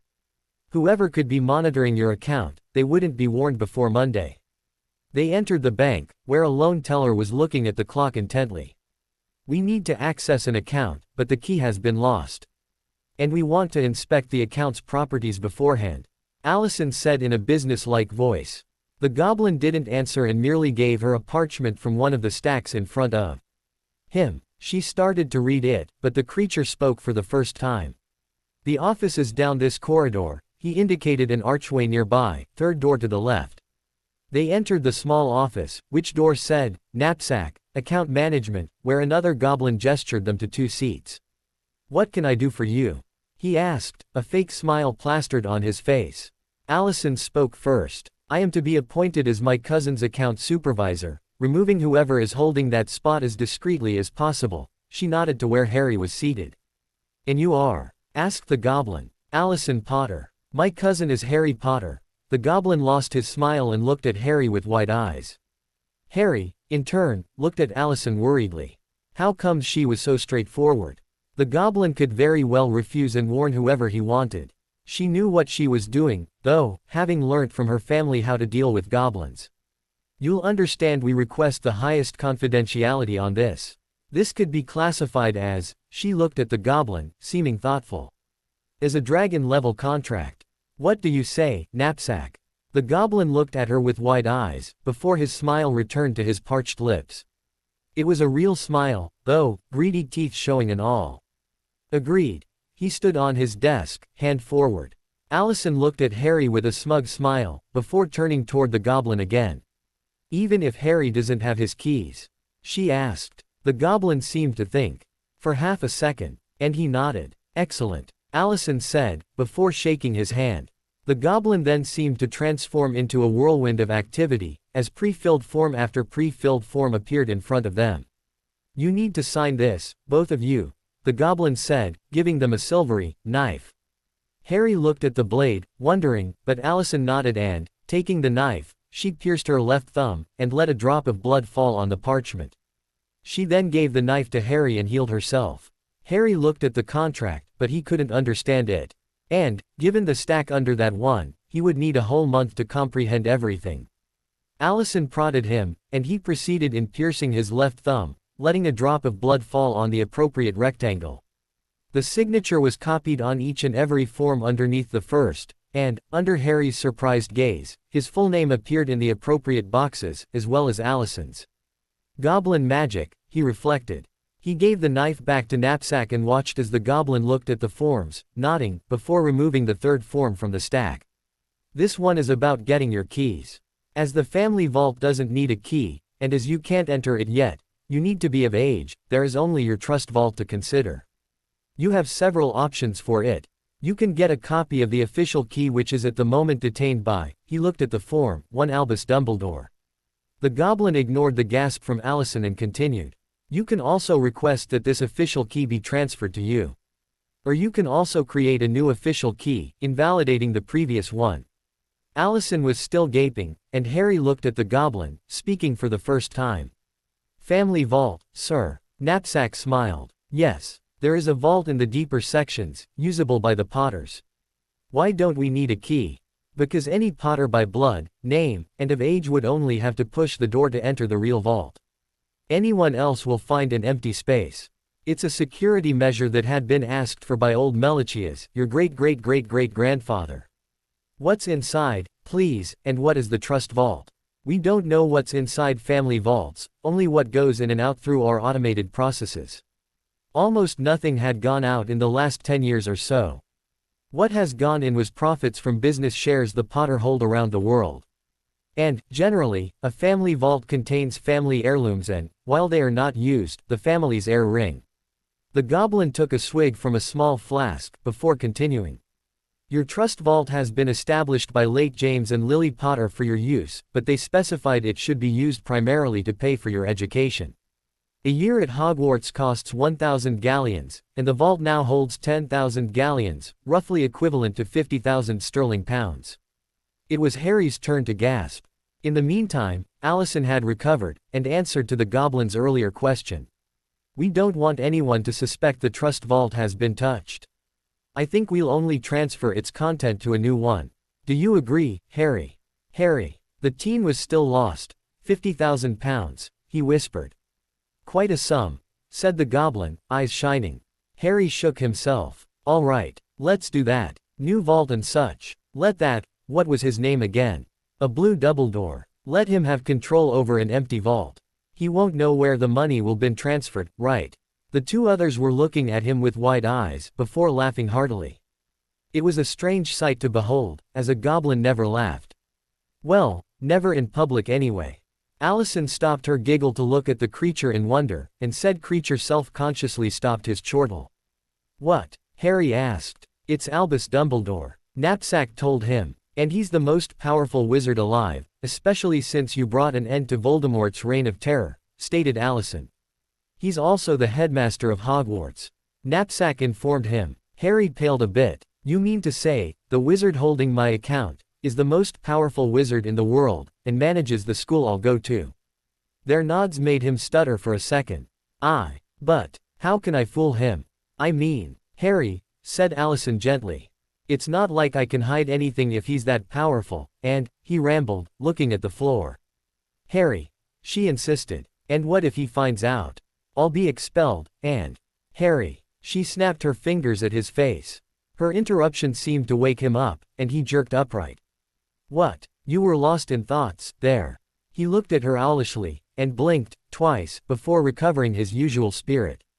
I shouldn't be. Thoughts aren't unknown territory for me, you know. Exactly. Get a grip, now, she said coldly, but her tone was denied by her amused eyes. They turned to look at the goblin, who was looking at the clock. Understanding that they had a short time to finish, they sped up and got out of the bank no more than 5 minutes later, 100 galleons poorer because of the dragon-level confidentiality asked by Allison. Harry, though, was 100 galleons heavier, because Allison had advised him to get some pocket money. The next day was Saturday, and they spent it resting and enjoying a bit of Muggle London sights. The following morning, they found themselves at King's Cross train station, searching for platform 9 3/4. Not having been at Hogwarts before, neither Harry nor Allison knew how to reach the platform itself. The hour was nearing and, as they still didn't find it, Harry fell back to his own method of getting information. He sat at the entrance of platform 9 and 10, and carefully expanded his senses to discover if wizards and witches were around.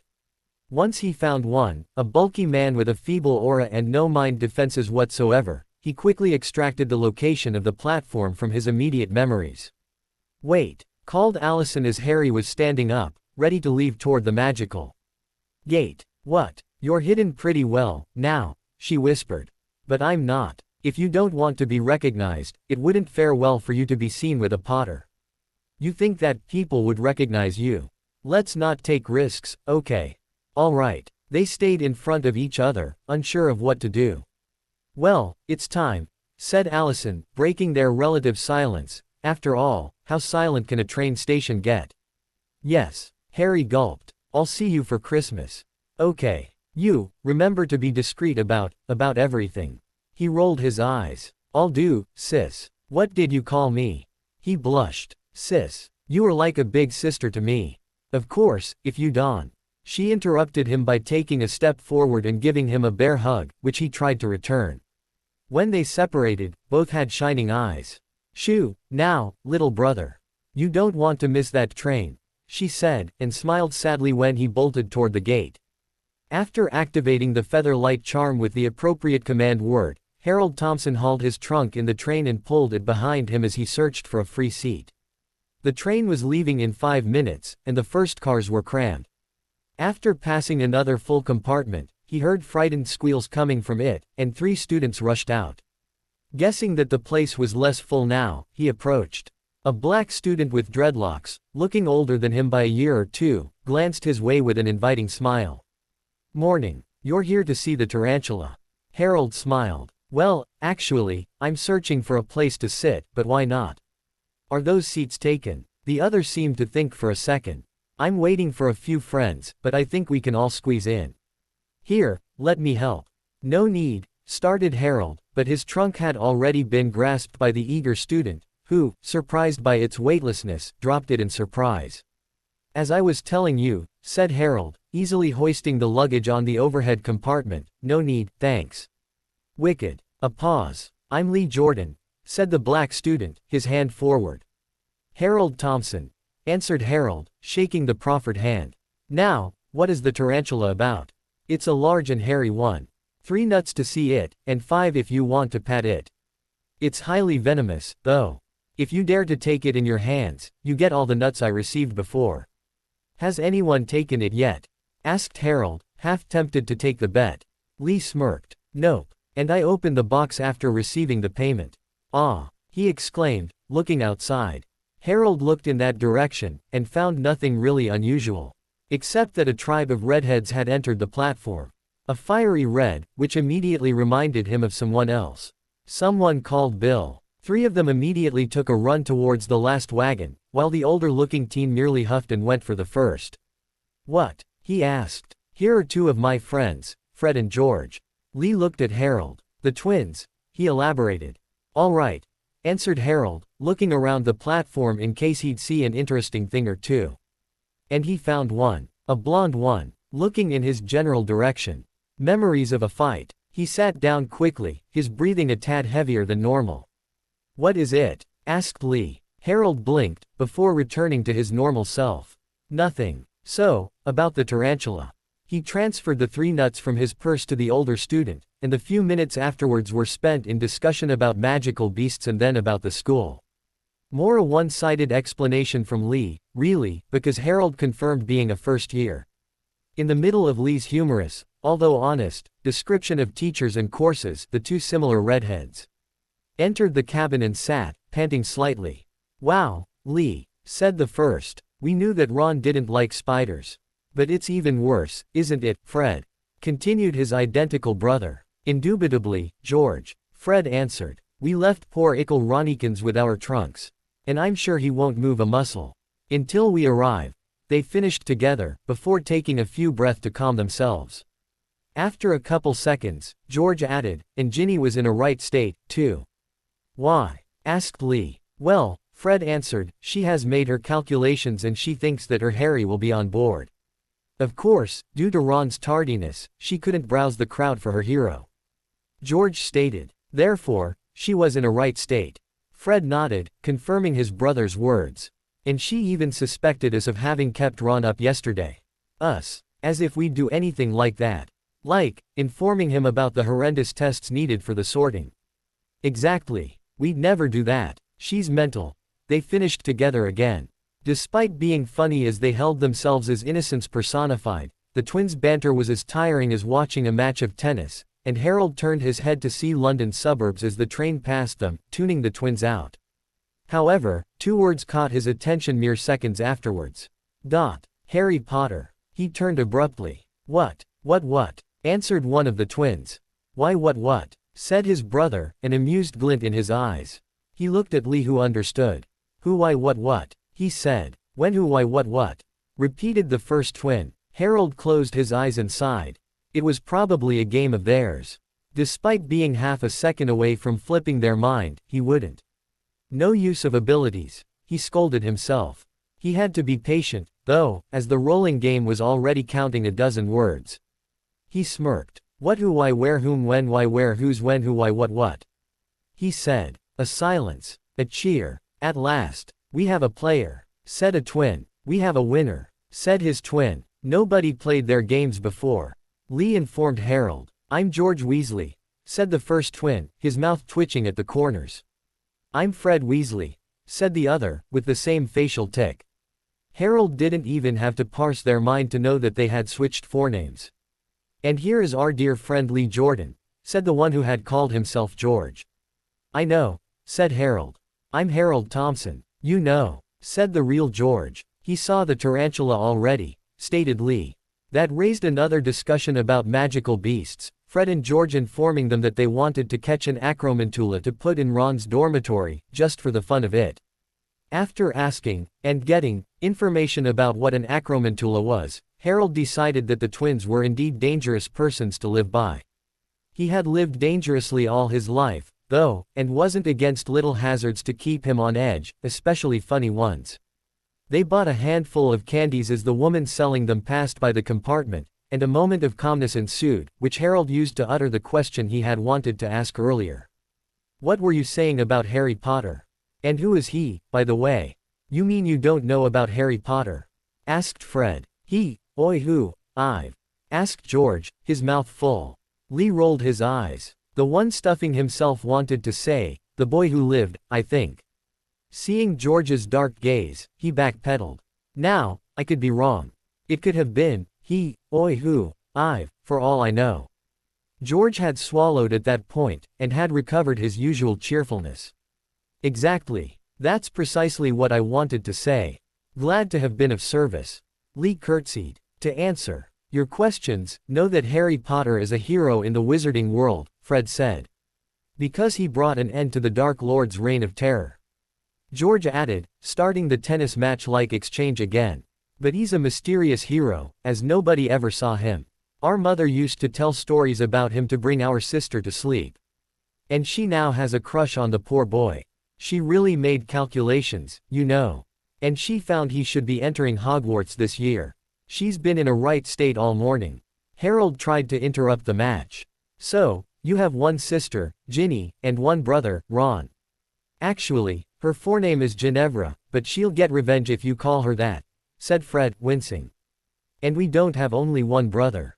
Thankfully. We have Ronald, sure. Only thinks of Quidditch, and to feed himself. We also have Percy, who is prefect for Gryffindor. The disgrace," said the two jokers at the same time, shaking their head in mock chagrin. "And before him, we have Charlie, who is now working in a dragon reserve in Romania. And even before, Bill. He's curse breaker for Gringotts, and works in Egypt at the moment." "You didn't know about Harry Potter?" asked Lee, effectively interrupting the banter. "Huh?" asked Harold, a bit stunned by the sheer amount of information and the subsequent realizations. When Lee repeated his question, he shrugged. "Sorry. Muggleborn, here." A pause. "If you are a Muggleborn, how comes your trunk is charmed?" asked Lee. It took half a second for Harold to come up with a proper answer to that. After all, honesty was a good weapon sometimes. "I come from Switzerland, and bought my trunk in Anather Road, the equivalent of Diagon Alley. I asked if there were any options, and when the shopkeeper acquiesced, I asked for an explanation about each. I got it charmed with featherlight only, but I think I'll get it enlarged next year. The required supplies are quite numerous. And heavy." He smiled at their stunned look and shrugged. "What? It's what we call practical intelligence. Are wizards devoid of it?" That started another bout of good-natured tongue-lashing between the pureblood Weasleys and the supposed Muggleborns, only interrupted by the entrance of three girls. "Ah, our chasers have caught the train," said Fred. "And what if we didn't?" asked one of the girls, a tall black one with long hair held up in a ponytail. "Besides," continued another one, a seemingly younger one, "Oliver has just said it would be the three of us, it's not a definite move of his part." "Come on," interrupted George, "once he has decided something, it's bound to stay, you know that." "And if you hadn't caught the train," said Lee, looking at Angelina intently, "I'd have kidnapped the train driver and turned the train around." "You and your mouth," the black girl answered, but an amused twinkle had appeared in her eyes. Sensing that the six of them surely had summer stories to tell, and as there wasn't much space in the compartment anyway, Harold stood to leave. The twins stopped him and made the necessary introductions before allowing him to leave. He shook hands with Angelina Johnson, Alicia Spinnet, and Katie Bell. Harold walked idly the length of the train, watching the magical teens interact. From what he remembered from Hogwarts, a history, there were 4 houses where students got sorted following certain traits of character. Bravery tended to put you in Gryffindor, loyalty was Hufflepuff's specialty, Ravenclaws were known for their intelligence, and Slytherins were supposed to be cunning. There were points given and taken to a student's house following that student's studies and behavior, and, at the end of the year, the house cup was given to the house having the most points. That paragraph had made him snort. How could the House Cup be given in a fair way when all the brains were in one house? When he had read about the importance of Quidditch points in the House Cup run, he had understood better, but it still didn't make sense. Bravery and cunning could be attitudes to get points through sports, but loyalty wasn't. And the school records listed in the book had proved that, in the 1,000 or so years of exercise, the Hufflepuff House had gained the House Cup only 27 times. And grouping the students by character traits would surely bring prejudice between houses. He decided that he would do his best to change things. His musings were interrupted by an altercation going on in a compartment. By the sound of the voices, a girl was telling a boy off. 2 gorillas were waiting at the door, and Harold recognized one of them as he had taken the platform gate's location from his thick father's mind. His first reaction had been to go there to make friends, but they growled in a menacing way when he advanced, and he revised his judgment. He didn't let their intimidation technique work, though, and looked in the compartment. There was the blonde boy again. He couldn't remember his name well, but he clearly remembered being cheated in what should have been a fair fight. And when little mudbloods like you comes to Hogwarts, it's the disgrace of the whole wizarding world. Magical education should be reserved to purebloods, the blonde was saying. You shouldn't be allowed in here, and I'll make sure that my father knows about it. He's on the board of governors, you know, and Harold had heard enough. Bullies were the same everywhere. As the same girl was telling the blonde boy that it was only his opinion, Harold tried to enter the compartment, only to find his way blocked by 2 strong hands on his. He looked at the hands amusedly, then at their owners. A mere second later, "Excuse me." The blonde swiveled around, drawing his wand in what should have been a graceful and obviously rehearsed gesture. But the wand fell short and clanked on the floor. Its owner fumbled after it, blushing furiously, before standing again. "What is it?" he drawled, before taking the scene into account. A young boy, seemingly his own age, was clutching one finger from each of his bodyguards in each of his hands, and they were kneeling beside him, in obvious pain. "For a pureblood, you sure have a remarkable way of drawing your wand," Harold said, before putting a bit of pressure on the gorillas, bent fingers, eliciting yelps from them. "And your bodyguards are quite delicate, too. They could benefit from lessons of fighting the Muggle way." The blonde boy whose name he finally remembered, after all, his mind wasn't so badly ordered, was it, seemed ready to explode at that comment, but Harold's 2 next words changed that. "Like you." Draco Malfoy reeled backwards, gaping wordlessly and paling dramatically. After a full minute of silence, Harold gave a final squeeze to the brute's fingers, took the blonde by the shoulder and shoved him outside. He then turned toward the still standing girl, who looked at him questioningly. "I guess I have to thank you," she said, "but you shouldn't be fighting in school." He would have gotten what he deserved sooner or later. Of all the reactions she could have had, he had never thought of that, and he fumbled for an answer. "Well, nice to meet you too." That bought him some time, and he thought about what she said before continuing. "If it's the same to you, I prefer when bullies get what they deserve sooner instead of later. And right now seemed to be a good idea. We aren't even on school grounds yet. Even Hogsmeade isn't on Hogwarts grounds. Which is why Hogwarts, a history lists so many student fights and illegal duels happening there." It took a moment for her to process all this, but when done, she looked at him with bright eyes. "You have read Hogwarts, a history." "Of course. Why wouldn't I? As a Muggleborn, there are many things I didn't know about the school. I'm a Muggleborn too, but my parents didn't want me to be buy magical stuff until late August," said a boy with curly brown hair and equally brown eyes. "Justin Finch Fletchley," he said, extending his hand.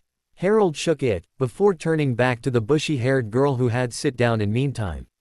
She looked more amenable, and he sighed. "Let's start again. I'm Harold Thompson, Muggleborn. Nice to meet you all." Hermione Granger. "Muggleborn, too. Nice to meet you too. I'm a half-blood," said another boy, with sandy hair and an undeniable Irish accent.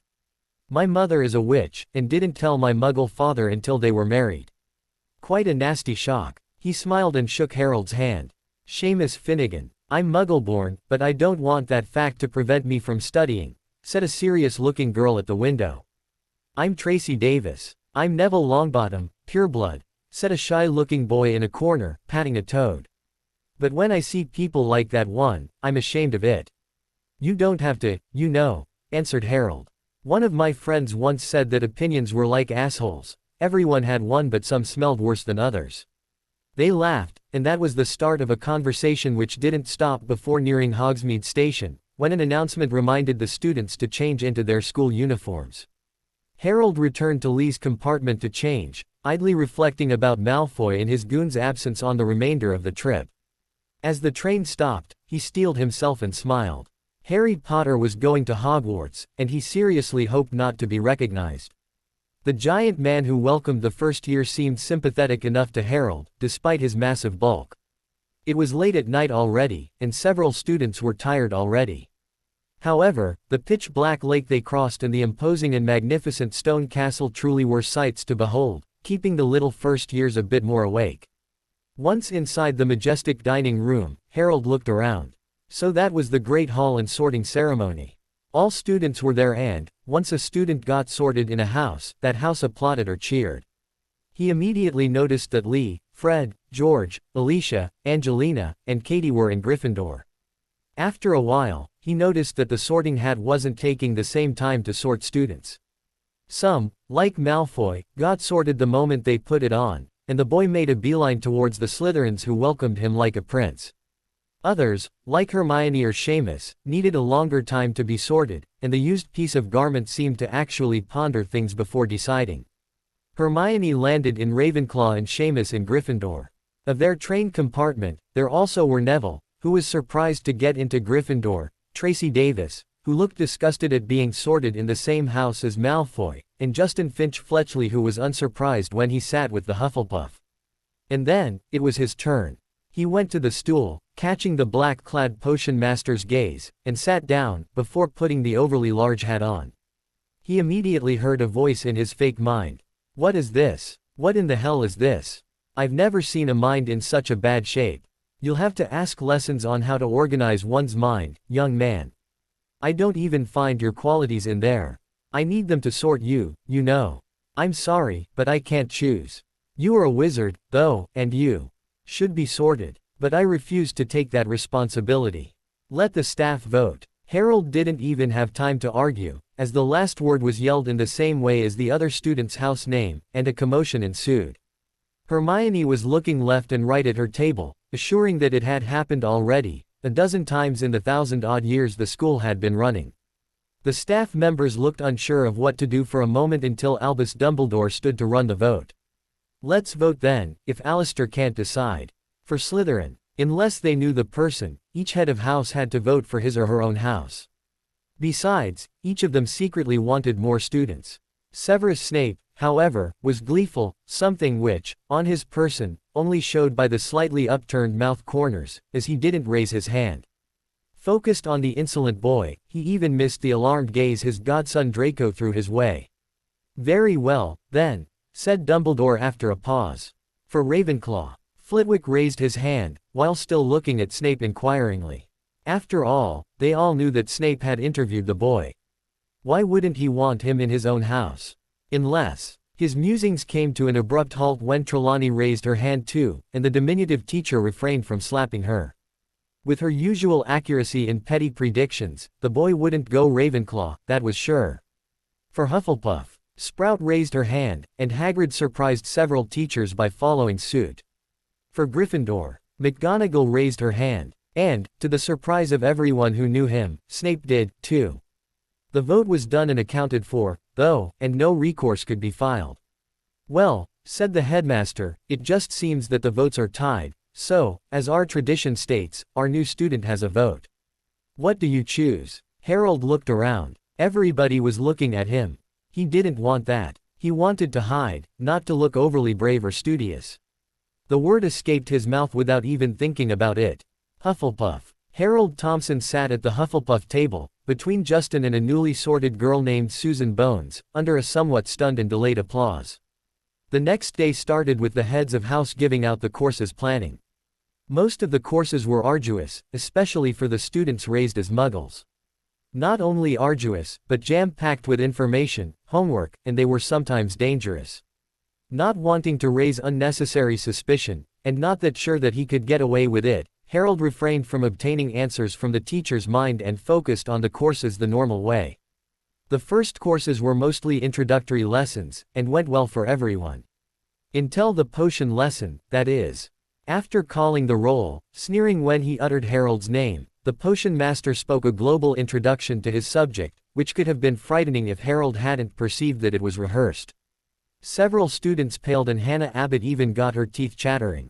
The pink-faced Hufflepuff girl with her hair in pigtails wasn't helped by the generally dank atmosphere of the dungeons. Afterwards, Snape grilled several of them with questions, as if 11-year-old students were supposed to learn the whole textbook before the year.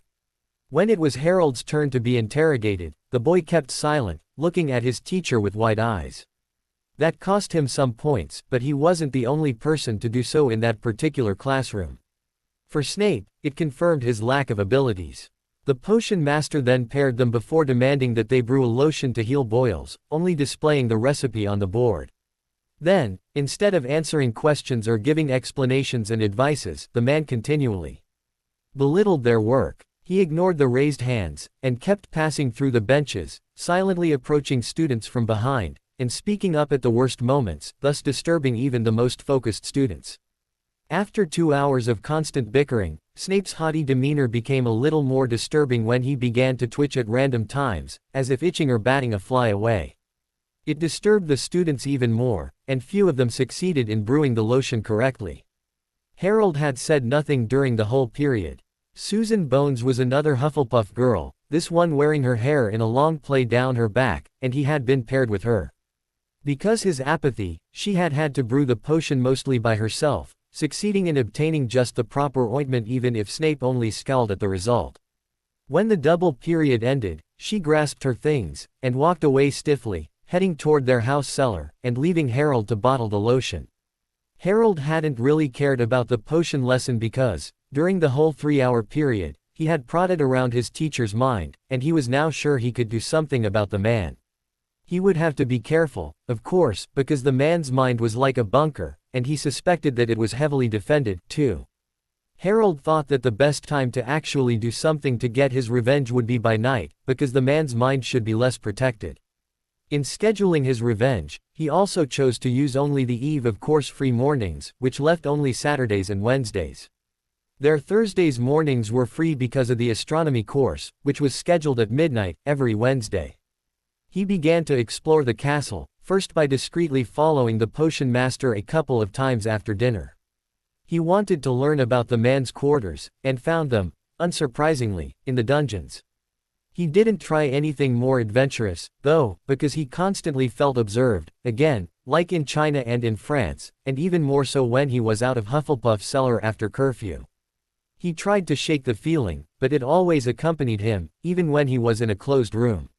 He tried unused classrooms, tower tops, bathrooms, but the faint feeling didn't go away. The only moments he felt freer, although by a tad bit, was when out of the castle proper for the herbology period. On Thursday evening, his homework finished, Harold decided to read Hogwarts, a history again, to check if there was anything said about student surveillance, and found something interesting in the chapter about the school staff. And the headmaster has all power and knowledge on the school. Since Albus Dumbledore's tenure, it has even been proven time and again. The reasons behind this are not known, but we can suppose that the headmaster has the castle under a spell of some sort, even if it would be very taxing for his health to keep it going all the time. However, no such spell is known to exist, and other ideas have been researched. Some suspect that the castle itself is alive. After all, after receiving so much magic during its creation, see Chapter 1 Building, and in the subsequent 1,000 years of hosting magical children, this idea could very well be proven true. At the date these lines were written, our fine squad of investigators had been refused the right to explore the fabled castle's lowest dungeons where an ancient dragon is rumored to be sleeping. See Chapter 1, again. Now, the defense against the dark arts position, held by. Harold looked at his watch and, noticing the advanced hour, put the heavy volume back in his trunk, before canceling his light spell and going to sleep. Despite being sorted in different houses, Harold and the 5 others from the train compartment tried to find time to discuss together. And Hermione being there, they eventually discussed homework and studies, too. As access to the common rooms was restricted, they often found themselves either in the library or out on the grounds. In the first year's schedule, the whole Friday afternoon had been freed, and the first time the study group met that day, on the lake shore, they had already several interesting stories to tell, the prominent one being Neville's. That very morning, the first years got their first accident of the year, during Snape's 3-hour course with the Gryffindors and Slytherins. Neville had unknowingly switched lines while copying the recipe and succeeded in melting Seamus Cauldron after only half an hour of class. The boy hadn't thought that adding the porcupine quills without taking the cauldron out of the fire first would be dangerous, and Snape had been of no help either. Not only the man wasn't telling them the ingredients, properties, but he was also keeping silent the how and why about mixing and stirring. Neville's melt cauldron resulted in damaged furniture and shoes, an irate teacher, loss of house points, Neville obtaining angry red boils on his person, and a one-way trip to the infirmary with the help of Seamus. That weekend, Harold decided to explore the castle again, but found nothing particularly interesting. No ancient dragon, hidden treasure. But the feeling of being observed was still at the back of his mind, and he returned to Hufflepuff Cellar exhausted and empty-handed. Having spent all his Saturday in empty dank corridors, he decided to spend the next day resting and doing his homework. Susan, who had been cold to him for 2 days because his lack of help in potions, was also doing her homework alone in the common room also, and he decided to do something about it. He went to her just as she was finishing her Transfiguration assignment, and apologized. The two of them started to discuss about teachers, and she eventually conceded that if Sprout was as fair as Snape was, she would give points to Hufflepuff by the hundreds. The two of them resumed their budding friendship. Like Hermione, she had an ingrained respect for authority, thought, and only grudgingly admitted Snape's unfairness. The next week, the students spoke of only one thing: Quidditch. The first years had their first flying lessons scheduled on Thursday and tryouts had been scheduled over the week's evenings. Once Thursday came, the 50 or so first years went in the castle inner bailey accompanied by Madame Pomfrey, the school nurse. On the way, some students paled when others told them jokes about mortal accidents happening in the previous years. Once they rejoined Madame Hooch, flying instructor and Quidditch referee, everybody noticed the circle of brooms around the stern woman. Okay everybody. I want you to listen, and listen well. Any mishap here could cause broken arms or worse, so pay attention. The flying instructor had everyone's attention at that point. On the ground are disposed 24 brooms, which belong to the school. They are working perfectly, even if some of you have better brooms at home. You perhaps wondered why you weren't allowed to bring them here. The answer is simple. You are not going to play Quidditch, so there is no need for you to bring it. Professor? Asked Hermione, whose hand had shot in the air so fast that Ron Weasley, who was beside her, was almost knocked by it. The redhead muttered a string of words ending with mental, that one, and unsuccessfully bargained with his other neighbor, a tall black boy going by the name Dean Thomas, to switch places. Yes, you are. Rolanda Hooch's voice resounded in the courtyard. Hermione Granger. Professor. I read, in Hogwarts, a history, at that. Some of her housemates groaned aloud, but she continued undeterred, that there have been players taken in the first years, the last of whom dates back a century. Madame Hooch stayed silent for a moment, and the students began to talk between themselves. Hermione had just made a few friends in a few words, as many students looked eager to fly, now. Quiet, shouted their teacher, before speaking in a normal voice again. Unfortunately, I wasn't around to check about the conditions of their recruitment, a century ago. You should ask the headmaster, though. He was. Several students laughed silently at the joke while others groaned about the failed opportunity. Now.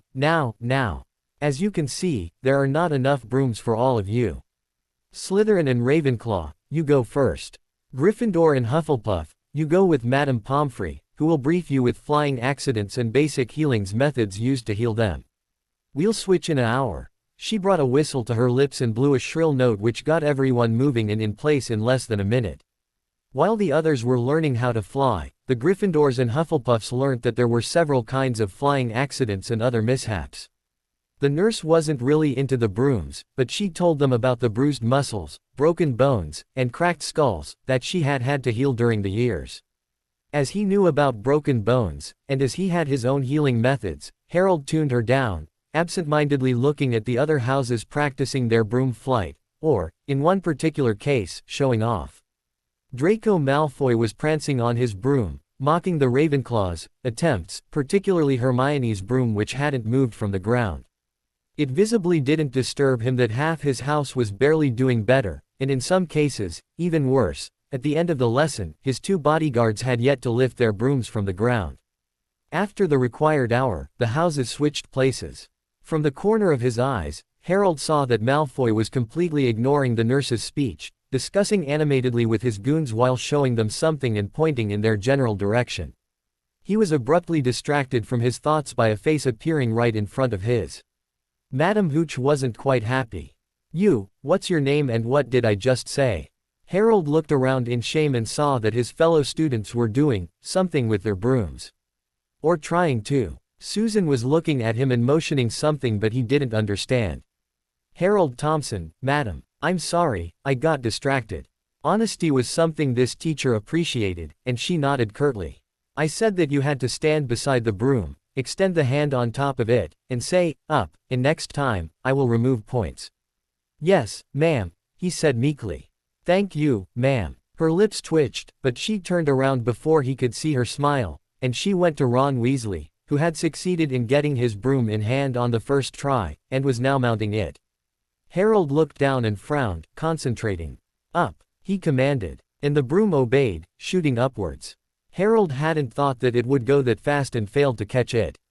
In fact, he had thought that it was his job to levitate the broom, and had added his own power to the brooms, resulting in the piece of charmed wood levitating 10 feet from the ground. He knew he could get it from that height, and he crouched, ready to jump for it, before remembering where he was.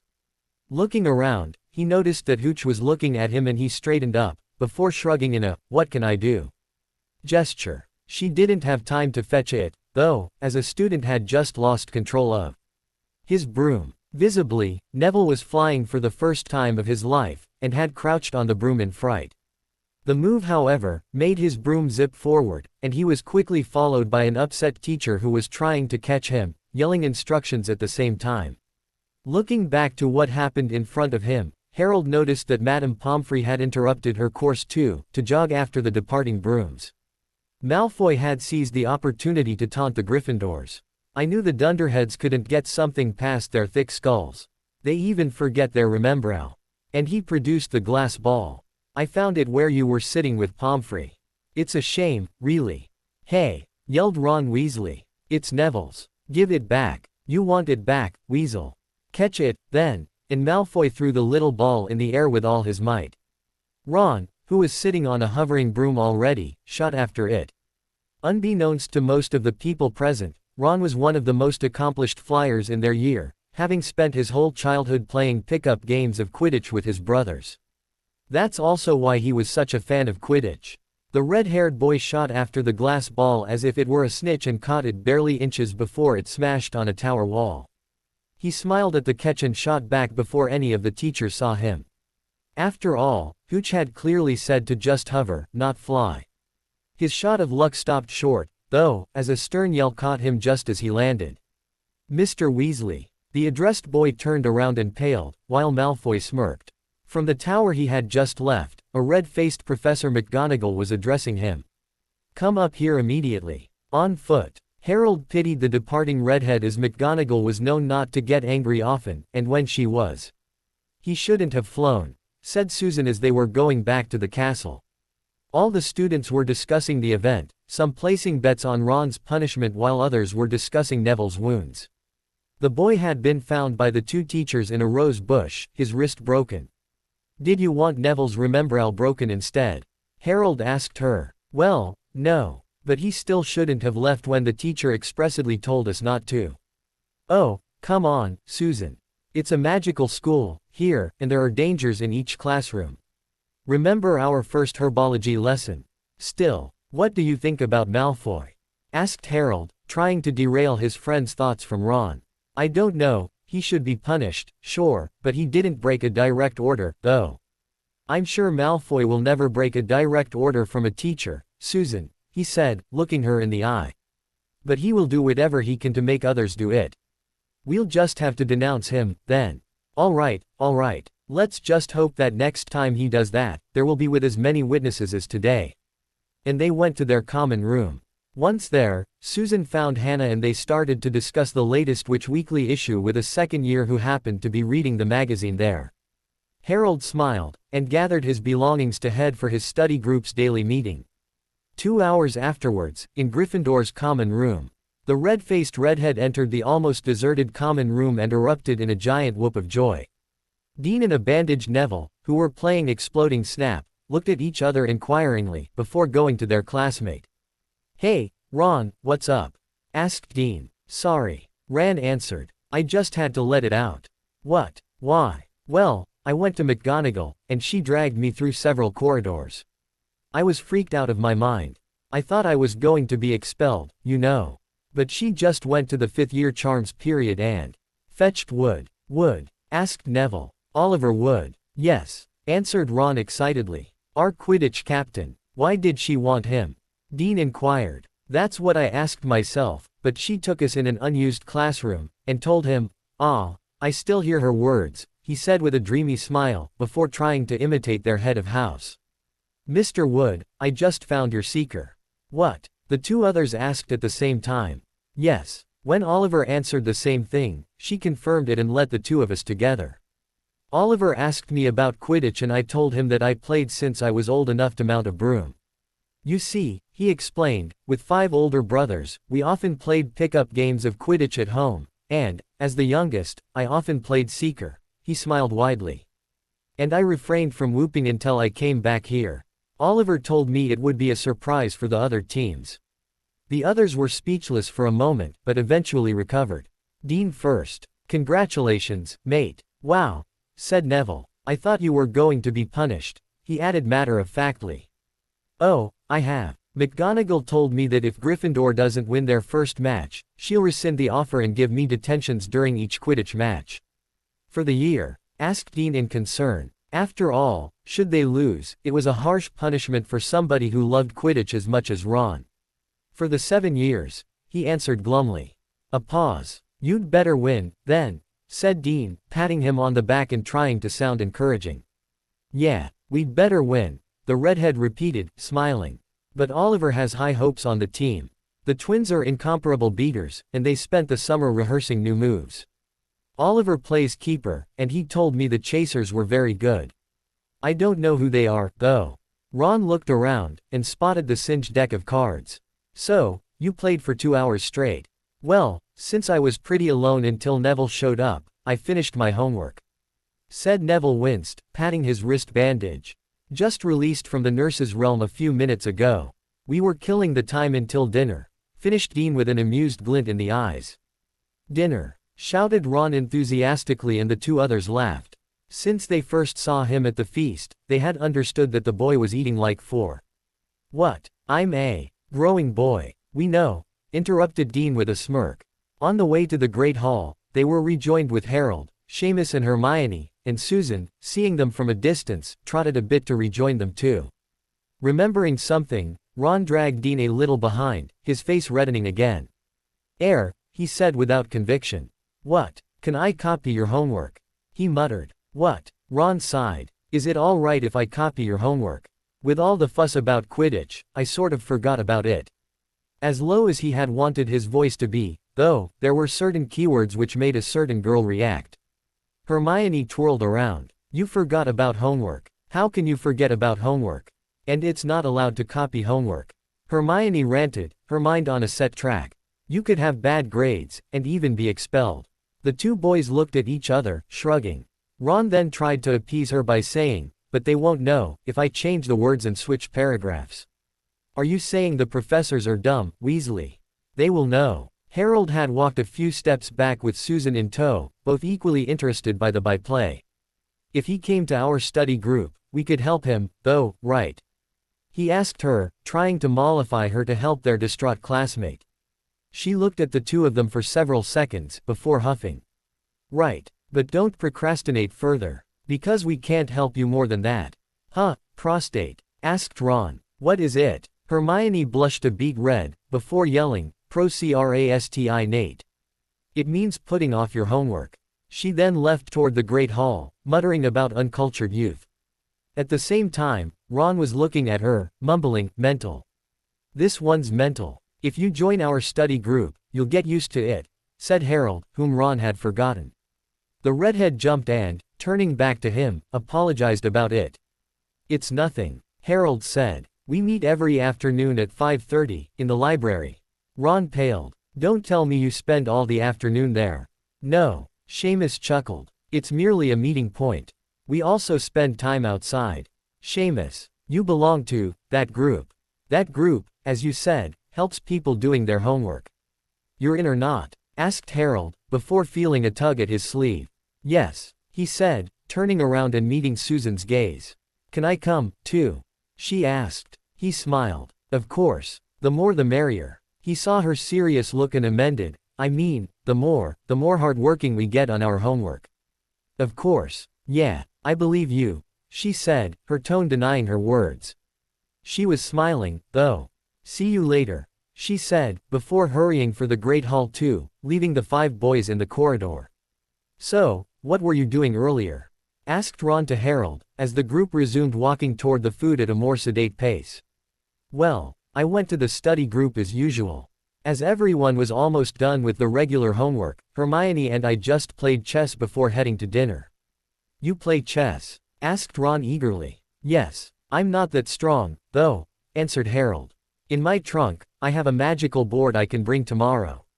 Even if it was my grandfather's, it's still working. I'm not sure the workaholics out there will still like it, but you can always bring it. You said it was magical. What is so special about it? Asked Harold. Ron looked horrified that someone wouldn't know about the wonderful properties of charmed chess boards, and he spent the rest of the walk to dinner explaining them to a nodding Harold, while the other 3 were discussing Neville's potion. At the Great Hall doors, though, 3 Slytherin boys were waiting for them. So, have you packed yet, Weasel? When is the expelling verdict carried out? Asked the blonde menace. Watch your mouth, Death Eater spawn, retorted Ron. Your filthy family doesn't deserve the pureblood status, Weasel. You can't even afford your own robes. The blonde guffawed and, at a sign from him, his bodyguards chortled too.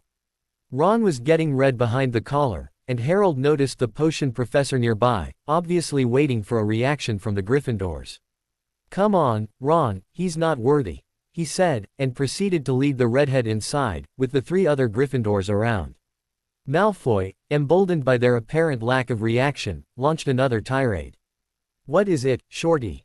Too afraid of us to discuss. Harold stopped mid-stride and turned around, smirking. When I will have broken your gorilla's fingers and beaten you to a pulp, then we'll discuss. Despite Crabbe and Goyle's frightened step back, Malfoy continued. After all, even if it was a shameful memory for him, he distinctly remembered winning a Muggle fighting tournament. You beat me to a pulp. Let me laugh. How do you think you can achieve that? Easily. Especially when you don't have your magic bracers. Harold whispered, before leaving a blanching Malfoy on the doorstep. Quite disappointed that he hadn't been able to remove points, Snape left the intersection, unseen by everyone. Harold sat between Justin and Susan, and discussed with both about the apparently growing study group. Several times during the meal, which Malfoy incidentally skipped, he felt a burning sensation of being observed, and turned around to see Ron staring at him. The redhead wasn't even talking with his friends. When he left the hall, Harold heard someone run after him and turned around to see Ron skidding to a halt in front of him, while Hermione was looking at them curiously. He drew a deep breath. What? You know Malfoy? Ron wasn't asking a question. Harold sighed again. Let's find a proper place to talk. And he led them in an unused classroom, closing the door afterwards. He expanded his senses and found that no one else was near. Looking up, he was startled to see Ron with his wand drawn, looking around. What is it? Did you feel that? Harold rolled his eyes. Here it comes again, he thought. Feel what? There was a surge of magic nearby. I know, answered Harold, kicking himself at the same time. What do you mean, you know? Asked Hermione. Let's say that I know and it's not dangerous, all right, he said. As they weren't convinced, he showed his locket and told them a carefully prepared lie. It came from this medallion. It's charmed to detect intruders. There's no one else here except us. They bought it, though. All right, so, how do you know Malfoy, and what did you tell him for him to pale and miss dinner? Asked Ron. Well, I'm a Muggleborn, okay. They nodded. I've lived in several places in the world, and I once participated in a Muggle tournament with my brother and, well, let's just say I made it to the finals. And there was that blonde boy, who I knew I could beat, but he had bracers which I'm sure allowed him to cheat. When he won, I just got his name from the board before passing out. I can understand that, said Hermione. But if you saw his name, yours was on the board too, right? He should remember it and stay away from you. I think he'll stay away from us, now. But, about the name thing, from all we know about him, do you think he would actively try to remember his participation in a Muggle fist fight? Harold asked, grinning, although he crossed his fingers internally, hoping that Hermione wouldn't ask too many questions. She was way too clever for her own good. They thought about it, before smiling as well, and they left the room, returning to their respective quarters. The next weeks passed in a whirlwind of activities as everyone finally got into school's full swing. For her birthday, Hermione received a box of sweets from Ron and a book from Harold, Magical Geniuses and Their Works, both obtained through all order because it was on such a short notice. The next morning, Ron, who had complained time and again about the shame of playing seeker on an old school broom, received a large package which needed at least half a dozen owls to carry. With it came a letter from his parents. Dear Ron, congratulations on your selection in Gryffindor Quidditch team. Fred and George wrote us about that, but, knowing the twins, we asked confirmation. We are really proud of you, son, and wanted to show it. Your dad wanted to buy another Muggle car to experiment, but we scraped that and got you this present instead. Several other persons contributed as well, and you should thank your head of house profusely. Consider the broom an advanced Christmas present, though. Your loving, Mum. Once in the safety of their dorm, with Dean, Seamus and Neville waiting anxiously, Ron ripped the package open and fell in tears upon seeing what was inside. A Nimbus 2000. Can you believe it? My own broom. Life hadn't been easy on Ron. The youngest Weasley boy had always been given hand-me-downs from his older brothers. His clothes were more than used, his pet was Percy's and even his wand was Charlie's old one. That's why the mere fact of owning something new which wasn't food brought so much emotion from him. As a result, though, he was even more determined to win the next match and started the practices with enthusiasm, after thanking McGonagall like his mother said, profusely. Ron also showed himself more rarely at the study group, and had to be coached by his 3 dorm mates on many of his assignments. Someone else was coming less often, too. Tracy Davis had begun showing dark circles around her eyes and alleged that the work was tiring her, using that as an excuse to progressively stop coming. The academic life was going on full swing, now, and the school prepared to end October with an enormous feast, judging by the gigantic pumpkins growing in the gardens. For Harold, the only dark spot of the week was the Wednesday morning, when Snape constantly took points from him. Justin even joked once about the man just taking points because Harold breathed. Harold had read his books, though, and did his homework, but it never seemed enough for the man. At the end, he decided that Snape was the kind of sadist teacher needing some student to belittle in order to show off. And Harold, despite answering correctly to questions by now, was constantly the butt end of his jokes and jeers. He hadn't felt sure of himself enough to react or to seek the man out of the classroom, and the constant feeling of prying was beginning to tire him down.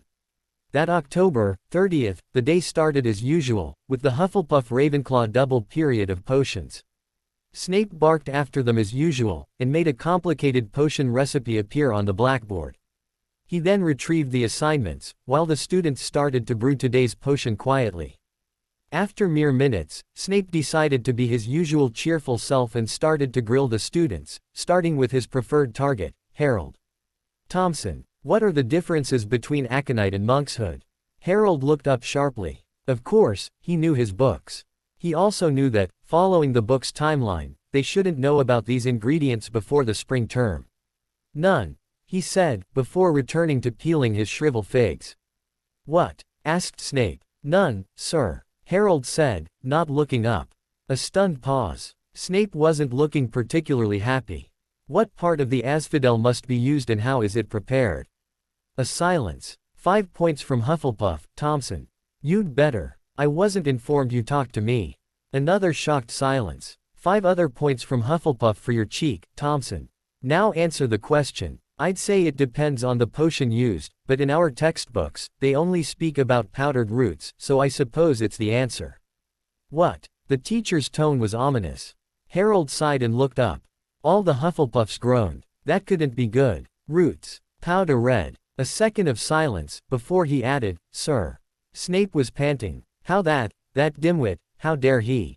Where do you find a bezoar? He lashed. Goat's stomach. Sir, was the calm answer. What's a mandrake used for? Restorative draught, sir. Where do you get a lionfish's spine? At the apothecary, sir. Are you quite finished? I need to stir my potion, now. The class waited with bated breath, as Snape's face had progressively changed from its usual white to a deep red. The man was positively glowering as Harold looked down and resumed his stirring. When the man recovered enough to speak, he barked, 20 points for your rudeness and 20 other points for your wrong answers.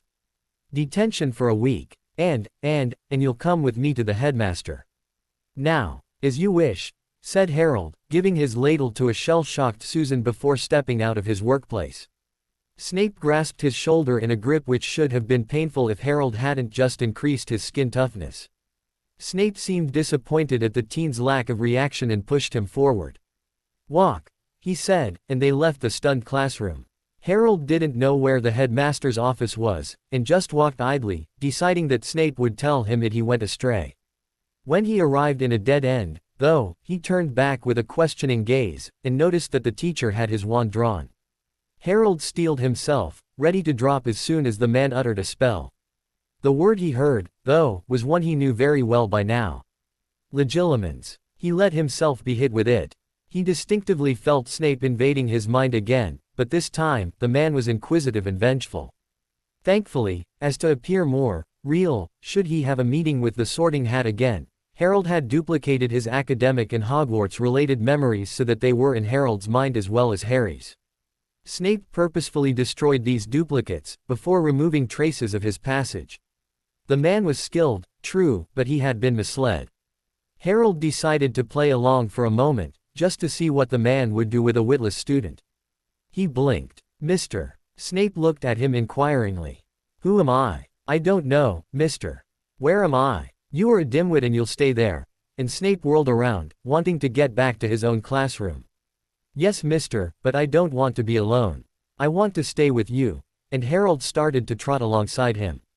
No, stay back, ordered the man. But, mister, I'm afraid of the dark. Please, he begged, doing his best acting so far. The man was undeterred, though, and pressed on.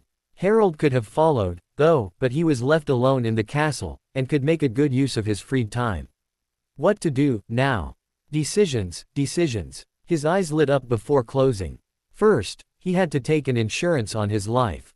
He took a moment to rebuild his mind in the state it was before Snape's mass destruction, and then went to his head of house's office. He got lucky, because she was just leaving for one of her herbology periods. She gave him a strange look when he asked about the headmaster's office location, but understood when he mentioned the potion master. He seemed truthful and it looked like Snape's job to send helpless student through the castle, so she answered, giving him the password as well. Once he had passed the gargoyle, Harold ascended the stair, and knocked to the door, waiting with bated breath. Enter, said the headmaster's voice. He slowly pushed the door, and found himself in a strange office room, cluttered with many intricate items. Nothing was unusual per se, but he felt that several things weren't as they looked. And there were many portraits, too. An old and gentle voice interrupted his musings. What can I do for you, my dear? Thompson, sir. Harold Thompson. I have just been kicked out of the potion classroom, and the teacher wanted me to come here, so here I am. Well, I'm sure Professor Snape is right behind you, isn't he? I don't know, sir. He just gave me the password and returned. I don't know why, perhaps he had something on the fire. The headmaster chuckled, and another chuckle came from a large seat in front of his desk. See, Cornelius? Asked Dumbledore. Everything is going well. Nothing changed. The large seat trembled as a fat small man extracted himself from it. So true, the man said. Well, Harold, I would love to have a discussion with a bright student, but my time is already taken. I must ask you to return to Professor Snape while I will continue to entertain our dear Minister of Magic. Minister, Sir, I'm sorry. Oh. Harold hadn't realized the small man's identity, and a moment of confusion ensued. Now, my boy. It's all right, said the Minister of Magic soothingly. I'll leave, then. Sorry to have bothered you, said Harold, walking back to the door. Just before he closed it, though, he heard the minister saying, and give good old Snape my regards. Harold then returned to the dungeons and ended up right behind the classroom's door. Sitting against the wall opposing it, he closed his eyes and slowly expanded his senses until he could pinpoint Snape's exact location. Once done, he resumed the first potion lessons activity, mind prodding, although this time, he went deeper. He had turned his own idea of defense into an attack technique, and started to dig into the man's mind. When Snape had returned in the classroom, he had been feeling so elated about his revenge on the brat that he disregarded the relative chaos which reigned and went to his desk. The stunned students, though, resumed their brewing quietly, throwing anxious gazes to their professor. Said professor had been reading the assignments, when he started to feel an itching sensation on his forehead. He automatically rubbed his fingers, then his whole hand on it, but it didn't calm and intensified until a headache seized him, making him groan in pain. Wincing, he took a potion from one of his numerous pockets and downed it. It didn't have any effect. The upset teacher looked at the vial in wonder, even smelling it, but it really was a headache-calming draft, which should have had an immediate effect. What was happening to him? And, as suddenly as it had begun, the headache subsided and a knock was heard at the door. Nobody dared to move, and the potion master barked, "Enter," from his desk. It was Filch. There's one of brats, just so you know," and the man left, leaving the door open so that Snape could look at Harold Thompson sitting on the ground opposite him, and, smiling. He blinked. Of course not. He wasn't smiling. It must have been an illusion. "Well, what are you waiting for? Enter." He barked again. "As you wish, mister." Harold answered from outside, and he went to his place. Under the bewildered teacher's gaze, he checked at the cauldron, thanked Susan, and went to slice some horned slugs before adding them. "What in the hell?" asked Snape. "What?" asked the teen innocently. "I went to Dumbledore, like you asked me to. And, by the way, the minister asked me to send his regards to good old Snape, too," he added, looking the teacher in the eye. He had half the mind to add, "But I don't see any good Snape around, only an old one, so it must be someone else," but he refrained at the last second. The situation was already tensed like a violin string. A very long pause ensued, while Harold resumed his brewing and Snape didn't move at all. The other merely followed the recipe's steps, not really caring about their potion at all. Thankfully, none of the ingredients were volatile today. Who are you?" Snape finally managed to mutter.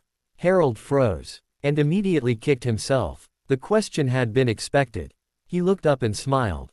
"I'm Harold Thompson. I'd say that it's nice to meet you, but, as the feeling wouldn't be returned, I'll abstain." "You can't be," Snape said, his tone defiant. "Why?" asked Harold. "You must be some polyjuiced imposter." Snape drew his wand, and swished it in a complicated move, while chanting, "Revelo imbibus effectus." Nothing happened. "No. I can't believe it's you." "You'd better. There are other ways." The man was looking left and right while Harold looked at him impassively. "I know." Snape jumped to his feet again and intoned, "Finite incantatem." Now, that was a very bad idea, thought Harold. Snape was a powerful wizard. More powerful than Josh ever was, and Harold felt the glamour on his eyes fade away. He groaned and closing his eyes, concentrating on rebuilding the illusion through his other ability. "Open you eyes," Snape barked. At the same time, Harold was focusing on a color. What was it, again? Gray. No, brown. Let's give it a try. He concentrated for a second, feeling the magic at work, and then opened his eyes. And the bell sounded the period's end. Most of the cauldrons were a mess of unsupervised heating. The only usable potions came from 2 cauldrons out of the 7 pairs, one of which being Susan and Harold's. The usual score for a potion class, anyway. Snape absently watched as the 2 pairs put bottles of potion on his desk. It didn't need a rocket scientist to determine that whoever was in detention tonight would be scrubbing cauldrons. Wait, it was Harold anyways. A short time later, a red-faced Susan was dragging Harold by the sleeve toward Hufflepuff's cellar, ignoring the flow of students headed for the Great Hall. When there, she whirled around and demanded, "What was that?" "What was what?" he asked innocently. "Don't play that game with me. I thought we were friends." His mood darkened considerably. How couldn't she see that Snape was an abusing teacher and needed someone to put him back where he belonged? "Is this all you think about?" "Because I answered truthfully to an obnoxious teacher." "He's a teacher," she shrilled, as if it was the only reason to respect anyone. "He has been a human being long before being a teacher, you know. Teachers can have defaults. They can be wrong. You have the headmaster to report him to, then." "And what was it with the broom?" "Huh, what broom?" He was quite taken by surprise by the abrupt change of subject. "Still playing innocent?" she asked sarcastically. "Okay, I'll refresh your memory. Thursday, September 12, 4:30 p.m. Your broom shoots up and you were going to jump 10 feet to retrieve it." "What? No. Don't deny it. You were ready to jump and at the last second you looked around and caught Hooch looking at you." "Well, and today, you play the cool student and manage to get 50 points taken from the house.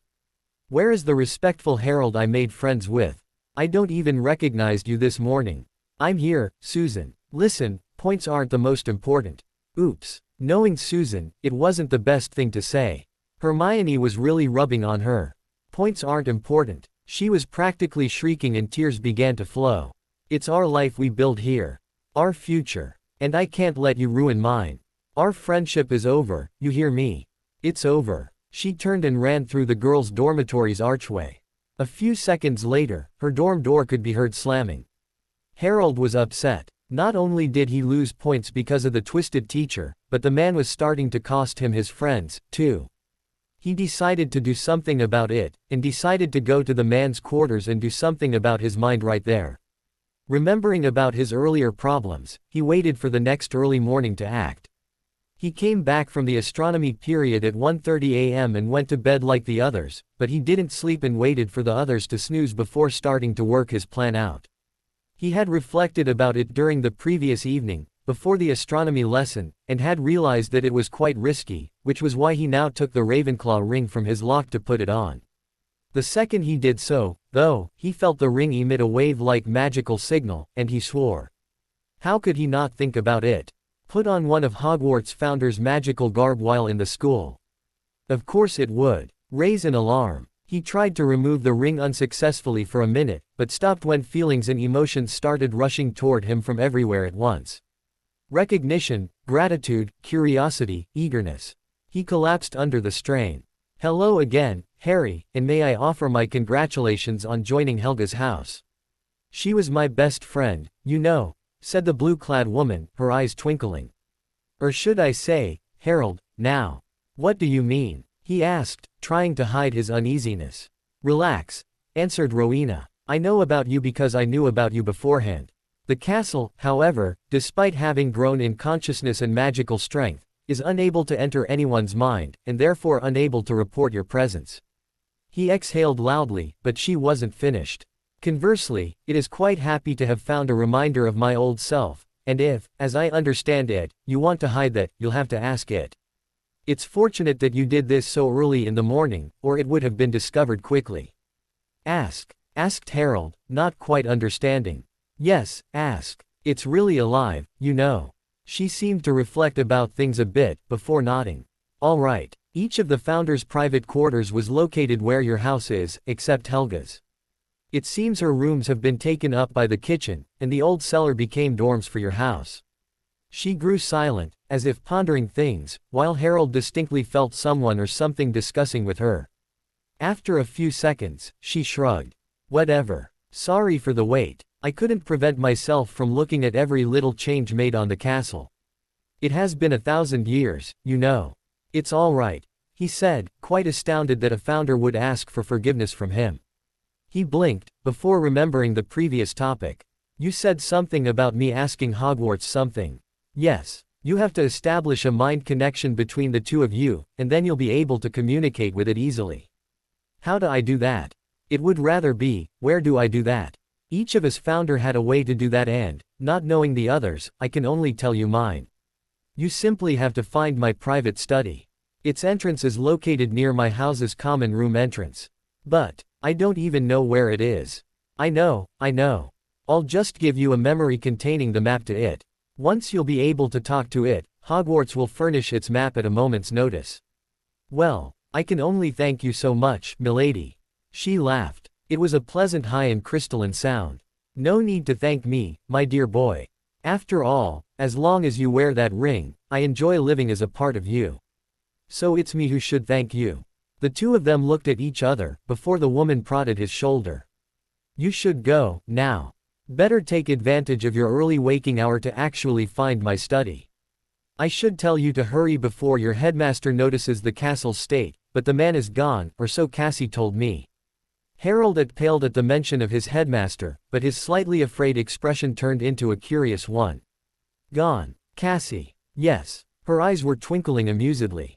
Cassie is my own nickname for Hogwarts. After all, it's a diminutive of castle, isn't it?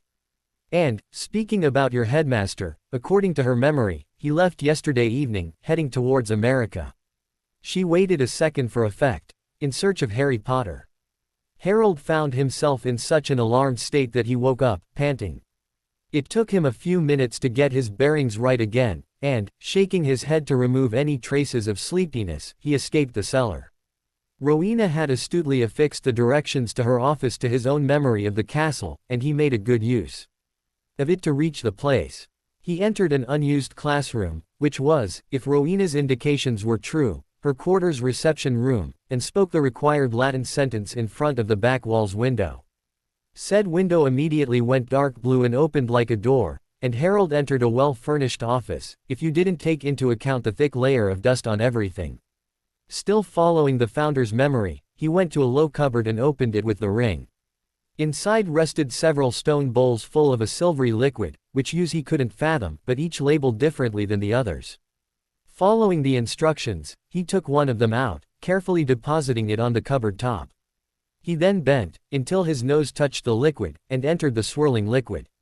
He took a cursory glance around, and saw that Rowena was there also, although she had a younger appearance. They were in a circular room, without any door. The moment he decided to ask where they were, though, another presence shimmered into view. It was exactly that, a presence. It wasn't human, nor animal. It was a crude statue which had barely human attributes. Nice to meet you again, Cassie. You have progressed, I see, said Rowena. The statue turned its head toward her and nodded. The woman then pushed Harold forward and said, "This young man wishes to stay anonymous. Can you hide his presence from any prying eye?" She paused for half a second before adding, "Can you help him moving around as well?" The statue looked at him, and he felt the weight of its experience as well as the exuberant youthfulness of its mind. It nodded, and Harold had the eerie feeling that it winked at him. "Thank you," he said, and the statue shimmered out. The next second, both the woman and the boy followed suit and Harold found himself back in Rowena's study. He took a second to check if his, "I'm being observed," feeling was there, but it wasn't, and he almost jumped in joy, barely restraining himself. After all, it wouldn't do to knock and break Rowena's ancient artifacts, would it? Very carefully, he put the stone bowl back at its place in the cupboard, and took a second to contemplate using the others. Later, a small voice said in the back of his head, and he smirked before closing and locking the cupboard's doors. He turned around and noticed that the office door, being closed, has transformed into a see-through pane. Thoughtful, he reflected. One can look out before exiting so as not to get caught. And it sees through invisibility spells and concealing charms. Rowena's voice added smugly, making Harry reflect about the charms involved in such a feat. As nobody was there, Harold merely stepped through and paused just a second to check that the study's entrance still looked like a window. After all, people searched for secret passages in dead ends, but never on windows. He had wanted to exact revenge on the potion master, but, that day, he constantly felt Cassie tugging at his mind, preventing any form of deep concentration. The castle's spirit was like a lonely dog who had just found a person to play with, always jumping around, bringing strange items and being generally friendly. The problem was that Harold couldn't very well tell that to others, and he went through the day without really taking his fellow students and classes into account. He also completely missed today's meeting of their study group. Susan was visibly still upset, snubbing him everywhere, and she didn't even show herself at the study group herself, even if he wasn't there to notice it. Tracy had long since disappeared from the group, but there was also one disappearance which defied the unwritten rules of logic: Hermione was missing. When Harold entered the Great Hall, he remarked Susan's absence and asked about it to Justin, who pointed out the girl's afternoon absence. The curly-haired student launched into a blow-by-blow recounting of what they did while their studies leader was off, but Harold wasn't listening anymore, his gaze unfocused. Cassie's signals were different. From playful, they became alarmed a few seconds ago. He focused on his connection to the castle and asked what was wrong, and he almost choked when the pictures arrived. Quirinus Quirrell, the Defense Against the Dark Arts teacher, was bringing a huge and monstrous creature in the school. He surprised Justin, jumping off the bench in the middle of the boy's sentence.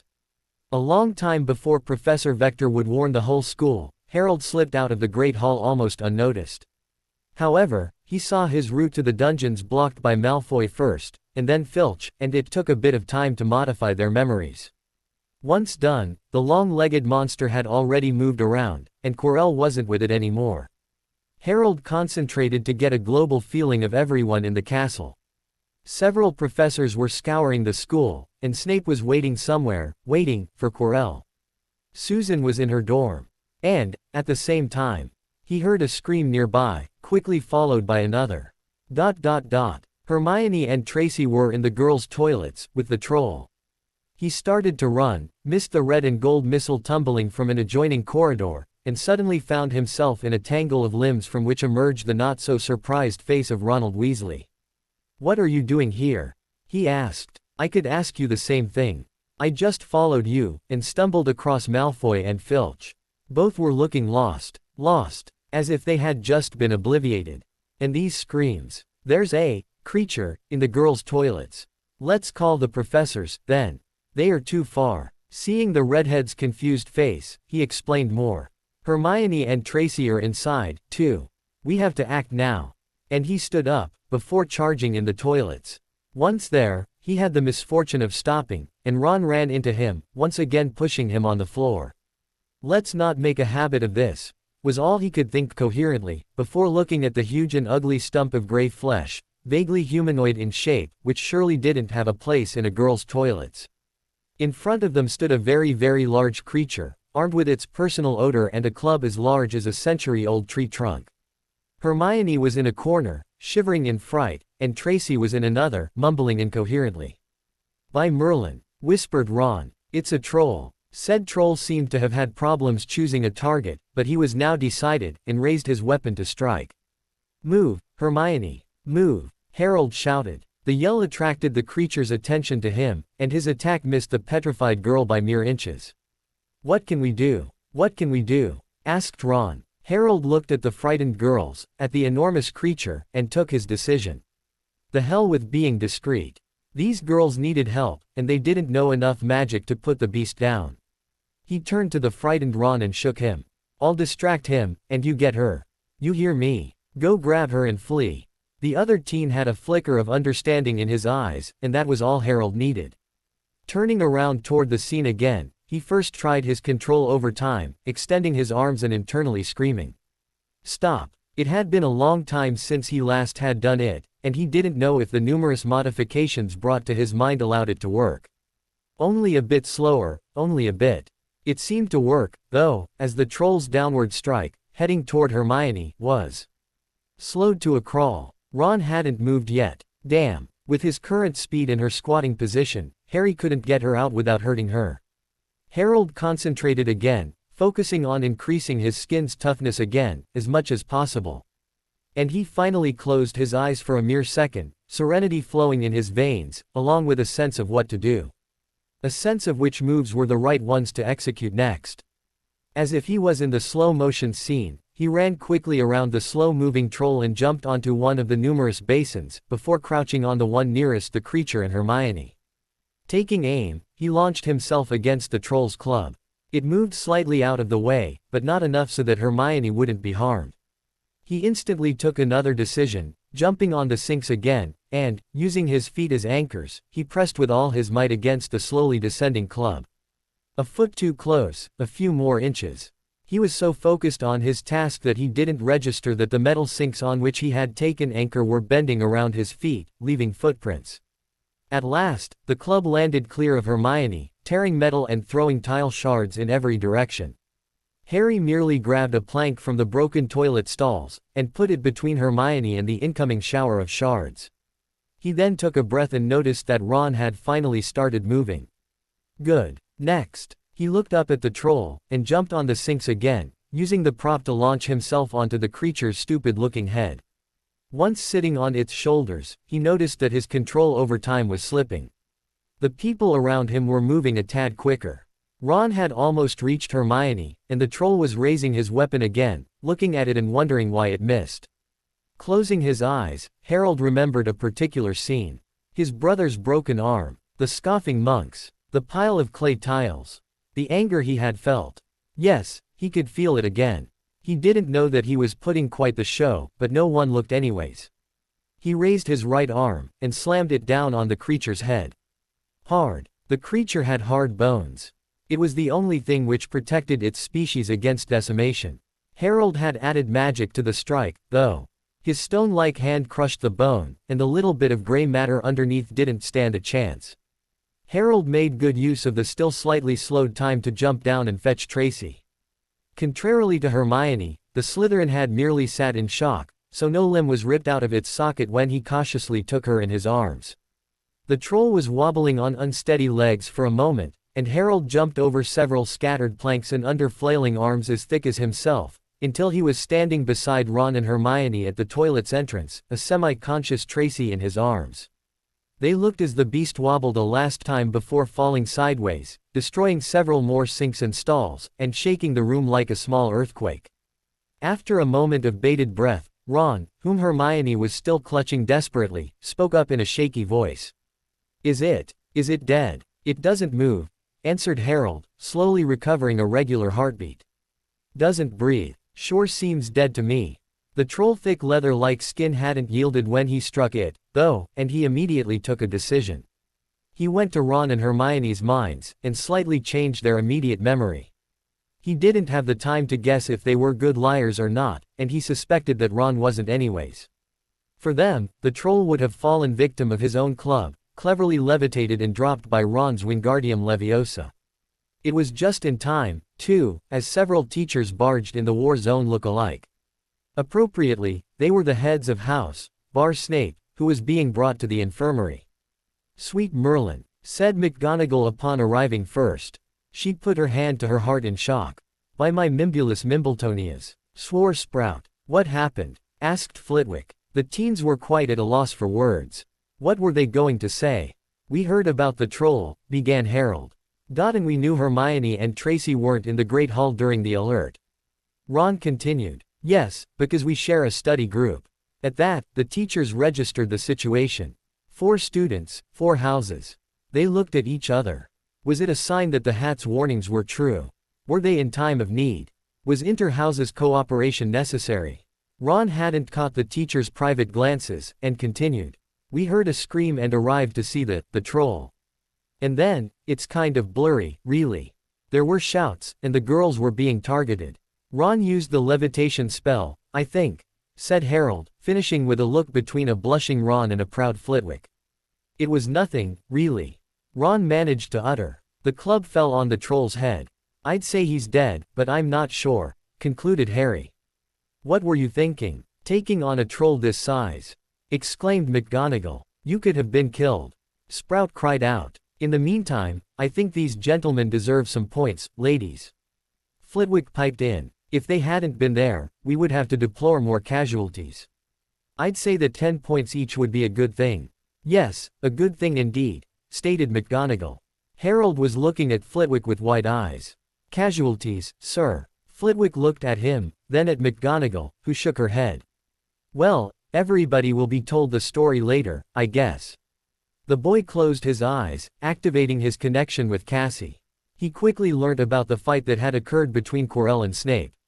The castle hadn't registered the evil presence of Voldemort, though, and, despite knowing that something was off, Harold didn't suspect anything about a third partner. Quirrell was dead, now, and Snape was recovering in the staff part of the hospital wing. He smirked internally. Snape, being seen lying between his students.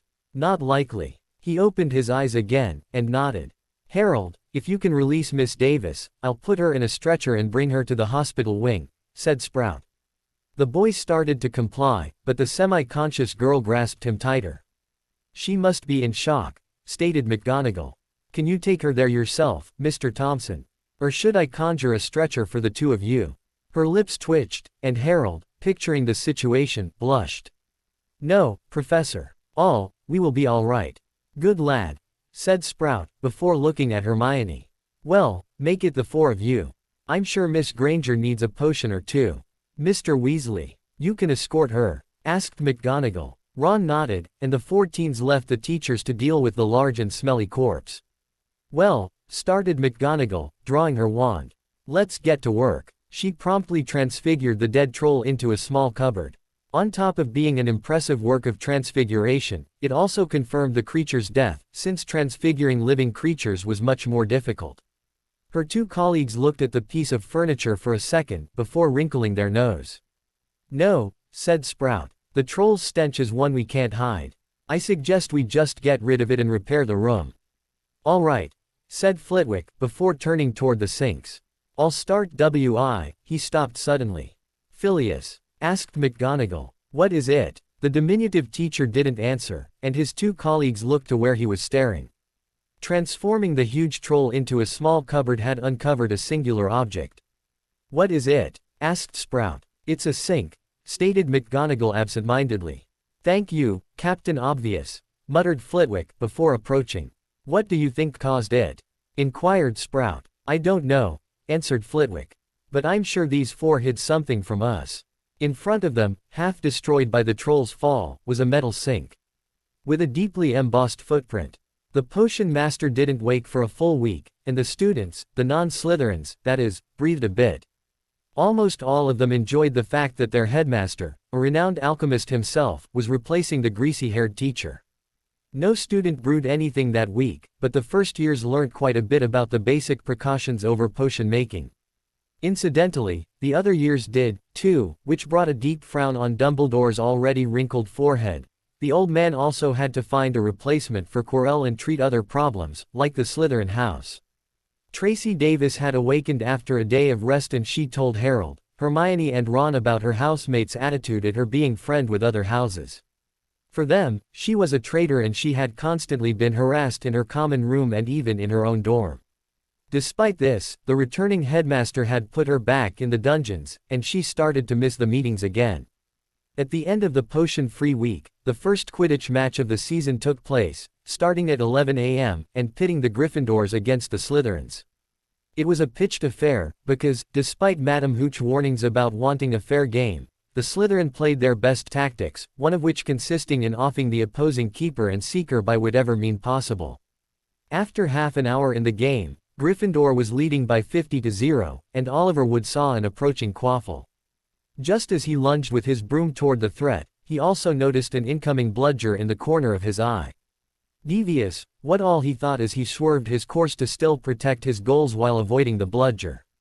What he didn't see, though, was the other bludger aimed to the path he had to take to avoid the first, from behind. Whack! The Gryffindor team and supporters groaned as their keeper and captain fell to the ground, which, thankfully, was permanently charmed with cushioning charms. No need for heavier injuries than what the players got in the air. Ron was overlooking the stadium from the Seeker's usual vantage point, and he swore internally. Not only were the goals almost defenseless, but their whole team was at a disadvantage. The team hadn't practiced underhanded moves, and couldn't take their opponents off the game like that. However, with the twins doing what they could to guard the goals, it wasn't completely lost.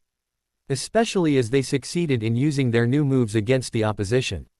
One of them consisted in beating a bludger with both bats, thus doubling its velocity. It was a tricky move to do as both beaters had to be in perfect coordination, but the twins seemed to share a mind link and they did the move a dozen times, disrupting the enemy's chaser formation enough to prevent the same number of goals. After another half hour, the score was tied at 90, and Ron had escaped more bludgers than he had in his entire childhood. The constant onslaught had also forced him to move around the stadium, and he was thankful that his broom was performing so well, otherwise, he would have followed his captain to the infirmary. That's during one of his low swoops to avoid the two bludgers that he caught a glimpse of gold. The snitch was under the Slytherin keeper. If the tricky little ball was hiding under players, it was normal that they hadn't seen it yet. He finished his move slowly and found himself right under his target. A quick look around confirmed that nobody had seen the fluttering ball, and he shot forward. Hooch blew her whistle to denounce a foul from the Gryffindor seeker against the opposing keeper, but, seeing that the younger player had the gold ball in his hand, she raised her arms. End of the match. Gryffindor wins. Ron landed, and looked around, a wide smile on his face. Behind the applauding team members, he spotted the Gryffindors, as well as many members of the study group holding thumbs up. To his utter shock, he also saw his usually stern head of house winking at him. The party in the Gryffindor common room had already started when their captain was released from the infirmary and came through the portrait hole, sporting a bandaged head. Ron had already had too many butterbeers and was slumped unconscious in an armchair near the fire. The others saw their keeper and cheered, something which made him wince. He was then prompted to speak up. "Glad to be here. It's definitely a better atmosphere than the infirmary." Some students confirmed it loudly and others laughed. Especially as Snape holds half the hospital wing. Shouts and jeers could be heard, directed against their nemesis House's head. Oliver got taken in the moment and began to make the show. "You know what I heard there?" he whispered, although everyone heard it. Interested faces looked at him in askance. "I've heard hisses behind the door," he exclaimed. "I bet he was talking to SS," yelled Jack Smith, an inebriated 7th year. "Yeah," added his friend John Doe, equally intoxicated. "We spent 6 years with him. He took more points from us than any other house." Jack nodded, before speaking up again. "The man is evilness incarnate. All Parselmouths are. I'm sure." He wobbled a bit and straightened against a nearby chair. "I'm sure he was a Death Eater." In the shocked silence, John thoughtfully added, "And still is, old chap." And still is. During the week following the troll incident, Dumbledore found a replacement teacher for Quirrell. The defense against the dark arts position was now filled by a French woman going by the name of Péronille Fortin. Despite the suddenness of her recruitment, she succeeded at least in interesting the students, which always helped in furthering their studies. It was unsure, though, whether the older male students were interested in her subject or the teacher herself. Believing that, especially in her subject, experience came from experiment, she split the courses between theory and practical, with an emphasis on the latter. Defense against the dark arts quickly became one of Harold's favorites, except that he often had to hold back not to send opponents into walls or furniture. He summed his adventures in a few mails between him and his family. Before starting school, he had thought that he could have apparated back and forth between Hogwarts and Geneva, and hadn't bought any mail familiar. He had quickly found something strange, though, and realized that Hogwarts, a history wasn't just discouraging the students to apparate. It really wasn't possible to apparate in Hogwarts. He had gone to the gaseous reality once, only to find himself held in a transparent mold, as if the air had solidified. The walls he saw around him had been the same gray color as usual, but they seemed hard as steel, not cloudy like before. He had returned to normalcy before someone could walk in, and since then resolved to use the school owls for his regular mail. Soon after the Quidditch match, the potion master recovered enough health to take his professorship back. Or so it seemed. Severus Snape had left the hospital wing during the night following the game. When the headmaster inquired about his leave, he curtly answered that, now that he was fully capable again, he would take the lessons back, "Thank you very much." And it was true. The potion lessons continued with Snape, like before. There was a difference, though. Snape wasn't giving them the right potions to brew.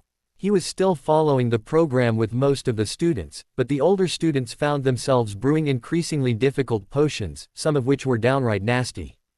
One of them, for instance, looked exactly like a blood-replenishing potion when finished, but the effect was exactly the opposite.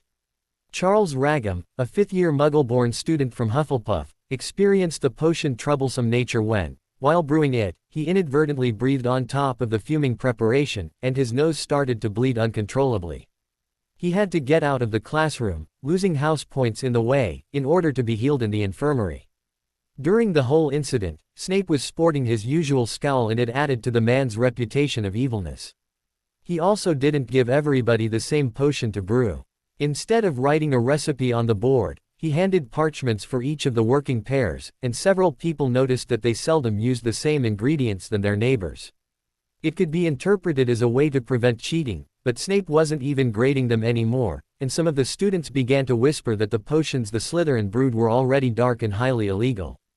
On top of that, the man skipped all public meals, and some gossiping students inferred that Snape's vampire side had awakened and that he could only consume blood. Several graduates who had siblings in the school even reported him strolling in Diagon and Nocturne alleys, especially the latter. For strange reasons, the man also began delivering detentions at random. Only when Harold got his, a week short of December, did he understand why. The man made him scrub cauldrons and, as soon as he had his back turned, he used legilimency to browse his mind. It brought quite a shock. The potion master had been skilled and tough in his bout of legilimency last time. This time, it was different. It wasn't tough, but very efficient. And it didn't leave the same sensations. As if it was someone else casting the spell. Someone not just skilled in the art of reading minds, but an expert. And it was cold. As cold as ice. Harold, though, had had a vision one day, of his mind being read like that, and of the possible consequences, and he had taken a long time to rebuild his fake mind completely. The teacher read his mind without anything transpiring from the underlying Harry Potter, and the boy finished his detention without any other happenstance. In the meantime, the study group was faring pretty well. Students stronger in a subject would help the weaker ones, and God help themselves in return. Globally, the grades of first-year students were rising a bit, although the Slytherins, not mingling with the study group, experienced nothing of the sort. Susan and Harold had put their disagreement behind them, and became friendly again, despite Harold's almost constant absence from their common room. When confronted about it, he merely said that he was meeting people in the library or elsewhere in the school. That was the truth, as several of the boys' acquaintances were in other houses, and the school didn't have an inter-house common room. It was one of the things Harold wanted to discuss with his head of house, but he had other fishes to fry. First of all, their Slytherin friend. Tracy had stopped going to the study group's meetings. At least openly. On Saturdays, instead of meeting in the library or another open place, the troll witnessing foursome grouped in a hidden room, conveniently found by Harold and called Room of Requirements, to discuss about the school events, the studies, and the houses.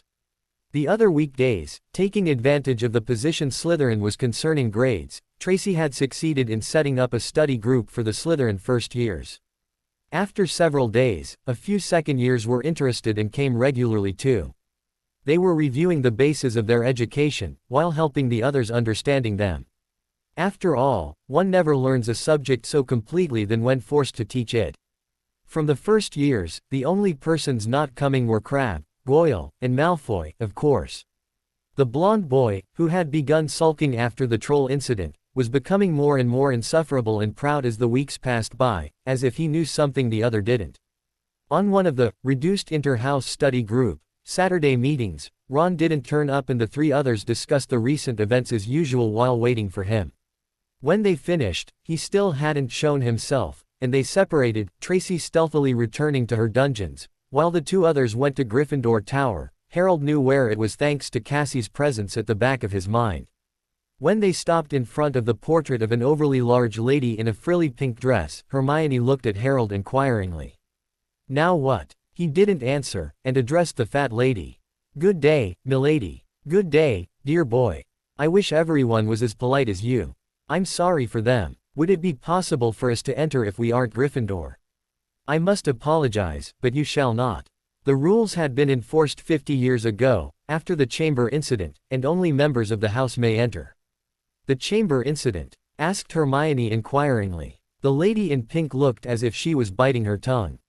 I'm sorry. I shouldn't even have mentioned it. Please be kind and not ask about it again. Hermione looked like she wanted to anyway, but Harold looked at her with a frown, and she huffed before turning around.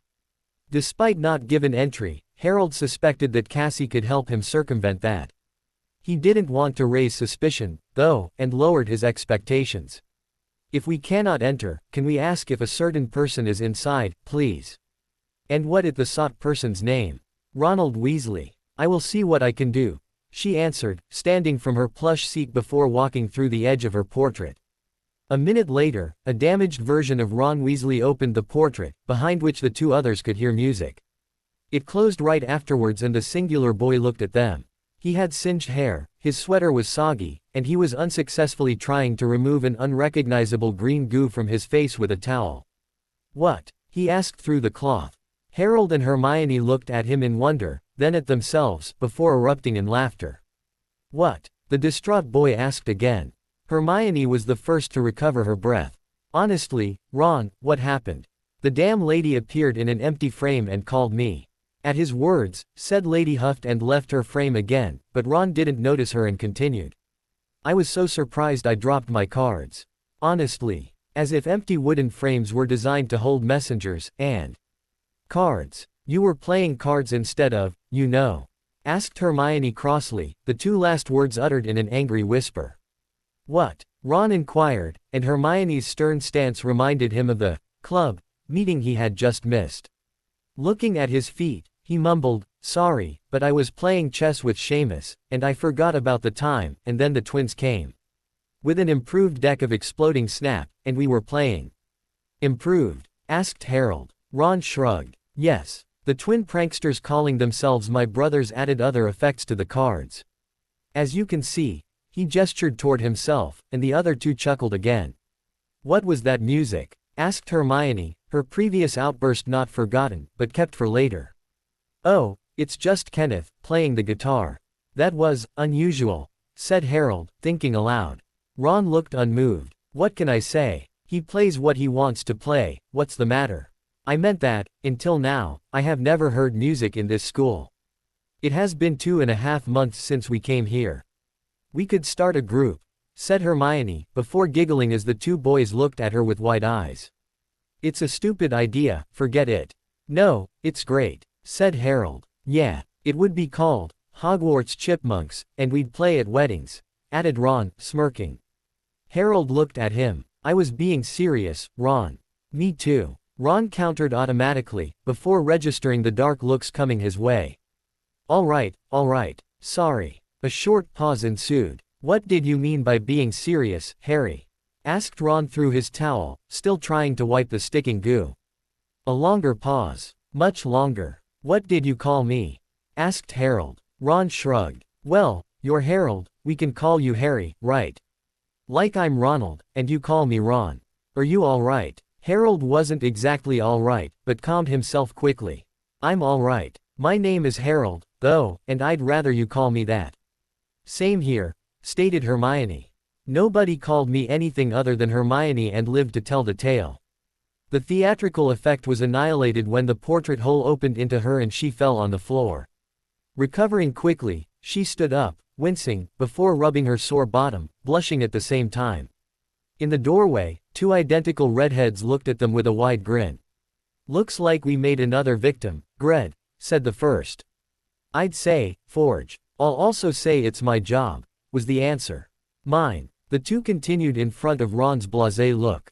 Hermione looked offended, and Harold was amused and a little surprised that anyone could ask for the responsibility in such an event. Generally, people skirted responsibilities. But the bantering twins weren't normal people. They weren't normal wizards either. Said twins went to the stairs, still discussing about the number of victims each of them had made. That's when Ron noticed their attire. Hey, why are you holding your bats? The twins turned around, and Fred, or was it George, answered, in case you forgot, we have a Quidditch practice right now. And you'd better hurry, continued the other twin. Oliver like his players on time. And proper. You are still sticky. They both finished, before heading downstairs, laughing. Ron muttered darkly, and Harold, judging it would be best to leave the somewhat livid boy alone, prodded Hermione and they took their leave. Ronald Weasley wasn't going to be happy. Especially as, where in the hell has this damn lady gone? Ron's yell pursued them. By mid-December, the snow had covered the stone castle and its dwellers had two minds about it. It was difficult to get outside more than a few minutes without catching a cold of some sorts, but, at the same time, it provided interesting opportunities for outside games. After all, they were all wizards and witches, and what's a mere cold against the hospital wing's paraphernalia? Splash! The snowball crashed on the side of poor Hannah's face. Ernie Macmillan, a Hufflepuff who was always around her, took offense of Terry Boot's well-aimed shot and retaliated, throwing snow at the laughing Ravenclaw without even forming proper snowballs. The fight was in full swing, and very few of them didn't have a few scars, in the form of snow sticking in places and melting slowly. Earlier that morning, the study group had Group 2, as Hermione stated, get the holidays homework out of the way. Harold, Ron, and several others suspected that, for the studious Ravenclaw, that meant more time for extracurricular studies during the holidays. However, after 20 minutes of unsuccessful concentration, Harold discreetly put the picture of an unwinding snowball fight in her mind. She had frowned, of course, because this wasn't the kind of thoughts she was used to have, but had dismissed the group nonetheless, and was now on the fight sidelines with the Potter twins. It hadn't meant they were going to be left unscathed, as a snowball or two had headed their way, but, after the first hit on her person, Hermione had drawn her wand, and efficiently banished several other menacing snowballs toward their source. After 40 minutes of frolicking, the 15 or so children were interrupted by a deep voice. Firsties, make way, please. Several students stood up and turned around to look at the voice owner. It wasn't a wise thing to do in the current situation, though, and several snowballs crashed into Ron's lanky frame, transforming him into a thin-looking snowman. A booming laugh erupted from the giant in front of them. Most of them had already recognized the man who had led them through the lake to Hogwarts on their arrival. Hagrid was chortling good-naturedly, but stopped when he saw Ron's disgruntled and snowy look. Sorry, me lad. Didn't want to get ye drenched. Come to me hut, I'll get ye a good fire and tea. The enormous man dropped his load on the ground with a thundering sound, only a bit muffled by the snow, and the students' eyes widened. The man had been dragging a Christmas tree no smaller than he was, and thicker than any of them. However, Ron was shivering, now, and he readily accepted the invitation. The others noticed the cold, as well as the advanced time, and they returned to the castle, commenting on the fight. Only Hermione and Harold stayed to help the quivering Ron on the way. Once inside, Hagrid made them take a seat, pushing his dog, Fang, out of the way. Ron removed his cape and stood by the hearth, while Hagrid picked his pink umbrella. His umbrella. In front of their surprised gazes, the large man aimed at the fireplace, uttered a word, and fire erupted from the umbrella's tip, lighting a blazing fire in seconds. Magic wasn't what surprised the wizarding children, and Hagrid, registering their presence, quickly hid his umbrella, mumbling something in the lines of, "Shouldn't have done that, no, I shouldn't have done that." Harold smiled. It didn't take a mind reader to guess what the man was thinking. Hagrid was as subtle as a mother bear. But he was gentle as one, too, and got them tea and cakes. After almost breaking their teeth, they preferred to stay with the tea, surreptitiously putting what remained of their rock-hard cakes in their pockets. While Ron and his hung cloak were getting warmer and better, the two others discussed with the amiable giant. It seemed that only a few people took the time to do so, and the man was practically babbling his life story. In regard of the man's numerous tasks for Dumbledore, that meant that Harold and Hermione learnt many interesting things. Like the Gringotts break-up and why Quirrell died. Well, Harold knew a bit already, but Hagrid's input was another voice confirming several doubts. Now, why would anyone be interested in a mere stone? Why would the most powerful wizard alive remove said stone from a well-guarded bank vault, just in time, it seemed, and hide it in Hogwarts depths? And who was Nicholas Flamel? Wait a second, he knew that name. Geneva. A shop. A wand. His wand, now. Well, one of his. Nicholas Flamel. One of the few alchemists who succeeded in creating the Philosopher's Stone. And the owner of the last one. Which had disappeared, it seemed. Half an hour later, they left Hagrid and returned to the castle for lunch, while the giant resumed his task of setting the tree in the entrance hall. That afternoon, they all started to pack their belongings. In the few months he had passed in school, Harold had made friends with the 3 other members of the study group's inner circle, and had learnt that Ron wasn't going home for Christmas, as his parents were leaving to see his brother Charlie in Romania, and weren't going back before the start of the next term. Right away, and not thinking about it, Harold had offered him to stay at his place. Ron's crestfallen expression had disappeared and he had eagerly accepted, telling Harry that he had to ask his parents first before leaving the room in a hurry. As they had been in the room of requirements with Hermione and Tracy at that time, Harold had extended the invitation to them too, and the two Muggle-born girls answered that they would see with their parents at the train station. Harold had warned Allison as well, and he knew the young woman would take care of enlarging his parents' house to lodge every possible guest. After a brief exchange of owls, Ron's parents accepted, informing him that they would still be there at the train platform.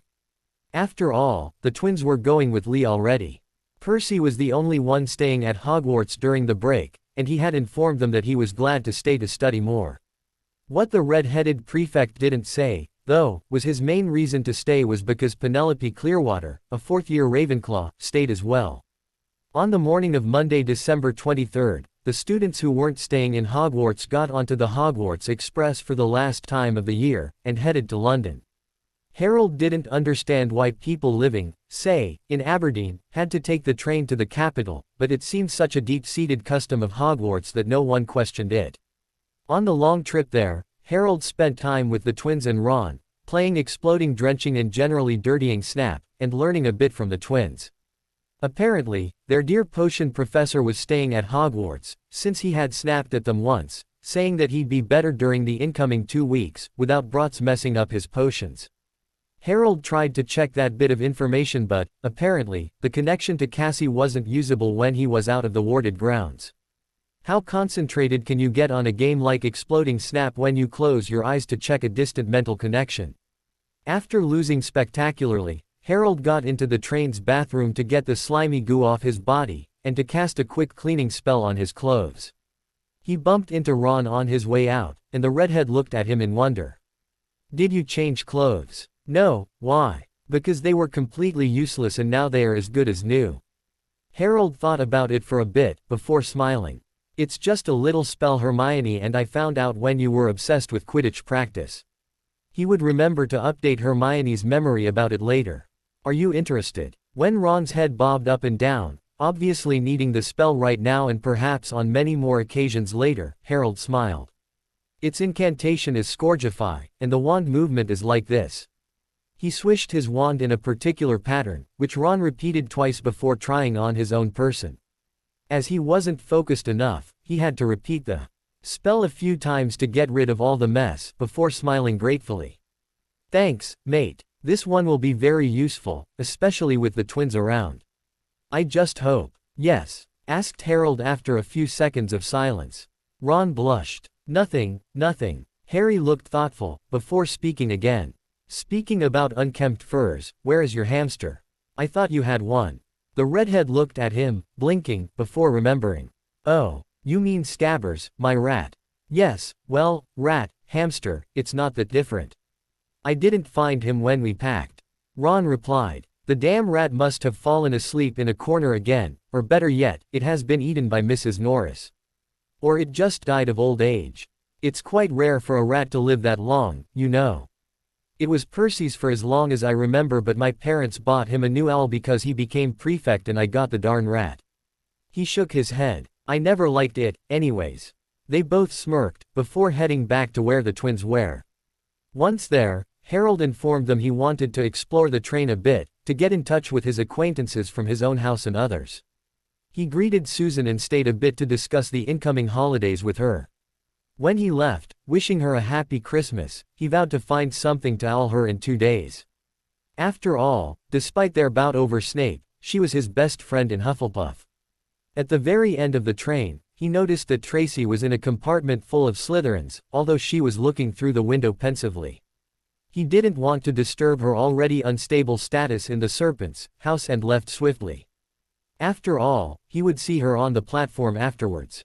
He also saw Hermione in another compartment, agitatedly discussing with Padma Patil and Amanda Brocklehurst, two housemates of her. The Patil twin noticed him through the door and prodded Hermione, who, upon seeing him, blushed a bit. As their conversation had stopped, he figured it was safe to open the compartment door. "Sorry. I just passed through the train to wish a happy Christmas to everyone." A silence. Obviously, the conversation the girls had had was very private. He refrained from rifling through Hermione's brain, though. If it was that private, there were chances that he would blush. "So, He spoke again. Happy Christmas, and have a happy new year too. His greeting was returned after a few seconds, the girls almost whispering. When he left, he couldn't help wondering what all that was about. He forgot about it upon meeting the woman pushing the candy cart on his way back to the twins, and bought an array of sweets for himself, his friends, and his family. When he arrived in the only train compartment with 3 redheads in it, he spread the sweets on the seat, motioning to everyone to help themselves. That's when he realized something. Something disturbing. Malfoy wasn't on board. A month before, Harold had asked that Georg pick him up at the platform, so as not to raise suspicion. Allison had answered, in covert words, that she would be there also, although concealed in some way. Harold wasn't ready for the sight that greeted him when he disembarked from the train, though. He recognized Georg at first sight, but not the woman at his side. When he took a cursory glance at both their minds, he suddenly gasped. Either Josh or Allison herself had gone overboard with the glamour charms, and the young woman Allison appeared as was now looking quite older and very different. In fact, she had remembered almost everything about his changed face, and had made it so that she looked like him, darkened skin and all. He was still in her mind, and he could hear a few words there before her internal laughter shook him off his shock. "Come greet your mum, you, mum," he yelled, and threw himself forward to hug her. The scene, despite not being true, wasn't the only one around, as the young first years met their parents after almost 4 months of school. They then proceeded in gathering the 4 families in one of the Muggle station's waiting rooms. Tracy brought her parents by herself, making sure that they weren't followed by any Slytherins in the way. Once everyone was in the little room, a round of presentations occurred, after which Allison spoke up. "Well, it seems that, a few days ago, Harold proposed to his friends to spend several days at our house. As it was on such a short notice, young Hermione and Tracy's parents haven't been informed. We wanted to repeat the offer and make sure that we supported it as well." In the silence that ensued, Ron's mother, Molly, stood up. "In our case, we already accepted. Otherwise, Ron wouldn't be there, as we are going to leave the country for a month. Ron, you are going to act more mature at Harold's house, you hear me, young man? No eating with your hands, and no going to the loo BPD," she finished, looking squarely at her youngest son. At that point, Ron was beet red of shame, while the other children were part smirking at the quite comical situation, and part anxious that their own parents would repeat the disgracing attitude toward them.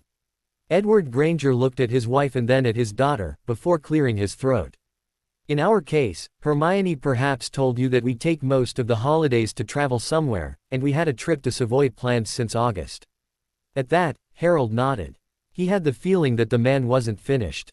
"But we have received an invitation for a conference on experimental dentistry, and, well, darling," the man continued, looking straight at his daughter, "we planned on asking you to stay with Mrs. Damien, you know, your old babysitter." Hermione looked ready to burst at this outrage, but Harold held her arm, as her mother continued her father's talk. "So, you see, we have no problem with you spending a few days with your friends. After Christmas, though, as we didn't receive much news from you, we want to spend some quality time together with our little girl." Despite not being asked for her opinion, the girl thought about it, before nodding. She was blushing about the little girl, though. Harold grinned. "Excellent. What about?" He was interrupted by his father, patting his shoulder with his valid arm. "That, dear," said Georg with an amused glint in his eyes, "is my line, I think." Harold looked at him in wonder, but he relented. They had a public image to keep, after all. "Okay, Dad," and, in the man's mind, he projected a falsely angry comment, "You're lucky I'm in the mood." Georg shuddered for half a second, before catching the witty nature of the answer. He then turned towards Tracy's parents. "Mr. and Mrs. Davis, the invitation has been extended to your daughter. Do you have other plans for the holidays?" The addressed couple looked at each other, before answering. "We planned on spending Christmas together, and go to Grandma for the New Year. You know how she is, Tracy," Selena Davis stated. The girl nodded, seeming reluctant to accept the decision. "However," started his father, "there is a whole week in between, during which we both happen to work, unfortunately. You could take a few days off, out of that, to visit your friends. What do you say?" Tracy was now looking happier than before. She hugged her parents, who then asked Jorg the only question Harry hadn't thought about. Do you live far? Jorg and the disguised Allison looked at each other. Yes and no, he answered. Clever answer, Dad, said Harold sarcastically. Allison cleared her throat loudly too. Prevent the incoming fake row. The others weren't in the secret of Harry's web of relationships, and it wasn't the moment to start leaking their true personalities. What George wanted to say was that we actually live far, but it's easy to get there through magical means. We live in Switzerland, stated Harold when the silence obviously meant that they hadn't understood. The Swiss magical law is less restrictive on portkeys, and we can take you there whenever you want, to return the same. Allison lied smoothly. Even if it was true, they wouldn't be using that mean of transportation.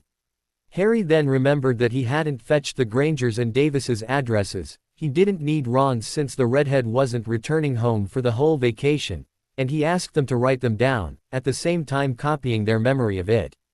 It was easier to direct oneself in the gaseous reality by using real memories rather than handwritten instructions. After agreeing on dates for pickup and delivery, the four families parted ways, and Harry smiled at Ron. Ready, mate. As ready as one could be. Why, you think I'm afraid of portkeys? I've already used them, you know. For Quidditch matches and such. Harry sensed their surroundings. Nobody else. Good. It's a different kind of portkey, Ron, he said, before motioning to his parents. The two adults grabbed hands with the two boys, so as to make a ring. And they all disappeared. At the same time, in Hogwarts' headmaster's office, the old man, and supposedly most powerful wizard alive, looked at the vial in front of him. Its crimson content was swirling and made the headmaster uneasy. Are you sure, Severus? He asked. Positive, headmaster. The potion is quite rare, and it will enhance the spell power. You know the spell already, I think. Yes, I do. The World Location Revealer is the most powerful spell usable to locate a person by name, and it gives the caster a precise idea of where in the whole world that person is, as well as that person's health status. I'm not a student anymore, headmaster. Snape huffed. I don't need a lesson in a spell I know perfectly well. Know that the potion will enhance your results, giving you his complete address and apparition hints to get him. That is, if you still want to get the Potter brat here, he finished, sneering. Albus Dumbledore sighed. How many times should I say it, Severus? If we want him in Hogwarts, you shouldn't use such negative expletives on him, especially as you don't know him at all. He could be much different from his father. Dogs don't breed cats, headmaster. And I'm still asking myself why you want him here. Because his parents would have put him here. Dumbledore said, turning back to his desk and the vial on it. A long pause ensued. Are you sure that it's safe? He asked the potion master again. Said potion master scowled, albeit discreetly. Yes. Do you want to do that in the hospital wing so that you'll be tended to afterwards? No, no, answered the headmaster, despite his intuition screaming the contrary. Uncorking the vial, he prepared to do, for the second time of the year, something against his instincts. But he could trust Severus Snape, right? He downed the potion, and, while it spread in his aged body, chanted the required incantation. A wave of magic exited the headmaster, quickly spreading in every direction. It left the old man panting and quite exhausted. Albus Dumbledore closed his eyes and waited for his magic to come back with the result. He didn't notice his potion master smirking and imbibing another potion. An hour afterwards, the returning wave came, and centered on the headmaster. His eyes still closed, the trusting old man waited for the results.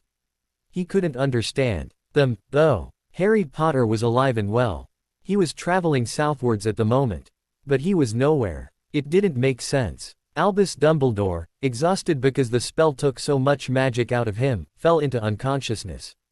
He didn't even notice that the waves of magic around him, which should have returned into him, went to the potion master instead.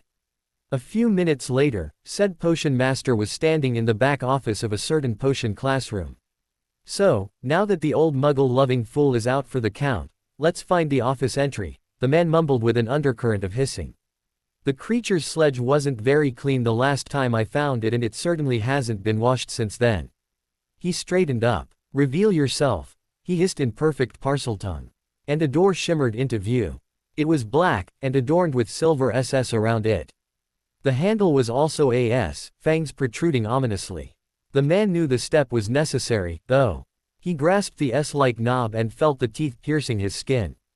It lasted several seconds, more than the last time he had done so, and he was starting to feel his head throbbing, when the door finally opened with a click. Examining his hand, he found no traces of being bitten whatsoever.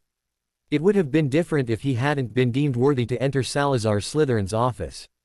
In the past, several lucky potion teachers had found the door by accident, but their luck had stopped right there as most of them hadn't lived more than a few seconds after trying to open it. Those who lived were those who hadn't dared to touch it.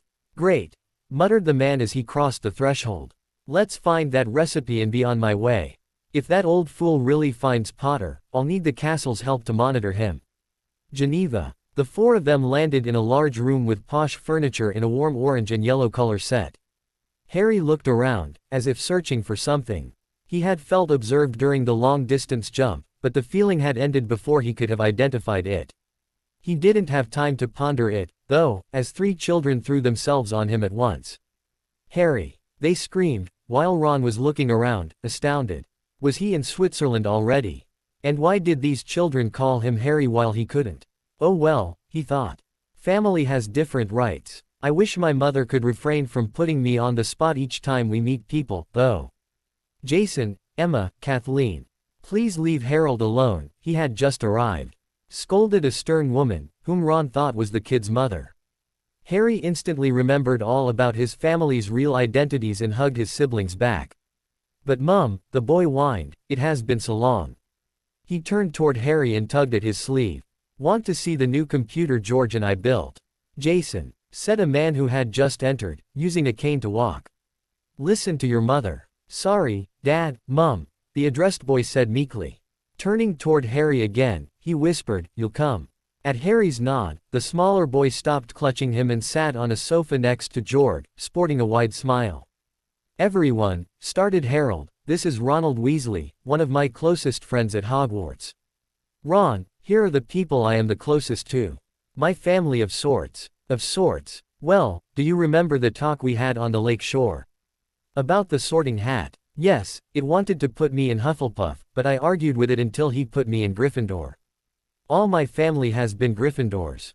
I am already the youngest, a part Ginny, and being in Hufflepuff on top of that. What's wrong in being in Hufflepuff, Ron? Asked Harold with an amused glint in his eyes. Ron blushed, before shrugging. We discussed this already, Harold. Right. And, I told you that Hufflepuffs were renowned for their loyalty, remember? And that certain things were better kept hidden. Ron nodded, and was going to say something else, when 7-year-old Emma, whom Harry remembered as Eva, grasped his leg. Hey, mister, why you call him Harold? Ron was taken aback for a second. It's his name, isn't it? Kathleen immediately answered in her twin's stead, perhaps with his ugly head, but we prefer him as Harry. Huh, Ron, started Harry. It'd be best for you to call me Harry around here. Ron looked at his friend unsurely, but a sharp nod convinced him he hadn't heard wrongly. So, Harry, he said, a bit too forcefully, what were you saying about hiding things? First of all, Ron, I want you to swear that you won't tell a soul about what you'll be seeing while on this holidays. Ron looked at everyone around, and everyone was looking back at him with a serious expression, even the kids. Where did I land now?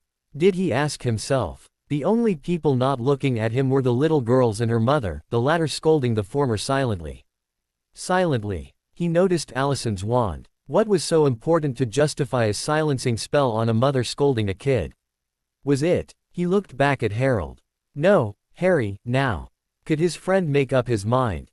Ron took a moment to think about his friendship with Harold, and about the chat they had had about Hufflepuff, and concluded that, even if he wasn't sure about the results, his loyalty streak was pushing him to accept Harry's words unconditionally.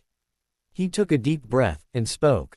I, Ronald Bilious Weasley, solemnly swear not to tell anyone, living or dead or in between, about what I'll experience until school starts again. A silence. Wow, said Harry, I think it was quite complete. It was, confirmed Allison, reminding Harry that she had the longest experience of living in the wizarding world. Time to drop masks, Allison. Time. Ron looked at the two of them. Why did Harry just call his mum by her given name? He looked in shock as Allison's face quickly melted under the finite incantatem spell, revealing a woman in her 20s. Ron's eyes were wide as saucers. This woman couldn't be Harry's mum. He looked at his friend and noticed that his face was melting, too. The deeply tanned skin cleared, the hair shortened, blackened, and began sticking in places. "Ron, you will learn occlumency during this holiday," the boy said through thinning lips, his voice changing as well. "It's necessary." The redhead looked as the boy he had thought his friend was disclosing himself to him. Even if he didn't know the reasons behind the masquerade, Ron felt honored to be included in the circle of people who knew. Harry's transformation was finished, now. He was taller, and his face had morphed into a completely different one. Even the eyes were different. They were now green, emerald green, and they contained far too much wisdom for a kid his age. Even if they weren't Harry's true eyes, those would really make Ron uncomfortable. Ron did a double take. He knew that face. He squinted his eyes, trying to remember where it was. It was at home, in old newspapers, from his sister's room, articles about the Potters. James Potter. There were just the glasses missing. He looked up, gasping. You are. Not quite, Ron. I'm not James Potter." Harry paused, as realization dawned in his friend's eyes. "I'm Harry Potter. Nice to meet you." Ron fainted. The next morning, Ron woke up and found himself in a small bedroom with orange walls and a Quidditch poster. "What? Where?" His eyes scanned the small room until they fell on Harry. A long pause ensued. "You remember me, Ron?" A prudent nod. "This is my secret, Ron. I don't want to be seen, heard, or be known as Harry Potter until I'll find it necessary." "Why?" "For several reasons. What do you think of Harry Potter, Ron? What would you have done, yesterday, if he had walked in on you?" The redhead thought about it, before answering. "I would have been surprised, I think. Nobody has ever seen him. I mean, you, alive, and, well, there's also that hero status. I'd have asked for an autograph, perhaps a picture with the boy who lived in his famous," he looked up, searching, "scar." Harry nodded. "That's why I don't want it. And I'm thankful that my adoptive parents took me to a plastic surgeon to remove the ugly scar. I want to have a perfectly calm education for a change. I already spent many years in a swinging basket." "What do you mean?" "I have been chased, Ron. Chased half my life. Around the world and back. I have met people you wouldn't dream about, and others you wouldn't meet even in your nightmares. I want to rest for a change." He smiled, and the somber mood dissipated somewhat. "That's also why I'm quite happy to be in Hufflepuff. If the damn hat had waited before yelling the voting thing, I'll have argued to be in it. I got lucky, in a way." Ron snorted. "Only you, Harry. Only you could say he got lucky to be in Hufflepuff. They have such a negative history." "Exactly. When I read Hogwarts, a history, and don't make that face, I'm no Hermione, I noticed that Hufflepuff has almost never won the cup.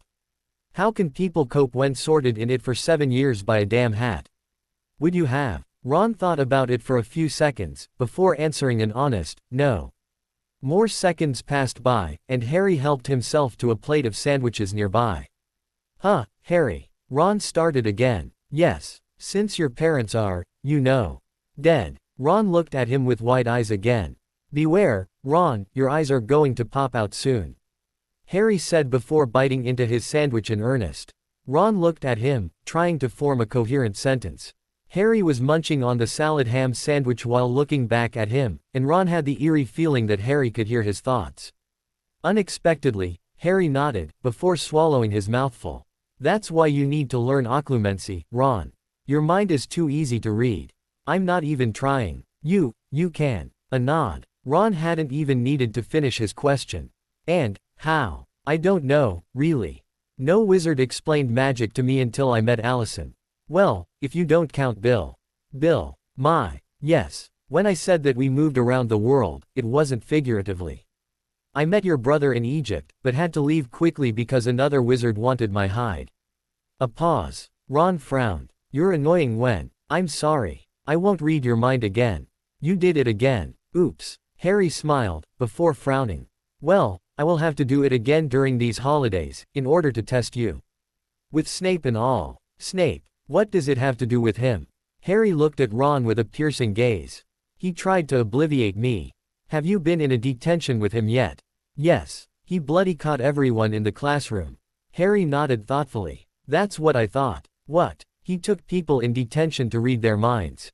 He is in search of something, but I don't know what. And there's more. More. As McGonagall told us after the troll incident, she spoke about it to the whole school. Yeah, I remember. With Quirrell dying because of the monster rampaging the dungeons and such.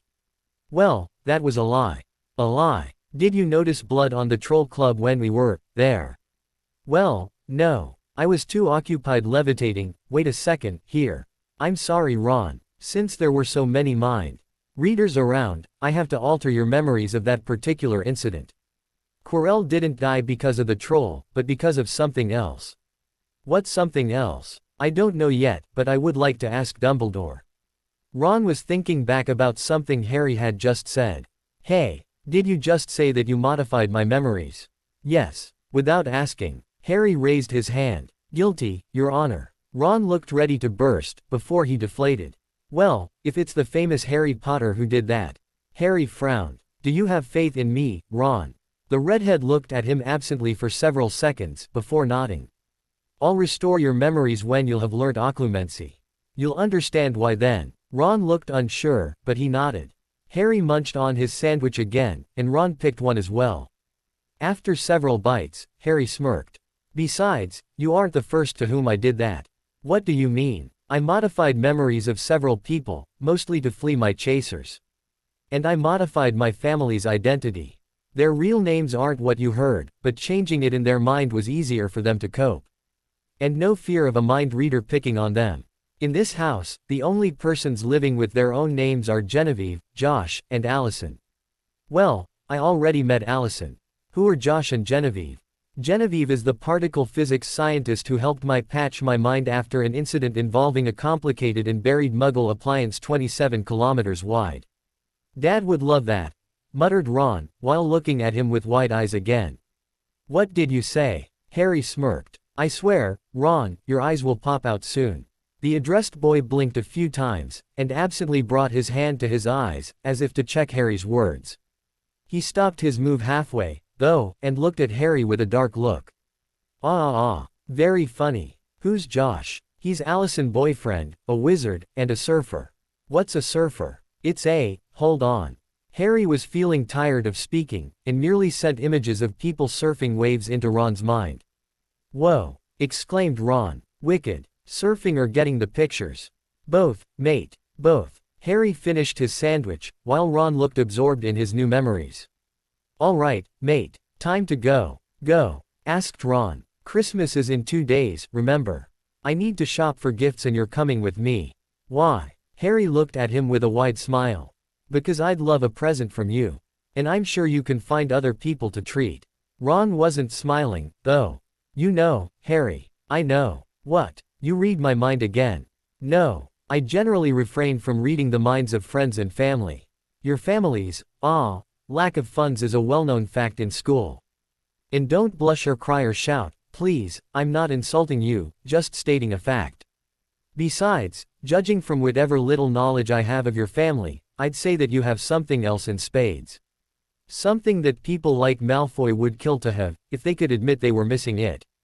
What is it? Asked Ron, his eyes shining. Love. Harry answered simply. Now, let's get started. We do have all day, but I have the feeling it won't be enough. Here are the rules. You can buy any gift you want. Money will come from me. My parents left me a bit of it before dying, and, as I know you wouldn't accept it any other way, I tell you right now that it will be put on a tab, to be repaid anytime later. No interest, no fee. Do we agree? Ron was too shocked to say anything. He looked at Harry's proffered hand, and absently shook it. Harry then morphed his face, and cast a glamour on Ron's noticeable hair to darken it. Let's get hunting. And they did. Christmas. Harry. Oi, Harry. Presents. Ron's. Shouts could be heard in the whole house, and Harry smirked in his pillow. Some things wouldn't change, and Ron's loudness was one of these. It woke the other kids as well, and everyone was soon facing the pile of gifts practically hiding the Christmas tree. With 13 persons to take care of, 5 of whom were children, it was guaranteed that it would be. Next to the pile, several other presents were wrapped in a distinctive wizarding paper, with moving items on it, shooting stars, snowmen, and other Christmas-related icons. Some of these presents even moved, quivering slightly, and everybody understood that these were containing magical items. There were several owls resting on the fireplace mantel, a living, although sleeping, proof that some of these came from abroad.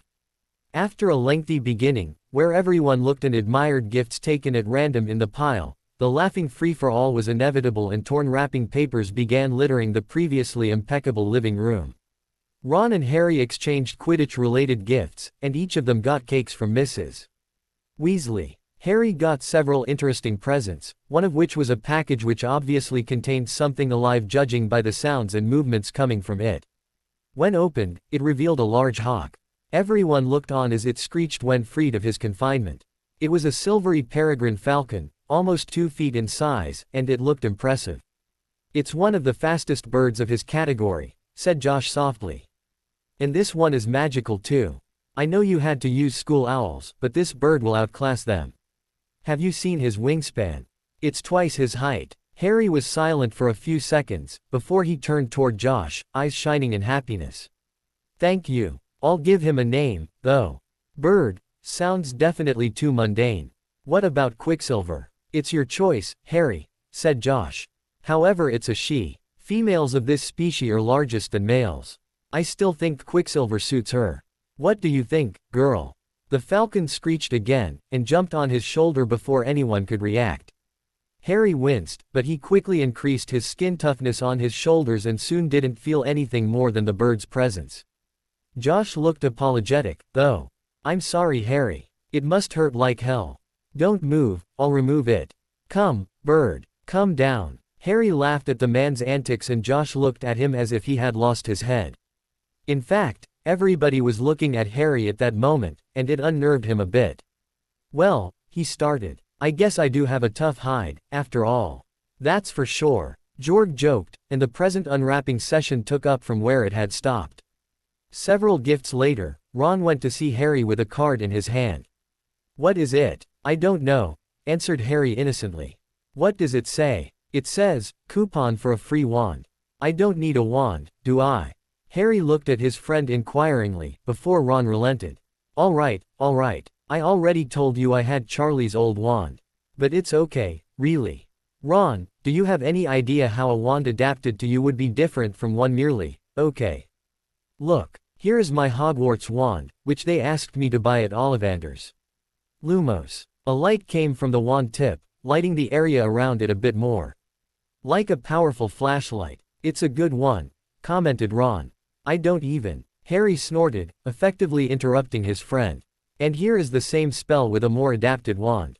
Everyone." He spoke louder, so that everybody could hear him. "Please look somewhere else." "Done. Lumos," he said, using Flamel's wand. The light encompassed the whole room, leaving no shadows, and it was so bright that nobody could look at it directly. Harry stopped it at once, not wanting to attract undue attention from outside, and spoke again. "And it's not even the most adapted wand for me. I never used that one, though. For all I know, it could create a little sun in here," he continued. Ron looked at his friend in wonder. "Just how many wands do you have? And how do you know a wand is adapted to you if you have never used it?" "Well, let's say 3. And your other question will have an answer soon." "Why, let's say 3. Do you have something else in store?" Harry frowned. "Let's just not enter that discussion now, all right." He started to use his fingers to enumerate. "Wand 1, the one I just used. Wand 2, the one I fear to use.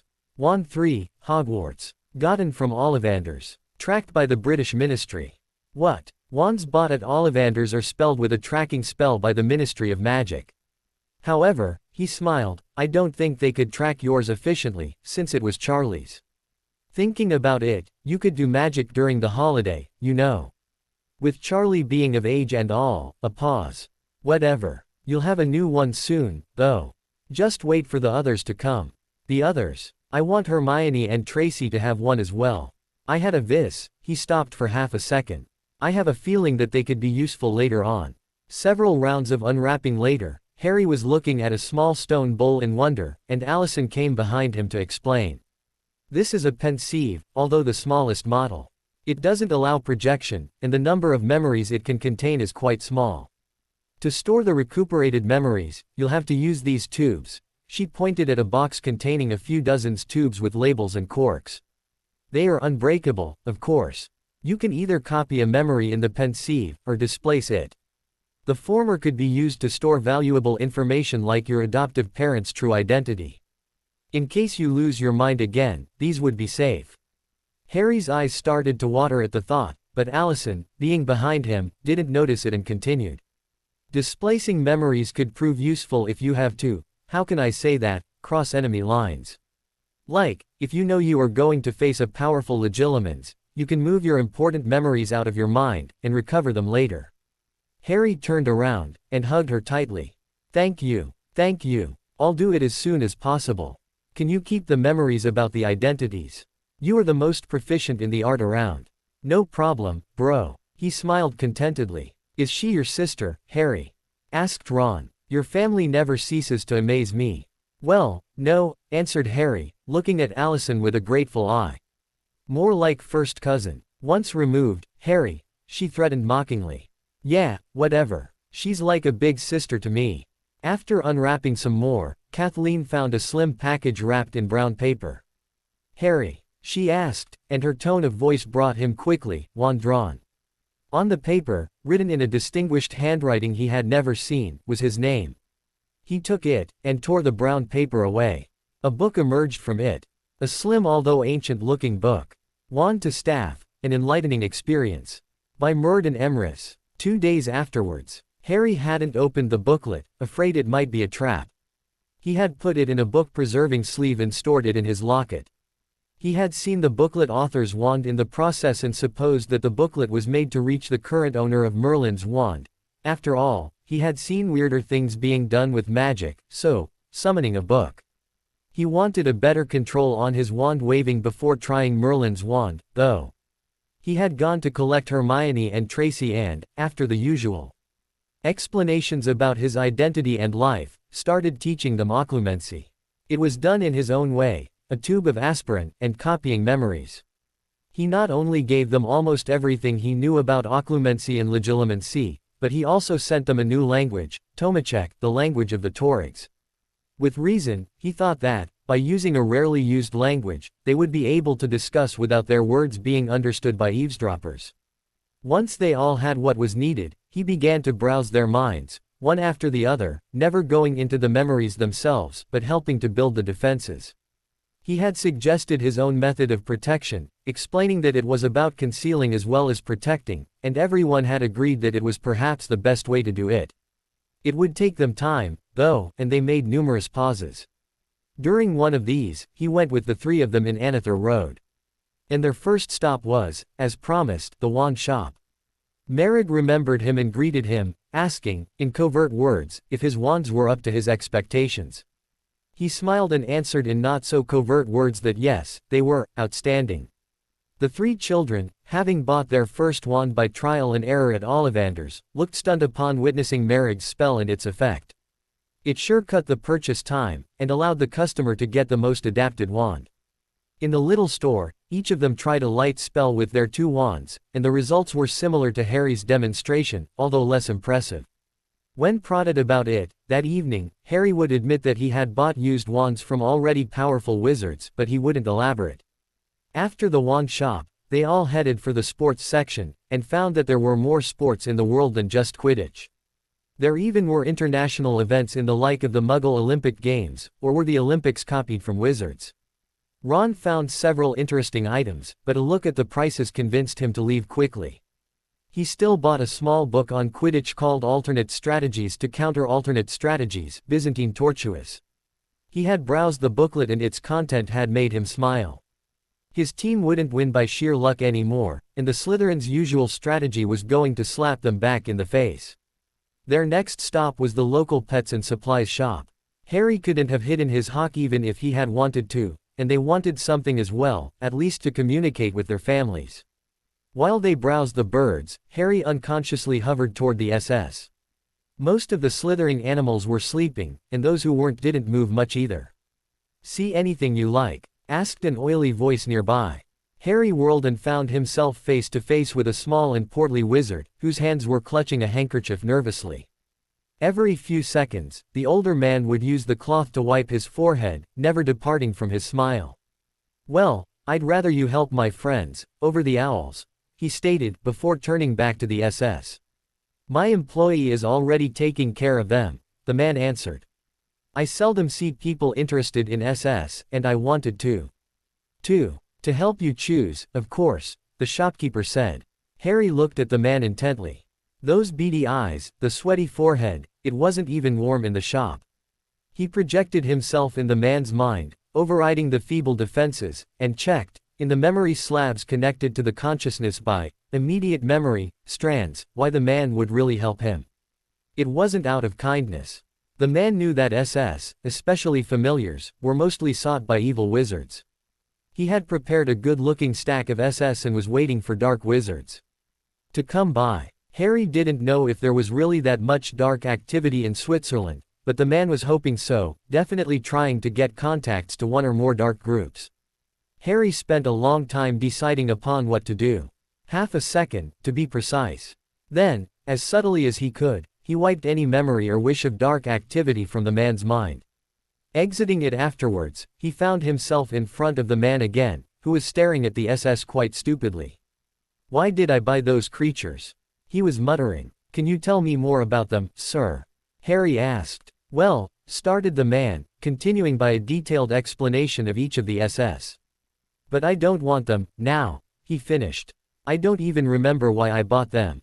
I'll make you an offer. You take 3 cases for the price of 1. I'd give them away, but I have to get a little money out of them, you understand." Harry nodded, looking at the glass cases, which were reinforced by shining metal bars. On the one hand, he wanted SS. It was something which appealed to him. On the other hand, he knew that these weren't the usual familiars dwelling in Hufflepuff Cellar. He could take them home, though, but he would have to let them alone for a long time. "Are these autonomous?" he asked. He didn't receive a response immediately and turned around to meet the inquiring gaze of the shopkeeper. "Can I buy the glass case with the SS in it, and are they self-cleaning and their food supply self-refilling?" The man understood and nodded. "They sure are self-cleaning. I wouldn't have done otherwise. I'm not going to open these cases, you know. S's give me the creeps." "Sure does," thought Harry. The man continued. "However, their food supply must be filled, externally, once a week. Meat, which has to be inserted through that trapdoor, and which will be processed magically. Are they bred in captivity? I mean, if I let them out, they can hunt by themselves."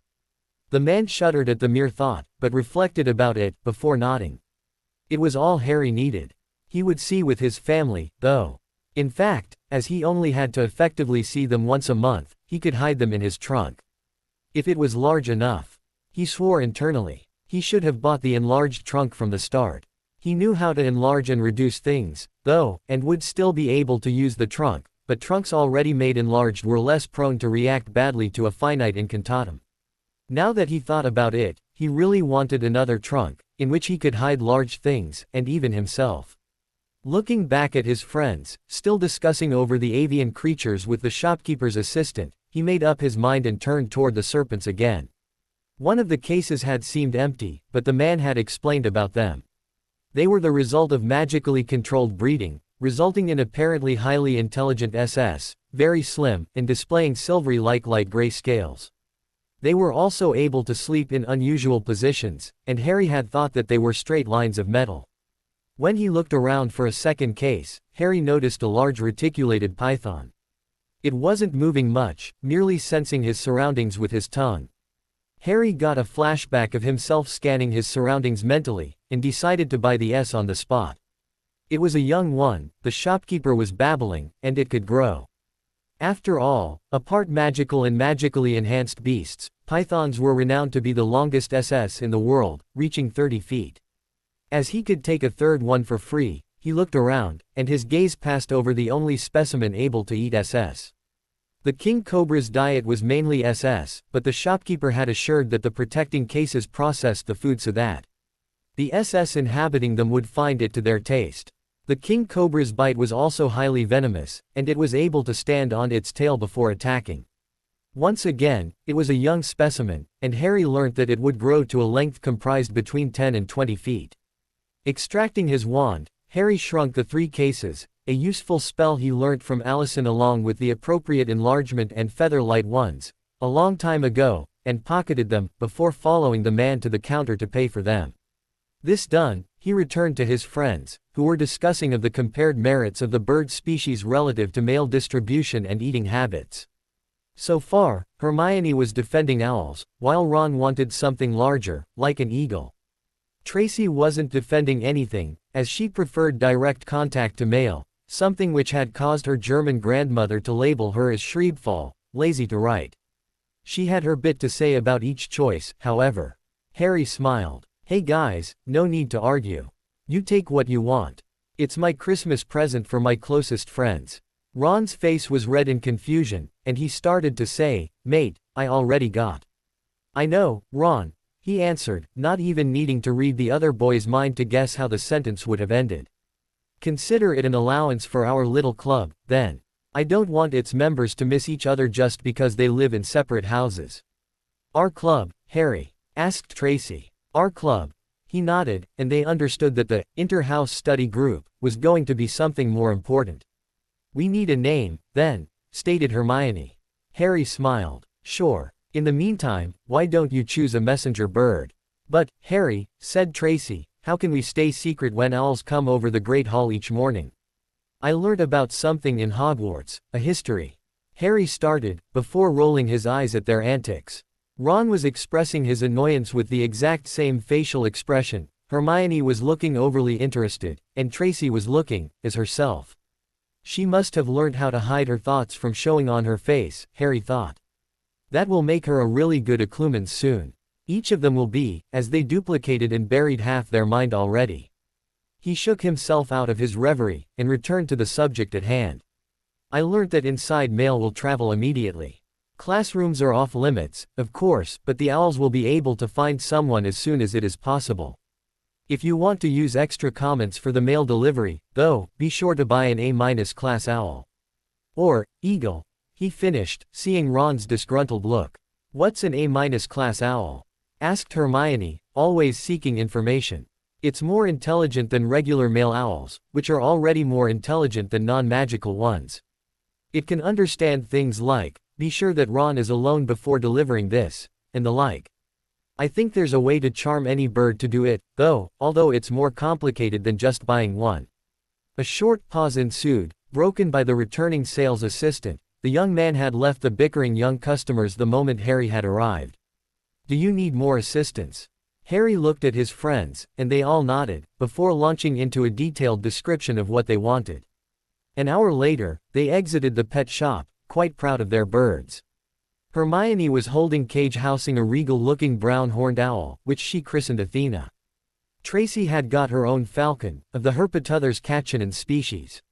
With its 15 inches, it was quite small, but the assistant had assured her that it was at least as fast as a regular male owl, and Harry had made sure he was knowledgeable and honest.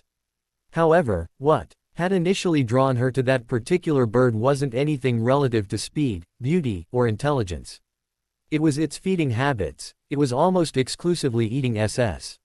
She figured that it was the proper bird to innocently display her anti-Slytherin tendencies, and she named it Woden, the old German name of the Norse god of hunting. Ron had got the only eagle the shop had, a brownish wedge-tailed Arawa. The ruddy bird, in almost all the senses of the term, as it wasn't made of metal, was flapping his large 1-yard-long wings dangerously, eager to take the air. Harry had noticed the bird's agitated state, and had suggested to Ron that he should take another bird, or at least wait until they found another one, but the boy had been adamant. An eagle he wanted, an eagle he would get. You'd better name it, Ron, before he flees, said Harry, his eyes dancing with mirth. Easier said, ouch, than done. Hermione and Tracy looked at each other, smiling, before the latter spoke. I suggest Rudy. All right, Rudy it is, uttered Ron, before releasing the large bird. I never thought those birds were so heavy, he said, turning around and massaging his shoulder. He then noticed his friend's looks. What? Nothing. You just named your ruddy bird Rudy, said Harry, before laughing outright, quickly joined by the girls. Ron's disgruntled expression furthered their hilarity, and, after several seconds, the red-headed boy realized his predicament and joined his friends in laughter. After calming themselves, the four of them walked away, and, at the first recess, they followed Harry as he apparated home. Once there, and before starting another of their occlumency sessions, the four friends went to their rooms to settle their birds, and, in Harry's case, his SS2. He didn't want them eaten by Tracy's raptor.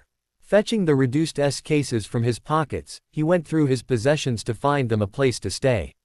None came immediately to mind, and he just stored them on top of his wardrobe. After the mind-burying session, Harry took a bit of beef from the fridge, and went back to his rooms to feed his SS. He fed the venomous S first, inserting the reed meat in the slot, before doing the same for the small ones, then the python. When that last animal saw the meat landing in front of him, though, it lifted his head toward him, and his tongue darted out, as if to feel him.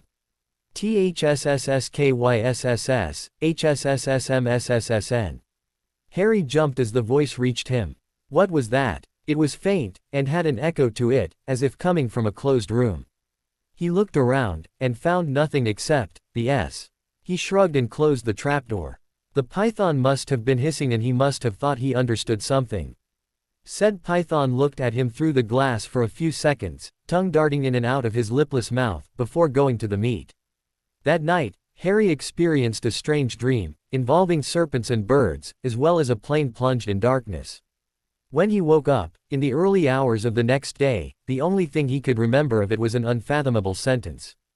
Get glasses for the King of SS. Hogwarts, Headmaster Office, a week later. Are you sure, Albus? Asked Minerva McGonagall. In your state, I'm aware that I lost quite a bit of power, but I'm not diminished. Dumbledore answered agitatedly. I'll go there. I need Harry here. Don't you move, sir, if you please, said a woman in front of them. I'm not quite finished and these sleeves are a little tricky. A long pause followed, during which the headmaster was finishing being dressed up. It was a strange sight to behold, as the supposedly most powerful wizard in the wizarding world, which didn't encompass the whole planet, as Dumbledore remembered himself for the umpteenth time of the day, was standing on a stool and the official tailor of the wizarding world of Britain, Madame Malkin herself, was adjusting his outfit on him. The Chinese Wizarding Society, which Dumbledore had studied without having been allowed to enter it a century ago, was very strict about their garments. They had to depict the wearer's status, power, and achievements. And, in the case of Hogwarts, Headmaster, it was quite a bit. You still haven't told me why we need him here, Headmaster. After all, he's not dead, and, well. Albus Dumbledore turned his head suddenly and stared at her with an annoyed expression, before looking down pointedly at the tailor working at his sleeve. McGonagall understood the hidden meaning. The man wouldn't answer until they were alone. But she also guessed that she wouldn't have a full answer either. The old man had always refused to answer that particular question. She was right, of course, but that didn't give her any clue about his reasons. Once the headmaster's robes were finished, he stepped down from his stool, looked at his reflection on the full-length mirror, and nodded. Madame Malkin left the room soon after, knowing that she would be paid later through Hogwarts' usual monthly payroll. He then straightened up, and, grasping his wand in both hands and bowing like he had learnt to do so long ago, he whispered, "Wish me luck, Minerva." "Good luck, Albus." "Thank you," he answered, before throwing a handful of flow powder in the fireplace, yelling, "The leaky cauldron." From there, he could apparate anywhere. Several jumps later, he found himself at the Wizard's Gate of the Forbidden Palace, in China. He didn't know much about the country, except that their magical governing body was situated there. He knocked 3 times, and a short and bald man opened the bull's eye, rapidly speaking something in Chinese. "I'm sorry," said the old professor. Unlike most British wizards, Albus Dumbledore knew several wizards in the higher circles of their reclusive society. Of course, one would argue that it was only thanks to his advanced age. He supposed that one of them could have a high enough position to help him. "I don't speak your language. Can I see the Chamberlain Aishinweluo?" The guard looked at him with wide eyes, before slamming the little door. Dumbledore waited for 5 minutes, before deciding to knock again. Before his hand made contact with the wooden door, though, the bullseye opened again, and another man appeared, taller, and more muscular as well. The man had to bend down to look through the hole, and Dumbledore noticed that the man's beard was littered with meal remains. What ye want? Dumbledore thought about it for a moment, before answering. I am Albus Dumbledore. I make the humble request of being shown to the Chamberlain Aishinweluo. He knew that the concept of presenting himself was redundant with his attire and the humble request wasn't, but in his recollection of wizarding China, it was necessary to at least continue the conversation. Why tune? The brute replied, clearly upset at having had his lunch interrupted. It is for a private problem. Is he available? Dumbledore asked, pushing his luck a little bit. In fact, the elderly man was getting borderline impatient. After all, he could always cast spells in the middle of a street to attract attention. The guard wasn't fazed by Dumbledore's attire, though. He wiped his beard silently, while looking at the Occidental wizard for a full minute. Then, just as Dumbledore felt he was going to shut him off, the door clicked open. He crossed the large doorway and noticed that the man, now standing straight, was easily over Hagrid's size and weight. Ye follow, the giant said, before heading toward the palace itself. The great building was the same one the Muggles knew about, but Dumbledore immediately noticed numerous targeted notice me not charms over doors, people, and miscellaneous items. They entered the main building and the man navigated through the corridors, before meeting two men in uniform, obviously standing guard, despite the fact that they were in the middle of an otherwise empty corridor. The giant guard bowed until his head was lower than the others, something which seemed difficult to do, and uttered several words in a rapid although halting Chinese. One of the guards haughtily looked over toward Dumbledore, who bowed as well. In that posture, though, the old man missed the guard's surprised gaze. Once he was back upright, the same guard motioned him to follow, and began to walk away briskly. Catching up with difficulty, Dumbledore began to pant, inwardly cursing his heavy garment. He was just asking himself how many corridors he was going to run in, before stopping abruptly beside a door, through which the guard went without knocking. He hesitantly followed, and saw the man discussing with a young woman. The room was small, and decorated with several frames of dragons. There was a desk, a row of comfortable-looking chairs near a small table, and another door. It was a waiting room. After a quick and whispered conversation, the guard left, and the woman looked at him. Visibly impressed by his resume after all, it was displayed on his robes for the world to see, she indicated the chairs. He sat, and soon after, was offered a fuming cup of tea. He thanked her, but got the feeling that she was deaf, as she didn't react. After sipping the strong tea, he waited for a very long time, while the young woman was sitting at her desk. The sun was getting lower in the sky, and the old man was wondering if he should head back to find a place to rest, when the other door opened, and three men entered. Despite the fact that he had stood, they hadn't noticed him, and were continuing their conversation. They were all Chinese but, to his surprise, were dressed like Occidental businessmen. After a moment, two of them left and the third returned through the door he had come from. The young woman, who had stood up when they had entered, picked a small notebook and followed him, and Albus Dumbledore was left alone. He was considering sitting down again, and was halfway through the move when the same door opened again.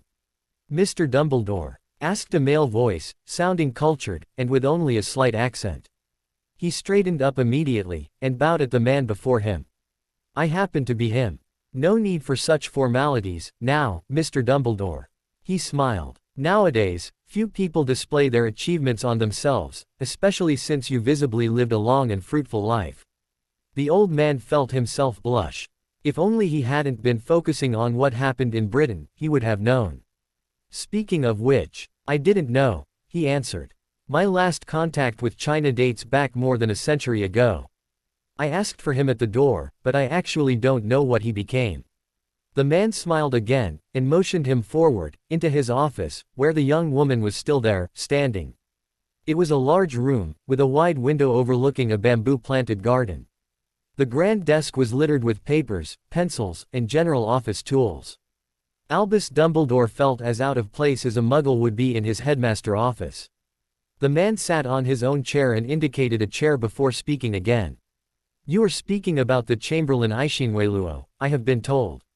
You were told well. My great-grandfather had this position, yes. I am Chen Shui Wang, Undersecretary for Muggle Relationships. He shrugged. It's merely about controlling them than communicating, though. Dumbledore looked nonplussed at having been directed to a mere undersecretary, and his stance was easily read by his interlocutor. Don't be disappointed at having been directed at me. My position is the only one requiring a contact with the Muggles, and I have been duty-bound to learn many foreign languages in the process. The whole rest of the wizarding government of China only speaks Chinese. They only deal with Chinese people, after all. A short pause followed, before Dumbledore put the conversation back on its track. You said that your ancestor had the Chamberlain position. Shall I conclude he passed away? Shui Wang smiled again. In fact, you shall not. But he's not Chamberlain anymore. I doubt that you'd be able to see him, though. Why so? He is one of the closest advisors of our emperor. The usual waiting queue to see one of them is currently, he frowned, before nodding, 3-year long. Albus Dumbledore had known about the emperor when he had been in China before, but that was so many years ago that he didn't know how things had changed. His blank look compelled the young man to continue. You see, China has always had an emperor, even when the Muggles thought him finished. He simply retired in the Forbidden Palace, from where he rules the wizarding world, I mean, our wizarding world, China. He is the wisest man, but the worldly affairs require that he surrounds himself with counselors, like my dear ancestor. My great-grandfather is, he looked at Dumbledore and smirked, quite old, but the Emperor is even older. It is rumored that he is the only man to have brewed the great elixir of immortality, as he is rumored to have lived more than a millennium, changing names as he progressed in his life. A pause followed, during which Dumbledore calmly processed this new data, while the man sipped his tea. Now that you know this, can you tell me why you came here? Asked the undersecretary, still holding his cup. Dumbledore hesitated, before answering. I'm searching for someone. Don't we all? Muttered the man. The visiting old man blushed, but he quickly recovered. I just meant that there is a young boy who is missing, and we have to find him.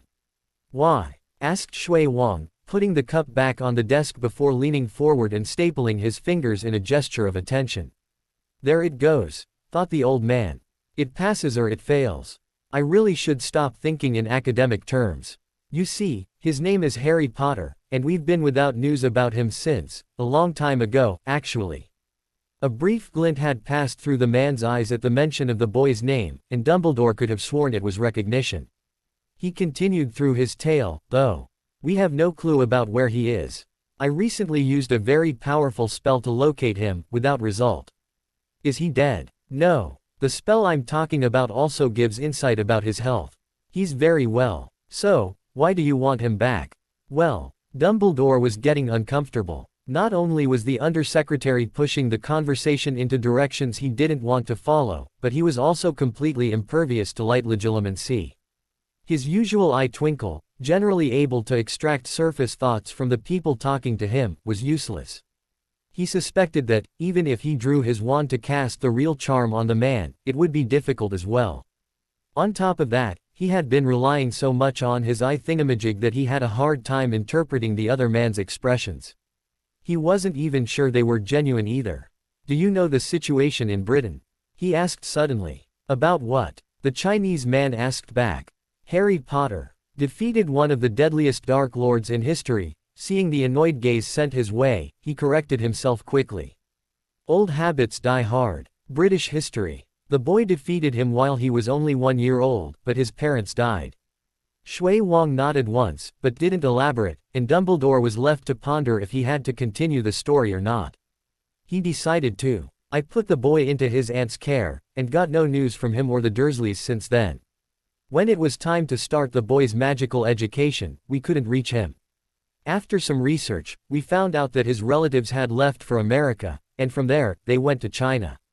How long, between leaving the boy and finding him absent? 10 years. I know about Britain magical education, said the man, looking through the window absently. After all, I have a distant cousin in your school. I'm still wondering why you wait so long to bring them to school, however. Ah yes. Who? Cho Chang. Her British mother didn't trust our schools and sent her to her alma mater. Another embarrassed silence occurred, before Dumbledore answered the previous question. Well, the school has been set that way by its founders. I know it has to do with the children developing better control over magic at this age. How long have you been employed at Hogwarts, Headmaster Dumbledore? Have you visited other schools? As Dumbledore was opening his mouth to answer, the Chinese man added, and I don't speak of Beauxbatons and Durmstrang which, as you sure know, were built by Hogwarts alumni thus following the same code. Dumbledore performed a quick computation, before answering. I guess I've been either teaching or managing the school for around 140 years, now. But, except the two you mentioned, I've never visited the other schools. Congratulations for your long service to the school, said the man. However, you should visit our schools sometime in the near future. What do you mean? The undersecretary looked at him with a piercing gaze, and Dumbledore suddenly wondered if the man was able to read his surface thoughts. After all, he was a good Legilimens, but a moderate Occlumens. Lack of practice, surely. After all, after 140 years in the same setting, one tends to get lazy with something.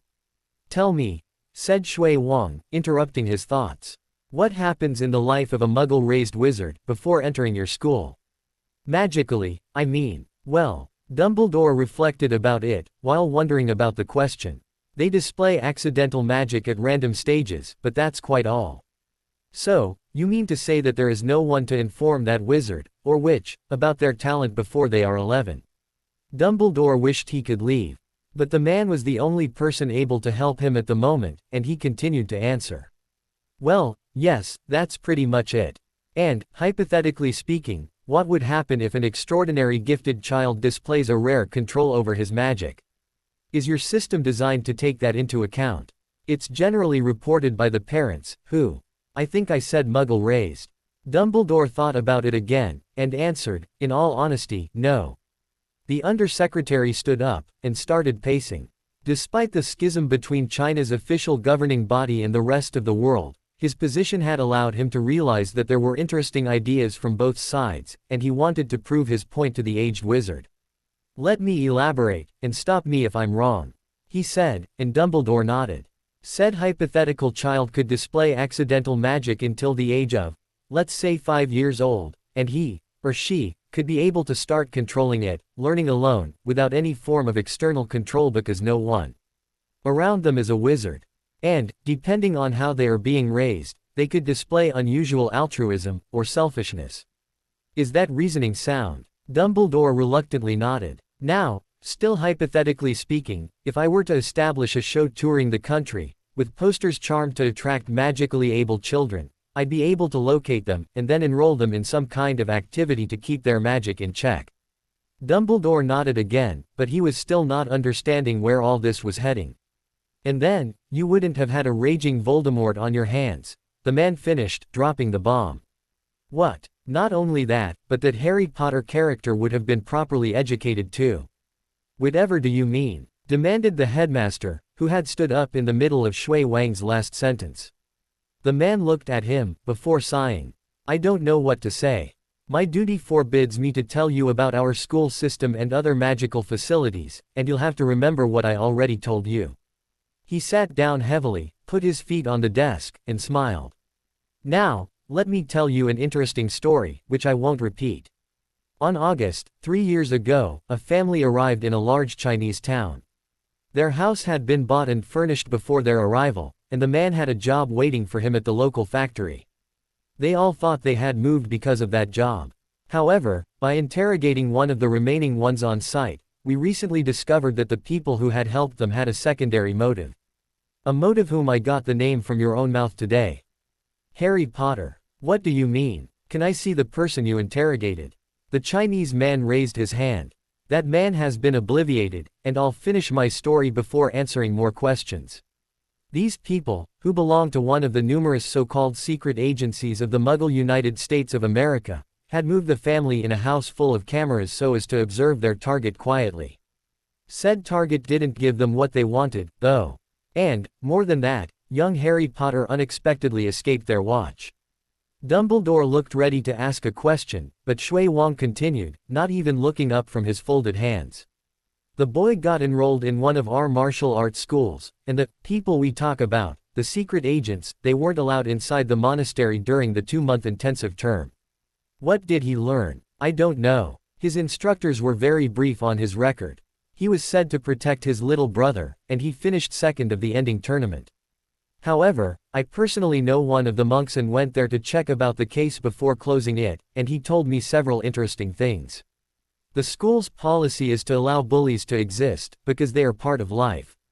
It seems that Harry wasn't fond of them, and several known troublemakers left the training grounds without explanations. So, it always happened after they targeted Harry's brother. A stunned pause. That old monk also told me that, on the usual exercise with clay tiles, Harry practically vaporized them, ending inside the stone underneath.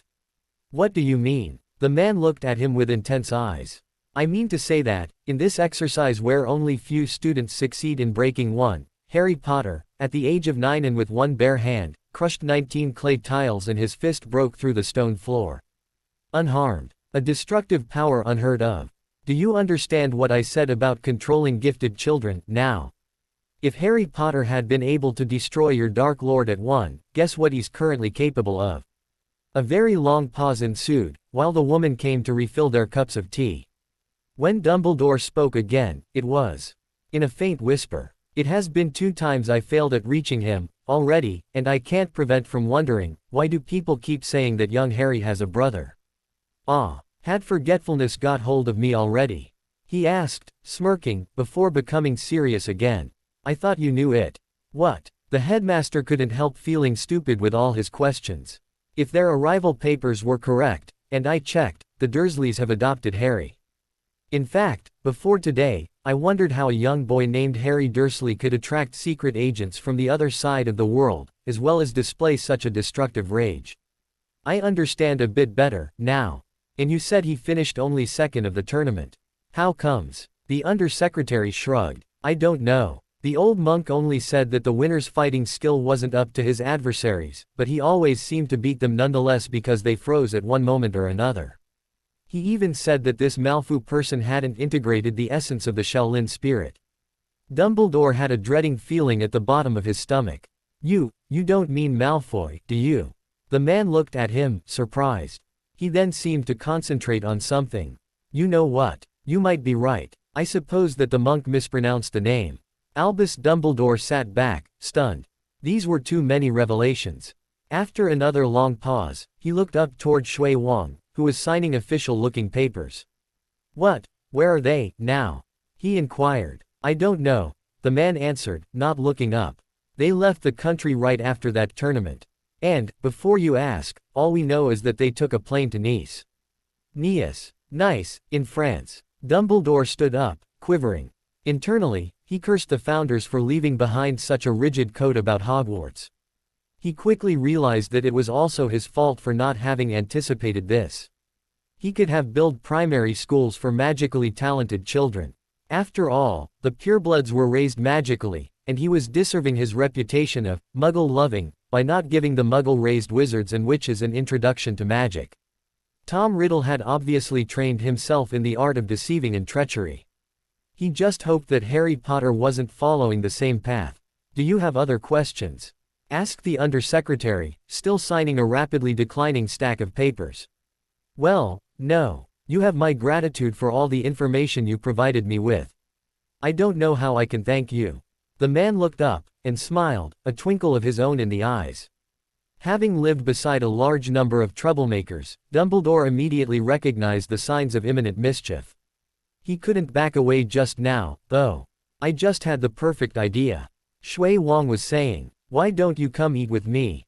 I will pay for it, but your presence alone should be enough to help me further the signature of an important contract. Dumbledore wasn't looking very sure of himself. He knew Bertie Bott's every flavor beans. He knew the Muggle Chinese cuisine. He just wasn't sure he wanted to taste a mix between the two. He had a new lead, though, and it allowed for a little sacrifice. When he made his last jump, operating in an isolated shop in Diagon Alley and directly using the flow access there in order to reach his office faster, the aged headmaster was not only panting. He was red-faced, bordering on a not-so-nice shade of purple. For the 23rd time of the evening, he coughed. And, for the 19th time, he removed his hand just in time as a jet of flames erupted from his throat. Yes, he got burnt a few times. Merlin, Albus, what happened? Were you attacked? Have you? The old man raised a trembling hand, effectively stopping McGonagall's frantic exclamations. I'm fine, he wheezed, before sitting in his favorite chair. He coughed again, and a pile of paper in front of him was transformed in a pile of ashes in moments. I hope it wasn't important, he whispered, barely able to speak louder in fear of coughing. He didn't want to transform his whole office in a pile of smoldering rubble. The deputy headmistress looked at him sternly before sighing. What happened, then? Dumbledore was rummaging through his drawers, and absently extracted a pendant before remembering that he wasn't alone. Pocketing it, he took 2 vials of potion and gulped them in quick succession. His exertion and breathing problem taken care of, he was able to answer her question, explaining everything to her. Especially the meal. Chen Shui Wang had taken him to his own house, and presented him to his beautiful wife, before heading to the restaurant, specialized in traditional Sichuan cuisine, with wizarding add-ons. Even before the food arrived, Dumbledore knew he would have a problem. The menu was in Chinese, and none of his spells could overcome this in just a second. Bending towards his host, he just told him he'd have the same as he would. The man had smiled knowingly, and the rest of the evening had been pure torture. They had started with some fuki fipian, thin slices of beef lung coated in numerous spices, and the numbness that invaded Dumbledore's mouth afterwards prevented him from speaking his refusal of the other dishes. His numbness was quickly dissipated, though, when he imbibed a magical version of Zuya Qingju. The green bamboo-based drink was strong and was getting to his head, but at least, he could eat again. The next serving, at least, was accompanied with plain rice as a side order. Otherwise, the Mapo Dufu pork and Kung Pao chicken would have made an explosive substance in his stomach. After giving a dignified try at eating with sticks, Dumbledore resolved to eating with his fingers like most of the restaurant's clientele. He nodded along his host's explanations of each dish, after he ate some of it, of course, and involuntarily played the naive in a game of which he ignored everything, even the language. When the waiters cleared the last plates and presented the dessert, he was quite pleased that the bowl of fruits-topped duhua was quite plain. Not having had his full with the mere bites he had taken from the main course, he took another of the proffered desserts too. The Azuji bean cakes didn't seem to have an effect on the other guests, and Dumbledore ate one. It was quite thick, though, and he needed something to drink. His host was entertaining his friends in Chinese, and sitting nearby was a bottle of water, which he grasped. Filling his glass, he downed it in one go. It wasn't water, though. It was baijiu, one of the most potent alcohols in the world. And, more than that, this one was charmed. He coughed most of his glass out, and the most unexpected thing happened. He breathed fire. The napkin took fire. Some clothes took fire, too. Only the experienced waiter's deft reaction prevented the remaining bottle from exploding and the fire from spreading. The old man continued to cough, though, expelling fire each time. After a quick discussion, the waiters brought him a glass of Migi Lujiu, another alcohol, this one with roses and sugar. Shui Wang translated the desperate waiter's words and he understood it was laced with some kind of a healing potion. He downed it as well, and the coughing fit subsided a bit. After taking their leave, Dumbledore and Shui Wang went back to the undersecretary's home. On the way, the Chinese man asked for the aged headmaster's forgiveness, and received it, alongside a jet of flames he barely escaped. Dumbledore was quite happy, despite his dragged state, because the whole day had been full of surprises, something which, at his age, was quite rare. And he was more than a little inebriated as well. To be continued. I hope you enjoyed this story. Also remember to subscribe and like this video. See you in the next video.